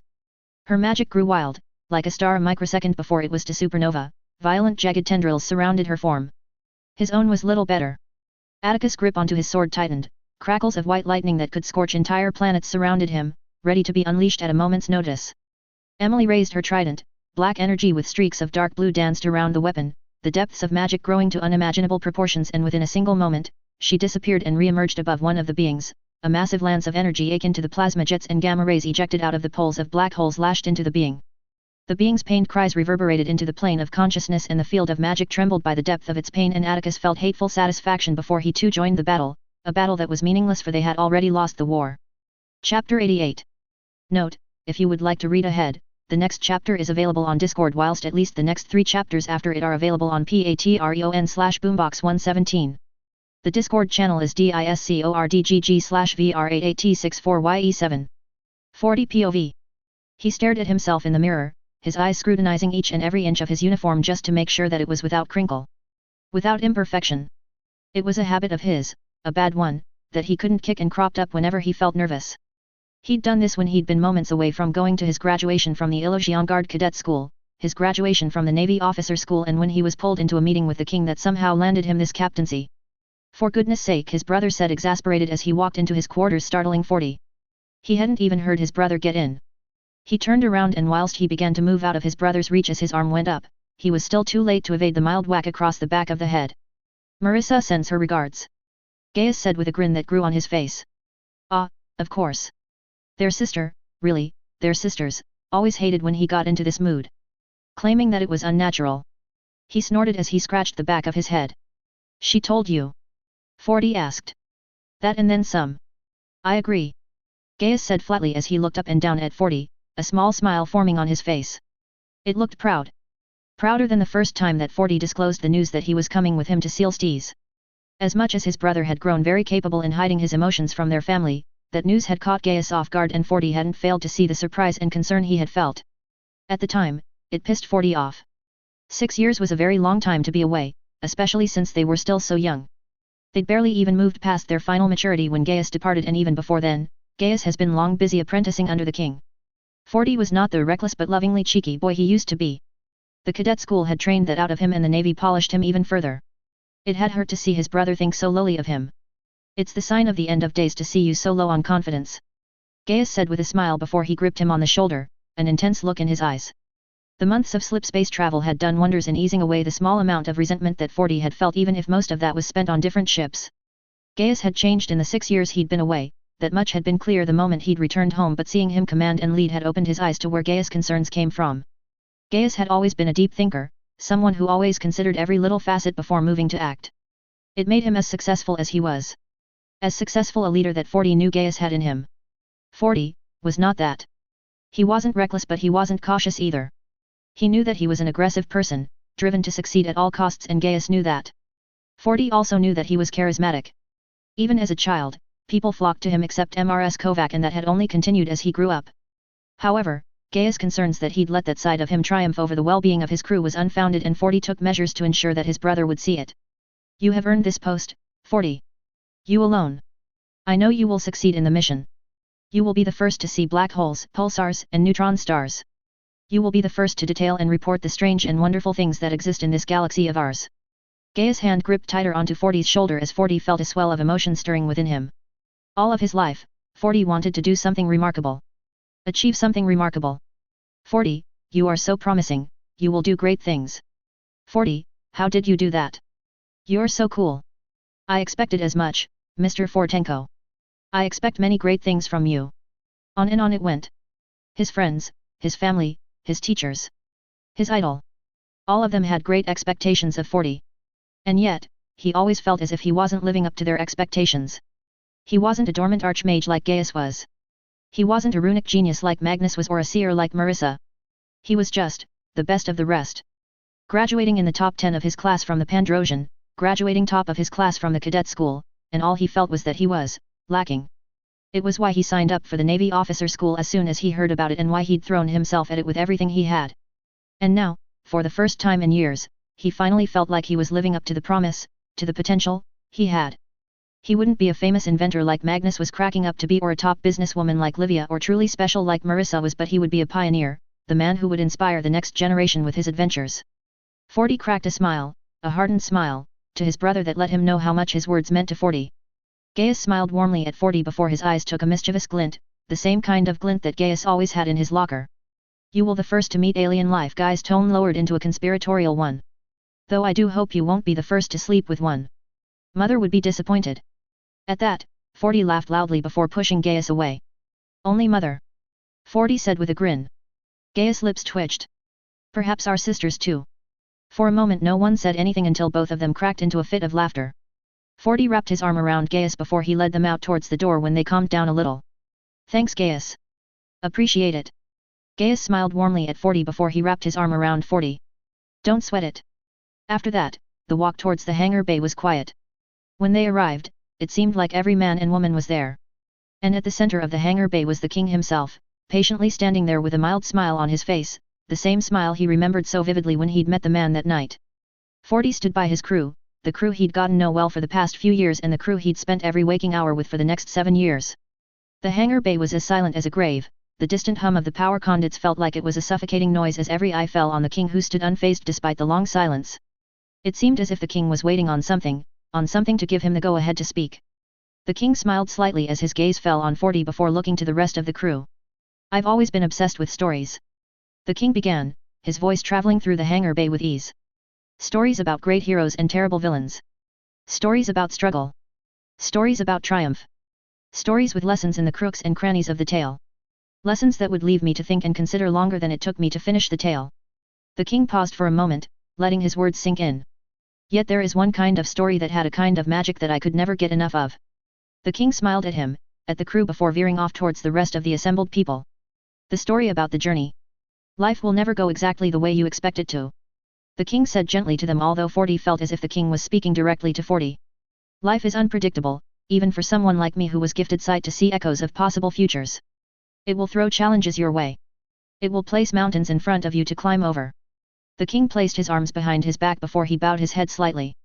Sometimes you fail to climb the mountain and are made to tumble all the way back to the base. But that is all right. The king said as he drew himself up again. That was never the challenge. No, the challenge was to get back up again and to climb again. Again and again if you must, until you have risen to rise to the challenge and reached all the way to the top of the mountain. The king allowed a faint smile to show on his face. And then you reach even further towards the heavens. This received a low level of chuckles. Those are the stories that I have always cherished. Stories that felt real, that felt human.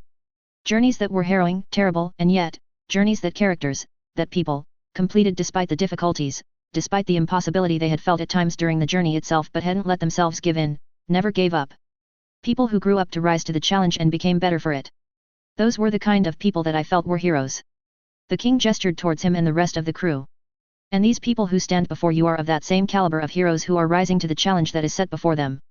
The king smiled warmly at them. Each and every one of them has come far in their own personal journeys.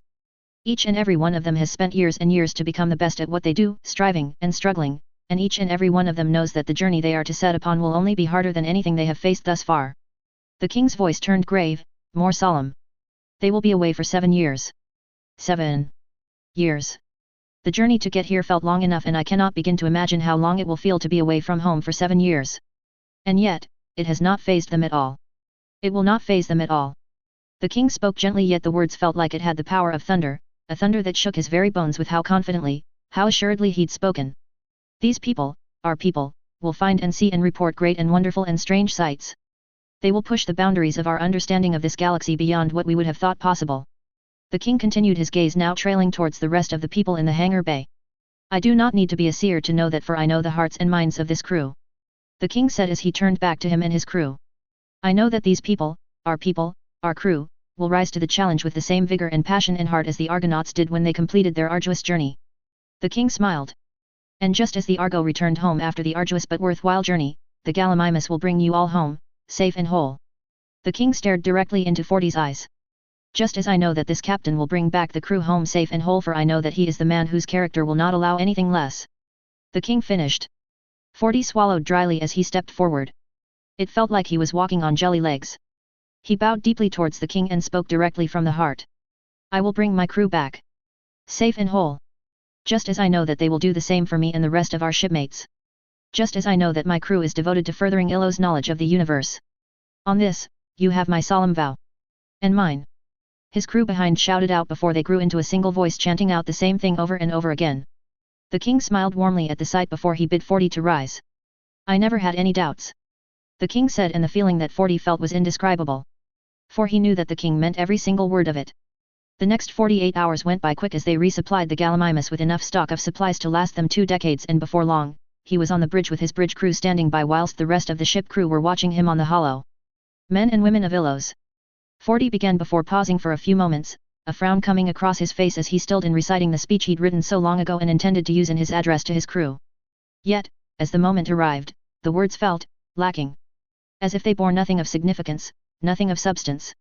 40 looked up and traced across the bridge, meeting every set of eyes of his bridge crew, and it was in that moment a spark of inspiration struck him. Hope is the thing with feathers. That perches in the soul. And sings the tune without the words. And never stops at all. And sweetest in the gale is heard. And sore must be the storm. That could abash the little bird. That kept so many warm. I've heard it in the chilliest land. And on the strangest sea. Yet, never, in extremity. It asked a crumb of me.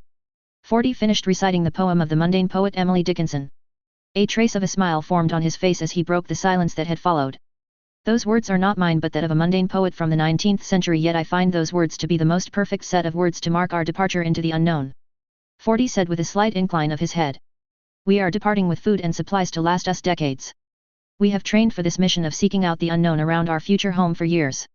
We have worked hard to become the very best at what each and every one of us do. Yet above all else, I believe hope is the most potent and powerful thing that we must carry. 40 swept his gaze across the bridge and towards the hollow. Hope that we will succeed in our mission. Hope that we will endure should we face troubles and challenges. Hope in ourselves to rise to the challenge. Hope in others, in your fellows, that they will rise to exceed your expectations, that they will be there for you when you need them to. 40's words ran out of him, his. Hope give us reasons to continue on even when it is easier not to. It will give us feathers to help us fly despite the weight of despair that could weigh us down in our most challenging time. 40's smile grew as he placed his arms behind his back. Hope is a powerful thing. It is not rational. But it is a music that our souls and our hearts need, and I hope you listen that tune and ensure it is never quieted. For when you do, I know that we will succeed beyond our wildest expectations. That, my crew, is my belief and my hope. For a moment nothing happened before one of the bridge clapped and then the others slowly joined in, grateful smiles and determined faces nodding towards 40. 40 silently released that breath that he'd held in and turned towards his captain's chair before he sat down. 40 spared a single moment for seal stees which they orbited before he turned towards the pilot who was waiting on the command. Pilot. Take us away. Aye aye sir. Break. The stone crushed under his feet, crumbling away to either side of his feet, a feat that kept on happening whilst he treads on the slowly changing landscape of this moon that orbited Eos, a dull beige gas giant that was about the size of Neptune. For now, this early in the Terra alchemic process, hard rock was being alchemically softened before changing more permanently into something resembling Earth. It was amongst the quickest processes, but even that took months and was only the first step in Emily's Terra alchemic topographical transformation. Complex proteins, minerals, bacteria were the next steps in the transformation, and each one of those steps all took years to build. Atticus turned his gaze upwards, beyond the Spiros towers that were being built by drones and heavy-duty golems. He could see why his people hadn't focused too much on changing the 3 moons around Eos. Compared to Grybides, there was a kind of lack of something, a something that was accompanied a lack of awe and beauty that Grybides so naturally exuded. Eos simply was a gas giant without any distinctive quality beyond that it existed, beyond the point that it dominated the night sky in day and night. This will a hard world. Helona commented next to him. He turned towards the venerable Iroquois man. White of hair that contrasted starkly to his rich honey skin that bore far less wrinkles than a man 190 years of age had any right to. Yes. Atticus agreed with a faint smile. Atticus turned forward again, his gaze trailing across the grey and barren landscape. It wasn't a particularly interesting moon, in truth. At least on the surface. It was a startlingly flat moon barely untouched by asteroids or geological movements. The moon orbited Eos from a wide orbit that didn't cause to assist to create any gravitational effects that other moons around Grybides had benefited from, thus making this a world that would need continuous support to be life-bearing, and the most interesting about it was that it was the largest moon around Eos, about 3/5 the size of Mars. Still, memories flashed across Atticus' mind as he overlaid the landscape with what he'd seen over the past few weeks. The vast sea of grey rock was replaced by an unending sea of green grass, only broken by the few but eventually growing small homes occupied by small people. But it will be a home nonetheless. Atticus felt Helona's gaze on his back and he turned around to face the old man. Ancient eyes stared at him. A small wry smile cracked through the old man's expression before he glanced back. A hard home for a hard people. The old man mused aloud. Atticus followed the man's gaze. Glok, the goblin in charge of the goblin expedition, a nephew of the goblin crown prince, was heavily in conversation with 2 other goblins. Likely already talking about where to build their capital. They would eventually settle on building northeast from here near a vein of a rich platinum vein. Atticus' gaze fell beyond the goblins towards the others who were trailing behind the goblins. Kamik Silverbrow, one of the dwarves, was talking with Oenokon, another Iroquois elder, Theodilus of the Grecian centaur tribe and Forenza of the British tribe. The rest of the expedition was behind on Yethia at present, a burgeoning water world. The others weren't interested in wearing the suits they'd have to wear to come to the barren moons of the gas giants. Oh, I wouldn't say it would be a hard home. Atticus said mildly, regaining the man's attentions. Atticus smiled slightly. The old man. Helona nodded sagely. Quite. Different peoples value different things. A flicker of something entered the man's eyes. Even if it is strange. Atticus didn't respond to that. There was little to say after all. The Iroquois, the Native American peoples in general, held nature and balance in very high esteem. To take from the land but also to give back in an equal and substantive way. That wouldn't happen to this world. Atticus and Helona waited on the others to join in silence, and soon enough Atticus discussed every little detail about the world with the mixed group, such as about the platinum and other rare metal deposits that were the richest in the solar system. The goblins had already done their tests on several locations to confirm the reports, and it matched 100% with what his people had reported about the moon. Minus a few unimportant details like how Gaius and his team believed that the moon was an exoplanet that drifted into the system millions of years ago, a planet that was kicked out of its system of origin by losing a planetary dance, and found its place here around Eos. Atticus thought it was probably quite likely given how different the composition of the moon was relative to the moons around Eos, which were mostly nickel-iron rocks, whilst this moon had a geological makeup closer to that of inner-world planets which would have formed from stellar dust clouds left behind during the birth of the star.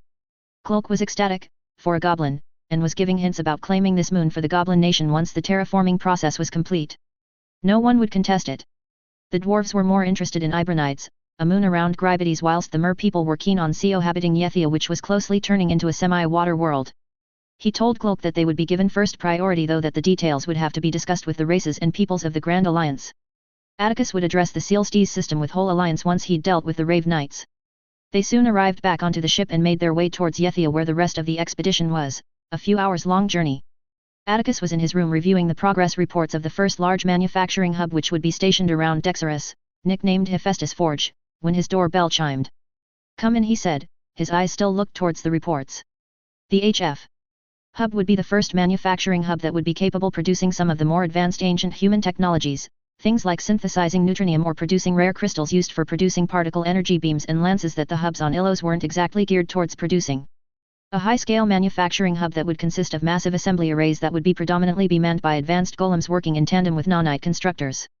Whilst the fabrication hubs could permanently transfigure materials into shape, he wanted the flexibility of nanite construction, as reprogramming nanites was significantly quicker than it was to reprogram to create new fabrication templates. By the time HF was complete, it would be capable of building every section of the Citadel-class starbase that he'd seen in the other future. And capital ships quarter the size of Ilos. It would also include the next generation of runic matter reassembler arrays, an array that could permanently transfigure materials into another material, though in this instance, it would contain a memory bank containing decades of his experimentations of permanent transfiguration, including his experimentations of permanent transfiguration of magical materials. The energy and propulsion facility within the HF hub would build the reactors and engines of future ships and defense stations, and in time, he expected it to be capable of also building vacuum energy reactors, though he expected that to happen only after a few centuries when the Federation was stable. For now, the layering of enchantments and runes had to be done by a magical person, but he was already working on the problem. He'd already solved the issue of producing magical metals like Oralchum perfectly without the need of alchemic transmutation circles, and in time enchantments and runes would be printed or weaved as easily as spiders weaved their webs. Whilst for now it would focus on replication and production of non-magically created materials, later on it would be capable of producing metals like Oralchum perfectly without the need of intensive alchemic transmutation circles. Herald. Forenza greeted with the familiar and distinct cadence that he had long ago associated with the centaurs. Atticus turned around after flicking his fingers towards the hollow which blinked out of existence. Forenza. Atticus greeted back before gesturing the centaur to come in deeper into his temporary abode, which the centaur was only just about able to get into. He hadn't spoken to Forenza much during this trip. Or really any of the centaurs. The three centaurs, the British ones at least, were not particularly talkative and preferred silent contemplation as they traveled through slip space. He knew that they had some kind of connection to living time, but what extent, he knew not. He was curious to know what they felt from magic through slip space, if they felt like what he'd felt. Funnily enough, he'd even checked and experienced through hundreds of timelines where he'd questioned them, with and without force. They never broke and never gave him an answer he could trust.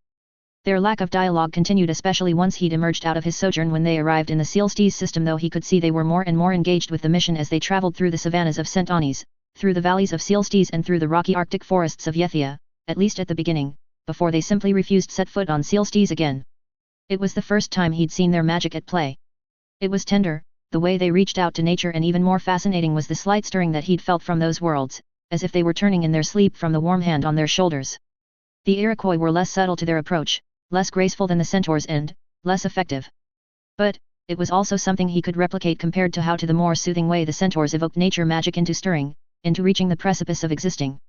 A way that had allowed them to feel the history of Sealstees and St. Anis, especially Sealstees, which nearly caused them to be paralyzed out of horror. Honestly, Atticus was incredibly impressed with the centaurs. To feel traces of magic hundreds of thousands of years old to that extent, to the point they were getting an idea of the grim history of this galaxy. Unfortunately, whatever made the centaurs special had made them special enough that it was rather impossible, at least for now, to learn their way of magic sensing. Still, in the end, Sealstees would be bent to his desires using what he'd seen from the Iroquois, and that was enough. Sealstees would come alive even if it was not as it once was. Have you decided which world you will work on first? Atticus broke the silence for them. The centaurs hadn't said what world they would like to work on first after they've visited each and every inner world. He knew which one it would be, however. Dexarus.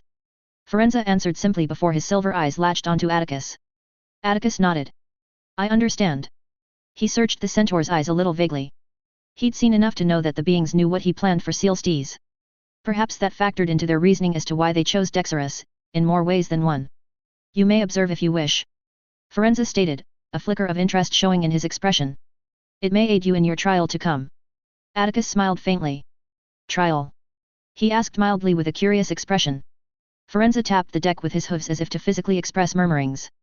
A trial is still a trial even if the chance of succeeding is certain. Atticus looked at the centaur a little amused before he folded his hands in his lap. I see. Atticus only said for a long while whilst keeping eye contact with the centaur. There were a few things that he had to say, that the centaurs had to know. Words that needed to exist. And you're not against my forceful act? Atticus asked curiously, already knowing the answer. Forenza tilted his head slightly, as if confused by the question. Would it matter? It might. Atticus answered easily despite the fact that it really didn't. Inlaying Sealstees with Mithril would grant him and Emily with a connection that was several of orders of magnitude greater than the connection they held to Illos, but that wouldn't give him the same connection, the same control, over the rivers, the land, the seas, and the forests. This way however, once he'd took control and dispersed traces of his magic within the magical system of Sealstees, he'd begin the alignment of the world's magic to his own in a more natural way and wouldn't fight him so much as he'd estimated it would otherwise. Forenza's tail whipped around quickly for a few seconds before it stopped. It would not. The centaur answered calmly. You are as unswayable as death itself. The centaur looked away from Atticus, towards the ceiling, as if he was in the midst of a vision. Death for a world that should remain dead for the loss it suffered. The centaur said lowly before returning his gaze back to Atticus. Atticus didn't respond to the opinion of the centaur. To them, it would be better for Sealstees to be a world laid at rest instead of disturbing the resting place of many, many species. He disagreed. Fervently. A few moments passed before he spoke. When we leave Yethia, I will have you and your fellow centaurs sent to Dexterous to begin the transformation. Atticus raised his hand and a hollow image of the moon popped up. You will focus on these regions, will you not? Areas around the equator were alight where most of the forests were located. Yes. Forenza simply answered. Atticus nodded. Very well. The bulk of the animals can be brought out of stasis in a moment's notice. He paused for a moment as he chose to meet the silver eyes of the centaur, though I would prefer if you told them when you are expecting to be done in those regions. The centaur met his gaze though said nothing for a few short moments. We will. Atticus smiled faintly. Small steps he supposed. They both knew that Atticus knew exactly when they'd be done, but this was more a case of coaxing the centaurs into developing a working relationship with magicals. The centaur turned around and made to leave before pausing and stood half turned away from Atticus. Atticus looked on expectantly. You now outshine Mars itself. I do because I must. Atticus answered calmly before he looked away from the centaur. The centaur's tail wagged uncertainly. Atticus felt a bout of sympathy, just the smallest amount. He could certainly understand how strange it must be to experience such a dramatic change to the events of the future. Just as I must outshine Jupiter, just as I must outshine Saturn, and just as I must incorporate the brightness of Uranus into my being. Atticus leaned forward as he spoke honestly. He believed all of that. He would be as merciless as the Roman god of war, he would show strength and energy and ambition to such degree that he would dominate all those who would come to cross him. Just as he would act as the guardian and father of the magical world, facilitating growth, expansion, prosperity, nobility, focus and civility for those who would come to rely on him, those who he'd entice to his bosom. I see. The centaur said with a frown. Does that scare you? Yes. Forenza answered blatantly, though no such fear emanated from the centaur. Atticus wasn't sure if the being felt fear in the same way humans did. Once, we were certain you would not go to extreme lengths. The words unsaid were clear enough. For the magical world, for your people. For my own people. Even for the Boggots. I will do what I must. Lady Magic may judge my soul for it at the end of my time. Forenza met his gaze and said nothing when he turned around and walked out of the room. Atticus sighed when the door closed and for a long moment simply sat there, considering what the centaurs could have seen. In the end, Atticus simply shook his head and returned his attentions towards the reports of the HF hub. They arrived at Yethia with little fanfare, and it wasn't long before Atticus departed with the centaurs in tow towards Dexterous, whilst the others stayed behind as most Iroquois worked to nurture nature magic into flourishing on Yethia. After dropping off the centaurs, he took a slipspace-capable shuttle with a few of his guards in tow, guards who were sworn to secrecy, and made his way towards a cluster of stars around 200 light-years away where there were a bunch of red giants all within a 50 light-year radius. The ship exited slipspace a few days later at the rim of the system before Atticus directed the ship to approach the red giant. The shuttle was specially made to get as close as possible to the photosphere. By the time they were as close as they could get, Atticus was in the expanded hangar deck where he was unlocking one of the large containers. Sir, we've arrived. Thank you, Lionel. Atticus said as he threw open the doors to the container and an iridescent blue glow beamed out of the container and into the hangar deck. With a delicate flicker of the fingers, the glowing globule moved towards Atticus as he stepped a little backwards. The surface of the globe was undulating, like a spherical ball of the sea moving at tide, and the globe was about 3 meters in diameter, and within it, one could see faint outlines of some metallic structures. I will be opening the hangar now to space, Lionel. Atticus called out as he gently guided the orb towards the port hatch. Yes, sir. Lionel quickly said before disappearing through hatch. Atticus waved his hand towards the port hatch, pressing the buttons that would expel all air out of the hangar deck whilst at the same time closing it off. Atticus' suit automatically raised a bubble of air around his head before darkening to nearly pitch black to protect his eyes from the radiation and light from the star. Soon enough the port hatch opened and he was floating out into space with the globe floating just before his outstretched hand. He could feel the heat emanating from the red giant that looked like it had no end this close to it. Thankfully his suit would protect from the radiation as much as it would protect him from the heat. The surface of the red giant was a maelstrom of activity, turbulent solar storms racked across its surface, sunspots the size of hundreds of Celestis was clear to see, flares that were taller than any structure he could think of creating lashed out from the surface of the star. It was beautiful. As soon as he was far away from the shuttle, Atticus waved his free hand behind him and he began to increase his speed. It was 15 minutes later that he felt comfortable enough in the distance that he'd put himself from the shuttle, and with the slightest of pushes, he released the globe away from himself, though it was still within his control. By now, the globe was as far away from him as he was from the shuttle. Over the decades, he'd made significant strides when it came to dimensional manipulation. Rowena's time room, the vanishing cabinets and the immense library of content the ancient humans had on dimensions that overlaid onto reality was enough for him to make significant strides into creating pockets of dimensions that were near infinite in size. That was what the globe was, a pocket dimension, and now it was time to invert the globe and release its content.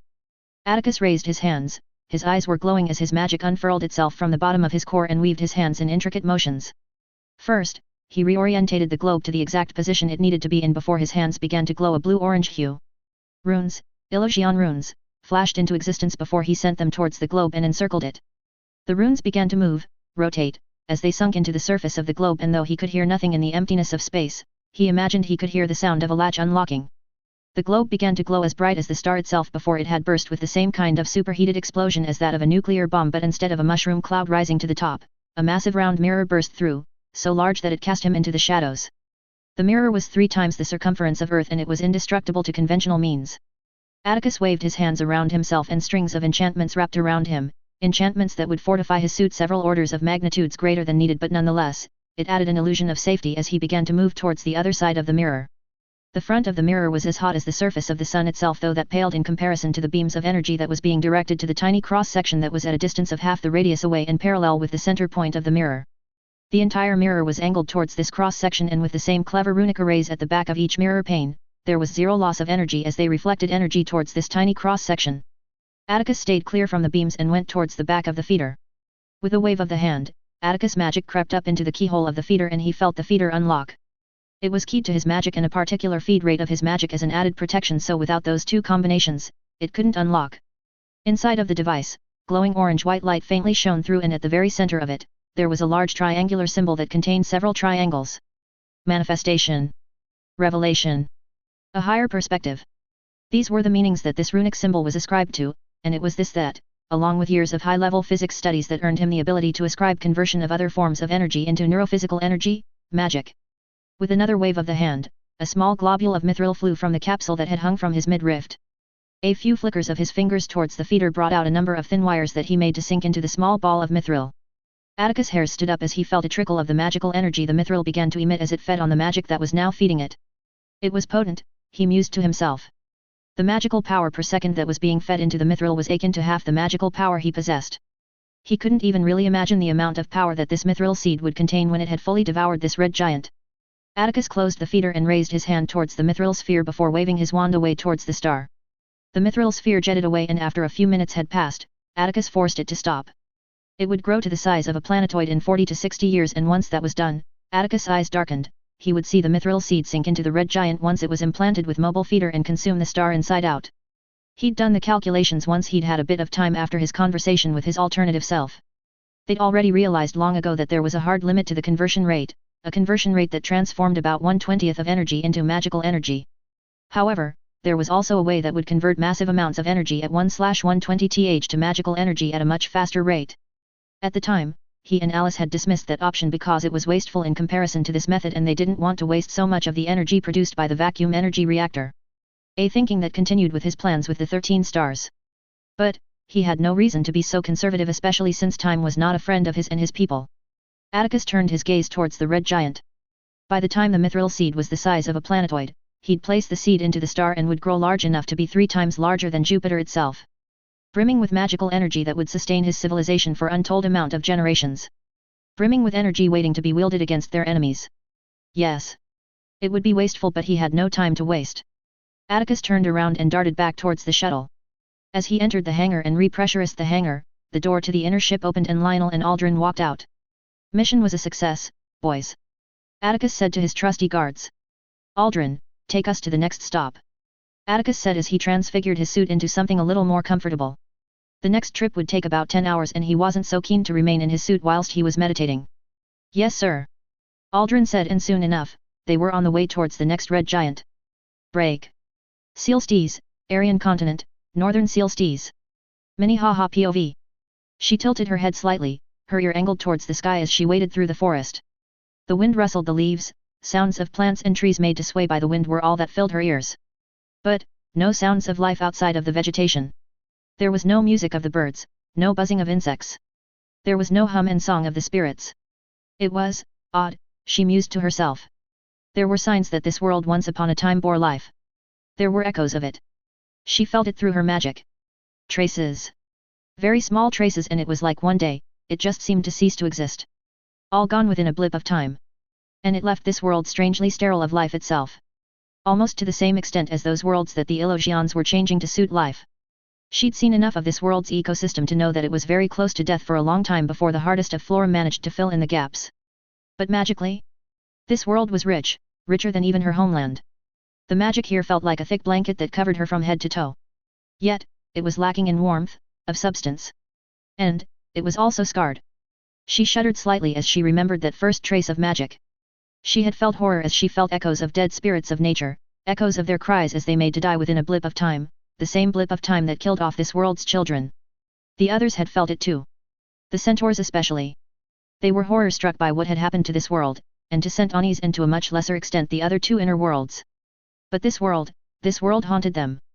So much so that they did not want to set foot again once they understood the deaths that occurred on this world. Oenokan had also refused in the end, and Helona was far from eager himself to involve himself on this world. Oddly, the Sayer King did not seem to mind one bit. She sighed as she made her way towards the edges of the forest, out of the forest, her mind wandering off to the tales of her people in context to this world.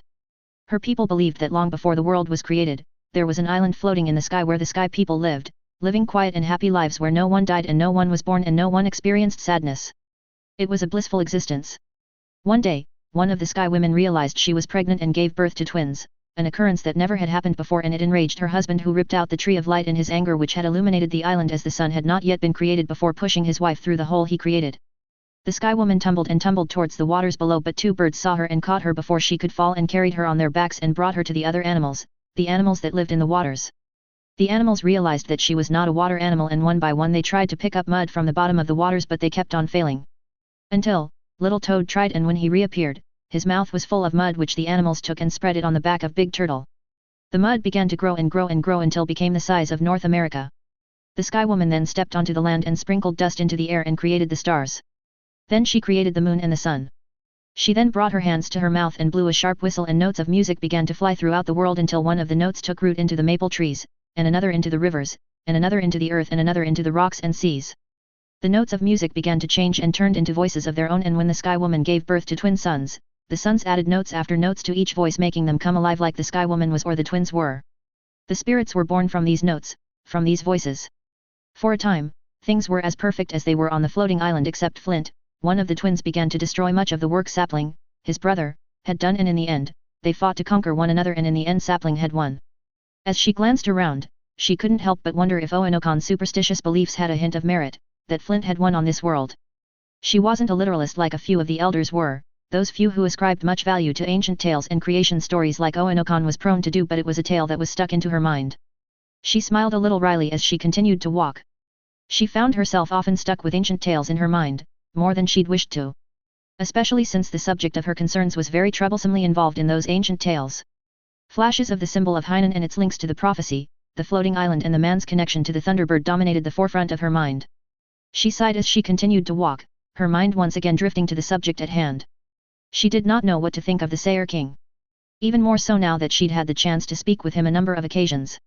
It was very clear that the man was uncomfortably aligned to a few of the stories, but she also got the feeling that there was a pit of darkness in him. Comanche had advocated for him, having met him as a boy, and a few of their people who worked with Makusa did the same.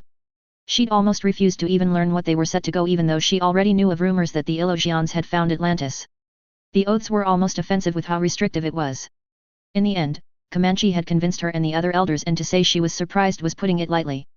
They'd already heard of Ilos sailing through the void, a feat that most had come round to accepting since the Mages had done the same feat with their machinery. But worlds around another sun? That was another thing entirely, and in the end, the Sayer King swore a blood oath in the way of the Iroquois, and that was enough for them to realize he was speaking the truth. Atlantis was a ruse to hide what the Ilogians had achieved, and they wanted their help to rouse these worlds into full awareness. Much like how their world was awake and aware. She took the time to learn more about the Sayer King before deciding anything. A war hero, a genius, and a leader of men. Those were things ascribed to the man, but another description fitted the man well as well, she'd decided. A killer, a manipulator, and someone with far too much power than anyone should have. Magically and politically. She shook her head.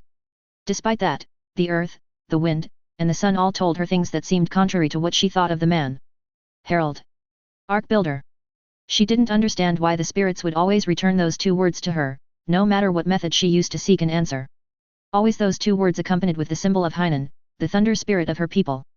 In the end, those cryptic answers from the spirits at that point, along with the temptation of seeing and feeling and touching new worlds that was different to their own little turtle island, had proven too much for her to resist. To understand if these worlds had the same origin as their own world had. Perhaps once upon a time. She said to herself quietly as she stepped over a thick root. This world was so very similar to that of their own, it was scarcely believable. Her hand traced across the bark of the tree she walked by before she looked down at her hand. She'd seen a number of tree species that wouldn't go amiss in eastern and central North America. It was almost scary to see how similar it all was. It was partly the reason why Oanokan and Halona were reluctant to coax the dead spirits of this world to live again. Beyond the simple superstition. They felt as if they were disturbing the graves of the kin of their own spirits of nature.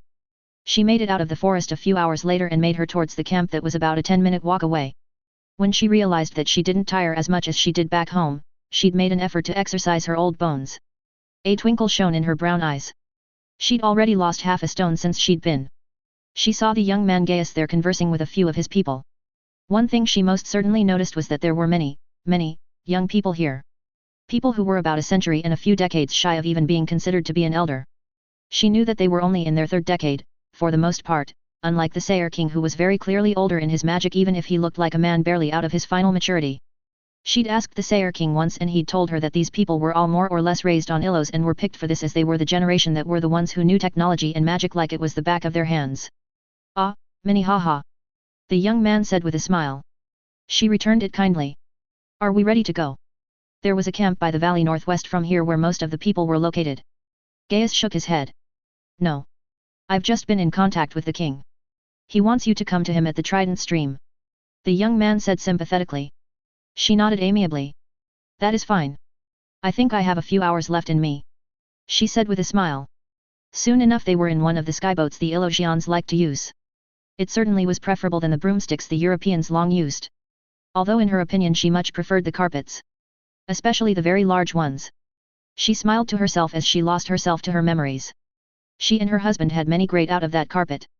It was a shame she never got another one. The trip didn't take long at all and she saw him in the middle of the shallow stream that was upstream to the river before it split into 3 streams. Gaius didn't stick around as he flew off moments after she was dropped off and she made her way towards the Sayer King. A frown formed on her face. When she heard the centaurs call this man Herald, it was then she understood that the centaurs knew far more than she did. Even to her people, the centaurs were known to be reclusive and hostile to magicals. A shame as her people venerated the race of beings when they'd learnt of them and what they possibly represented. It also concerned her that the symbolism to Hainan held deeper connotations as some of the elders thought possible.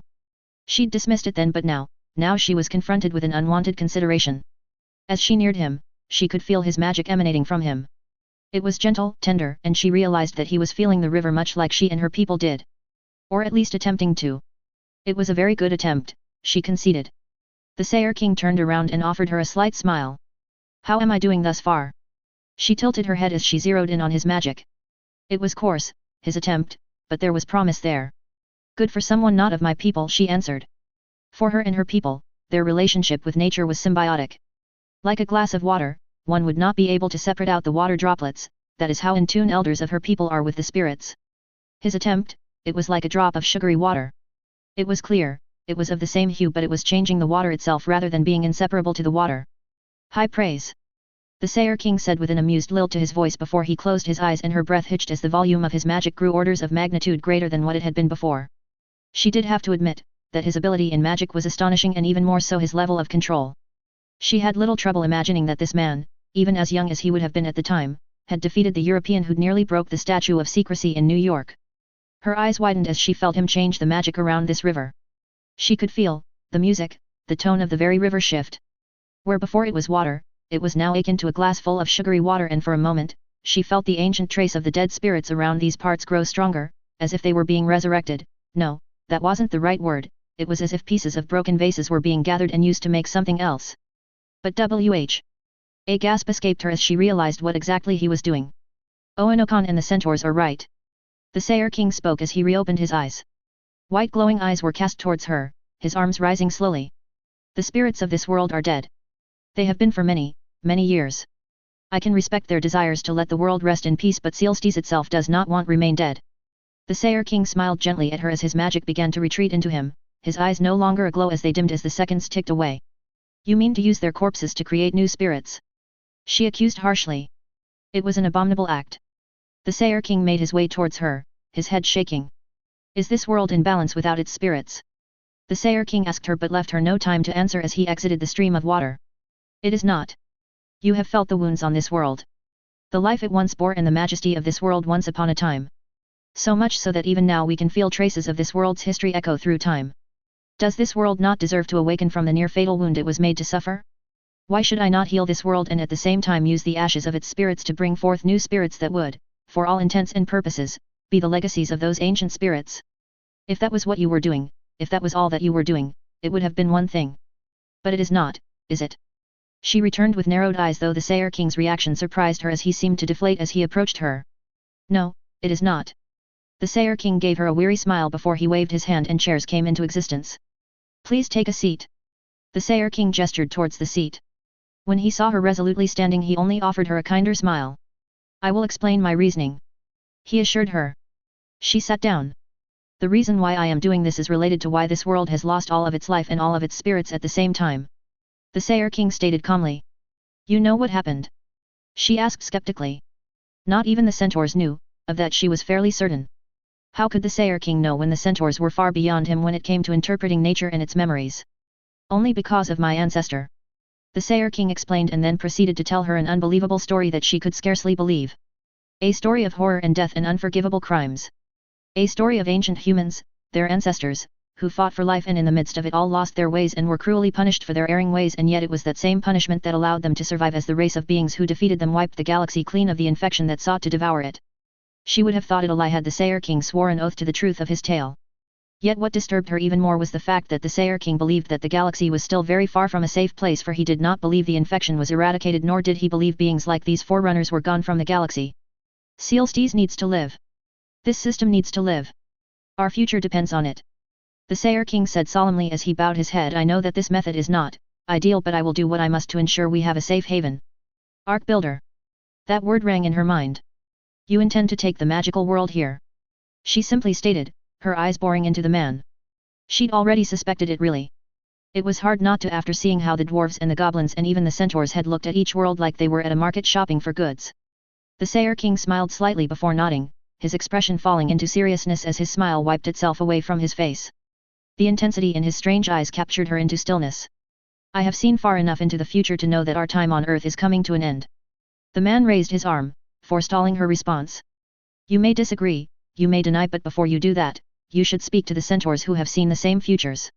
The only way I see us remaining on Earth is if we subjugate the mundanes. The Sayer King's eyes darkened. I have no desire to do that to our cousins, nor am I willing to subject Earth to a war that could potentially see much of its life annihilated in the conflict. The Sayer King leaned forward. And you also know that CO existence is nearly impossible. Especially now that your own mundane cousins are numbered in the hundreds of thousands compared to the hundreds of millions that have taken their place. She thinned her lips at the mention of the destruction of the native Mages. She and the other elders of the tribes of America were long of the belief that had they not been made to adhere to the statute of secrecy, they could have prevented the collapse of the ancient civilizations that her people once upon a time belonged to. Whilst the diseases the Mage Europeans brought with them to America decimated and depopulated America, there still had been millions of natives still around to stabilize the Native American civilizations before the trickle became a flood. Civilizations that long had relied on their magical counterparts for spiritual advice, for healing and even leading them. But they had lost the statute wars and had been forced to agree to the statute of secrecy lest they be wiped out like the coalition had done to other magical communities. And you would swear on this? She asked him sharply. You would swear that only two options exist? Subjugation or leaving? No. The Sayer King smiled apologetically before his expression turned grim. There are more options than just those two. There are many shades of choices available. Peace, however, never is an option. That, I can swear by if I must.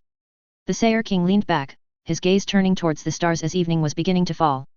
There are too many things the mundanes can fear from us. There are many things our own kind can fear from them. We are simply too different. The Sayer King turned back towards her, his eyes falling onto hers. You know this too. As do your people, otherwise you would have done more to help the Native Americans instead of staying in the magical world even centuries after the statute wars. She looked away from his gaze.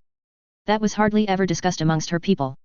She was old enough to have been born only decades after the Americans had won their independence, an era that still had many opportunities of covertly assisting the Native Americans in their struggles. And at the time, they never went for it. Neither did the other communities like the Mohicans, the Seneca, or the Cherokee, Creeks or the Apache. Each of the tribes had their reasons, but ultimately it came down to the fact that this way was easier. For generations, magicals were dragged into their spats and rarely could magicals in one clan meet with other clans of the same tribe. And often, magicals were the first that warriors set out to kill. Even the young. My people will never agree to move. She answered instead. The Sayer King nodded. Yes. You would not abandon your spirits. Which is why I will work to find a way to transport the essences of your spirits to a world of your choosing. The Sayer King said seriously, startling her. Impossible. The spirits inhabited the earth, the sky, the very rivers. They were never fixed in one place. And even if it was possible, the spirits would never agree. Really? The Sayer King said in a way as if he knew some grand secret as he leaned forward and she could see the flecks in his eyes aglow like emerald stars. The spirits are irrevocably linked to life. To magical life especially. He stressed out before continuing, generations of your people communing with the spirits has given them a voice to speak to you with. To share with you with what you need to know, what you should know. It is a symbiotic relationship built upon generations of magicals interacting with the environment. The Sayer King gestured towards the surroundings. It is why I am able to use ancient traces to rebuild that link to life that this world has so long and so sorely missed. The Sayer King turned back towards her, his intense gaze fixed upon her. Do you think that this is not the future of Earth? The words spoken felt like a hammer blow. The Sayer King pressed on. You have lived the best part of 2 centuries now. Do not tell me that the spirits are as widespread as they'd once been. The spirits are still vocal. She said with narrowed eyes. In areas where you have marked out as your own. Places the mundanes are not able to see or touch, despite the fact that less than 200 miles from your settlements there are countless number of towns and cities. Most of their settlements were centered around the Chiquamagon and Ottawa forests, where Macusa had influenced the Mages to leave untouched after an alliance of elders threatened to burn down town after town until the Mages considered the area as cursed. The Sayer King gestured towards the lands around them. In lands like these, like on St. Anis or Dagolia or Yethia, these spirits will have the chance to once again inhabit every corner of the world instead of withering away as they promised to now. She stared at him for a long while. The Sayer King was repeating things that the most extreme of her people believed. Things had settled down in the past half-century, but there was a growing anger amongst the youth. Towards Macusa, towards the Mages, towards the tribe and the other tribes too.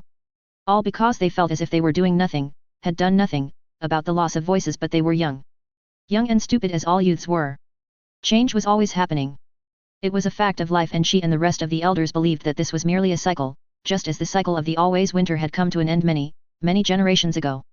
Unfortunately, the young weren't keen on being told such a thing, and it was partially why there was a resurgence in interest of the ancient tales, tales that once upon a time would have been left as children's story to be sung and reveled in communion. It was dangerous what he was saying, and she feared it, for she knew that he would resonate much with those angry youths. Why do you care? She only asked, deflecting away from words. The Sayer King met her gaze. Why do I care about what? He returned to her, but his eyes were knowing with what she was speaking of, yet he was making her speak it. You're trying to win me over for a purpose I do not understand. she said firmly. He was trying to win her over by trying to instill fear and uncertainty of the future before making out as if he cared about the spirits. Spirits he did not revere nor respect given what he would do the deceased spirits here. Why this man, she wondered to herself with a troubled consideration. Because I am her herald and it is my duty to care for her creations and I will do as I am commanded. The Sayer King answered, his expression set in utter belief. She feared those words. It was one thing if he was just another power-hungry idiot that crept up in Europe and other parts of the world so often, but this belief felt different. Was different. It was unavoidable now, the coincidences couldn't be considered simply to be coincidences. It must have been written on her expression as his expression softened. Just as you have a connection to the spirits, I have a connection with Lady Magic. One that I have had since I was a boy. His expression seemed to collapse into tiredness before it took on a melancholic quality. I was told by a centaur before I'd even hit my third maturity that I was to build arks for her children. That I was her herald and that the duty of saving everyone would fall to my shoulders. The Sayer King shrugged lightly, a rueful smile on his face. At the time, I considered it to be wonderful.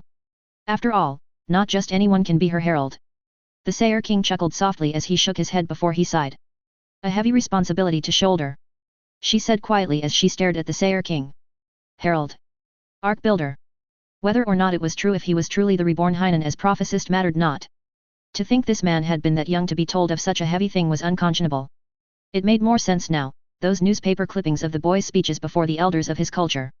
Words of duty, responsibility, and references to Lady Magic. She felt a bout of sympathy for Atticus. If it was true, if he truly was the rebirth of Hainan himself as the prophecy suggested. Atticus turned his head upward and peered at her with a light smile. And it is a responsibility I will gladly burden if it means that at the end I am alive to see many generations beyond my own have families of their own. If I can see magic, the spirits and the animals themselves flourish instead of being made to live in reserves and zoos for fear of them being discovered and hunted into extinction by the mundanes. Atticus rose from his seat. I will not force any peoples to move with me. That is my promise and I will swear by it when we return to Earth. He said sincerely. But you will advocate for it. She surmised and he inclined his head slowly. I will. Just as I will work to find solutions that the peoples of our world can accept. And if they don't? She posed to him if communities, do not wish to leave despite your efforts. She posed to him, her eyes searching his expression. Then I will desist. Atticus told her and it felt truthful. I am her herald but I am not one to force people do what they do not wish to do. Our greatest gift is choice and I will not take that from anyone. Even if I think it unwise. Atticus admitted to her. For a long moment she only stared at him before she nodded. For now, she believed his sincerity. Really, she had little option but to do so. Having seen the capabilities of the Illusions, she knew that they were a people that could conquer the magical world if they ever desired. Perhaps she should listen more to the wisdom of the spirits, she thought with a sigh. She peered at him one more time, giving him a long look before she decided. Very well. There were many, however uncomfortable, signals that this man was sent by the Sky Woman herself. Ark Builder. Herald. Hainan. She got up and she winced slightly as she felt the tightness in her body. She waved off the look of concern on Atticus' face and made her way towards the stream. She stopped for a moment and looked over her shoulder. She saw him looking at her curiously. Come. I will show you what you are missing. She told him. She wasn't sure if it was the right choice but ultimately she owed to the deceased spirits of this world that much of their essence was preserved. Break. Gaia's POV. The deck was silent. None moved. Every set of eyes stood watch. Brown. Blue. Green. Grey. Silver. Amber. All watching. All mesmerized as clumps of white grew and twisted and joined up with larger twisted clumps. Slowly. Nonetheless inevitable. It was as if all that stood witness were a piece of lint, adrift on a string of music cast away by the serenading melody of a heart-capturing spirit of nature, whose melody, whose voice, touched every corner of the soul, whose voice to which they were bent to, utterly and totally, swaying in their non-motion as the voice commanded them to simply watch. 2. 4. 10. 20 white swirls twisted into a single storm and the moment came, a moment of the first spark, so sudden and so very brief, like the fleeting but sharp sensation of an surprising pinprick, a spark that grew to become 100, far from random, far from without rhythm as it sparked into existence to that same melodious music, and Gaius imagined this how the dawn of existence itself to be, to a music that grew from nothing into a rapturous orchestra, and just as the collection of stars grew to uncountable numbers within a fraction of time after the moment, after the height of blazing organs, so did the sparks grow to such numbers as formed streaks of unbreaking lightning that engulfed large parts of the northern hemisphere. Yet, that was not what had Gaius in awe. Not entirely. No, that came from the magic that he saw. He saw his mentor's magic, that distinctive violet and emerald magic, reach beyond the storm, through the storm, even beyond very fringes of the stratosphere. His mentor was transcending the bounds what Gaius thought possible. Hainan! He heard whispered from beside him. He turned and saw that Minnehaha, the elder Iroquois woman, was staring at the planet with a hidden awe within a complicated expression. Hainan! Gaius couldn't help but ask moments before his attentions were once more recaptured by the intensity of the lightning that raged below. The very world was now becoming subsumed by the storm, the fury, the range of the storm slowly extending further and further south. The very world was alight with white-blue streaks of lightning that resembled cracks in window panes as the king sought to reforge Sealstees into a world of his own. My people! He heard the respected elderly woman continue, though he couldn't keep his eyes away from the world in front of them, as if the shortest blink was enough to make him miss something he ought never. My people have long worshipped spirits of nature, often as sons and daughters and grandchildren of Sky Woman, Lady Magic herself, with magical creatures of power such as the Thunderbirds and the Phoenixes as her great-grandchildren. She paused in her explanation, and Gaius could see that her words were being listened to by everyone on the bridge. Hainan is amongst the most powerful of Lady Magic's children as the physical representation of lightning and thunder. Her expression cycled through a complex twist of feelings that Gaius wasn't sure how to interpret. To think it is true. He faintly heard her whisper. Gaius waited for her say something, anything, but she remained quiet, her eyes set on the sights before them, and Gaius turned his gaze towards the view as well. He saw his mentor's magic, that distinctive magic dispersed, no merged, into the very world system of Sealstees, a world system that so long had been dormant, to the point where one could not determine where the king started and Sealstees ended. The white-blue streaks began to change, their aglow hues of startling white and blue seemed to break, split, as other shades of the color spectrum began to branch out from the lightning streaks. Until they began to normalize, began to shift into spectrums of emerald green and violet, and Gaius' breath hitched as he watched the entire world system bending to Atticus' will, to his desires, to his magic, his simmering, broiling, sweeping magic that cast Sealstees into a glow of vibrant greens and emeralds. A chill descended down Gaius' back as he watched on, unable to tear his gaze away from the planet, his eyes seeing every tendril, every strand, every fiber of his mentor's magic twist and rack around the world that was captured into a storm of his mentor's making. Somehow he imagined hearing the deafening sounds of howling and whistling air, he imagined feeling the denseness of magic on his skin as if he was standing there on Sealstees. The world was now aglow with streaks of unending violet and emerald lightning. The world was so submerged in Atticus' magic that he could never even see where it began and where it ended. Gaius felt like laughing at the absurdity of it all. He knew his mentor was special, he knew that he was likely the most powerful wizard to have existed, but this was beyond the pale. Utterly and truly. He never imagined he was capable of this. There were limits, Gaius had believed, to what archmages were capable of, and this was beyond what archmage should be able to do. Even tales of legendary wizards like Zeus or Odin, Sky Fathers, never even closely touched to what they were seeing today. Minnehaha, if you tell me that the king is a spirit, I will believe you. Gaius only said as massive jagged structures of blue-silver metal began to peek through the storms and beyond the stratosphere before diving back into the ground. Atticus POV. The world around him had disappeared in blinding violet and emerald light. Liquid power that coursed through his veins was flowing out of him in volumes he'd never allowed to flow out of him, and it was akin to like blood pouring out of slashed wrists.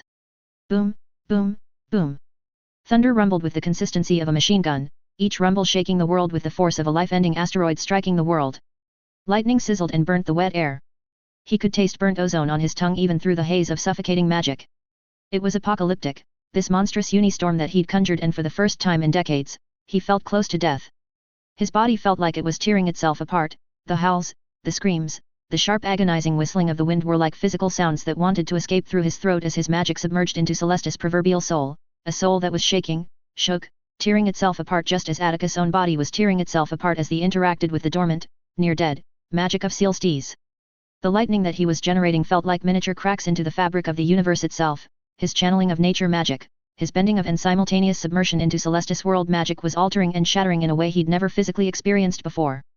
This was akin to a reboot, a hard reboot, that would see nature magic of the forests, of the seas, of the plains and the valleys awaken and grow into a kind of sentience like he knew Illos or Hogwarts, or the Forbidden Forest had, a sentience that would be nothing but a middling seed at first, but eventually it would sprout as Sealstees was filled with mundane animals and magical creatures alike, but that could, only come to be once he rebooted Sealstees with his coaxing forceful magic.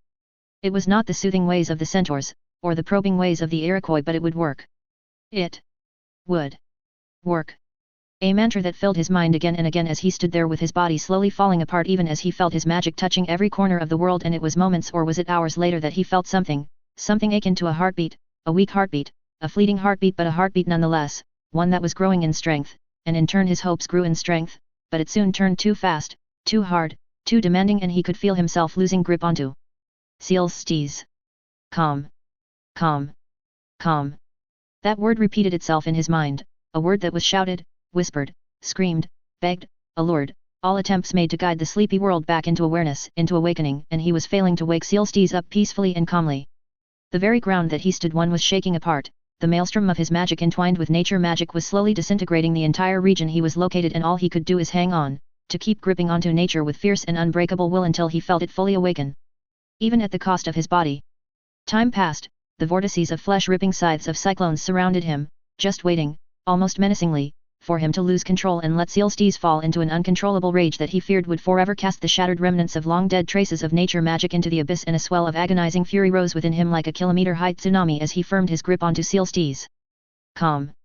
His magic rose and rose, his magic surrounded him like the accretion disk of a black hole. The cyclones that had surrounded him were cast away as his magic grew in density, in range, in strength, and had he been able to see himself, he would have seen himself aglow in white light with streaks of violet and emerald in a way that made it seem as if he was intangible, as if he was lightning made alive, and Atticus raised his shaking his arms. He felt her heartbeat slow down but nevertheless continue on as he worked his magic with the delicateness of a heart surgeon wielding a scalp. Spells and words were not needed, could never be needed, would never work, for this was magic that came from the soul, that came from understanding, that came from intimate empathy where expressional and spiritual meanings could only work. Atticus unclenched his fists that were high up in the sky, loosening his grip that he had onto Celestes, and he felt her heartbeat rise, he felt her breathing in, he felt the corpses of her spirits wither away as new seedlings took their place. Atticus' eyes gleamed as he turned his palms upward, a small wave of intent sent towards the skyscraper-sized mithril spheres that were in several locations, and he felt them rise high up into the sky before they dove back towards the ground and into the ground, breaking apart into dozens, into hundreds of cords with the diameter of beach balls, and he felt Celestis' metaphysical gasp as the planet was infused with unimaginable amounts of magical power. He felt Celestes change even further, almost as if she was awakening with one eye open as her pulse changed to the same frequency, to the same rate as that of the pulse of the mithril cords, the mithril ley lines, and he felt Celestis' scarred and broken ley lines shift towards the mithril ley lines, and Atticus' breath hitched as he felt it finally happen, the moment, the very instance, and it was beautiful. Celestes was awake. Her magic was awake. Atticus almost lost control over his magic as waves upon waves of knowledge, Celestis feelings sunk into him, knowledge of the violently shaking trees, knowledge of the loosened rocks in the rivers and the seas, knowledge of the crashing and foaming seas. And he felt her gratitude, her almost cooing mutterings as she calmed down and let Atticus have full control over Celestes, and he began to dial down the storm, his merge with Celestes, slowly but surely, and the howling storm and the whistling winds began to lessen in their deafening rage. It felt like an age, but soon enough, the storm ceased and a pattering of rainfall was all that remained of the terrible storm he'd conjured.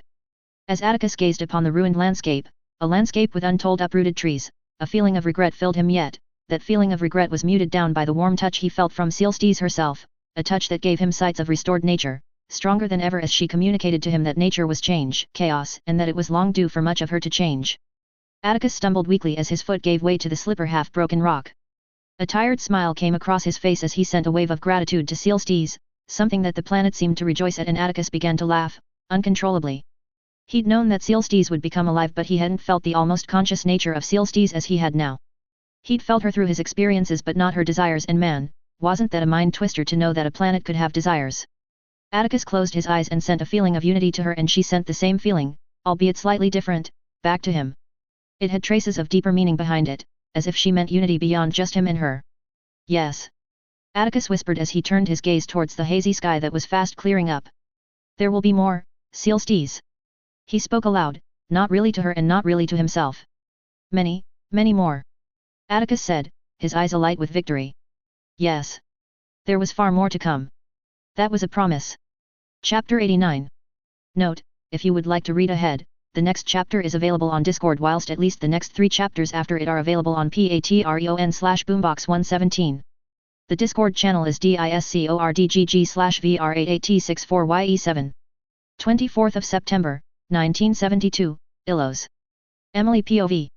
As she woke, she felt his soft breathing, laying as she did on his bare chest. Her eyes flittered open, her sight blurred through a haze made out of strands of her black hair. He was still asleep, deeply asleep, a rarity for the both of them. It would not surprise her if he had, in the year he'd been away, only slept when his body made him sleep like it did her, months after uninterrupted awakeness, likely even longer than their rituals allowed given the allowance that meditation gave him. Her hand rose and her fingers traced along his bare chest, the thin black carpet at the center of his chest was as smooth as silk strands, her mind mostly absent as she simply took pleasure of touching him and feeling him in contentedness. Her eyes closed as she continued to trace her fingers on his chest, slowly bringing him awake. She rarely felt as grateful and relieved when she felt him through their bond. There had been a thick sliver of doubt, but it disappeared and put to rest by the evening. For there to have been such drastic change to how they'd progress with this war and their plans, especially as Atticus advocated for it the most, she had feared that something had happened to him. This was beyond unlikely timelines being pushed to the forefront. No, this was akin to what had been done to the symbols and what the monks had done for centuries as well. And she knew Atticus' capabilities as much and as well as she knew her own. He could not have achieved what had happened, not now, perhaps not even if they lived for a century more. That meant there was an outside influence that had done this. She'd even thought that maybe it had been a similar group as the monks, but had dismissed that when she'd ran through every single motivation she could think of, that Hypatia could think of. So, no, and that had left that maybe that it was another, the other. The shapeless ones, the precursors, and it admittedly cast her into an awful pit of concern and fear that she was unused to. They'd already known that the precursors were likely the ones that were able to affect the timeline from afar with their magic. She'd feared that Atticus had been led to a trap, and the messages from Atticus did little to reduce her fears until only recently, when she felt their bond grow stronger, the last tendrils of doubt not leaving her when she felt him through their bond wholly. It was him, and he was nothing else but only her husband. Atticus groaned out slightly as he shook awake, bleary eyes showing themselves. A faint, barely conscious smile grew on his face as he raised his hands and stroked away errant locks from her face. Morning. Morning.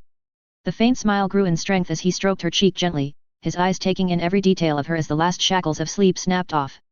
It's a shame we can't stay like this all morning. No. She said, agreed. They had too much to talk about.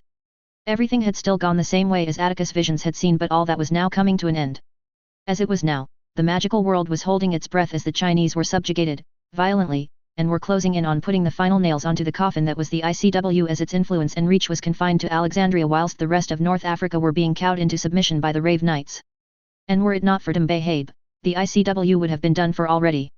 Many of the ICW protectorates had already approached the Grand Alliance for protection similar to the kinds of treaties that they'd since with the likes of the Aryan League, as a number of the bordering protectorates were joining forces and resources.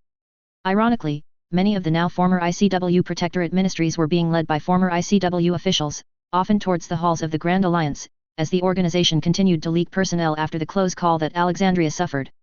The ICW unspeakables had already left mostly by that time, and she doubted she'd have known where exactly they'd gone had it not been for the visions Atticus had given her. At least the ICW was wise enough to recognize that the invaluable artifacts and tomes it possessed, often pilfered from destroyed civilizations like the ones that once occupied Central and South America, couldn't fall into the hands of the Rave Knights. It was unfortunate they also took steps to ensure it wouldn't fall into Illo's hands either. In any case, fortunately, the flight of many, non-critical staff and peoples was allowing the ICW to hold out in a smaller area, a heavily fortified area, even more so now that they'd managed to successfully press Macusa to send volunteers by appealing to their better natures. An appeal that was only accepted in the end by handing over critical ICW research and loaning researchers for the purpose of creating their own country ship and Illo's inspired Mage tech in the wake of the aftermath of the dangers of the mundane Cold War, since the ICW was substantially further ahead in the research and development than the Americans were. The Americans would have eventually intervened, fully causing the war to stretch out for years than months without the Americans. With the Americans, would come the Ottomans, who were not part of the Aryan League, and the Western Alliance, who would decide being part of a coalition was the only way to survive long term. Of course none of that mattered anymore, and more importantly, she needed to know what had actually happened to cause all of this change. Atticus gently began to sit up, and she followed suit until they were both sitting on the bed opposing one another. She met his gaze before he closed his eyes, his hand slowly moving towards his head until he placed a finger at the center of his head. The tip of his index finger began to glow with a ghostly white hue, and Atticus pulled away from his forward with a glowing liquid-like globule. Transferring memories directly, mind to mind, was not a skill that was hard to learn, not after knowing the principles of how Pensievs worked and creating the memory crystals. That was just a step removed from what Atticus would do now. He reopened his eyes and she turned her eyes to his. She felt a tender push against her mind, and she creaked ajar the proverbial front door to her mind. We must communicate with our minds from now. Her eyes narrowed slightly before she nodded. Atticus paused in his movement with a slight hesitancy before he pushed his thoughts into her mind. I will omit one memory from the conversation. She narrowed her eyes. Why? She asked, not so bitingly but not kind either. Atticus sighed. It is one of only 2 secrets that I hold, one of which I will share with you today, and it means nothing to anyone but to myself. It is not about you, or my family, or even the magical or the mundane world. It is simply inherent to me from before I even went to Hogwarts. Atticus' voice in her mind was soft as his eyes searched her own. Can you trust me enough to keep it to myself? If I ask, would you tell me? She responded, searching his eyes now. I swear it on the love we hold for one another, Atticus intoned easily, never once breaking his gaze, and she felt the sincerity and truth in their bond. A few moments passed before she slightly tightened and nodded. Atticus smiled gratefully before he moved his index finger towards her head and placed his fingertip onto the front of her forehead, the globule sinking into her skin. She let off a silent gasp as memories filled her mind. She'd seen Celestes and the other planets and moons before, in his visions and in the memories of the Illusions that had returned permanently, which they shared to document for future generations, so she was not mesmerized by them.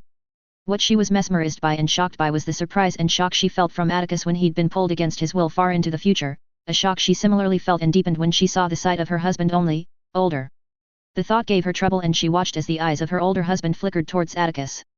She reeled at the action, but she had little time to process as she was pulled into their interactions that supposedly explained the how of this meeting. She watched as Atticus remained cold and distant towards his supposedly older self. The memory then skipped, the clear signs of something being omitted from his memories, something that Atticus didn't want her to know, but she had no time to think on it as Atticus' supposed older self explained on what had happened in that older self's future. How Atticus had let go of the reins of their world, how they both had let go, and the subsequent return to isolationist mentality. The Muggle extinction at the hands of the Covenant and the release of the Xelanin and the obscene ability the creatures had with living time. She felt Atticus' disgust with his older self and the self-guilt and subsequent fury that welled in him, a fury that she more than felt as well by the time the memory ended. She watched him get out from that meeting and felt the determination that had filled within. Memories now became faster and faster, Atticus bringing Celestes under their control, the Mithril Seeds, the HF, and more. She thought the memories came to an end, but there was one set of memories of Atticus and Alice working together on post-Exodus plans. And when that set of memories ended, she took a few moments to integrate the memories into her mind. She ran through them, though much quicker, one more time before she reopened her eyes and set them towards Atticus. The last set of memories were older. Decades older. And not related at all to what happened on Celestes, but now it made a lot of sense why they never quite touched on the matter of Squibborns after they left Earth. She never truly considered it either, given how busy they were with everything else. She had little reason to, given that it was decades away and more important matters needed to be dealt with. She should have known that he'd leave no stone unattended. I wondered why you never seemed concerned with the inevitable new magicals of this world once we left. She thought and sent to his mind with a neutral tone despite the disappointment she felt. She'd felt the guilt and shame that he'd felt for what he considered to be an act of evil, almost mass genocide, and she'd seen enough that he wanted to burden this horror alone with no one except him and Alice, who she was certain he would have had her memories erased once the deed was done the wiser. It was actually a pretty humane way of eliminating the danger of allowing the Muggles access to individuals with the magical genes, active or otherwise. Cataloging the entire Muggle world genetically speaking and then identifying which ones possessed the magical genes before sterilizing them was a humane solution that admittedly she had not considered. The Squibborns in the Muggle world would be at most in the 20 to 40 million range by the time of Exodus, all scattered across the world with rarely more than a few millions in nations, and it was a mere drop compared to the Muggles. Their infertility would be of interest, of course, especially in the more advanced Muggle nations, but they could potentially link the magical genes to infertility, and that would be that. She thought it was a humane way to avoid complications. But it seemed like that older version of Atticus had carried out with it and regretted it immensely. But then, that man had become weak with age, and if they had lost so much of their civilization, she could see her husband racking himself apart with guilt for things that should not even be granted a second consideration. Still, she was not happy he kept this from her. You kept this from me? After all of this time? Emily asked him with hints of fury laden in her tone. Atticus smiled a little tightly, weariness creeping into his eyes. I should have worked the problem out with you in the first place and not consider this. Atticus admitted with a tilt of the head, a faint regretful smile on his face. It is an elegant solution that I hated, and I did not want to stain your hands with the same kind of blackness that would have coated my soul, Atticus confessed to her. You know I would not have cared, Emily pointed out critically before she narrowed her eyes with hints of disappointment shining out. This was for your own benefit. You're right, you would not have cared. But it was not for my own benefit to keep this a secret, Atticus returned strongly as he sent a piercing gaze at her. This is a crime that is sacrilegious to everything I believe. A burden I believed only I should have carried, and that I should not spread its weight across to another shoulder. Atticus told her, and she knew that he believed it wholeheartedly. She bit her tongue to prevent herself from responding. Ever the noble king, she thought to herself, irritated. She took a breath. But you have changed your mind now. Atticus hesitated slightly before he inclined his head slightly. I have. In truth, I don't know any workable solution to the problem that I alone can reasonably come up that does justice to everyone. To us, to our people. To the left behind Squibborns and their future offspring. You have seen the memories of what would have happened in that future. Atticus' expression contorted into a flash of rare frustration. Mistake after mistake was ma. Stop, she sent forcefully through to his mind, cutting off his trail of thoughts. For a moment she closed her eyes before she reopened them. She'd seen the broken man, he was absolutely broken, she knew this from the depths of her heart that he'd become, and she couldn't fathom why her supposedly future self had allowed for her husband to turn into that defeatist remnant. You were not the only one to make mistakes apparently, given that I let myself become complacent as well. If that apparition is even a future version of yourself. Atticus nodded slightly. She felt his doubts about the apparition's words. Atticus didn't believe completely if that thing was truly him or not. They likely would never really know. For now, both of them would act as if it was real whilst being far more vigilant in future. Maybe. Atticus agreed before he continued, but doubtlessly, my stubbornness in certain ways has led us down a path of failure. Like your decision to hide something of this magnitude from me. She pointed out a little more acidly. Atticus grimaced slightly before inclining his head affirmatively. She sighed before she raised her hand and stroked his cheek lovingly. She knew him inside and out. He trusted her implicitly, she knew this, but there were parts of him that were noble in origin. A kind of nobility that in some instances irresistibly pulled him towards protection towards those he cared for. Whether it was physically or emotionally or otherwise, it mattered not. Even if it would damage his relationships with people. Even his relationship with her. This was a part of him that would stand the test of time. A flaw, she supposed that she'd learned to accept. Though, she couldn't help but wonder what this last secret truly was. He could have kept this solution to himself as well, but decided not to. She could only think that it had to be worse than what he'd just shared with her, especially since she knew that his penchant of protecting her irrationally made him make choices that suited neither of them. She shook her head slightly. She'd think about it later about whether or not she should press him to tell her this great secret of his. We can discuss this later, and the alternate solutions you're thinking of, Emily remarked, thinking back on the problem of squibborns. For him not to have seen solutions that didn't work as perfectly as humane mass sterilization did meant that either he'd not devoted much time in actually searching for an answer, which she doubted, or it meant that there was no real good solution in comparison to his original idea. Which was going to be a major problem. The mundanes could not be allowed to learn of magic or the genes that activated it. Whilst the ancient humans couldn't integrate it into their genomes in their time despite their advanced technologies, it was unimaginably easier to specifically target sets of genes, including the magical genes. Whilst they'd ensure there was no hints of the magical world remaining by the time they left, things did and would go wrong. All of what she'd seen from that potential future could attest to that. She pushed away those thoughts. It was a problem that could be addressed at a later date. The Zalanen. Atticus said with an incline of the head, accepting the deferment of that particular problem for now. Atticus' eyes hardened. I do not know where to start when it comes to ending their species before they can pose a problem. She nodded slightly before she brushed her hair behind her ears. There was little else but to eliminate the species outright, given the sheer danger they represented.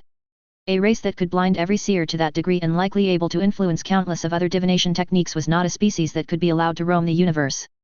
Especially given that they'd attacked unprovoked. Given how much their supposedly alternate selves had allowed the magical civilization to isolate themselves from the galaxy, it was entirely doubtful that there was justification for their attacks.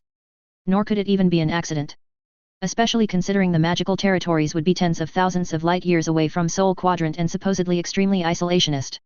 No, it was no mere accident that they were found and attacked. Still, the whereabouts of the species are not so important in the long term. Or who imprisoned, given that it might not have been the forerunners themselves. What is important is the societal regression that allowed us to be caught so off guard.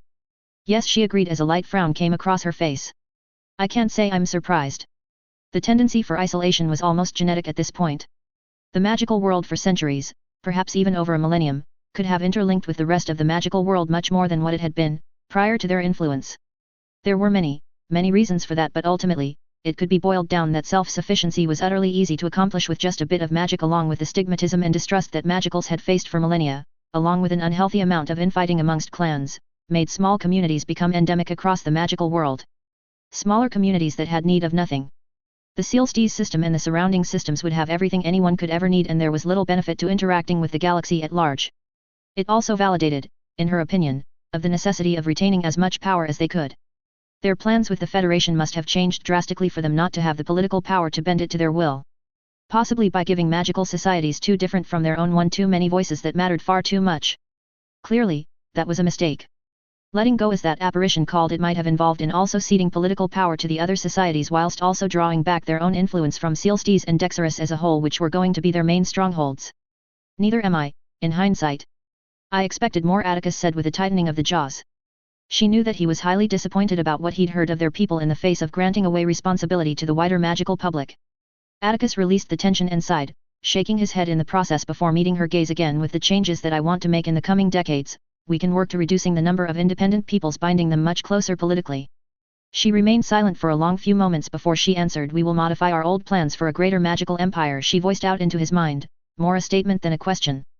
Atticus nodded slightly, a harder look in his eyes.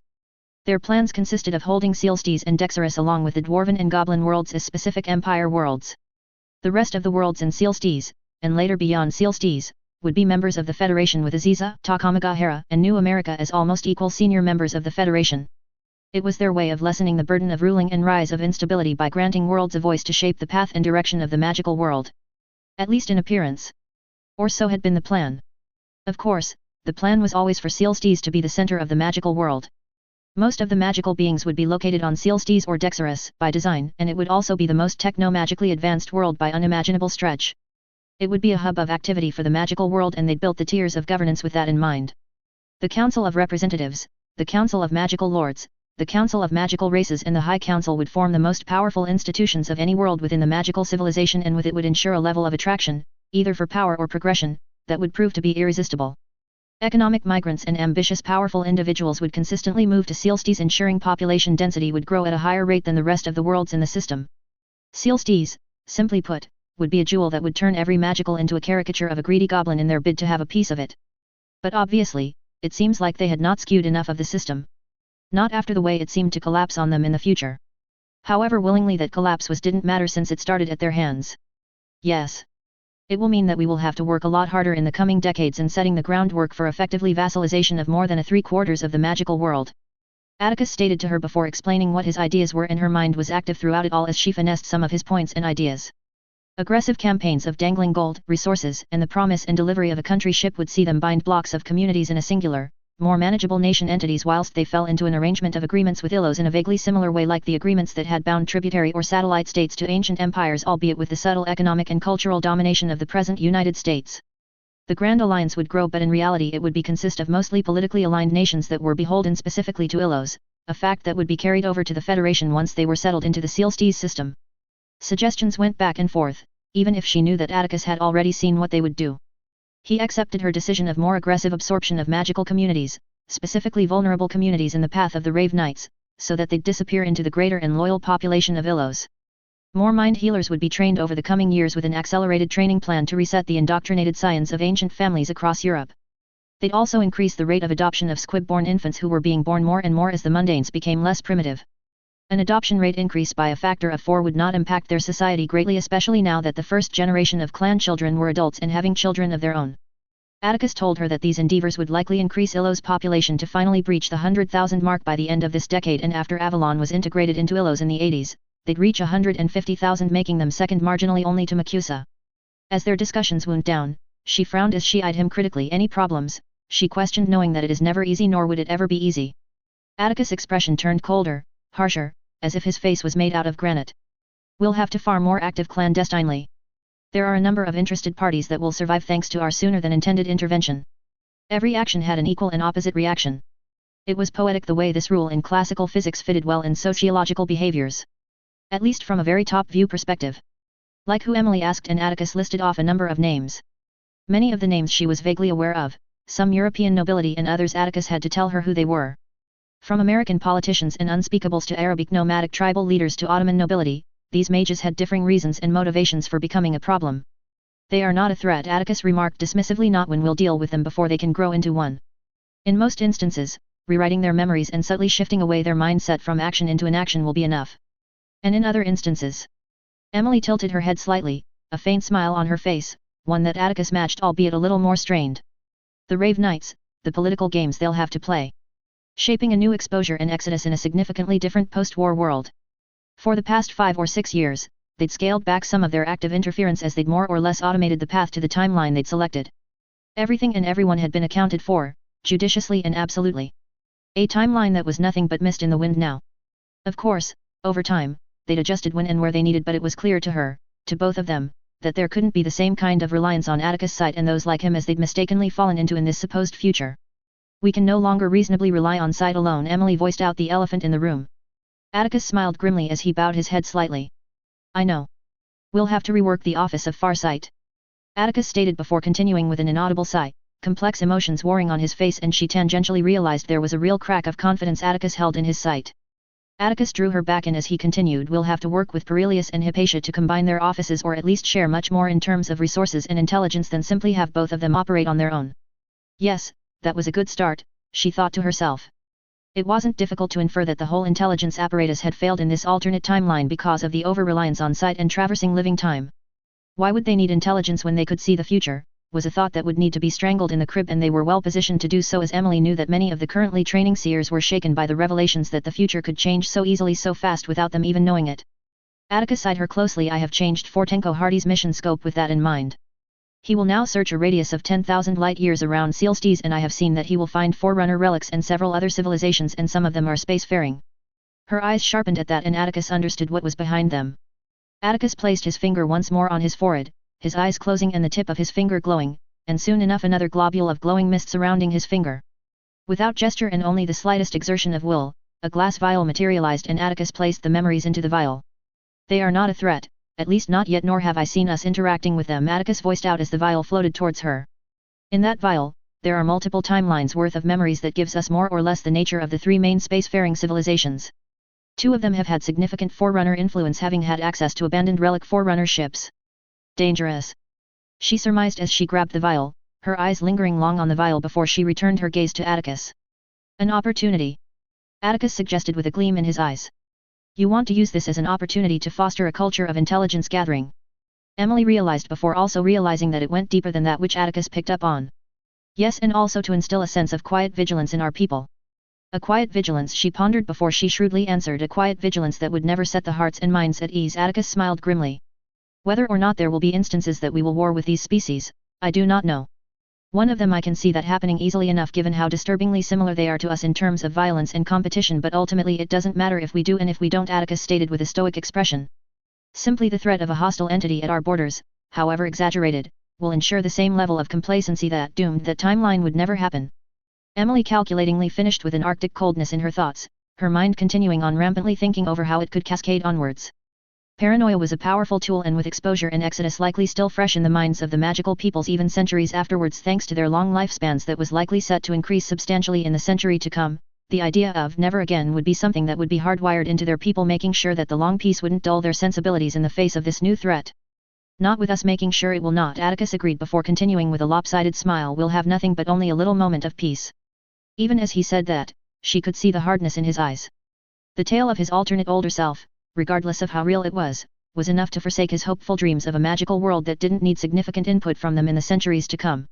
She placed her hand on his cheek, her eyes searching his own. "Better this than that future," she said quietly but firmly. "I know you had your heart set on quietly fading away into the background, but you know now that isn't an option for us. Not if we want what we have built and will build to last until the death of the universe. Not now or ever," Atticus agreed with a sigh before he snorted and eyed her intently. "I'm surprised that you haven't pushed for us to simply do away with the Federation." Emily hummed as removed her hand from his cheek, though Atticus took hold of it before she could place it in her lap. "Would you agree to it if I suggested it?" Emily posed instead of answering. Atticus squeezed her hand for a moment that stretched in the wake of his silent musings. She watched him closely. His expression hadn't changed all that much, only showing a kind of determination that surprised her.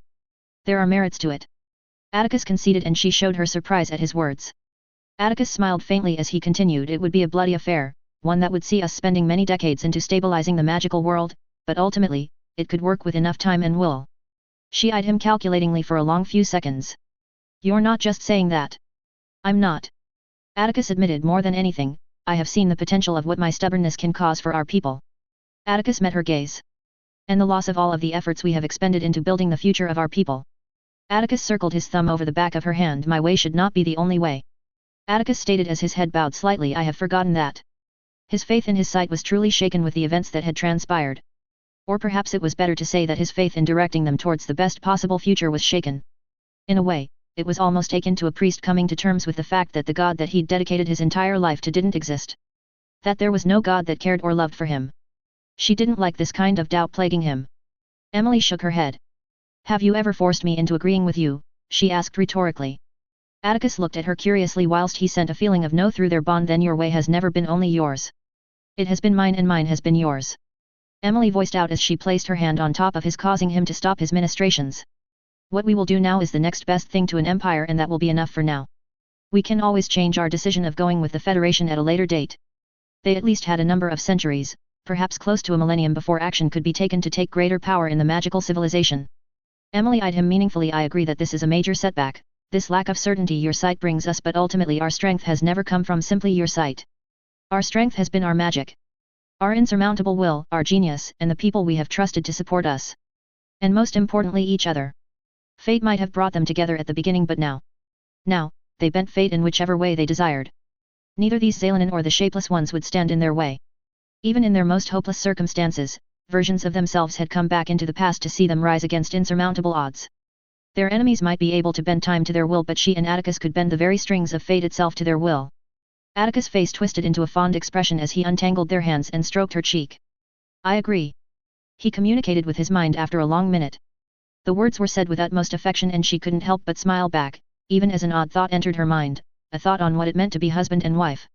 The strange thought or the pleasant feeling neither lasted, as her feelings and thoughts turned and her expression grew cold. But first we must deal with the Rave Knights. And the beasts that allied with them. The vampires had fallen in line with the Rave Knights and had plagued much of France and the Netherlands for months. The Western Alliance had done admirably in defending their lands, but the host of vampires were too large for them to deal with adequately, especially given that the vampires were breeding disposable beasts to overwhelm the Western Alliance. She'd sent the Illusion Guards along with a contingent of Aurors from Avalon to assist the French and the Dutch, as planned, and at this moment in time, they were out of the Western Alliance, though it wouldn't be for long. Fortunately, now with the changes that were set to happen in the war, they'd be killed off sooner than planned, and she couldn't wait to rid the beasts into extinction. Atticus sobered up, his eyes hard as diamond. Yes, it is time we deal with the inconvenience. He waved his hand and conjured a pair of luzi around himself and her before he got off the bed, his hand extended out to her, which she took, and she met his gaze. A gaze that held eyes with glimmers of excitement that none could fail to see. The kind of excitement that he always had when he invented new things. I have a few ideas that you're going to absolutely love, Atticus stated with a slow curl of his lips, and she narrowed her eyes at it. Atticus only gave her a sharper, amused smile. It won't be a factor in how quickly we deal with them, and it will give us the opportunity to play around with some truly fascinating magic. She arched an eyebrow and questioned, and Atticus' grin widened as his eyes turned white, the same white as that of his thestral animagus. She understood then what he meant, her lips curled upwards as her eyes gleamed with interest. Break. 6th of October, 1972 Azkaban Prison. The cold felt like wet ash with the way it clung onto him. The very walls and the floor and the ceiling, the very rock that the black-stoned prison was built out of, seemed to exude such coldness in a way that rivaled the Arctic breezes that escaped from the cold embrace of the poles of the planet. Atticus' boots clunk onto the floor with a metronomic quality as he eyed the prison with unhidden disdain, though with a glimmer of morbid appreciation as he flared his magic slightly, the coldness that hid within its center a haunting dread that seemed as if it was just around the corner, waiting and hunting for the opportunity to stick onto you like steaming hot tar, forced away from him. Escrides understood magic like very few would ever understand, he mused to himself as he walked the cold dark halls of the abandoned prison with only one other with him trailing at his back. He glanced over his shoulder, his gaze latched onto the man. I see that little has changed over the past 5 years. Yes, Your Grace. Rockwood answered as the man increased his pace in lockstep with Atticus, his eyes curious as he held the amulet that protected the man from the negative effects of the Dementors and the prison itself. Rockwood had aged more than the rest of his year group, looking like he was in his 40s than the mid-30s most of their generation looked like. The man's experiments with time magic had taken its fair toll on him. And, according to what he'd seen, he hadn't had enough just yet. Given that he'd eventually discover a way to increase Time Turner's range to 49 days into the past, Atticus supposed it was a worthy legacy to leave behind, even if you had to sacrifice a good couple of decades of your lifespan to achieve it.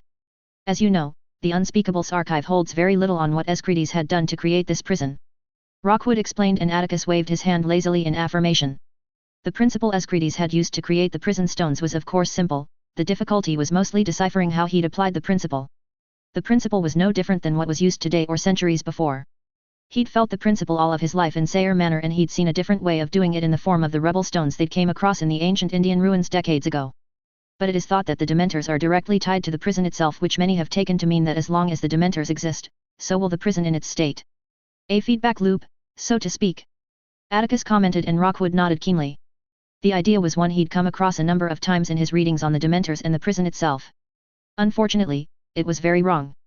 He never saw any of the familiar tendrils that connected individuals, or rather in this instance beings, to a particular place. No, the prison was something entirely different. And what do you think? Atticus asked of Rockwood. The man had risen quite highly over the decades. Especially once magical Britain was turned into Avalon. He was now only second to Sidwell as the highest ranking unspeakable. Rockwood pondered this as they ventured deeper and deeper to the bowels of the prison. I think that it is unquestionable that he'd used some sort of sacrifice to generate this effect, Rockwood said delicately as he glanced at Atticus for a moment before continuing. Unfortunately, I think it'll likely be impossible to truly know what ritual he'd conducted to create. Rockwood waved around towards the walls all of this. Rockwood grimaced, probably for the best anyway. Very unspeakable thing to admit. Atticus said with a questioning tone. Rockwood shrugged lightly. I think studying the mysteries of magic is a noble endeavor, regardless if they are considered dark or light, evil or good. Rockwood took a special care to look intently at the door they were fast approaching. But I will make exceptions for this place and those that dwell in it. There are some abominations that should be lost to time. Rockwood finished darkly. Atticus said nothing to that. It was a belief that many held in agreement, including nearly every single dark families. He most definitely agreed with the assertion, as did Emily. For centuries, countless wizards and witches have tried to destroy the prison and those who guarded it. And for centuries, they have failed. Rockwood stepped ahead of Atticus as they closed down towards the heavy-set doors. They were at the lowest point in the fortress, the lowest dungeon that was also below sea level. Rockwood fished out a set of ornate keys crafted by Escrides himself, and put one of them into the slot before turning it and stepping back. He'd never actually been this far down in Azkaban, not after he and Emily had finished what they'd set out to do in 1967, when they'd shut down Azkaban and instead turned it into a prison for the Dementors, so this was a first for him. Emily was busy meeting with the Avalonian Council about the state of war that would soon exist between them and the Rave Knights, so he came here alone today for this test. Your Grace, the stench is pretty bad. Rockwood warned as Rockwood hastily cast a bubble head over his head. Dementors didn't actually smell of anything. They were odorless entities, but the dungeon itself, well, the smell of whatever atrocities happened in this dungeon had lingered on, much like the cold and the dread clung onto the walls of the prison. A hiss escaped from the edges of the door as the door clicked and clacked open as the locking mechanisms unraveled, and the waft of stale, acrid stench was stomach-turning. Atticus' face twisted, irritated as he was at the smell, and it was some effort to prevent himself from reacting from the stench, especially given his abnormally powerful sense of smell.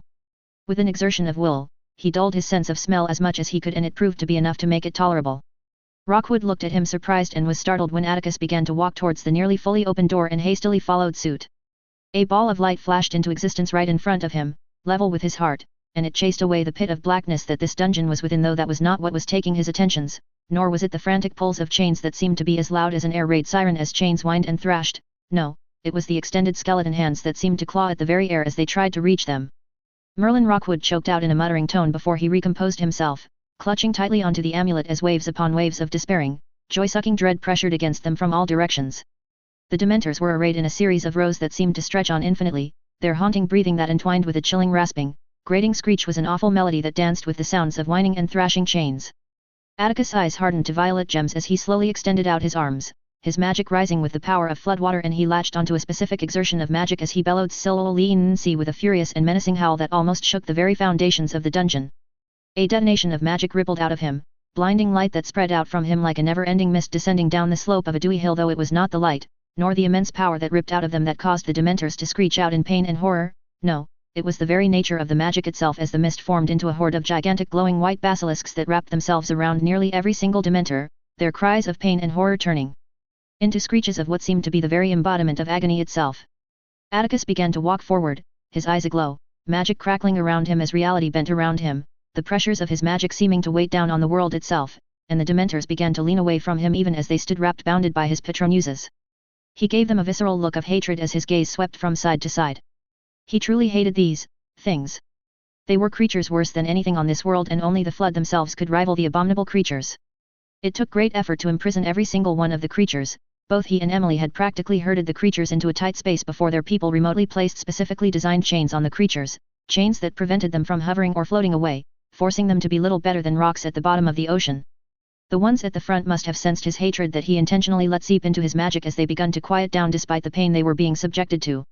Atticus set his gaze towards the nearest Dementor, his gaze fixed onto the faceless abyss that seemed impossibly black despite the radiating light of the basilisk patroness.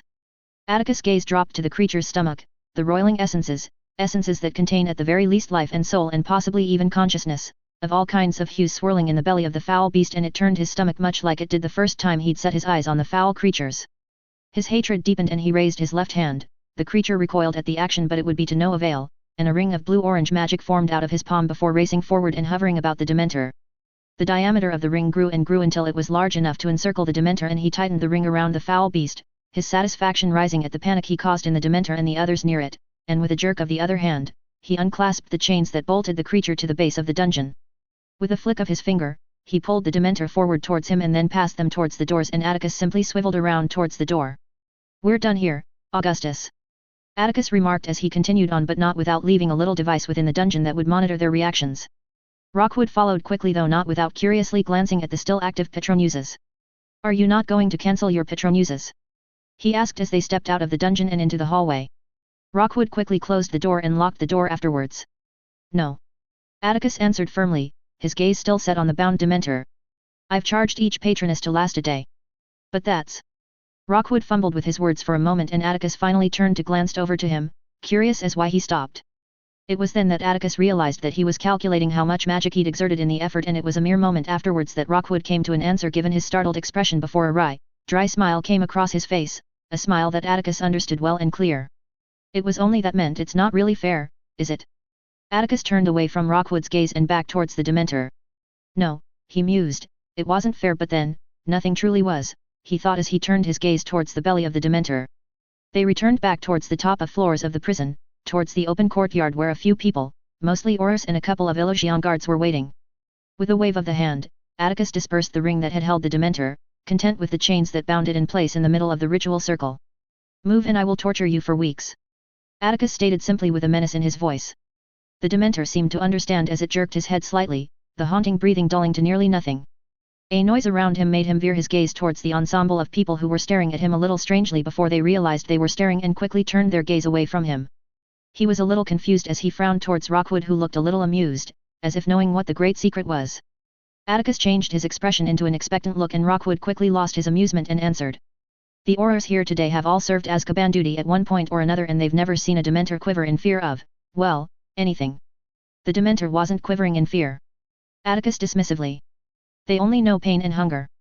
And the creatures did everything they could to avoid the former whilst doing everything they could to sate the latter." "It doesn't look like it," Rockwood responded, and Atticus flashed him an annoyed look, which the man raised his hand in surrender. "Your Grace," Rockwood added quickly. Atticus almost rolled his eyes before turning towards the ritual circle. "Make sure no one comes within 20 meters when the ritual is active," Atticus warned as he momentarily glanced at Rockwood. He couldn't guarantee that others wouldn't be caught in the ritual otherwise. "Yes, Your Grace," Rockwood said with a bow before turning towards the others. His eyes moved downward towards the belly of the Dementor, his eyes turning aglow as he deepened and honed into his innate connection to his thestral animagus. Behind a haze of grey-black smudge at the center of the Dementor, he could see the essences of hundreds of mages. Hundreds of dead wizards and witches made to languish for all of this time as Dementors fed from their connection to the consciousness that permeated the universe. It wasn't just them either, no. Beyond the hundreds of mages, there was also thousands of muggles, fainter, dimmer, but nonetheless there, suffering just as much as the mages were. A deep well of pity formed within him. No one deserved such a fate. They were literally in living hell. He'd known and developed several different ways to destroy the foul creatures, but he was not sure at all if he'd also destroy them in the process or if they'd be released into the universal consciousness. He knew at the very least that the essences were little bundles of life and soul, but he didn't know if consciousness remained intact during the Dementor's kiss. It had made him hesitate as he couldn't bring himself to inadvertently destroy their souls.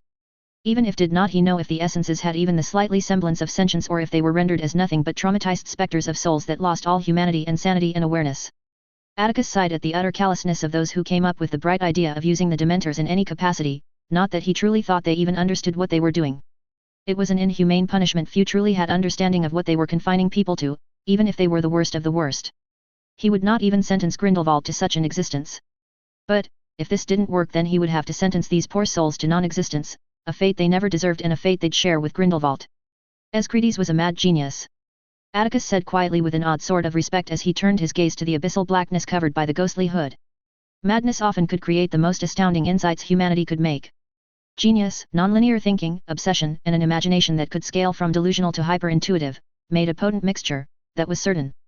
Atticus raised his hand slowly, the sounds of clinking chains that imprisoned the Dementor echoed in the dark courtyard as he tightened the chains, bringing the Dementor closer to the ground, and blue-orange-hued runes began to eke out of the center of his palm, and slowly they moved around in a circle around the Dementor.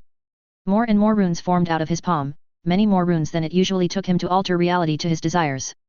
Some of the runes that were hovering in front of him, would act as an anchoring feature in concert with the ritual circle that was almost perfectly an opposite to the runes that now circled the Dementor. With the change to their plans now, he'd spend a lot of time refining his plans in dealing with the Rave Knights.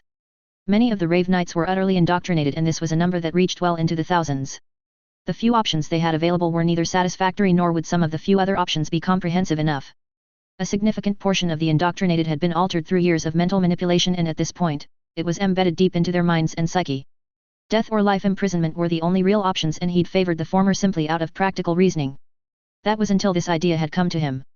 Rather, it had come to him at a point in the future months after he'd arrived back on Earth, the likeliest timeline which he'd erased from this universe's path as he'd pulled the idea forward into his current present. He'd figured out a way to use the abilities of the Dementor as his own, to take out the essences and contain them outside of the body, outside of the vessel, and into a pocket of the astral plane, the dimension that Walter Bishop had discovered.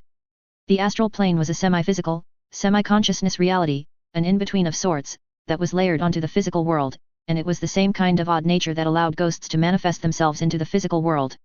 Ghosts were manifestations of extreme will to persevere and to survive beyond the death of their bodies. Their essences that remained were as real as the essences of living beings, just without all of their constituents remaining on the earthly plane.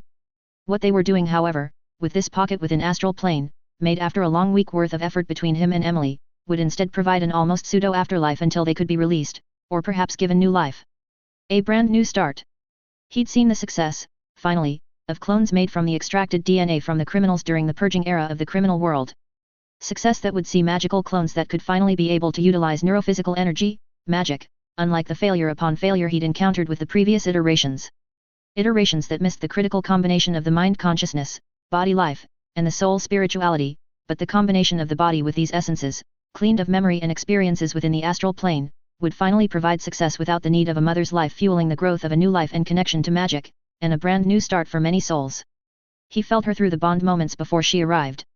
He took a glance at her and saw her standing there with a few of the other Illusion guards, and she gave an affectionate feeling through their bond, one that was tinged with excited anticipation even as her expression was blank.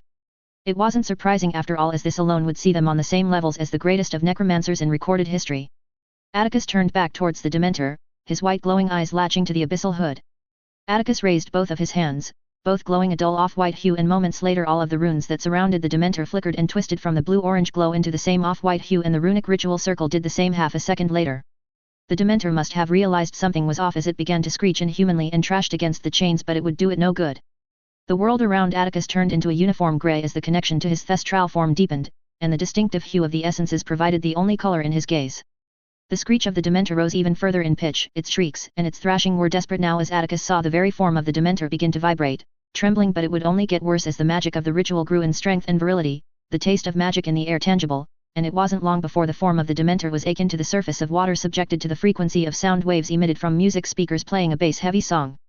Atticus could feel the very strings of magic at play, the magic that was tearing apart the Dementor down to its very core constituents, unraveling all that Escrides had poured into its creation, and Atticus flashed a hungry smile as he slowly brought his hands together until they were only a few inches apart, the glowing magic that his hands emitted tied to the anchoring runes that still floated in the air, touching and rising in crescendo until he brought his hands together. The sound of the clap was deafening, and even more remarkable was the effect the act had to the seas of complex strands of magic that were of all kinds of differing frequencies, though at their core heavily tied with the frequency in which soul magic operated, an effect that pulled at the very seams of the Dementor, and within half a second, the Dementor was unraveled and the black smudge that caged the essences was torn asunder, and Atticus acted quickly as his hands parted and he gestured with his hands. Gestures that created a hole in the fabric of the physical reality, a hole into a white golden plane that he was certain everyone was able to see, and with blinding speed, he pushed the essences within less than a second into the astral plane before closing it.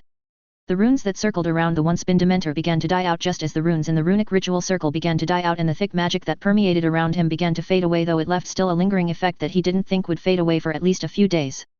He felt her approach and he breathed out, his magic once more closely bound within him as he lessened the connection to his thestral form.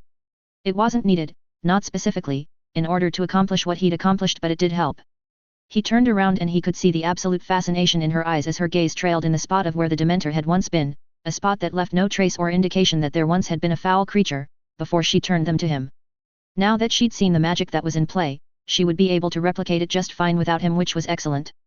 There were nuances at play, even with a fully defined ritual circle. Soul magic was not simple nor straightforward, and it required a state of mind and control of magic that few could accomplish. There will be rumors about this. she said, knowing that the Aurors wouldn't keep quiet about this accomplishment. Atticus nodded, a faint teasing smile on his face. It's the good kind of rumors. Atticus stated, and Emily scoffed as she raised eyebrow knowingly. They both knew that it would bolster his reputation even if it was made known that they'd both worked on it. Atticus raised his arm and tapped his armband, causing a hollow to appear. He noticed that none of the Dementors had reacted in any way, and he wound back the recording. They don't have a connection, do they? Emily commented as she arrived next to him. Atticus glanced at her as he angled the hollow slightly towards her. After a few moments, back towards the beginning of the ritual, he got his definitive answer. He was more careful now when it came to relying on his sight. They don't. Atticus confirmed as he met her gaze, a cold uptick of the corners of his mouth showing. We can pick them off one by one. Emily smiled at him and said with a mocking smile, it seems like today is just full of good news. The Council of Avalon has agreed to my proposal for the ultimatum. The ultimatum would be simple. Pull out of the conquered territories or face the consequences. Everyone knew it would never happen, not willingly, so it was their complete endorsement for war against the Rave Knights. Not surprising given that many in Avalon feel nauseated by the horrific crimes by the Rave Knights. Emily's hand clenched, an aura of black-blue magic flashed for the briefest moment whilst she gave him a playful smirk, even as her eyes gleamed with a kind of excited malice. Want to make a bet on who will catch the most? Atticus' lips twitched, his eyes narrowing, and Emily had her answer to her question. Chapter 90. Note, if you would like to read ahead, the next chapter is available on Discord, whilst at least the next 3 chapters after it are available on patreon/boombox117. The Discord channel is discordgg/vr88t64ye7. 14th of October, 1972. Eric's military base, Illos. Bellatrix Black POV. The Queen stepped forward on the podium, her expression grave and stony, akin to a timeless face captured and carved out of marble block, her silver-black armor glistening in the light of the sun, and Bellatrix stood a little taller as she set her gaze on her queen, maddening excitement and determination burbling within. Her gaze splintered off for a moment towards her left, and then her right, countless rows upon rows of armored wizards and witches silently standing by for their queen to speak.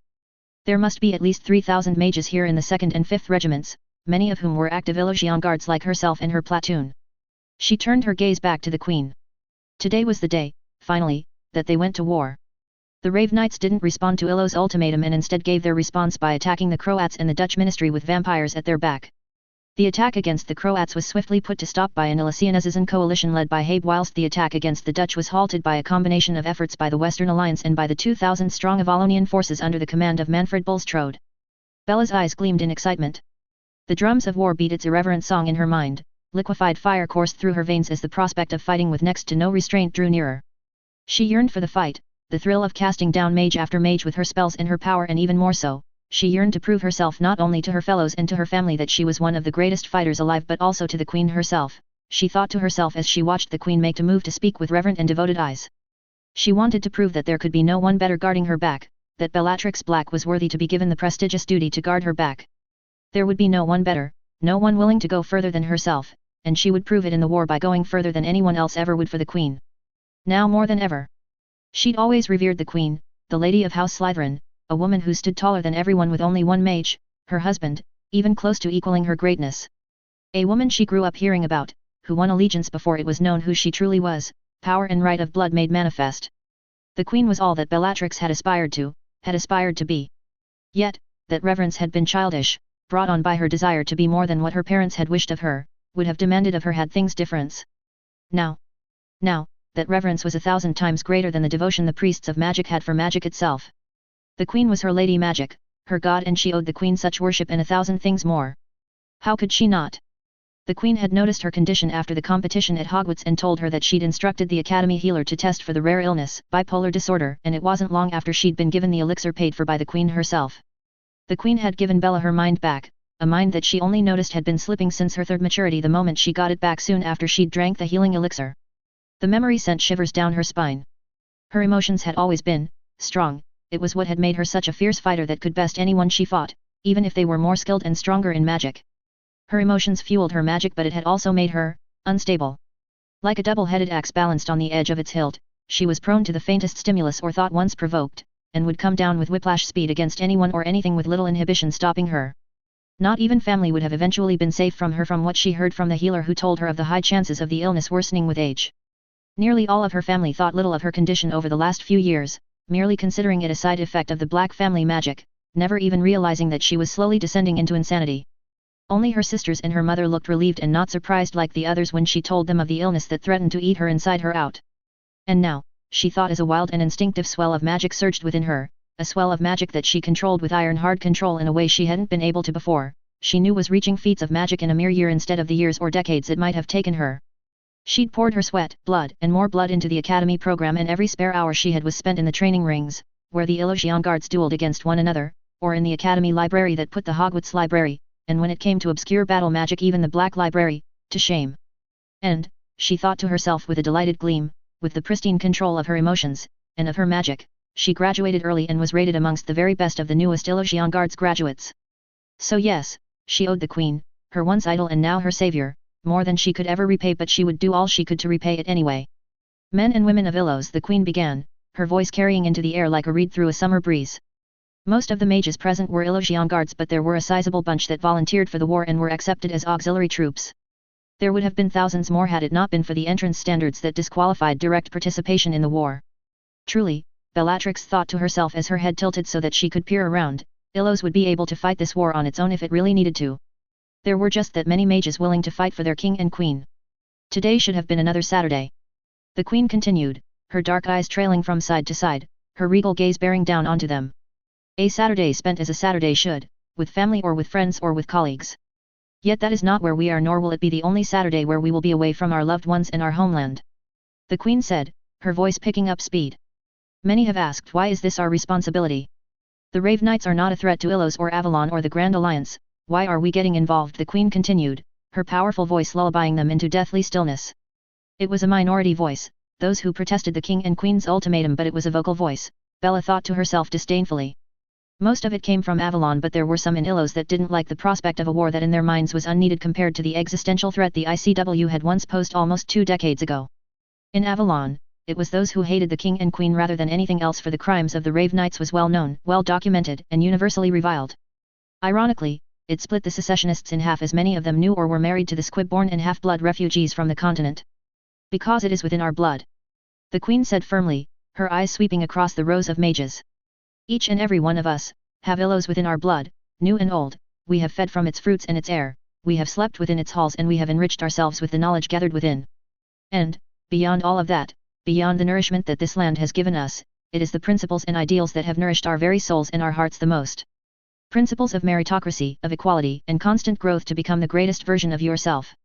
The acceptance and embrace of the ideal that we all work together for the common good and care for our brethren in magic.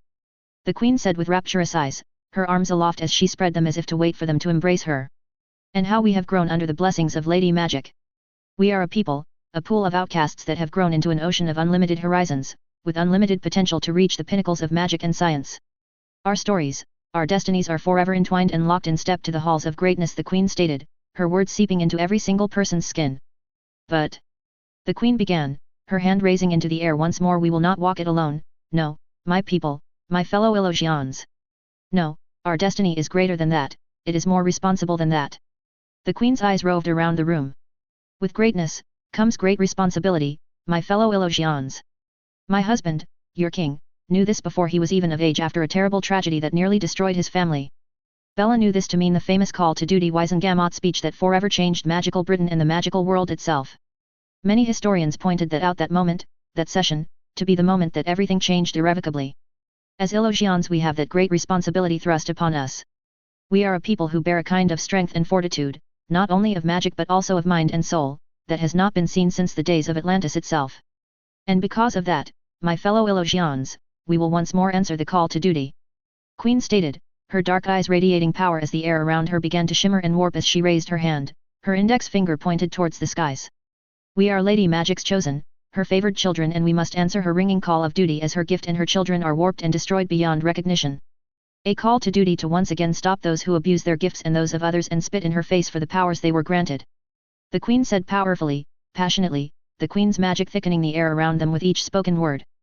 The Queen's words were hammered into Bella's mind, each word she spoke rousing another stream of licking wildfire that combined to threaten to subsume her into a feral fury, and she wasn't the only one as she picked up on the emotions of those who surrounded her, emotions that felt like they would drown her as she was hit by waves after waves made of righteous anger, disappointment, and surging determination. It was only their training that prevented them from roaring out their fervent agreement, and she dialed down her proverbial receptacles, her mind reducing the noise of those around her, but she kept it still open, the door slightly ajar, the emotions of her comrades feeding the excitement and battle lust that was stirring within. One of the realizations after she'd gotten control over her emotions and magic was that she was a natural-born empathy, a variant of a natural legilimencer, which was a black trait second only metamorphmagus and a trait that hadn't been seen in over 3 centuries in the black family. We face an enemy that is new, yet it is all the same the old enemy. An enemy that mages have never defeated fully despite new dawns of millennia and centuries. An enemy who preyed on the same fault lines his predecessors did. The Queen continued, her disappointment and anger clear to see in her face despite her unwaveringly calm voice that seemed like it could reach the very ends of the world. The Queen was speaking of the countless Dark Lords that rose and inevitably fell, only to be replaced by another Dark Lord, if one was lucky, a century later. Bella knew her history well. After all, her family, the House of Black, was always in the center of ending over a half of the Dark Lords that rose up in the Isles. An enemy with new tricks and abuses that twists the mind, if not by rhetoric and fear then by magic itself, twisting hearts and minds into shells of their former selves, a great offense to the freeing spirit that is magic. The Queen's magic bloomed around her, a dark blue haze of magic ringed around her as her eyes glowed furiously. The emotions of those around Bella turned darker and angrier at the thought of the crimes and abominations committed by the Rave Knights. She'd lived amongst them long enough to know the Illusions valued freedom more than most other rights, and the actions of the Rave Knights despite their strange doctrine of chaotic anarchy was anathema to everything the Illusions valued and cherished. And this time, my fellow Illusions, we will eradicate this old enemy entirely. The Queen spoke those words harshly yet with utter confidence. Her words resonated with every fiber of every soul of those able to hear her words. This time, the men and women of Illos will answer the call of duty by magic and bring an end to the cycle of evil and megalomaniacal betrayers who have plagued the magical world one final time. The Queen said powerfully, her arms raising into the air as if to hail Lady Magic, and she itched to reciprocate, to bask in her arms. A pair of metallic boots began to stomp onto the ground, and Bella wasn't sure who it was, but nonetheless, it began a stampede of boots stomping. One she joined, and the rhythmic stomping grew into the drums of war that played into her mind. The Queen smiled, her magic rising even greater at the sight of the mages stomping their agreement, and she continued, Illos will rise and bring forth a new age for the magical world, one free of dark lords and poisonous foolish divisions, and that new age starts today, here and now, my fellow Illusions. She roared furiously, her fist placed on her chest, and it was that moment that there was a fervent cacophony of cheers and roars, a cacophony that threatened to deafen everyone present by its ferocity, yet it was not where things ended, no, that came long after chance of war to end all wars lost its strength, and that came only when voices became hoarse and weak. 4 days later. Qinghai, China. Bellatrix Black POV. The sounds of battle raged around her. Rubble and blocks of embers lay nestled in the cracks of broken homes amidst a landscape of broken towers, a landscape that seemed to be caught on fire under the orange light of the distorted skies. She ran across shattered stones through the narrow street, her armor effectively causing her to breeze through as if she was flying near the ground with the speed she traveled, her gaze set on the raging battle in the distance. Her HUD flashed to show where the others in her platoon were, and she saw that they were scattered in clumps of 2 and 3s. The way they usually liked it. The Academy had opened her eyes to see the way the Illusions viewed the art of war, but as much as the Illusions liked to think they'd reinvented war, they hadn't, not really. Armor and advanced tactics and application of magic itself of course placed the capabilities of the Illusions so far above the other societies in the magical world that it wasn't even funny, but ultimately, large-scale wars remained as it always had been. Small groups fighting together that knew each other's styles and capabilities like their own, fighting other small groups. Or they were like her. Lone wolves that flittered around the battlefield. Flashes of vertical blue lights pitted the distorted skies, flashing less now than it had at the start, but nonetheless there were still some civilians that were being transported out from the ruined fortress enclave by large transport ships that reminded her of seafaring cargo ships. She idly mused if they could actually sail the seas too. In any case, this was the second enclave she was now fighting in, and it was proving to be more intense than the first one, where they'd caught the Rave Knights by surprise and had received aid from the surviving warrior monks who'd hidden amongst the populace. She leapt into the air, her wand blurred forward and a spell tore loose as the wall of the mostly intact building approached, and she twisted her body around, her feet first, and the wall pushed back like elastic rubber before sending her flying forward towards where she could see and hear the main battle raging. A glimmering gleam entered her eyes. Her flight seemed to end as time slowed its march and instead crawled forward with bare knees on roads with jagged glass. The sight of hundreds fighting, streaks of spells, flashes of explosions, conjurations, and transfigurations in flight, all of that entailed within the chaotic battle, was like beautiful poetry in motion for her. Ruthless, desperate, hateful spell casting were let rip from the tip of the Rave Knight wands, murder on their minds, and she thought she could paint a masterpiece with what she saw captured in this still moment. A starving hunger settled within her stomach, a quelled hunger, but a hunger nonetheless. Her mind was hers again, but her heart would always yearn for the fight, for the freedom that bitter intense duels and fights gave her. She drifted towards the central battle site, time slowly resumed and gravity began to take effect on her, and she turned her gaze to a battle at the fringes of the battleground, and a few of her comrades were outnumbered 3-1, not that it mattered. One armored illusion was worth 24 Rave Knights, she thought to herself. So far, she'd heard only a few people had died so far in the war, having died from fiend fire that had run loose, and she didn't think anyone would die in this battle either. Their armor was simply too great for the common rabble to break through. Her comrades managed to catch a few of the Rave Knights off guard, and they were encased in ember, something that enraged the Rave Knights even further as more violent curses sprang loose from their lips and wands. A fierce wolfish grin made way to her face as she blasted herself towards the ground, towards her outnumbered comrades, and with a flourishing arc of her wand arm, a crackling violet wave surged from the tip of her wand, a wave that blasted several of the Rave Knights off of their feet as she landed amongst her comrades. She had no time to confer with her comrades, not when dozens of spells streaked across the air towards her and her comrades, dark piercing and bombarding curses that would easily kill yet would only somewhat damage their armor, if that, and so the dance of battle commenced as she weaved in and out of the way from their spells, her fierce grin stretching from ear to ear as she breathed it all in, the chaos, the hate, the freedom, all of it, every little thing the battle had to offer.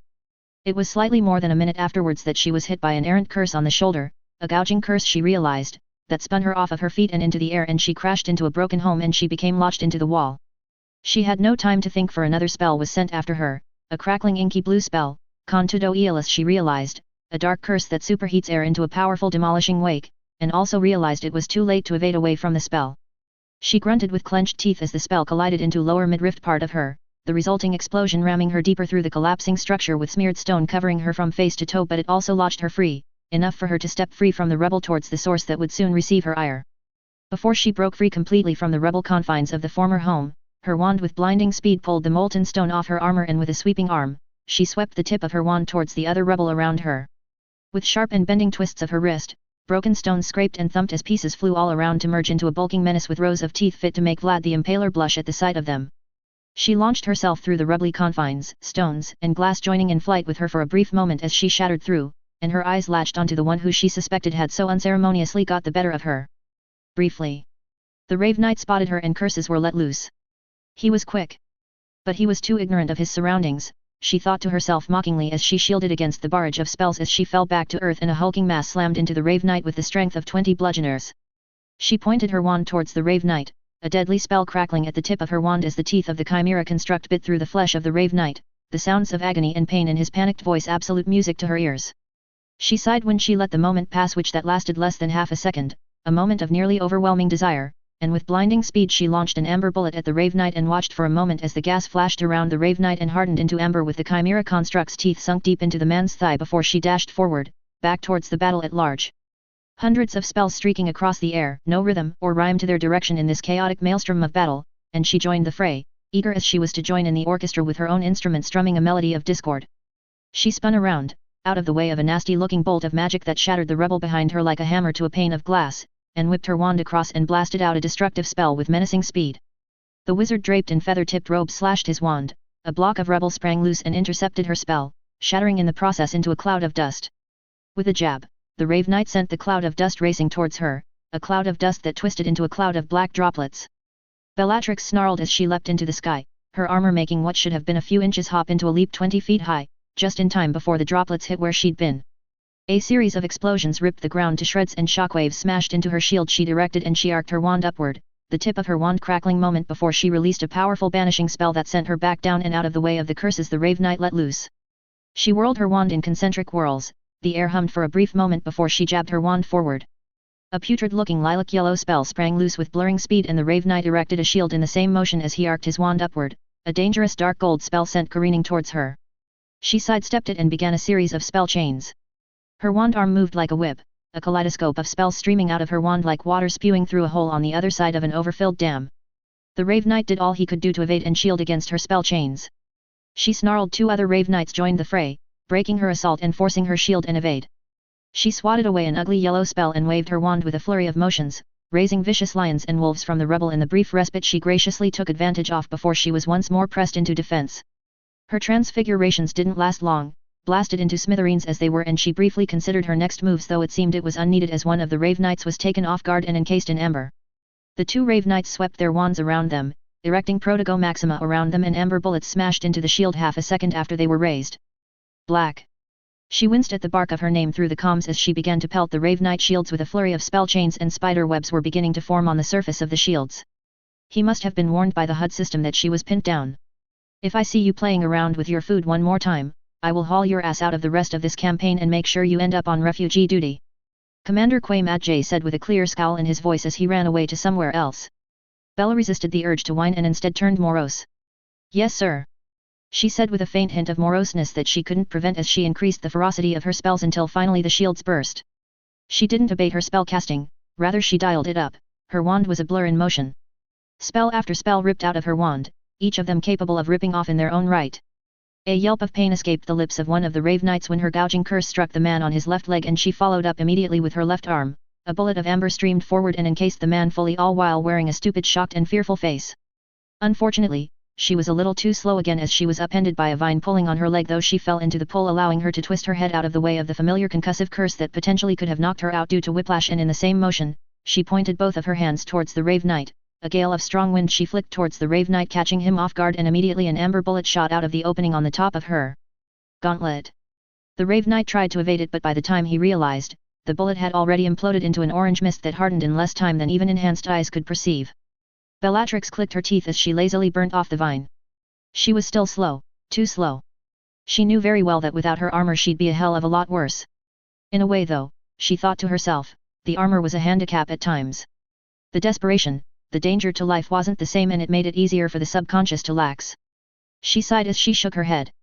Still, she knew she had much to improve on, and in that vein, she allowed herself to survey her surroundings in the respite she earned.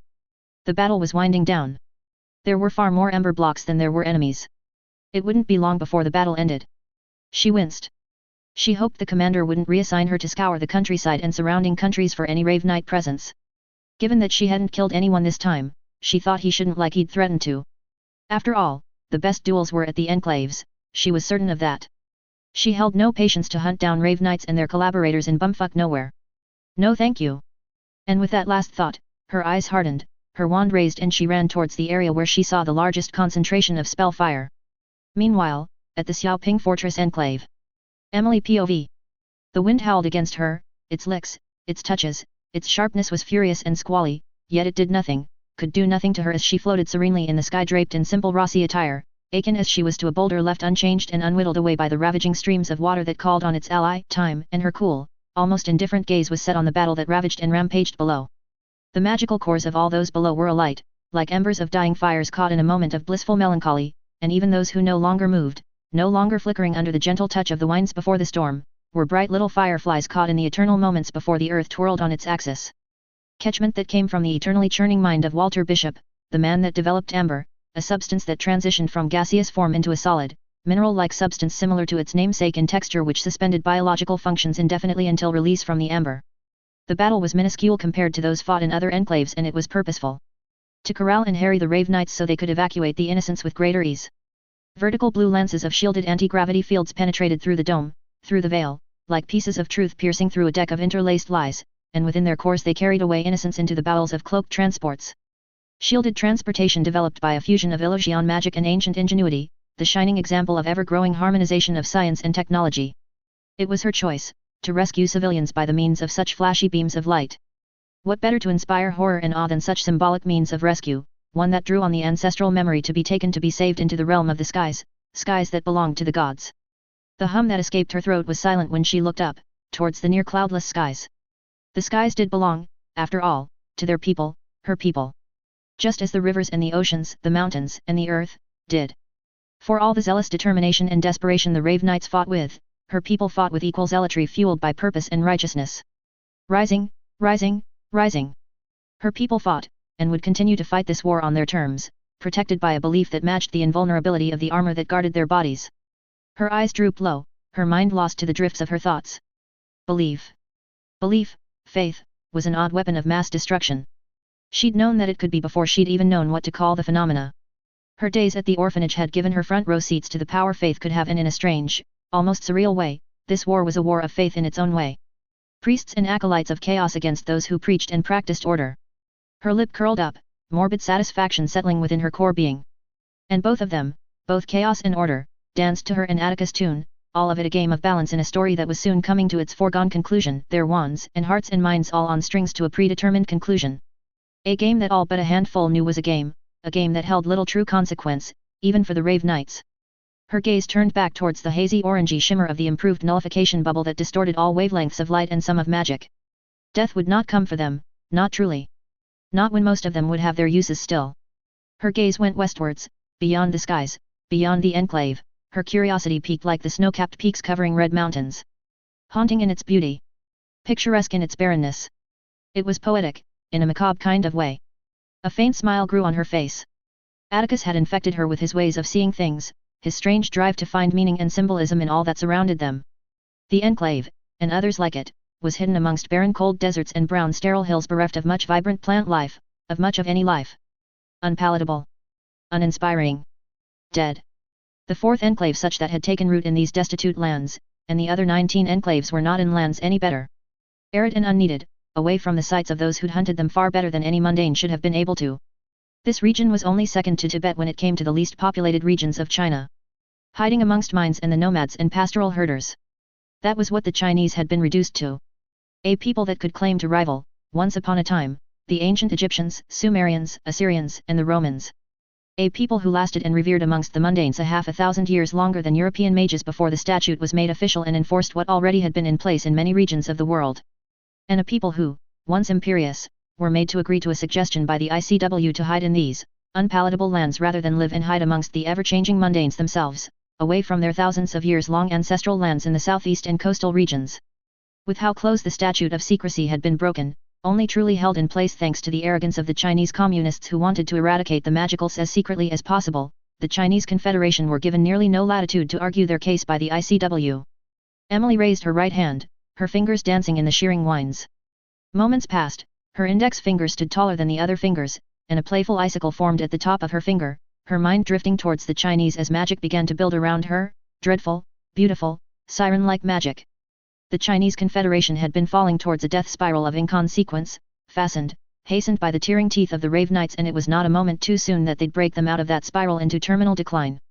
In a way, this trauma, these experiences, would lead to revitalize these ancient proud people, give a new lease of life under Illo's wings, under hers and Atticus, though, she supposed, grudgingly, the Rave Knights would make them work to recover them, more so than almost 2 decades would have under their rule like it had been originally planned. She flicked away the dancing icicle, its crystalline form breaking into dozens, hundreds, and then thousands of little speckles before merging with howling winds. The converts to the Rave Knight doctrine, those who joined for power and in anger in consequence of Confederation weakness and incompetency, were not weary nor desperate as they would have been in that dead timeline, and it would need careful checkmating into obedience and servitude. Of course, there were still hundreds of indoctrinated Chinese, many of them being from families of some import to the Confederation, which swelled their numbers. It was good then that this was a different kind of war that was being fought.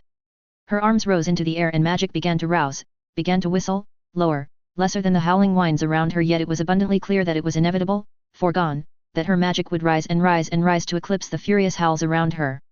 Noise began to disappear, like salt crystals in warm water, blending and undistinguishable, her connection to nature magic growing stronger and on the precipice of blending in as her magic seeped into the environment like trickles of water streams seeping into cavernous caves that breathed the outside air through the crevices of rocks above.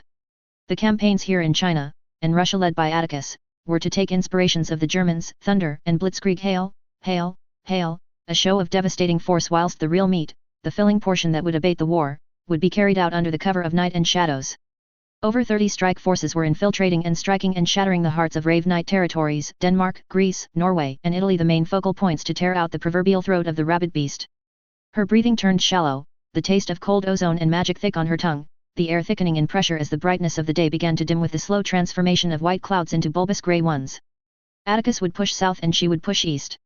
Her eyes turned aglow, brimming, shimmering with unsurmountable magic, her form luminescent dark blue that stretched for dozens of meters around her, and growing, her perception filled with the threads, the frequencies of magic that interweb the globe in glorious variability. The center, Europe, would implode by the guerrilla-like attacks that would whittle away the strong men and indoctrinated that supported the Rave Knight regime.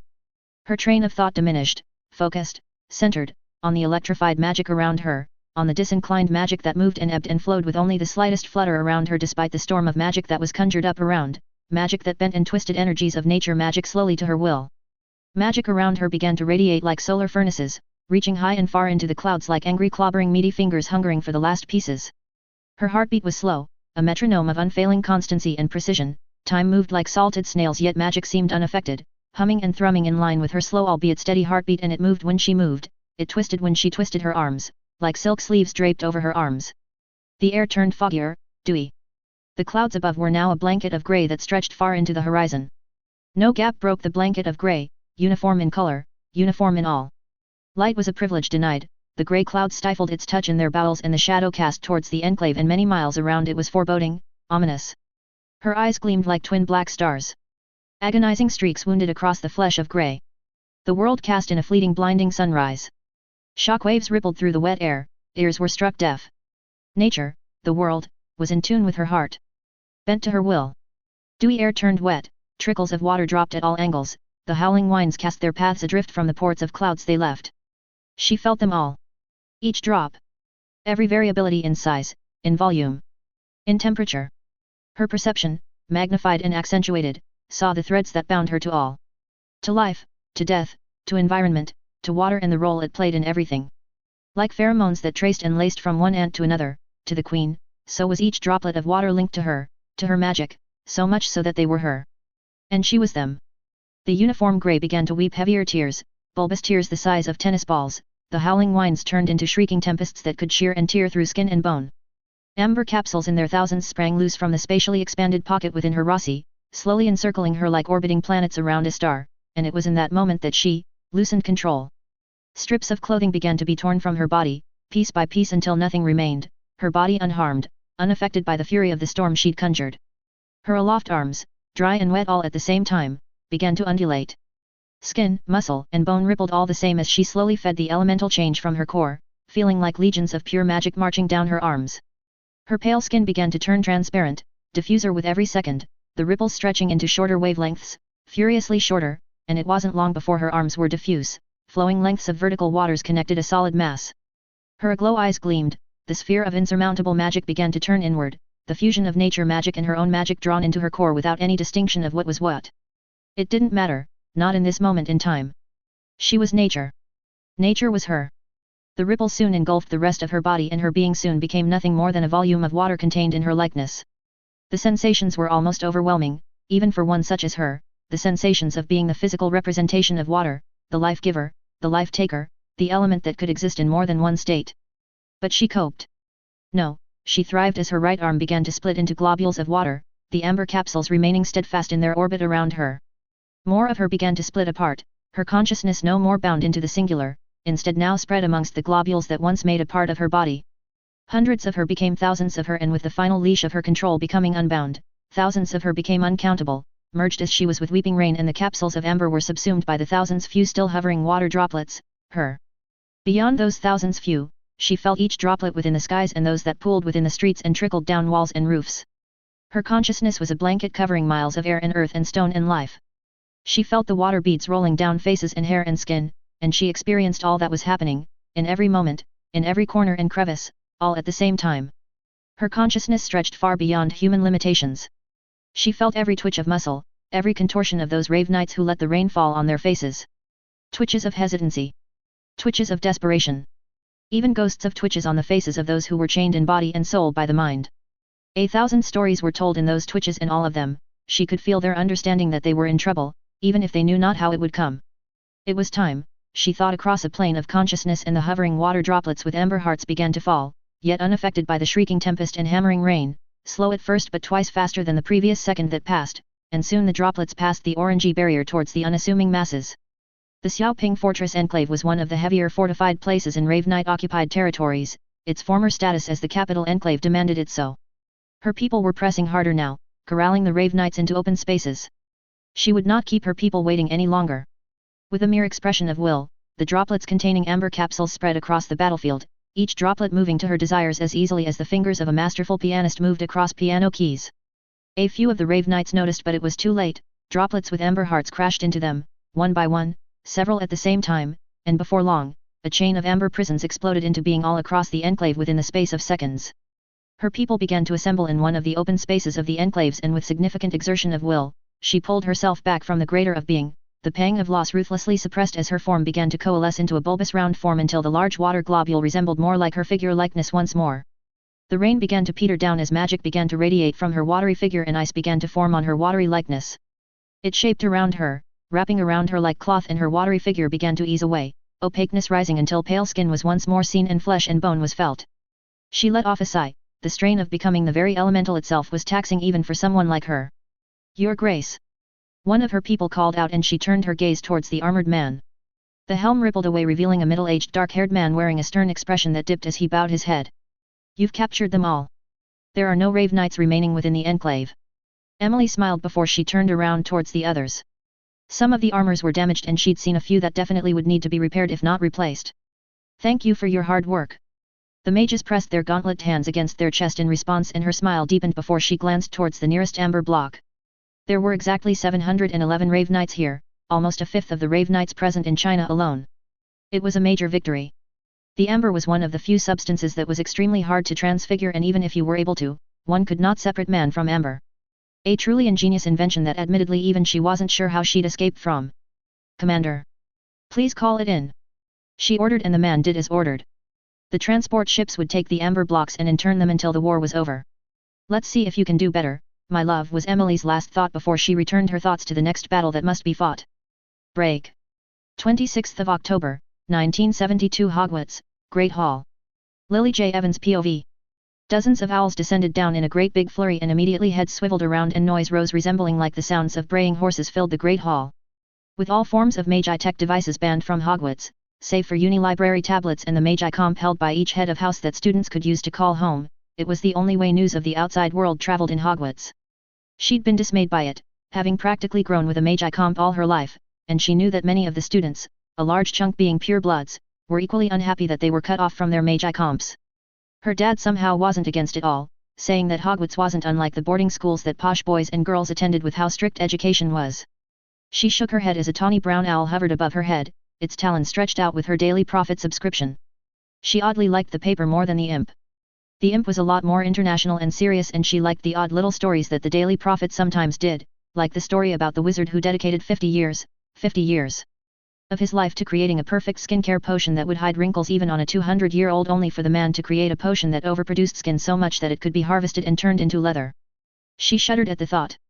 Her friends thought her odd that she liked twisty stories like that, but she found it quite interesting even if it was very disgusting. The noise of the Great Hall picked up, drawing her out of her musings, and she looked around and saw that most students were reading or furiously discussing the paper in not-so-silent whispers. She glanced towards the high table, towards the professors, and she noticed they too were discussing the paper or reading it. She quickly turned back towards the owl and took the paper, and her eyes widened as she unrolled the paper. Breaking, Triumph. All Chinese enclaves liberated. By Carl Simmons. In the latest whirlwind event in what has been a whirlwind war thus far, Chief Press Secretary Craxus informed the international press that on the eve of the 24th of October, the last of the Chinese enclaves were liberated from the clutches from the Rave Knights. This has come to great surprise to the international magical community, as the Chinese occupation was rumored to hold a significant presence of Rave Knights forces, with estimates ranging from 2,000 Rave Knights to as high as 5,000 mages occupying the Chinese Confederation of Wizards enclaves. Questions were raised to Craxus about the speed in which this was achieved, and the press secretary had this to say: "We are committed to ending the suffering to countless innocent magicals as fast as we can with as few casualties as possible. Illos and Avalon and their allies have the people and capabilities to do this." It certainly seems so, fine ladies and gentlemen. This drastic conclusion to the Chinese front has taken many analysts aback, though one analyst states that the hasty conclusion to the war may well be indicative of a much greater involvement in the war by the royal family than originally anticipated, as rumors of Her Majesty the Queen leading the 2nd and 5th regiments at the Chinese front become more pronounced. Perhaps this should have been expected with the return of His Majesty the King from his venture to Atlantis. The King, famously known to be a powerful seer, had immediately spoken out aggressively against the Rave Knight tyrants, a change of tact after years of subtle opposition, and Illos had not long after issued the famous ultimatum that led to war.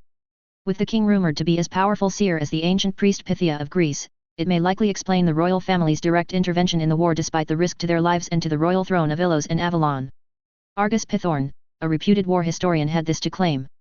The direct involvement of the royal family was only expected. It is almost as predictable as the sun rising in the morning and the sun falling in the evening. You don't need His Majesty's remarkable seeing abilities to foresee that. In every turbulent period of wizarding society, war and violence has only come to an end at the conclusion of a great battle between the revolutionist Archmage and the opposing Archmage. The uniqueness of this era with two opposing archmages on either side notwithstanding, ends of wars has become symbolic with the fall of one of the aforementioned archmage, and despite the societal progress we have made, much of the world is still ruled with such expectant eyes with such tinted glasses. And His and Her Majesty the King and Queen know that. A rather gruesome and dare I say it unwelcome perspective, but I fear perhaps that is truer than it ought to be. Whilst this victory was a great one, historian Pithorn touches heavily on the point that this war isn't over until the chief architects of the misery that has gripped most of Europe and parts of Asia and Africa are brought low and pay for their crimes. With rumblings of rebelling in the southern regions of Europe picking up strength, Lily frowned as she flipped the page, continuing to read the news stories of the day with deaf ears to her surroundings, her worries and concerns, and really, interest, overriding the furious gossips and conversations around her. She was enraptured by the stories, even the rehashed article of Avalonian Battlemages coming to the rescue of France again like they did in the 40s, a story she knew many of her classmates were most interested in, and she thought she could read 100 articles like it without once growing bored of them. Over the past few weeks, the Daily Prophet had many stories about the war, and it had gripped her attentions, really all of the attentions of the students, even the gossipy girls in her dorms who'd normally be obsessed about nail color, and she found herself often wanting to know more, hearing more. Dad had told her it reminded him of the Second World War, when he and Grandma would clamor for the paper with hopes and dull dread in their hearts. She never told Dad that she thought it a bad comparison. She thought that hope and dread probably was made worse for Dad and Grandma because Grandpa was fighting. She chewed her lip, her brows marring as her insides broiled and roiled with a strange feeling. She wondered if she should write Great Aunt Anne. She'd gotten to know her great aunt a lot over the past year or so, often visiting every few weeks for days at a time. A few times, she'd even brought along her daughter and granddaughter Sophia, lady of House McDowell and a senator. And Marie. She'd even met some of her Prividetsy cousins. But that didn't really compare to the simple truth that the king was her cousin. The king. It still wasn't something she really processed, and the day she'd found out that she was related to the king had left her in a daze, and Petunia in a crazed squeal, does that mean we're also princesses? But also it left her a little confused. She hadn't really met her cousin yet, probably had been too busy with the Atlantis expedition. She had so many questions to ask.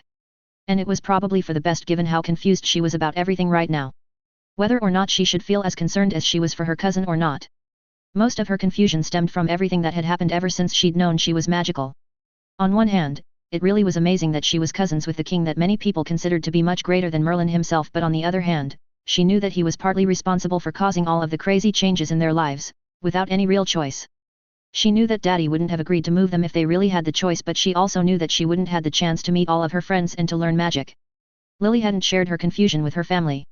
Petunia wouldn't really care, not when she was also made magical, which wouldn't happen before the king and queen. Mum wouldn't really know what to say, and Grandma, well, Lily didn't really want to upset her now that she was so much happier. And she knew what Daddy would tell her. She sighed as she looked around. With all of the confusion she felt, mixed as it was with concern, she at least knew that her odd concern was minor compared to the concerns and worries of some of her classmates, who had close relatives or parents even fighting on the continent, must feel. The few times Daddy and Grandma had talked to her about Grandpa's experiences during the war often played in her mind. Daddy tried to hide it, but she could see the sadness in his eyes. She peered at a few of her classmates from the corner of her eyes. She wondered, would their parents also be as hurt as Grandpa had been? Grandma once told her that a piece of Grandpa had remained in Ardennes with many of his friends who died less than a year than when the war was supposed to come to an end.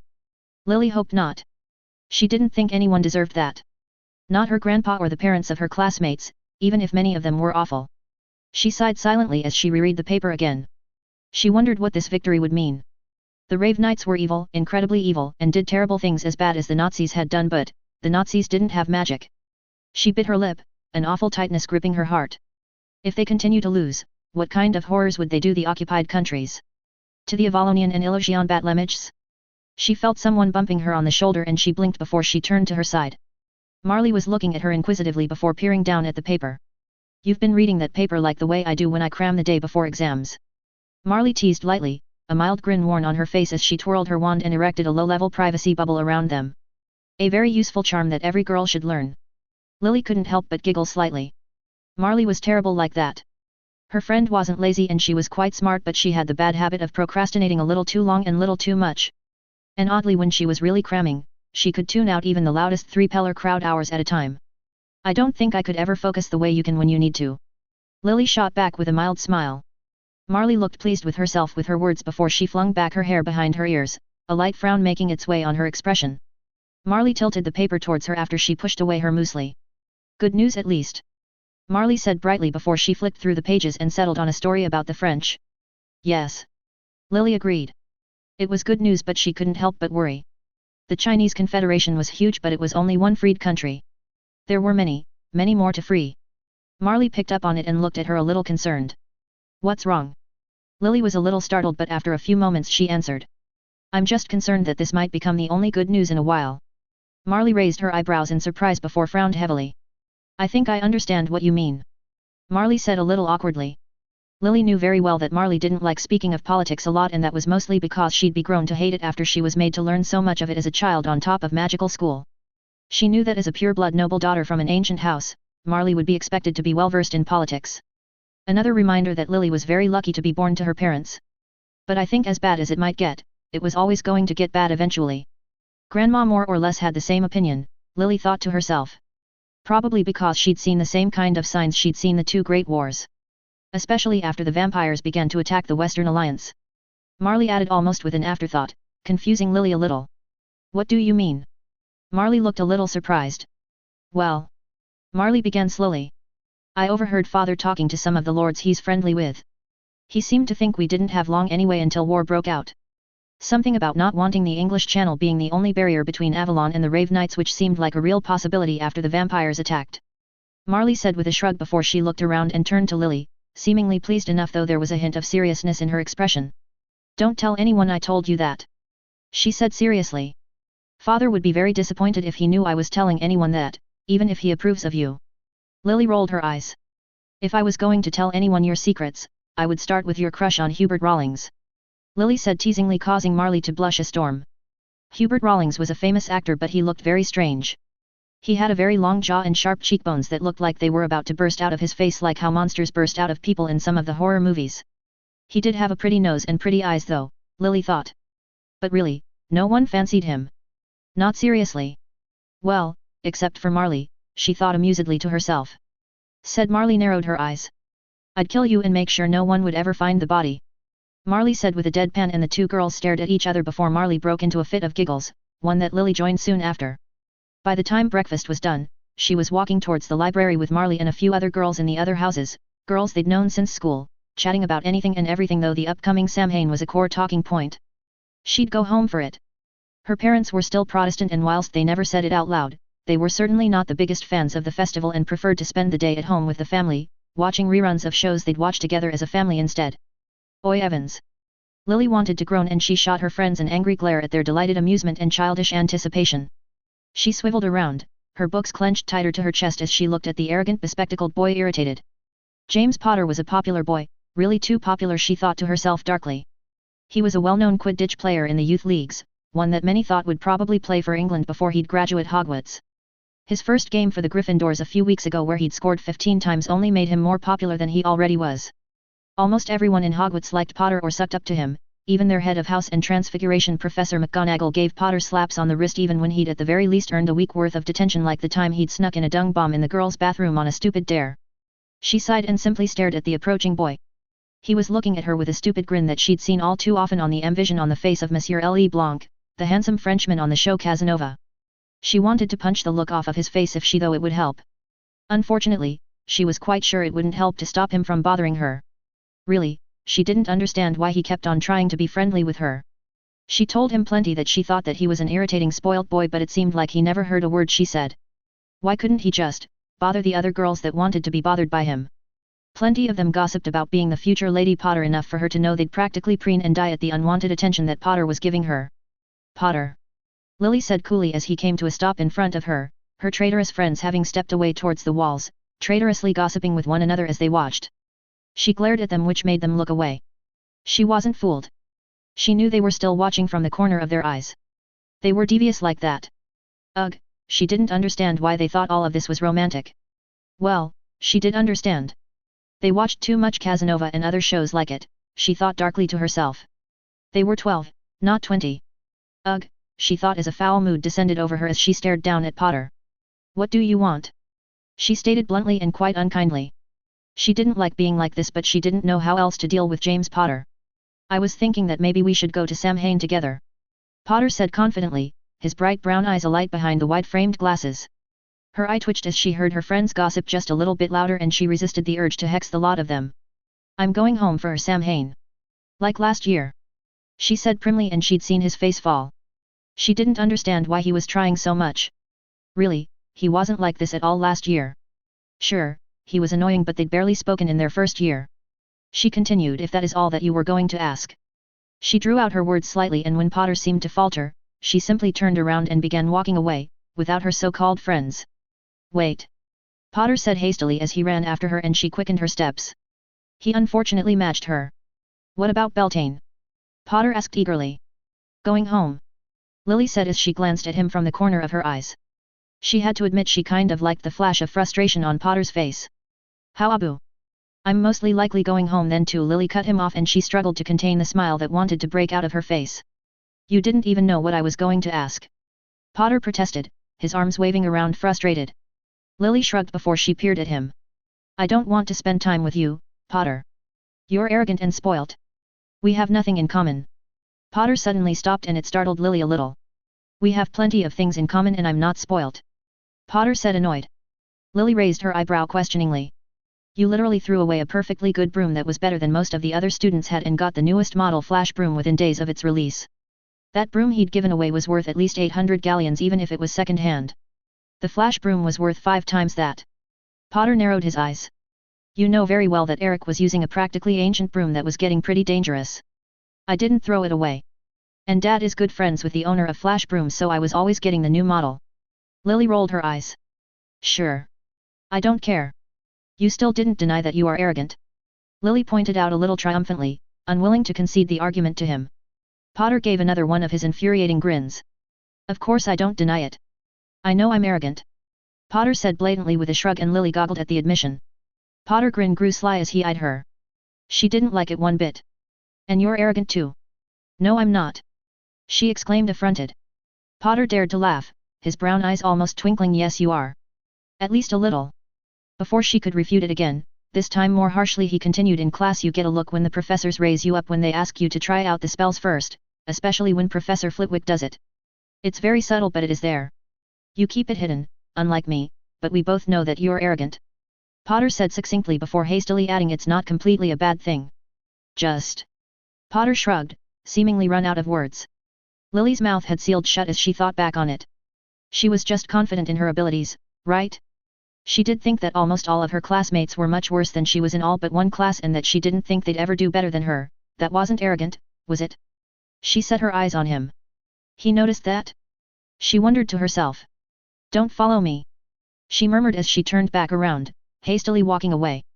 This time Potter didn't follow her.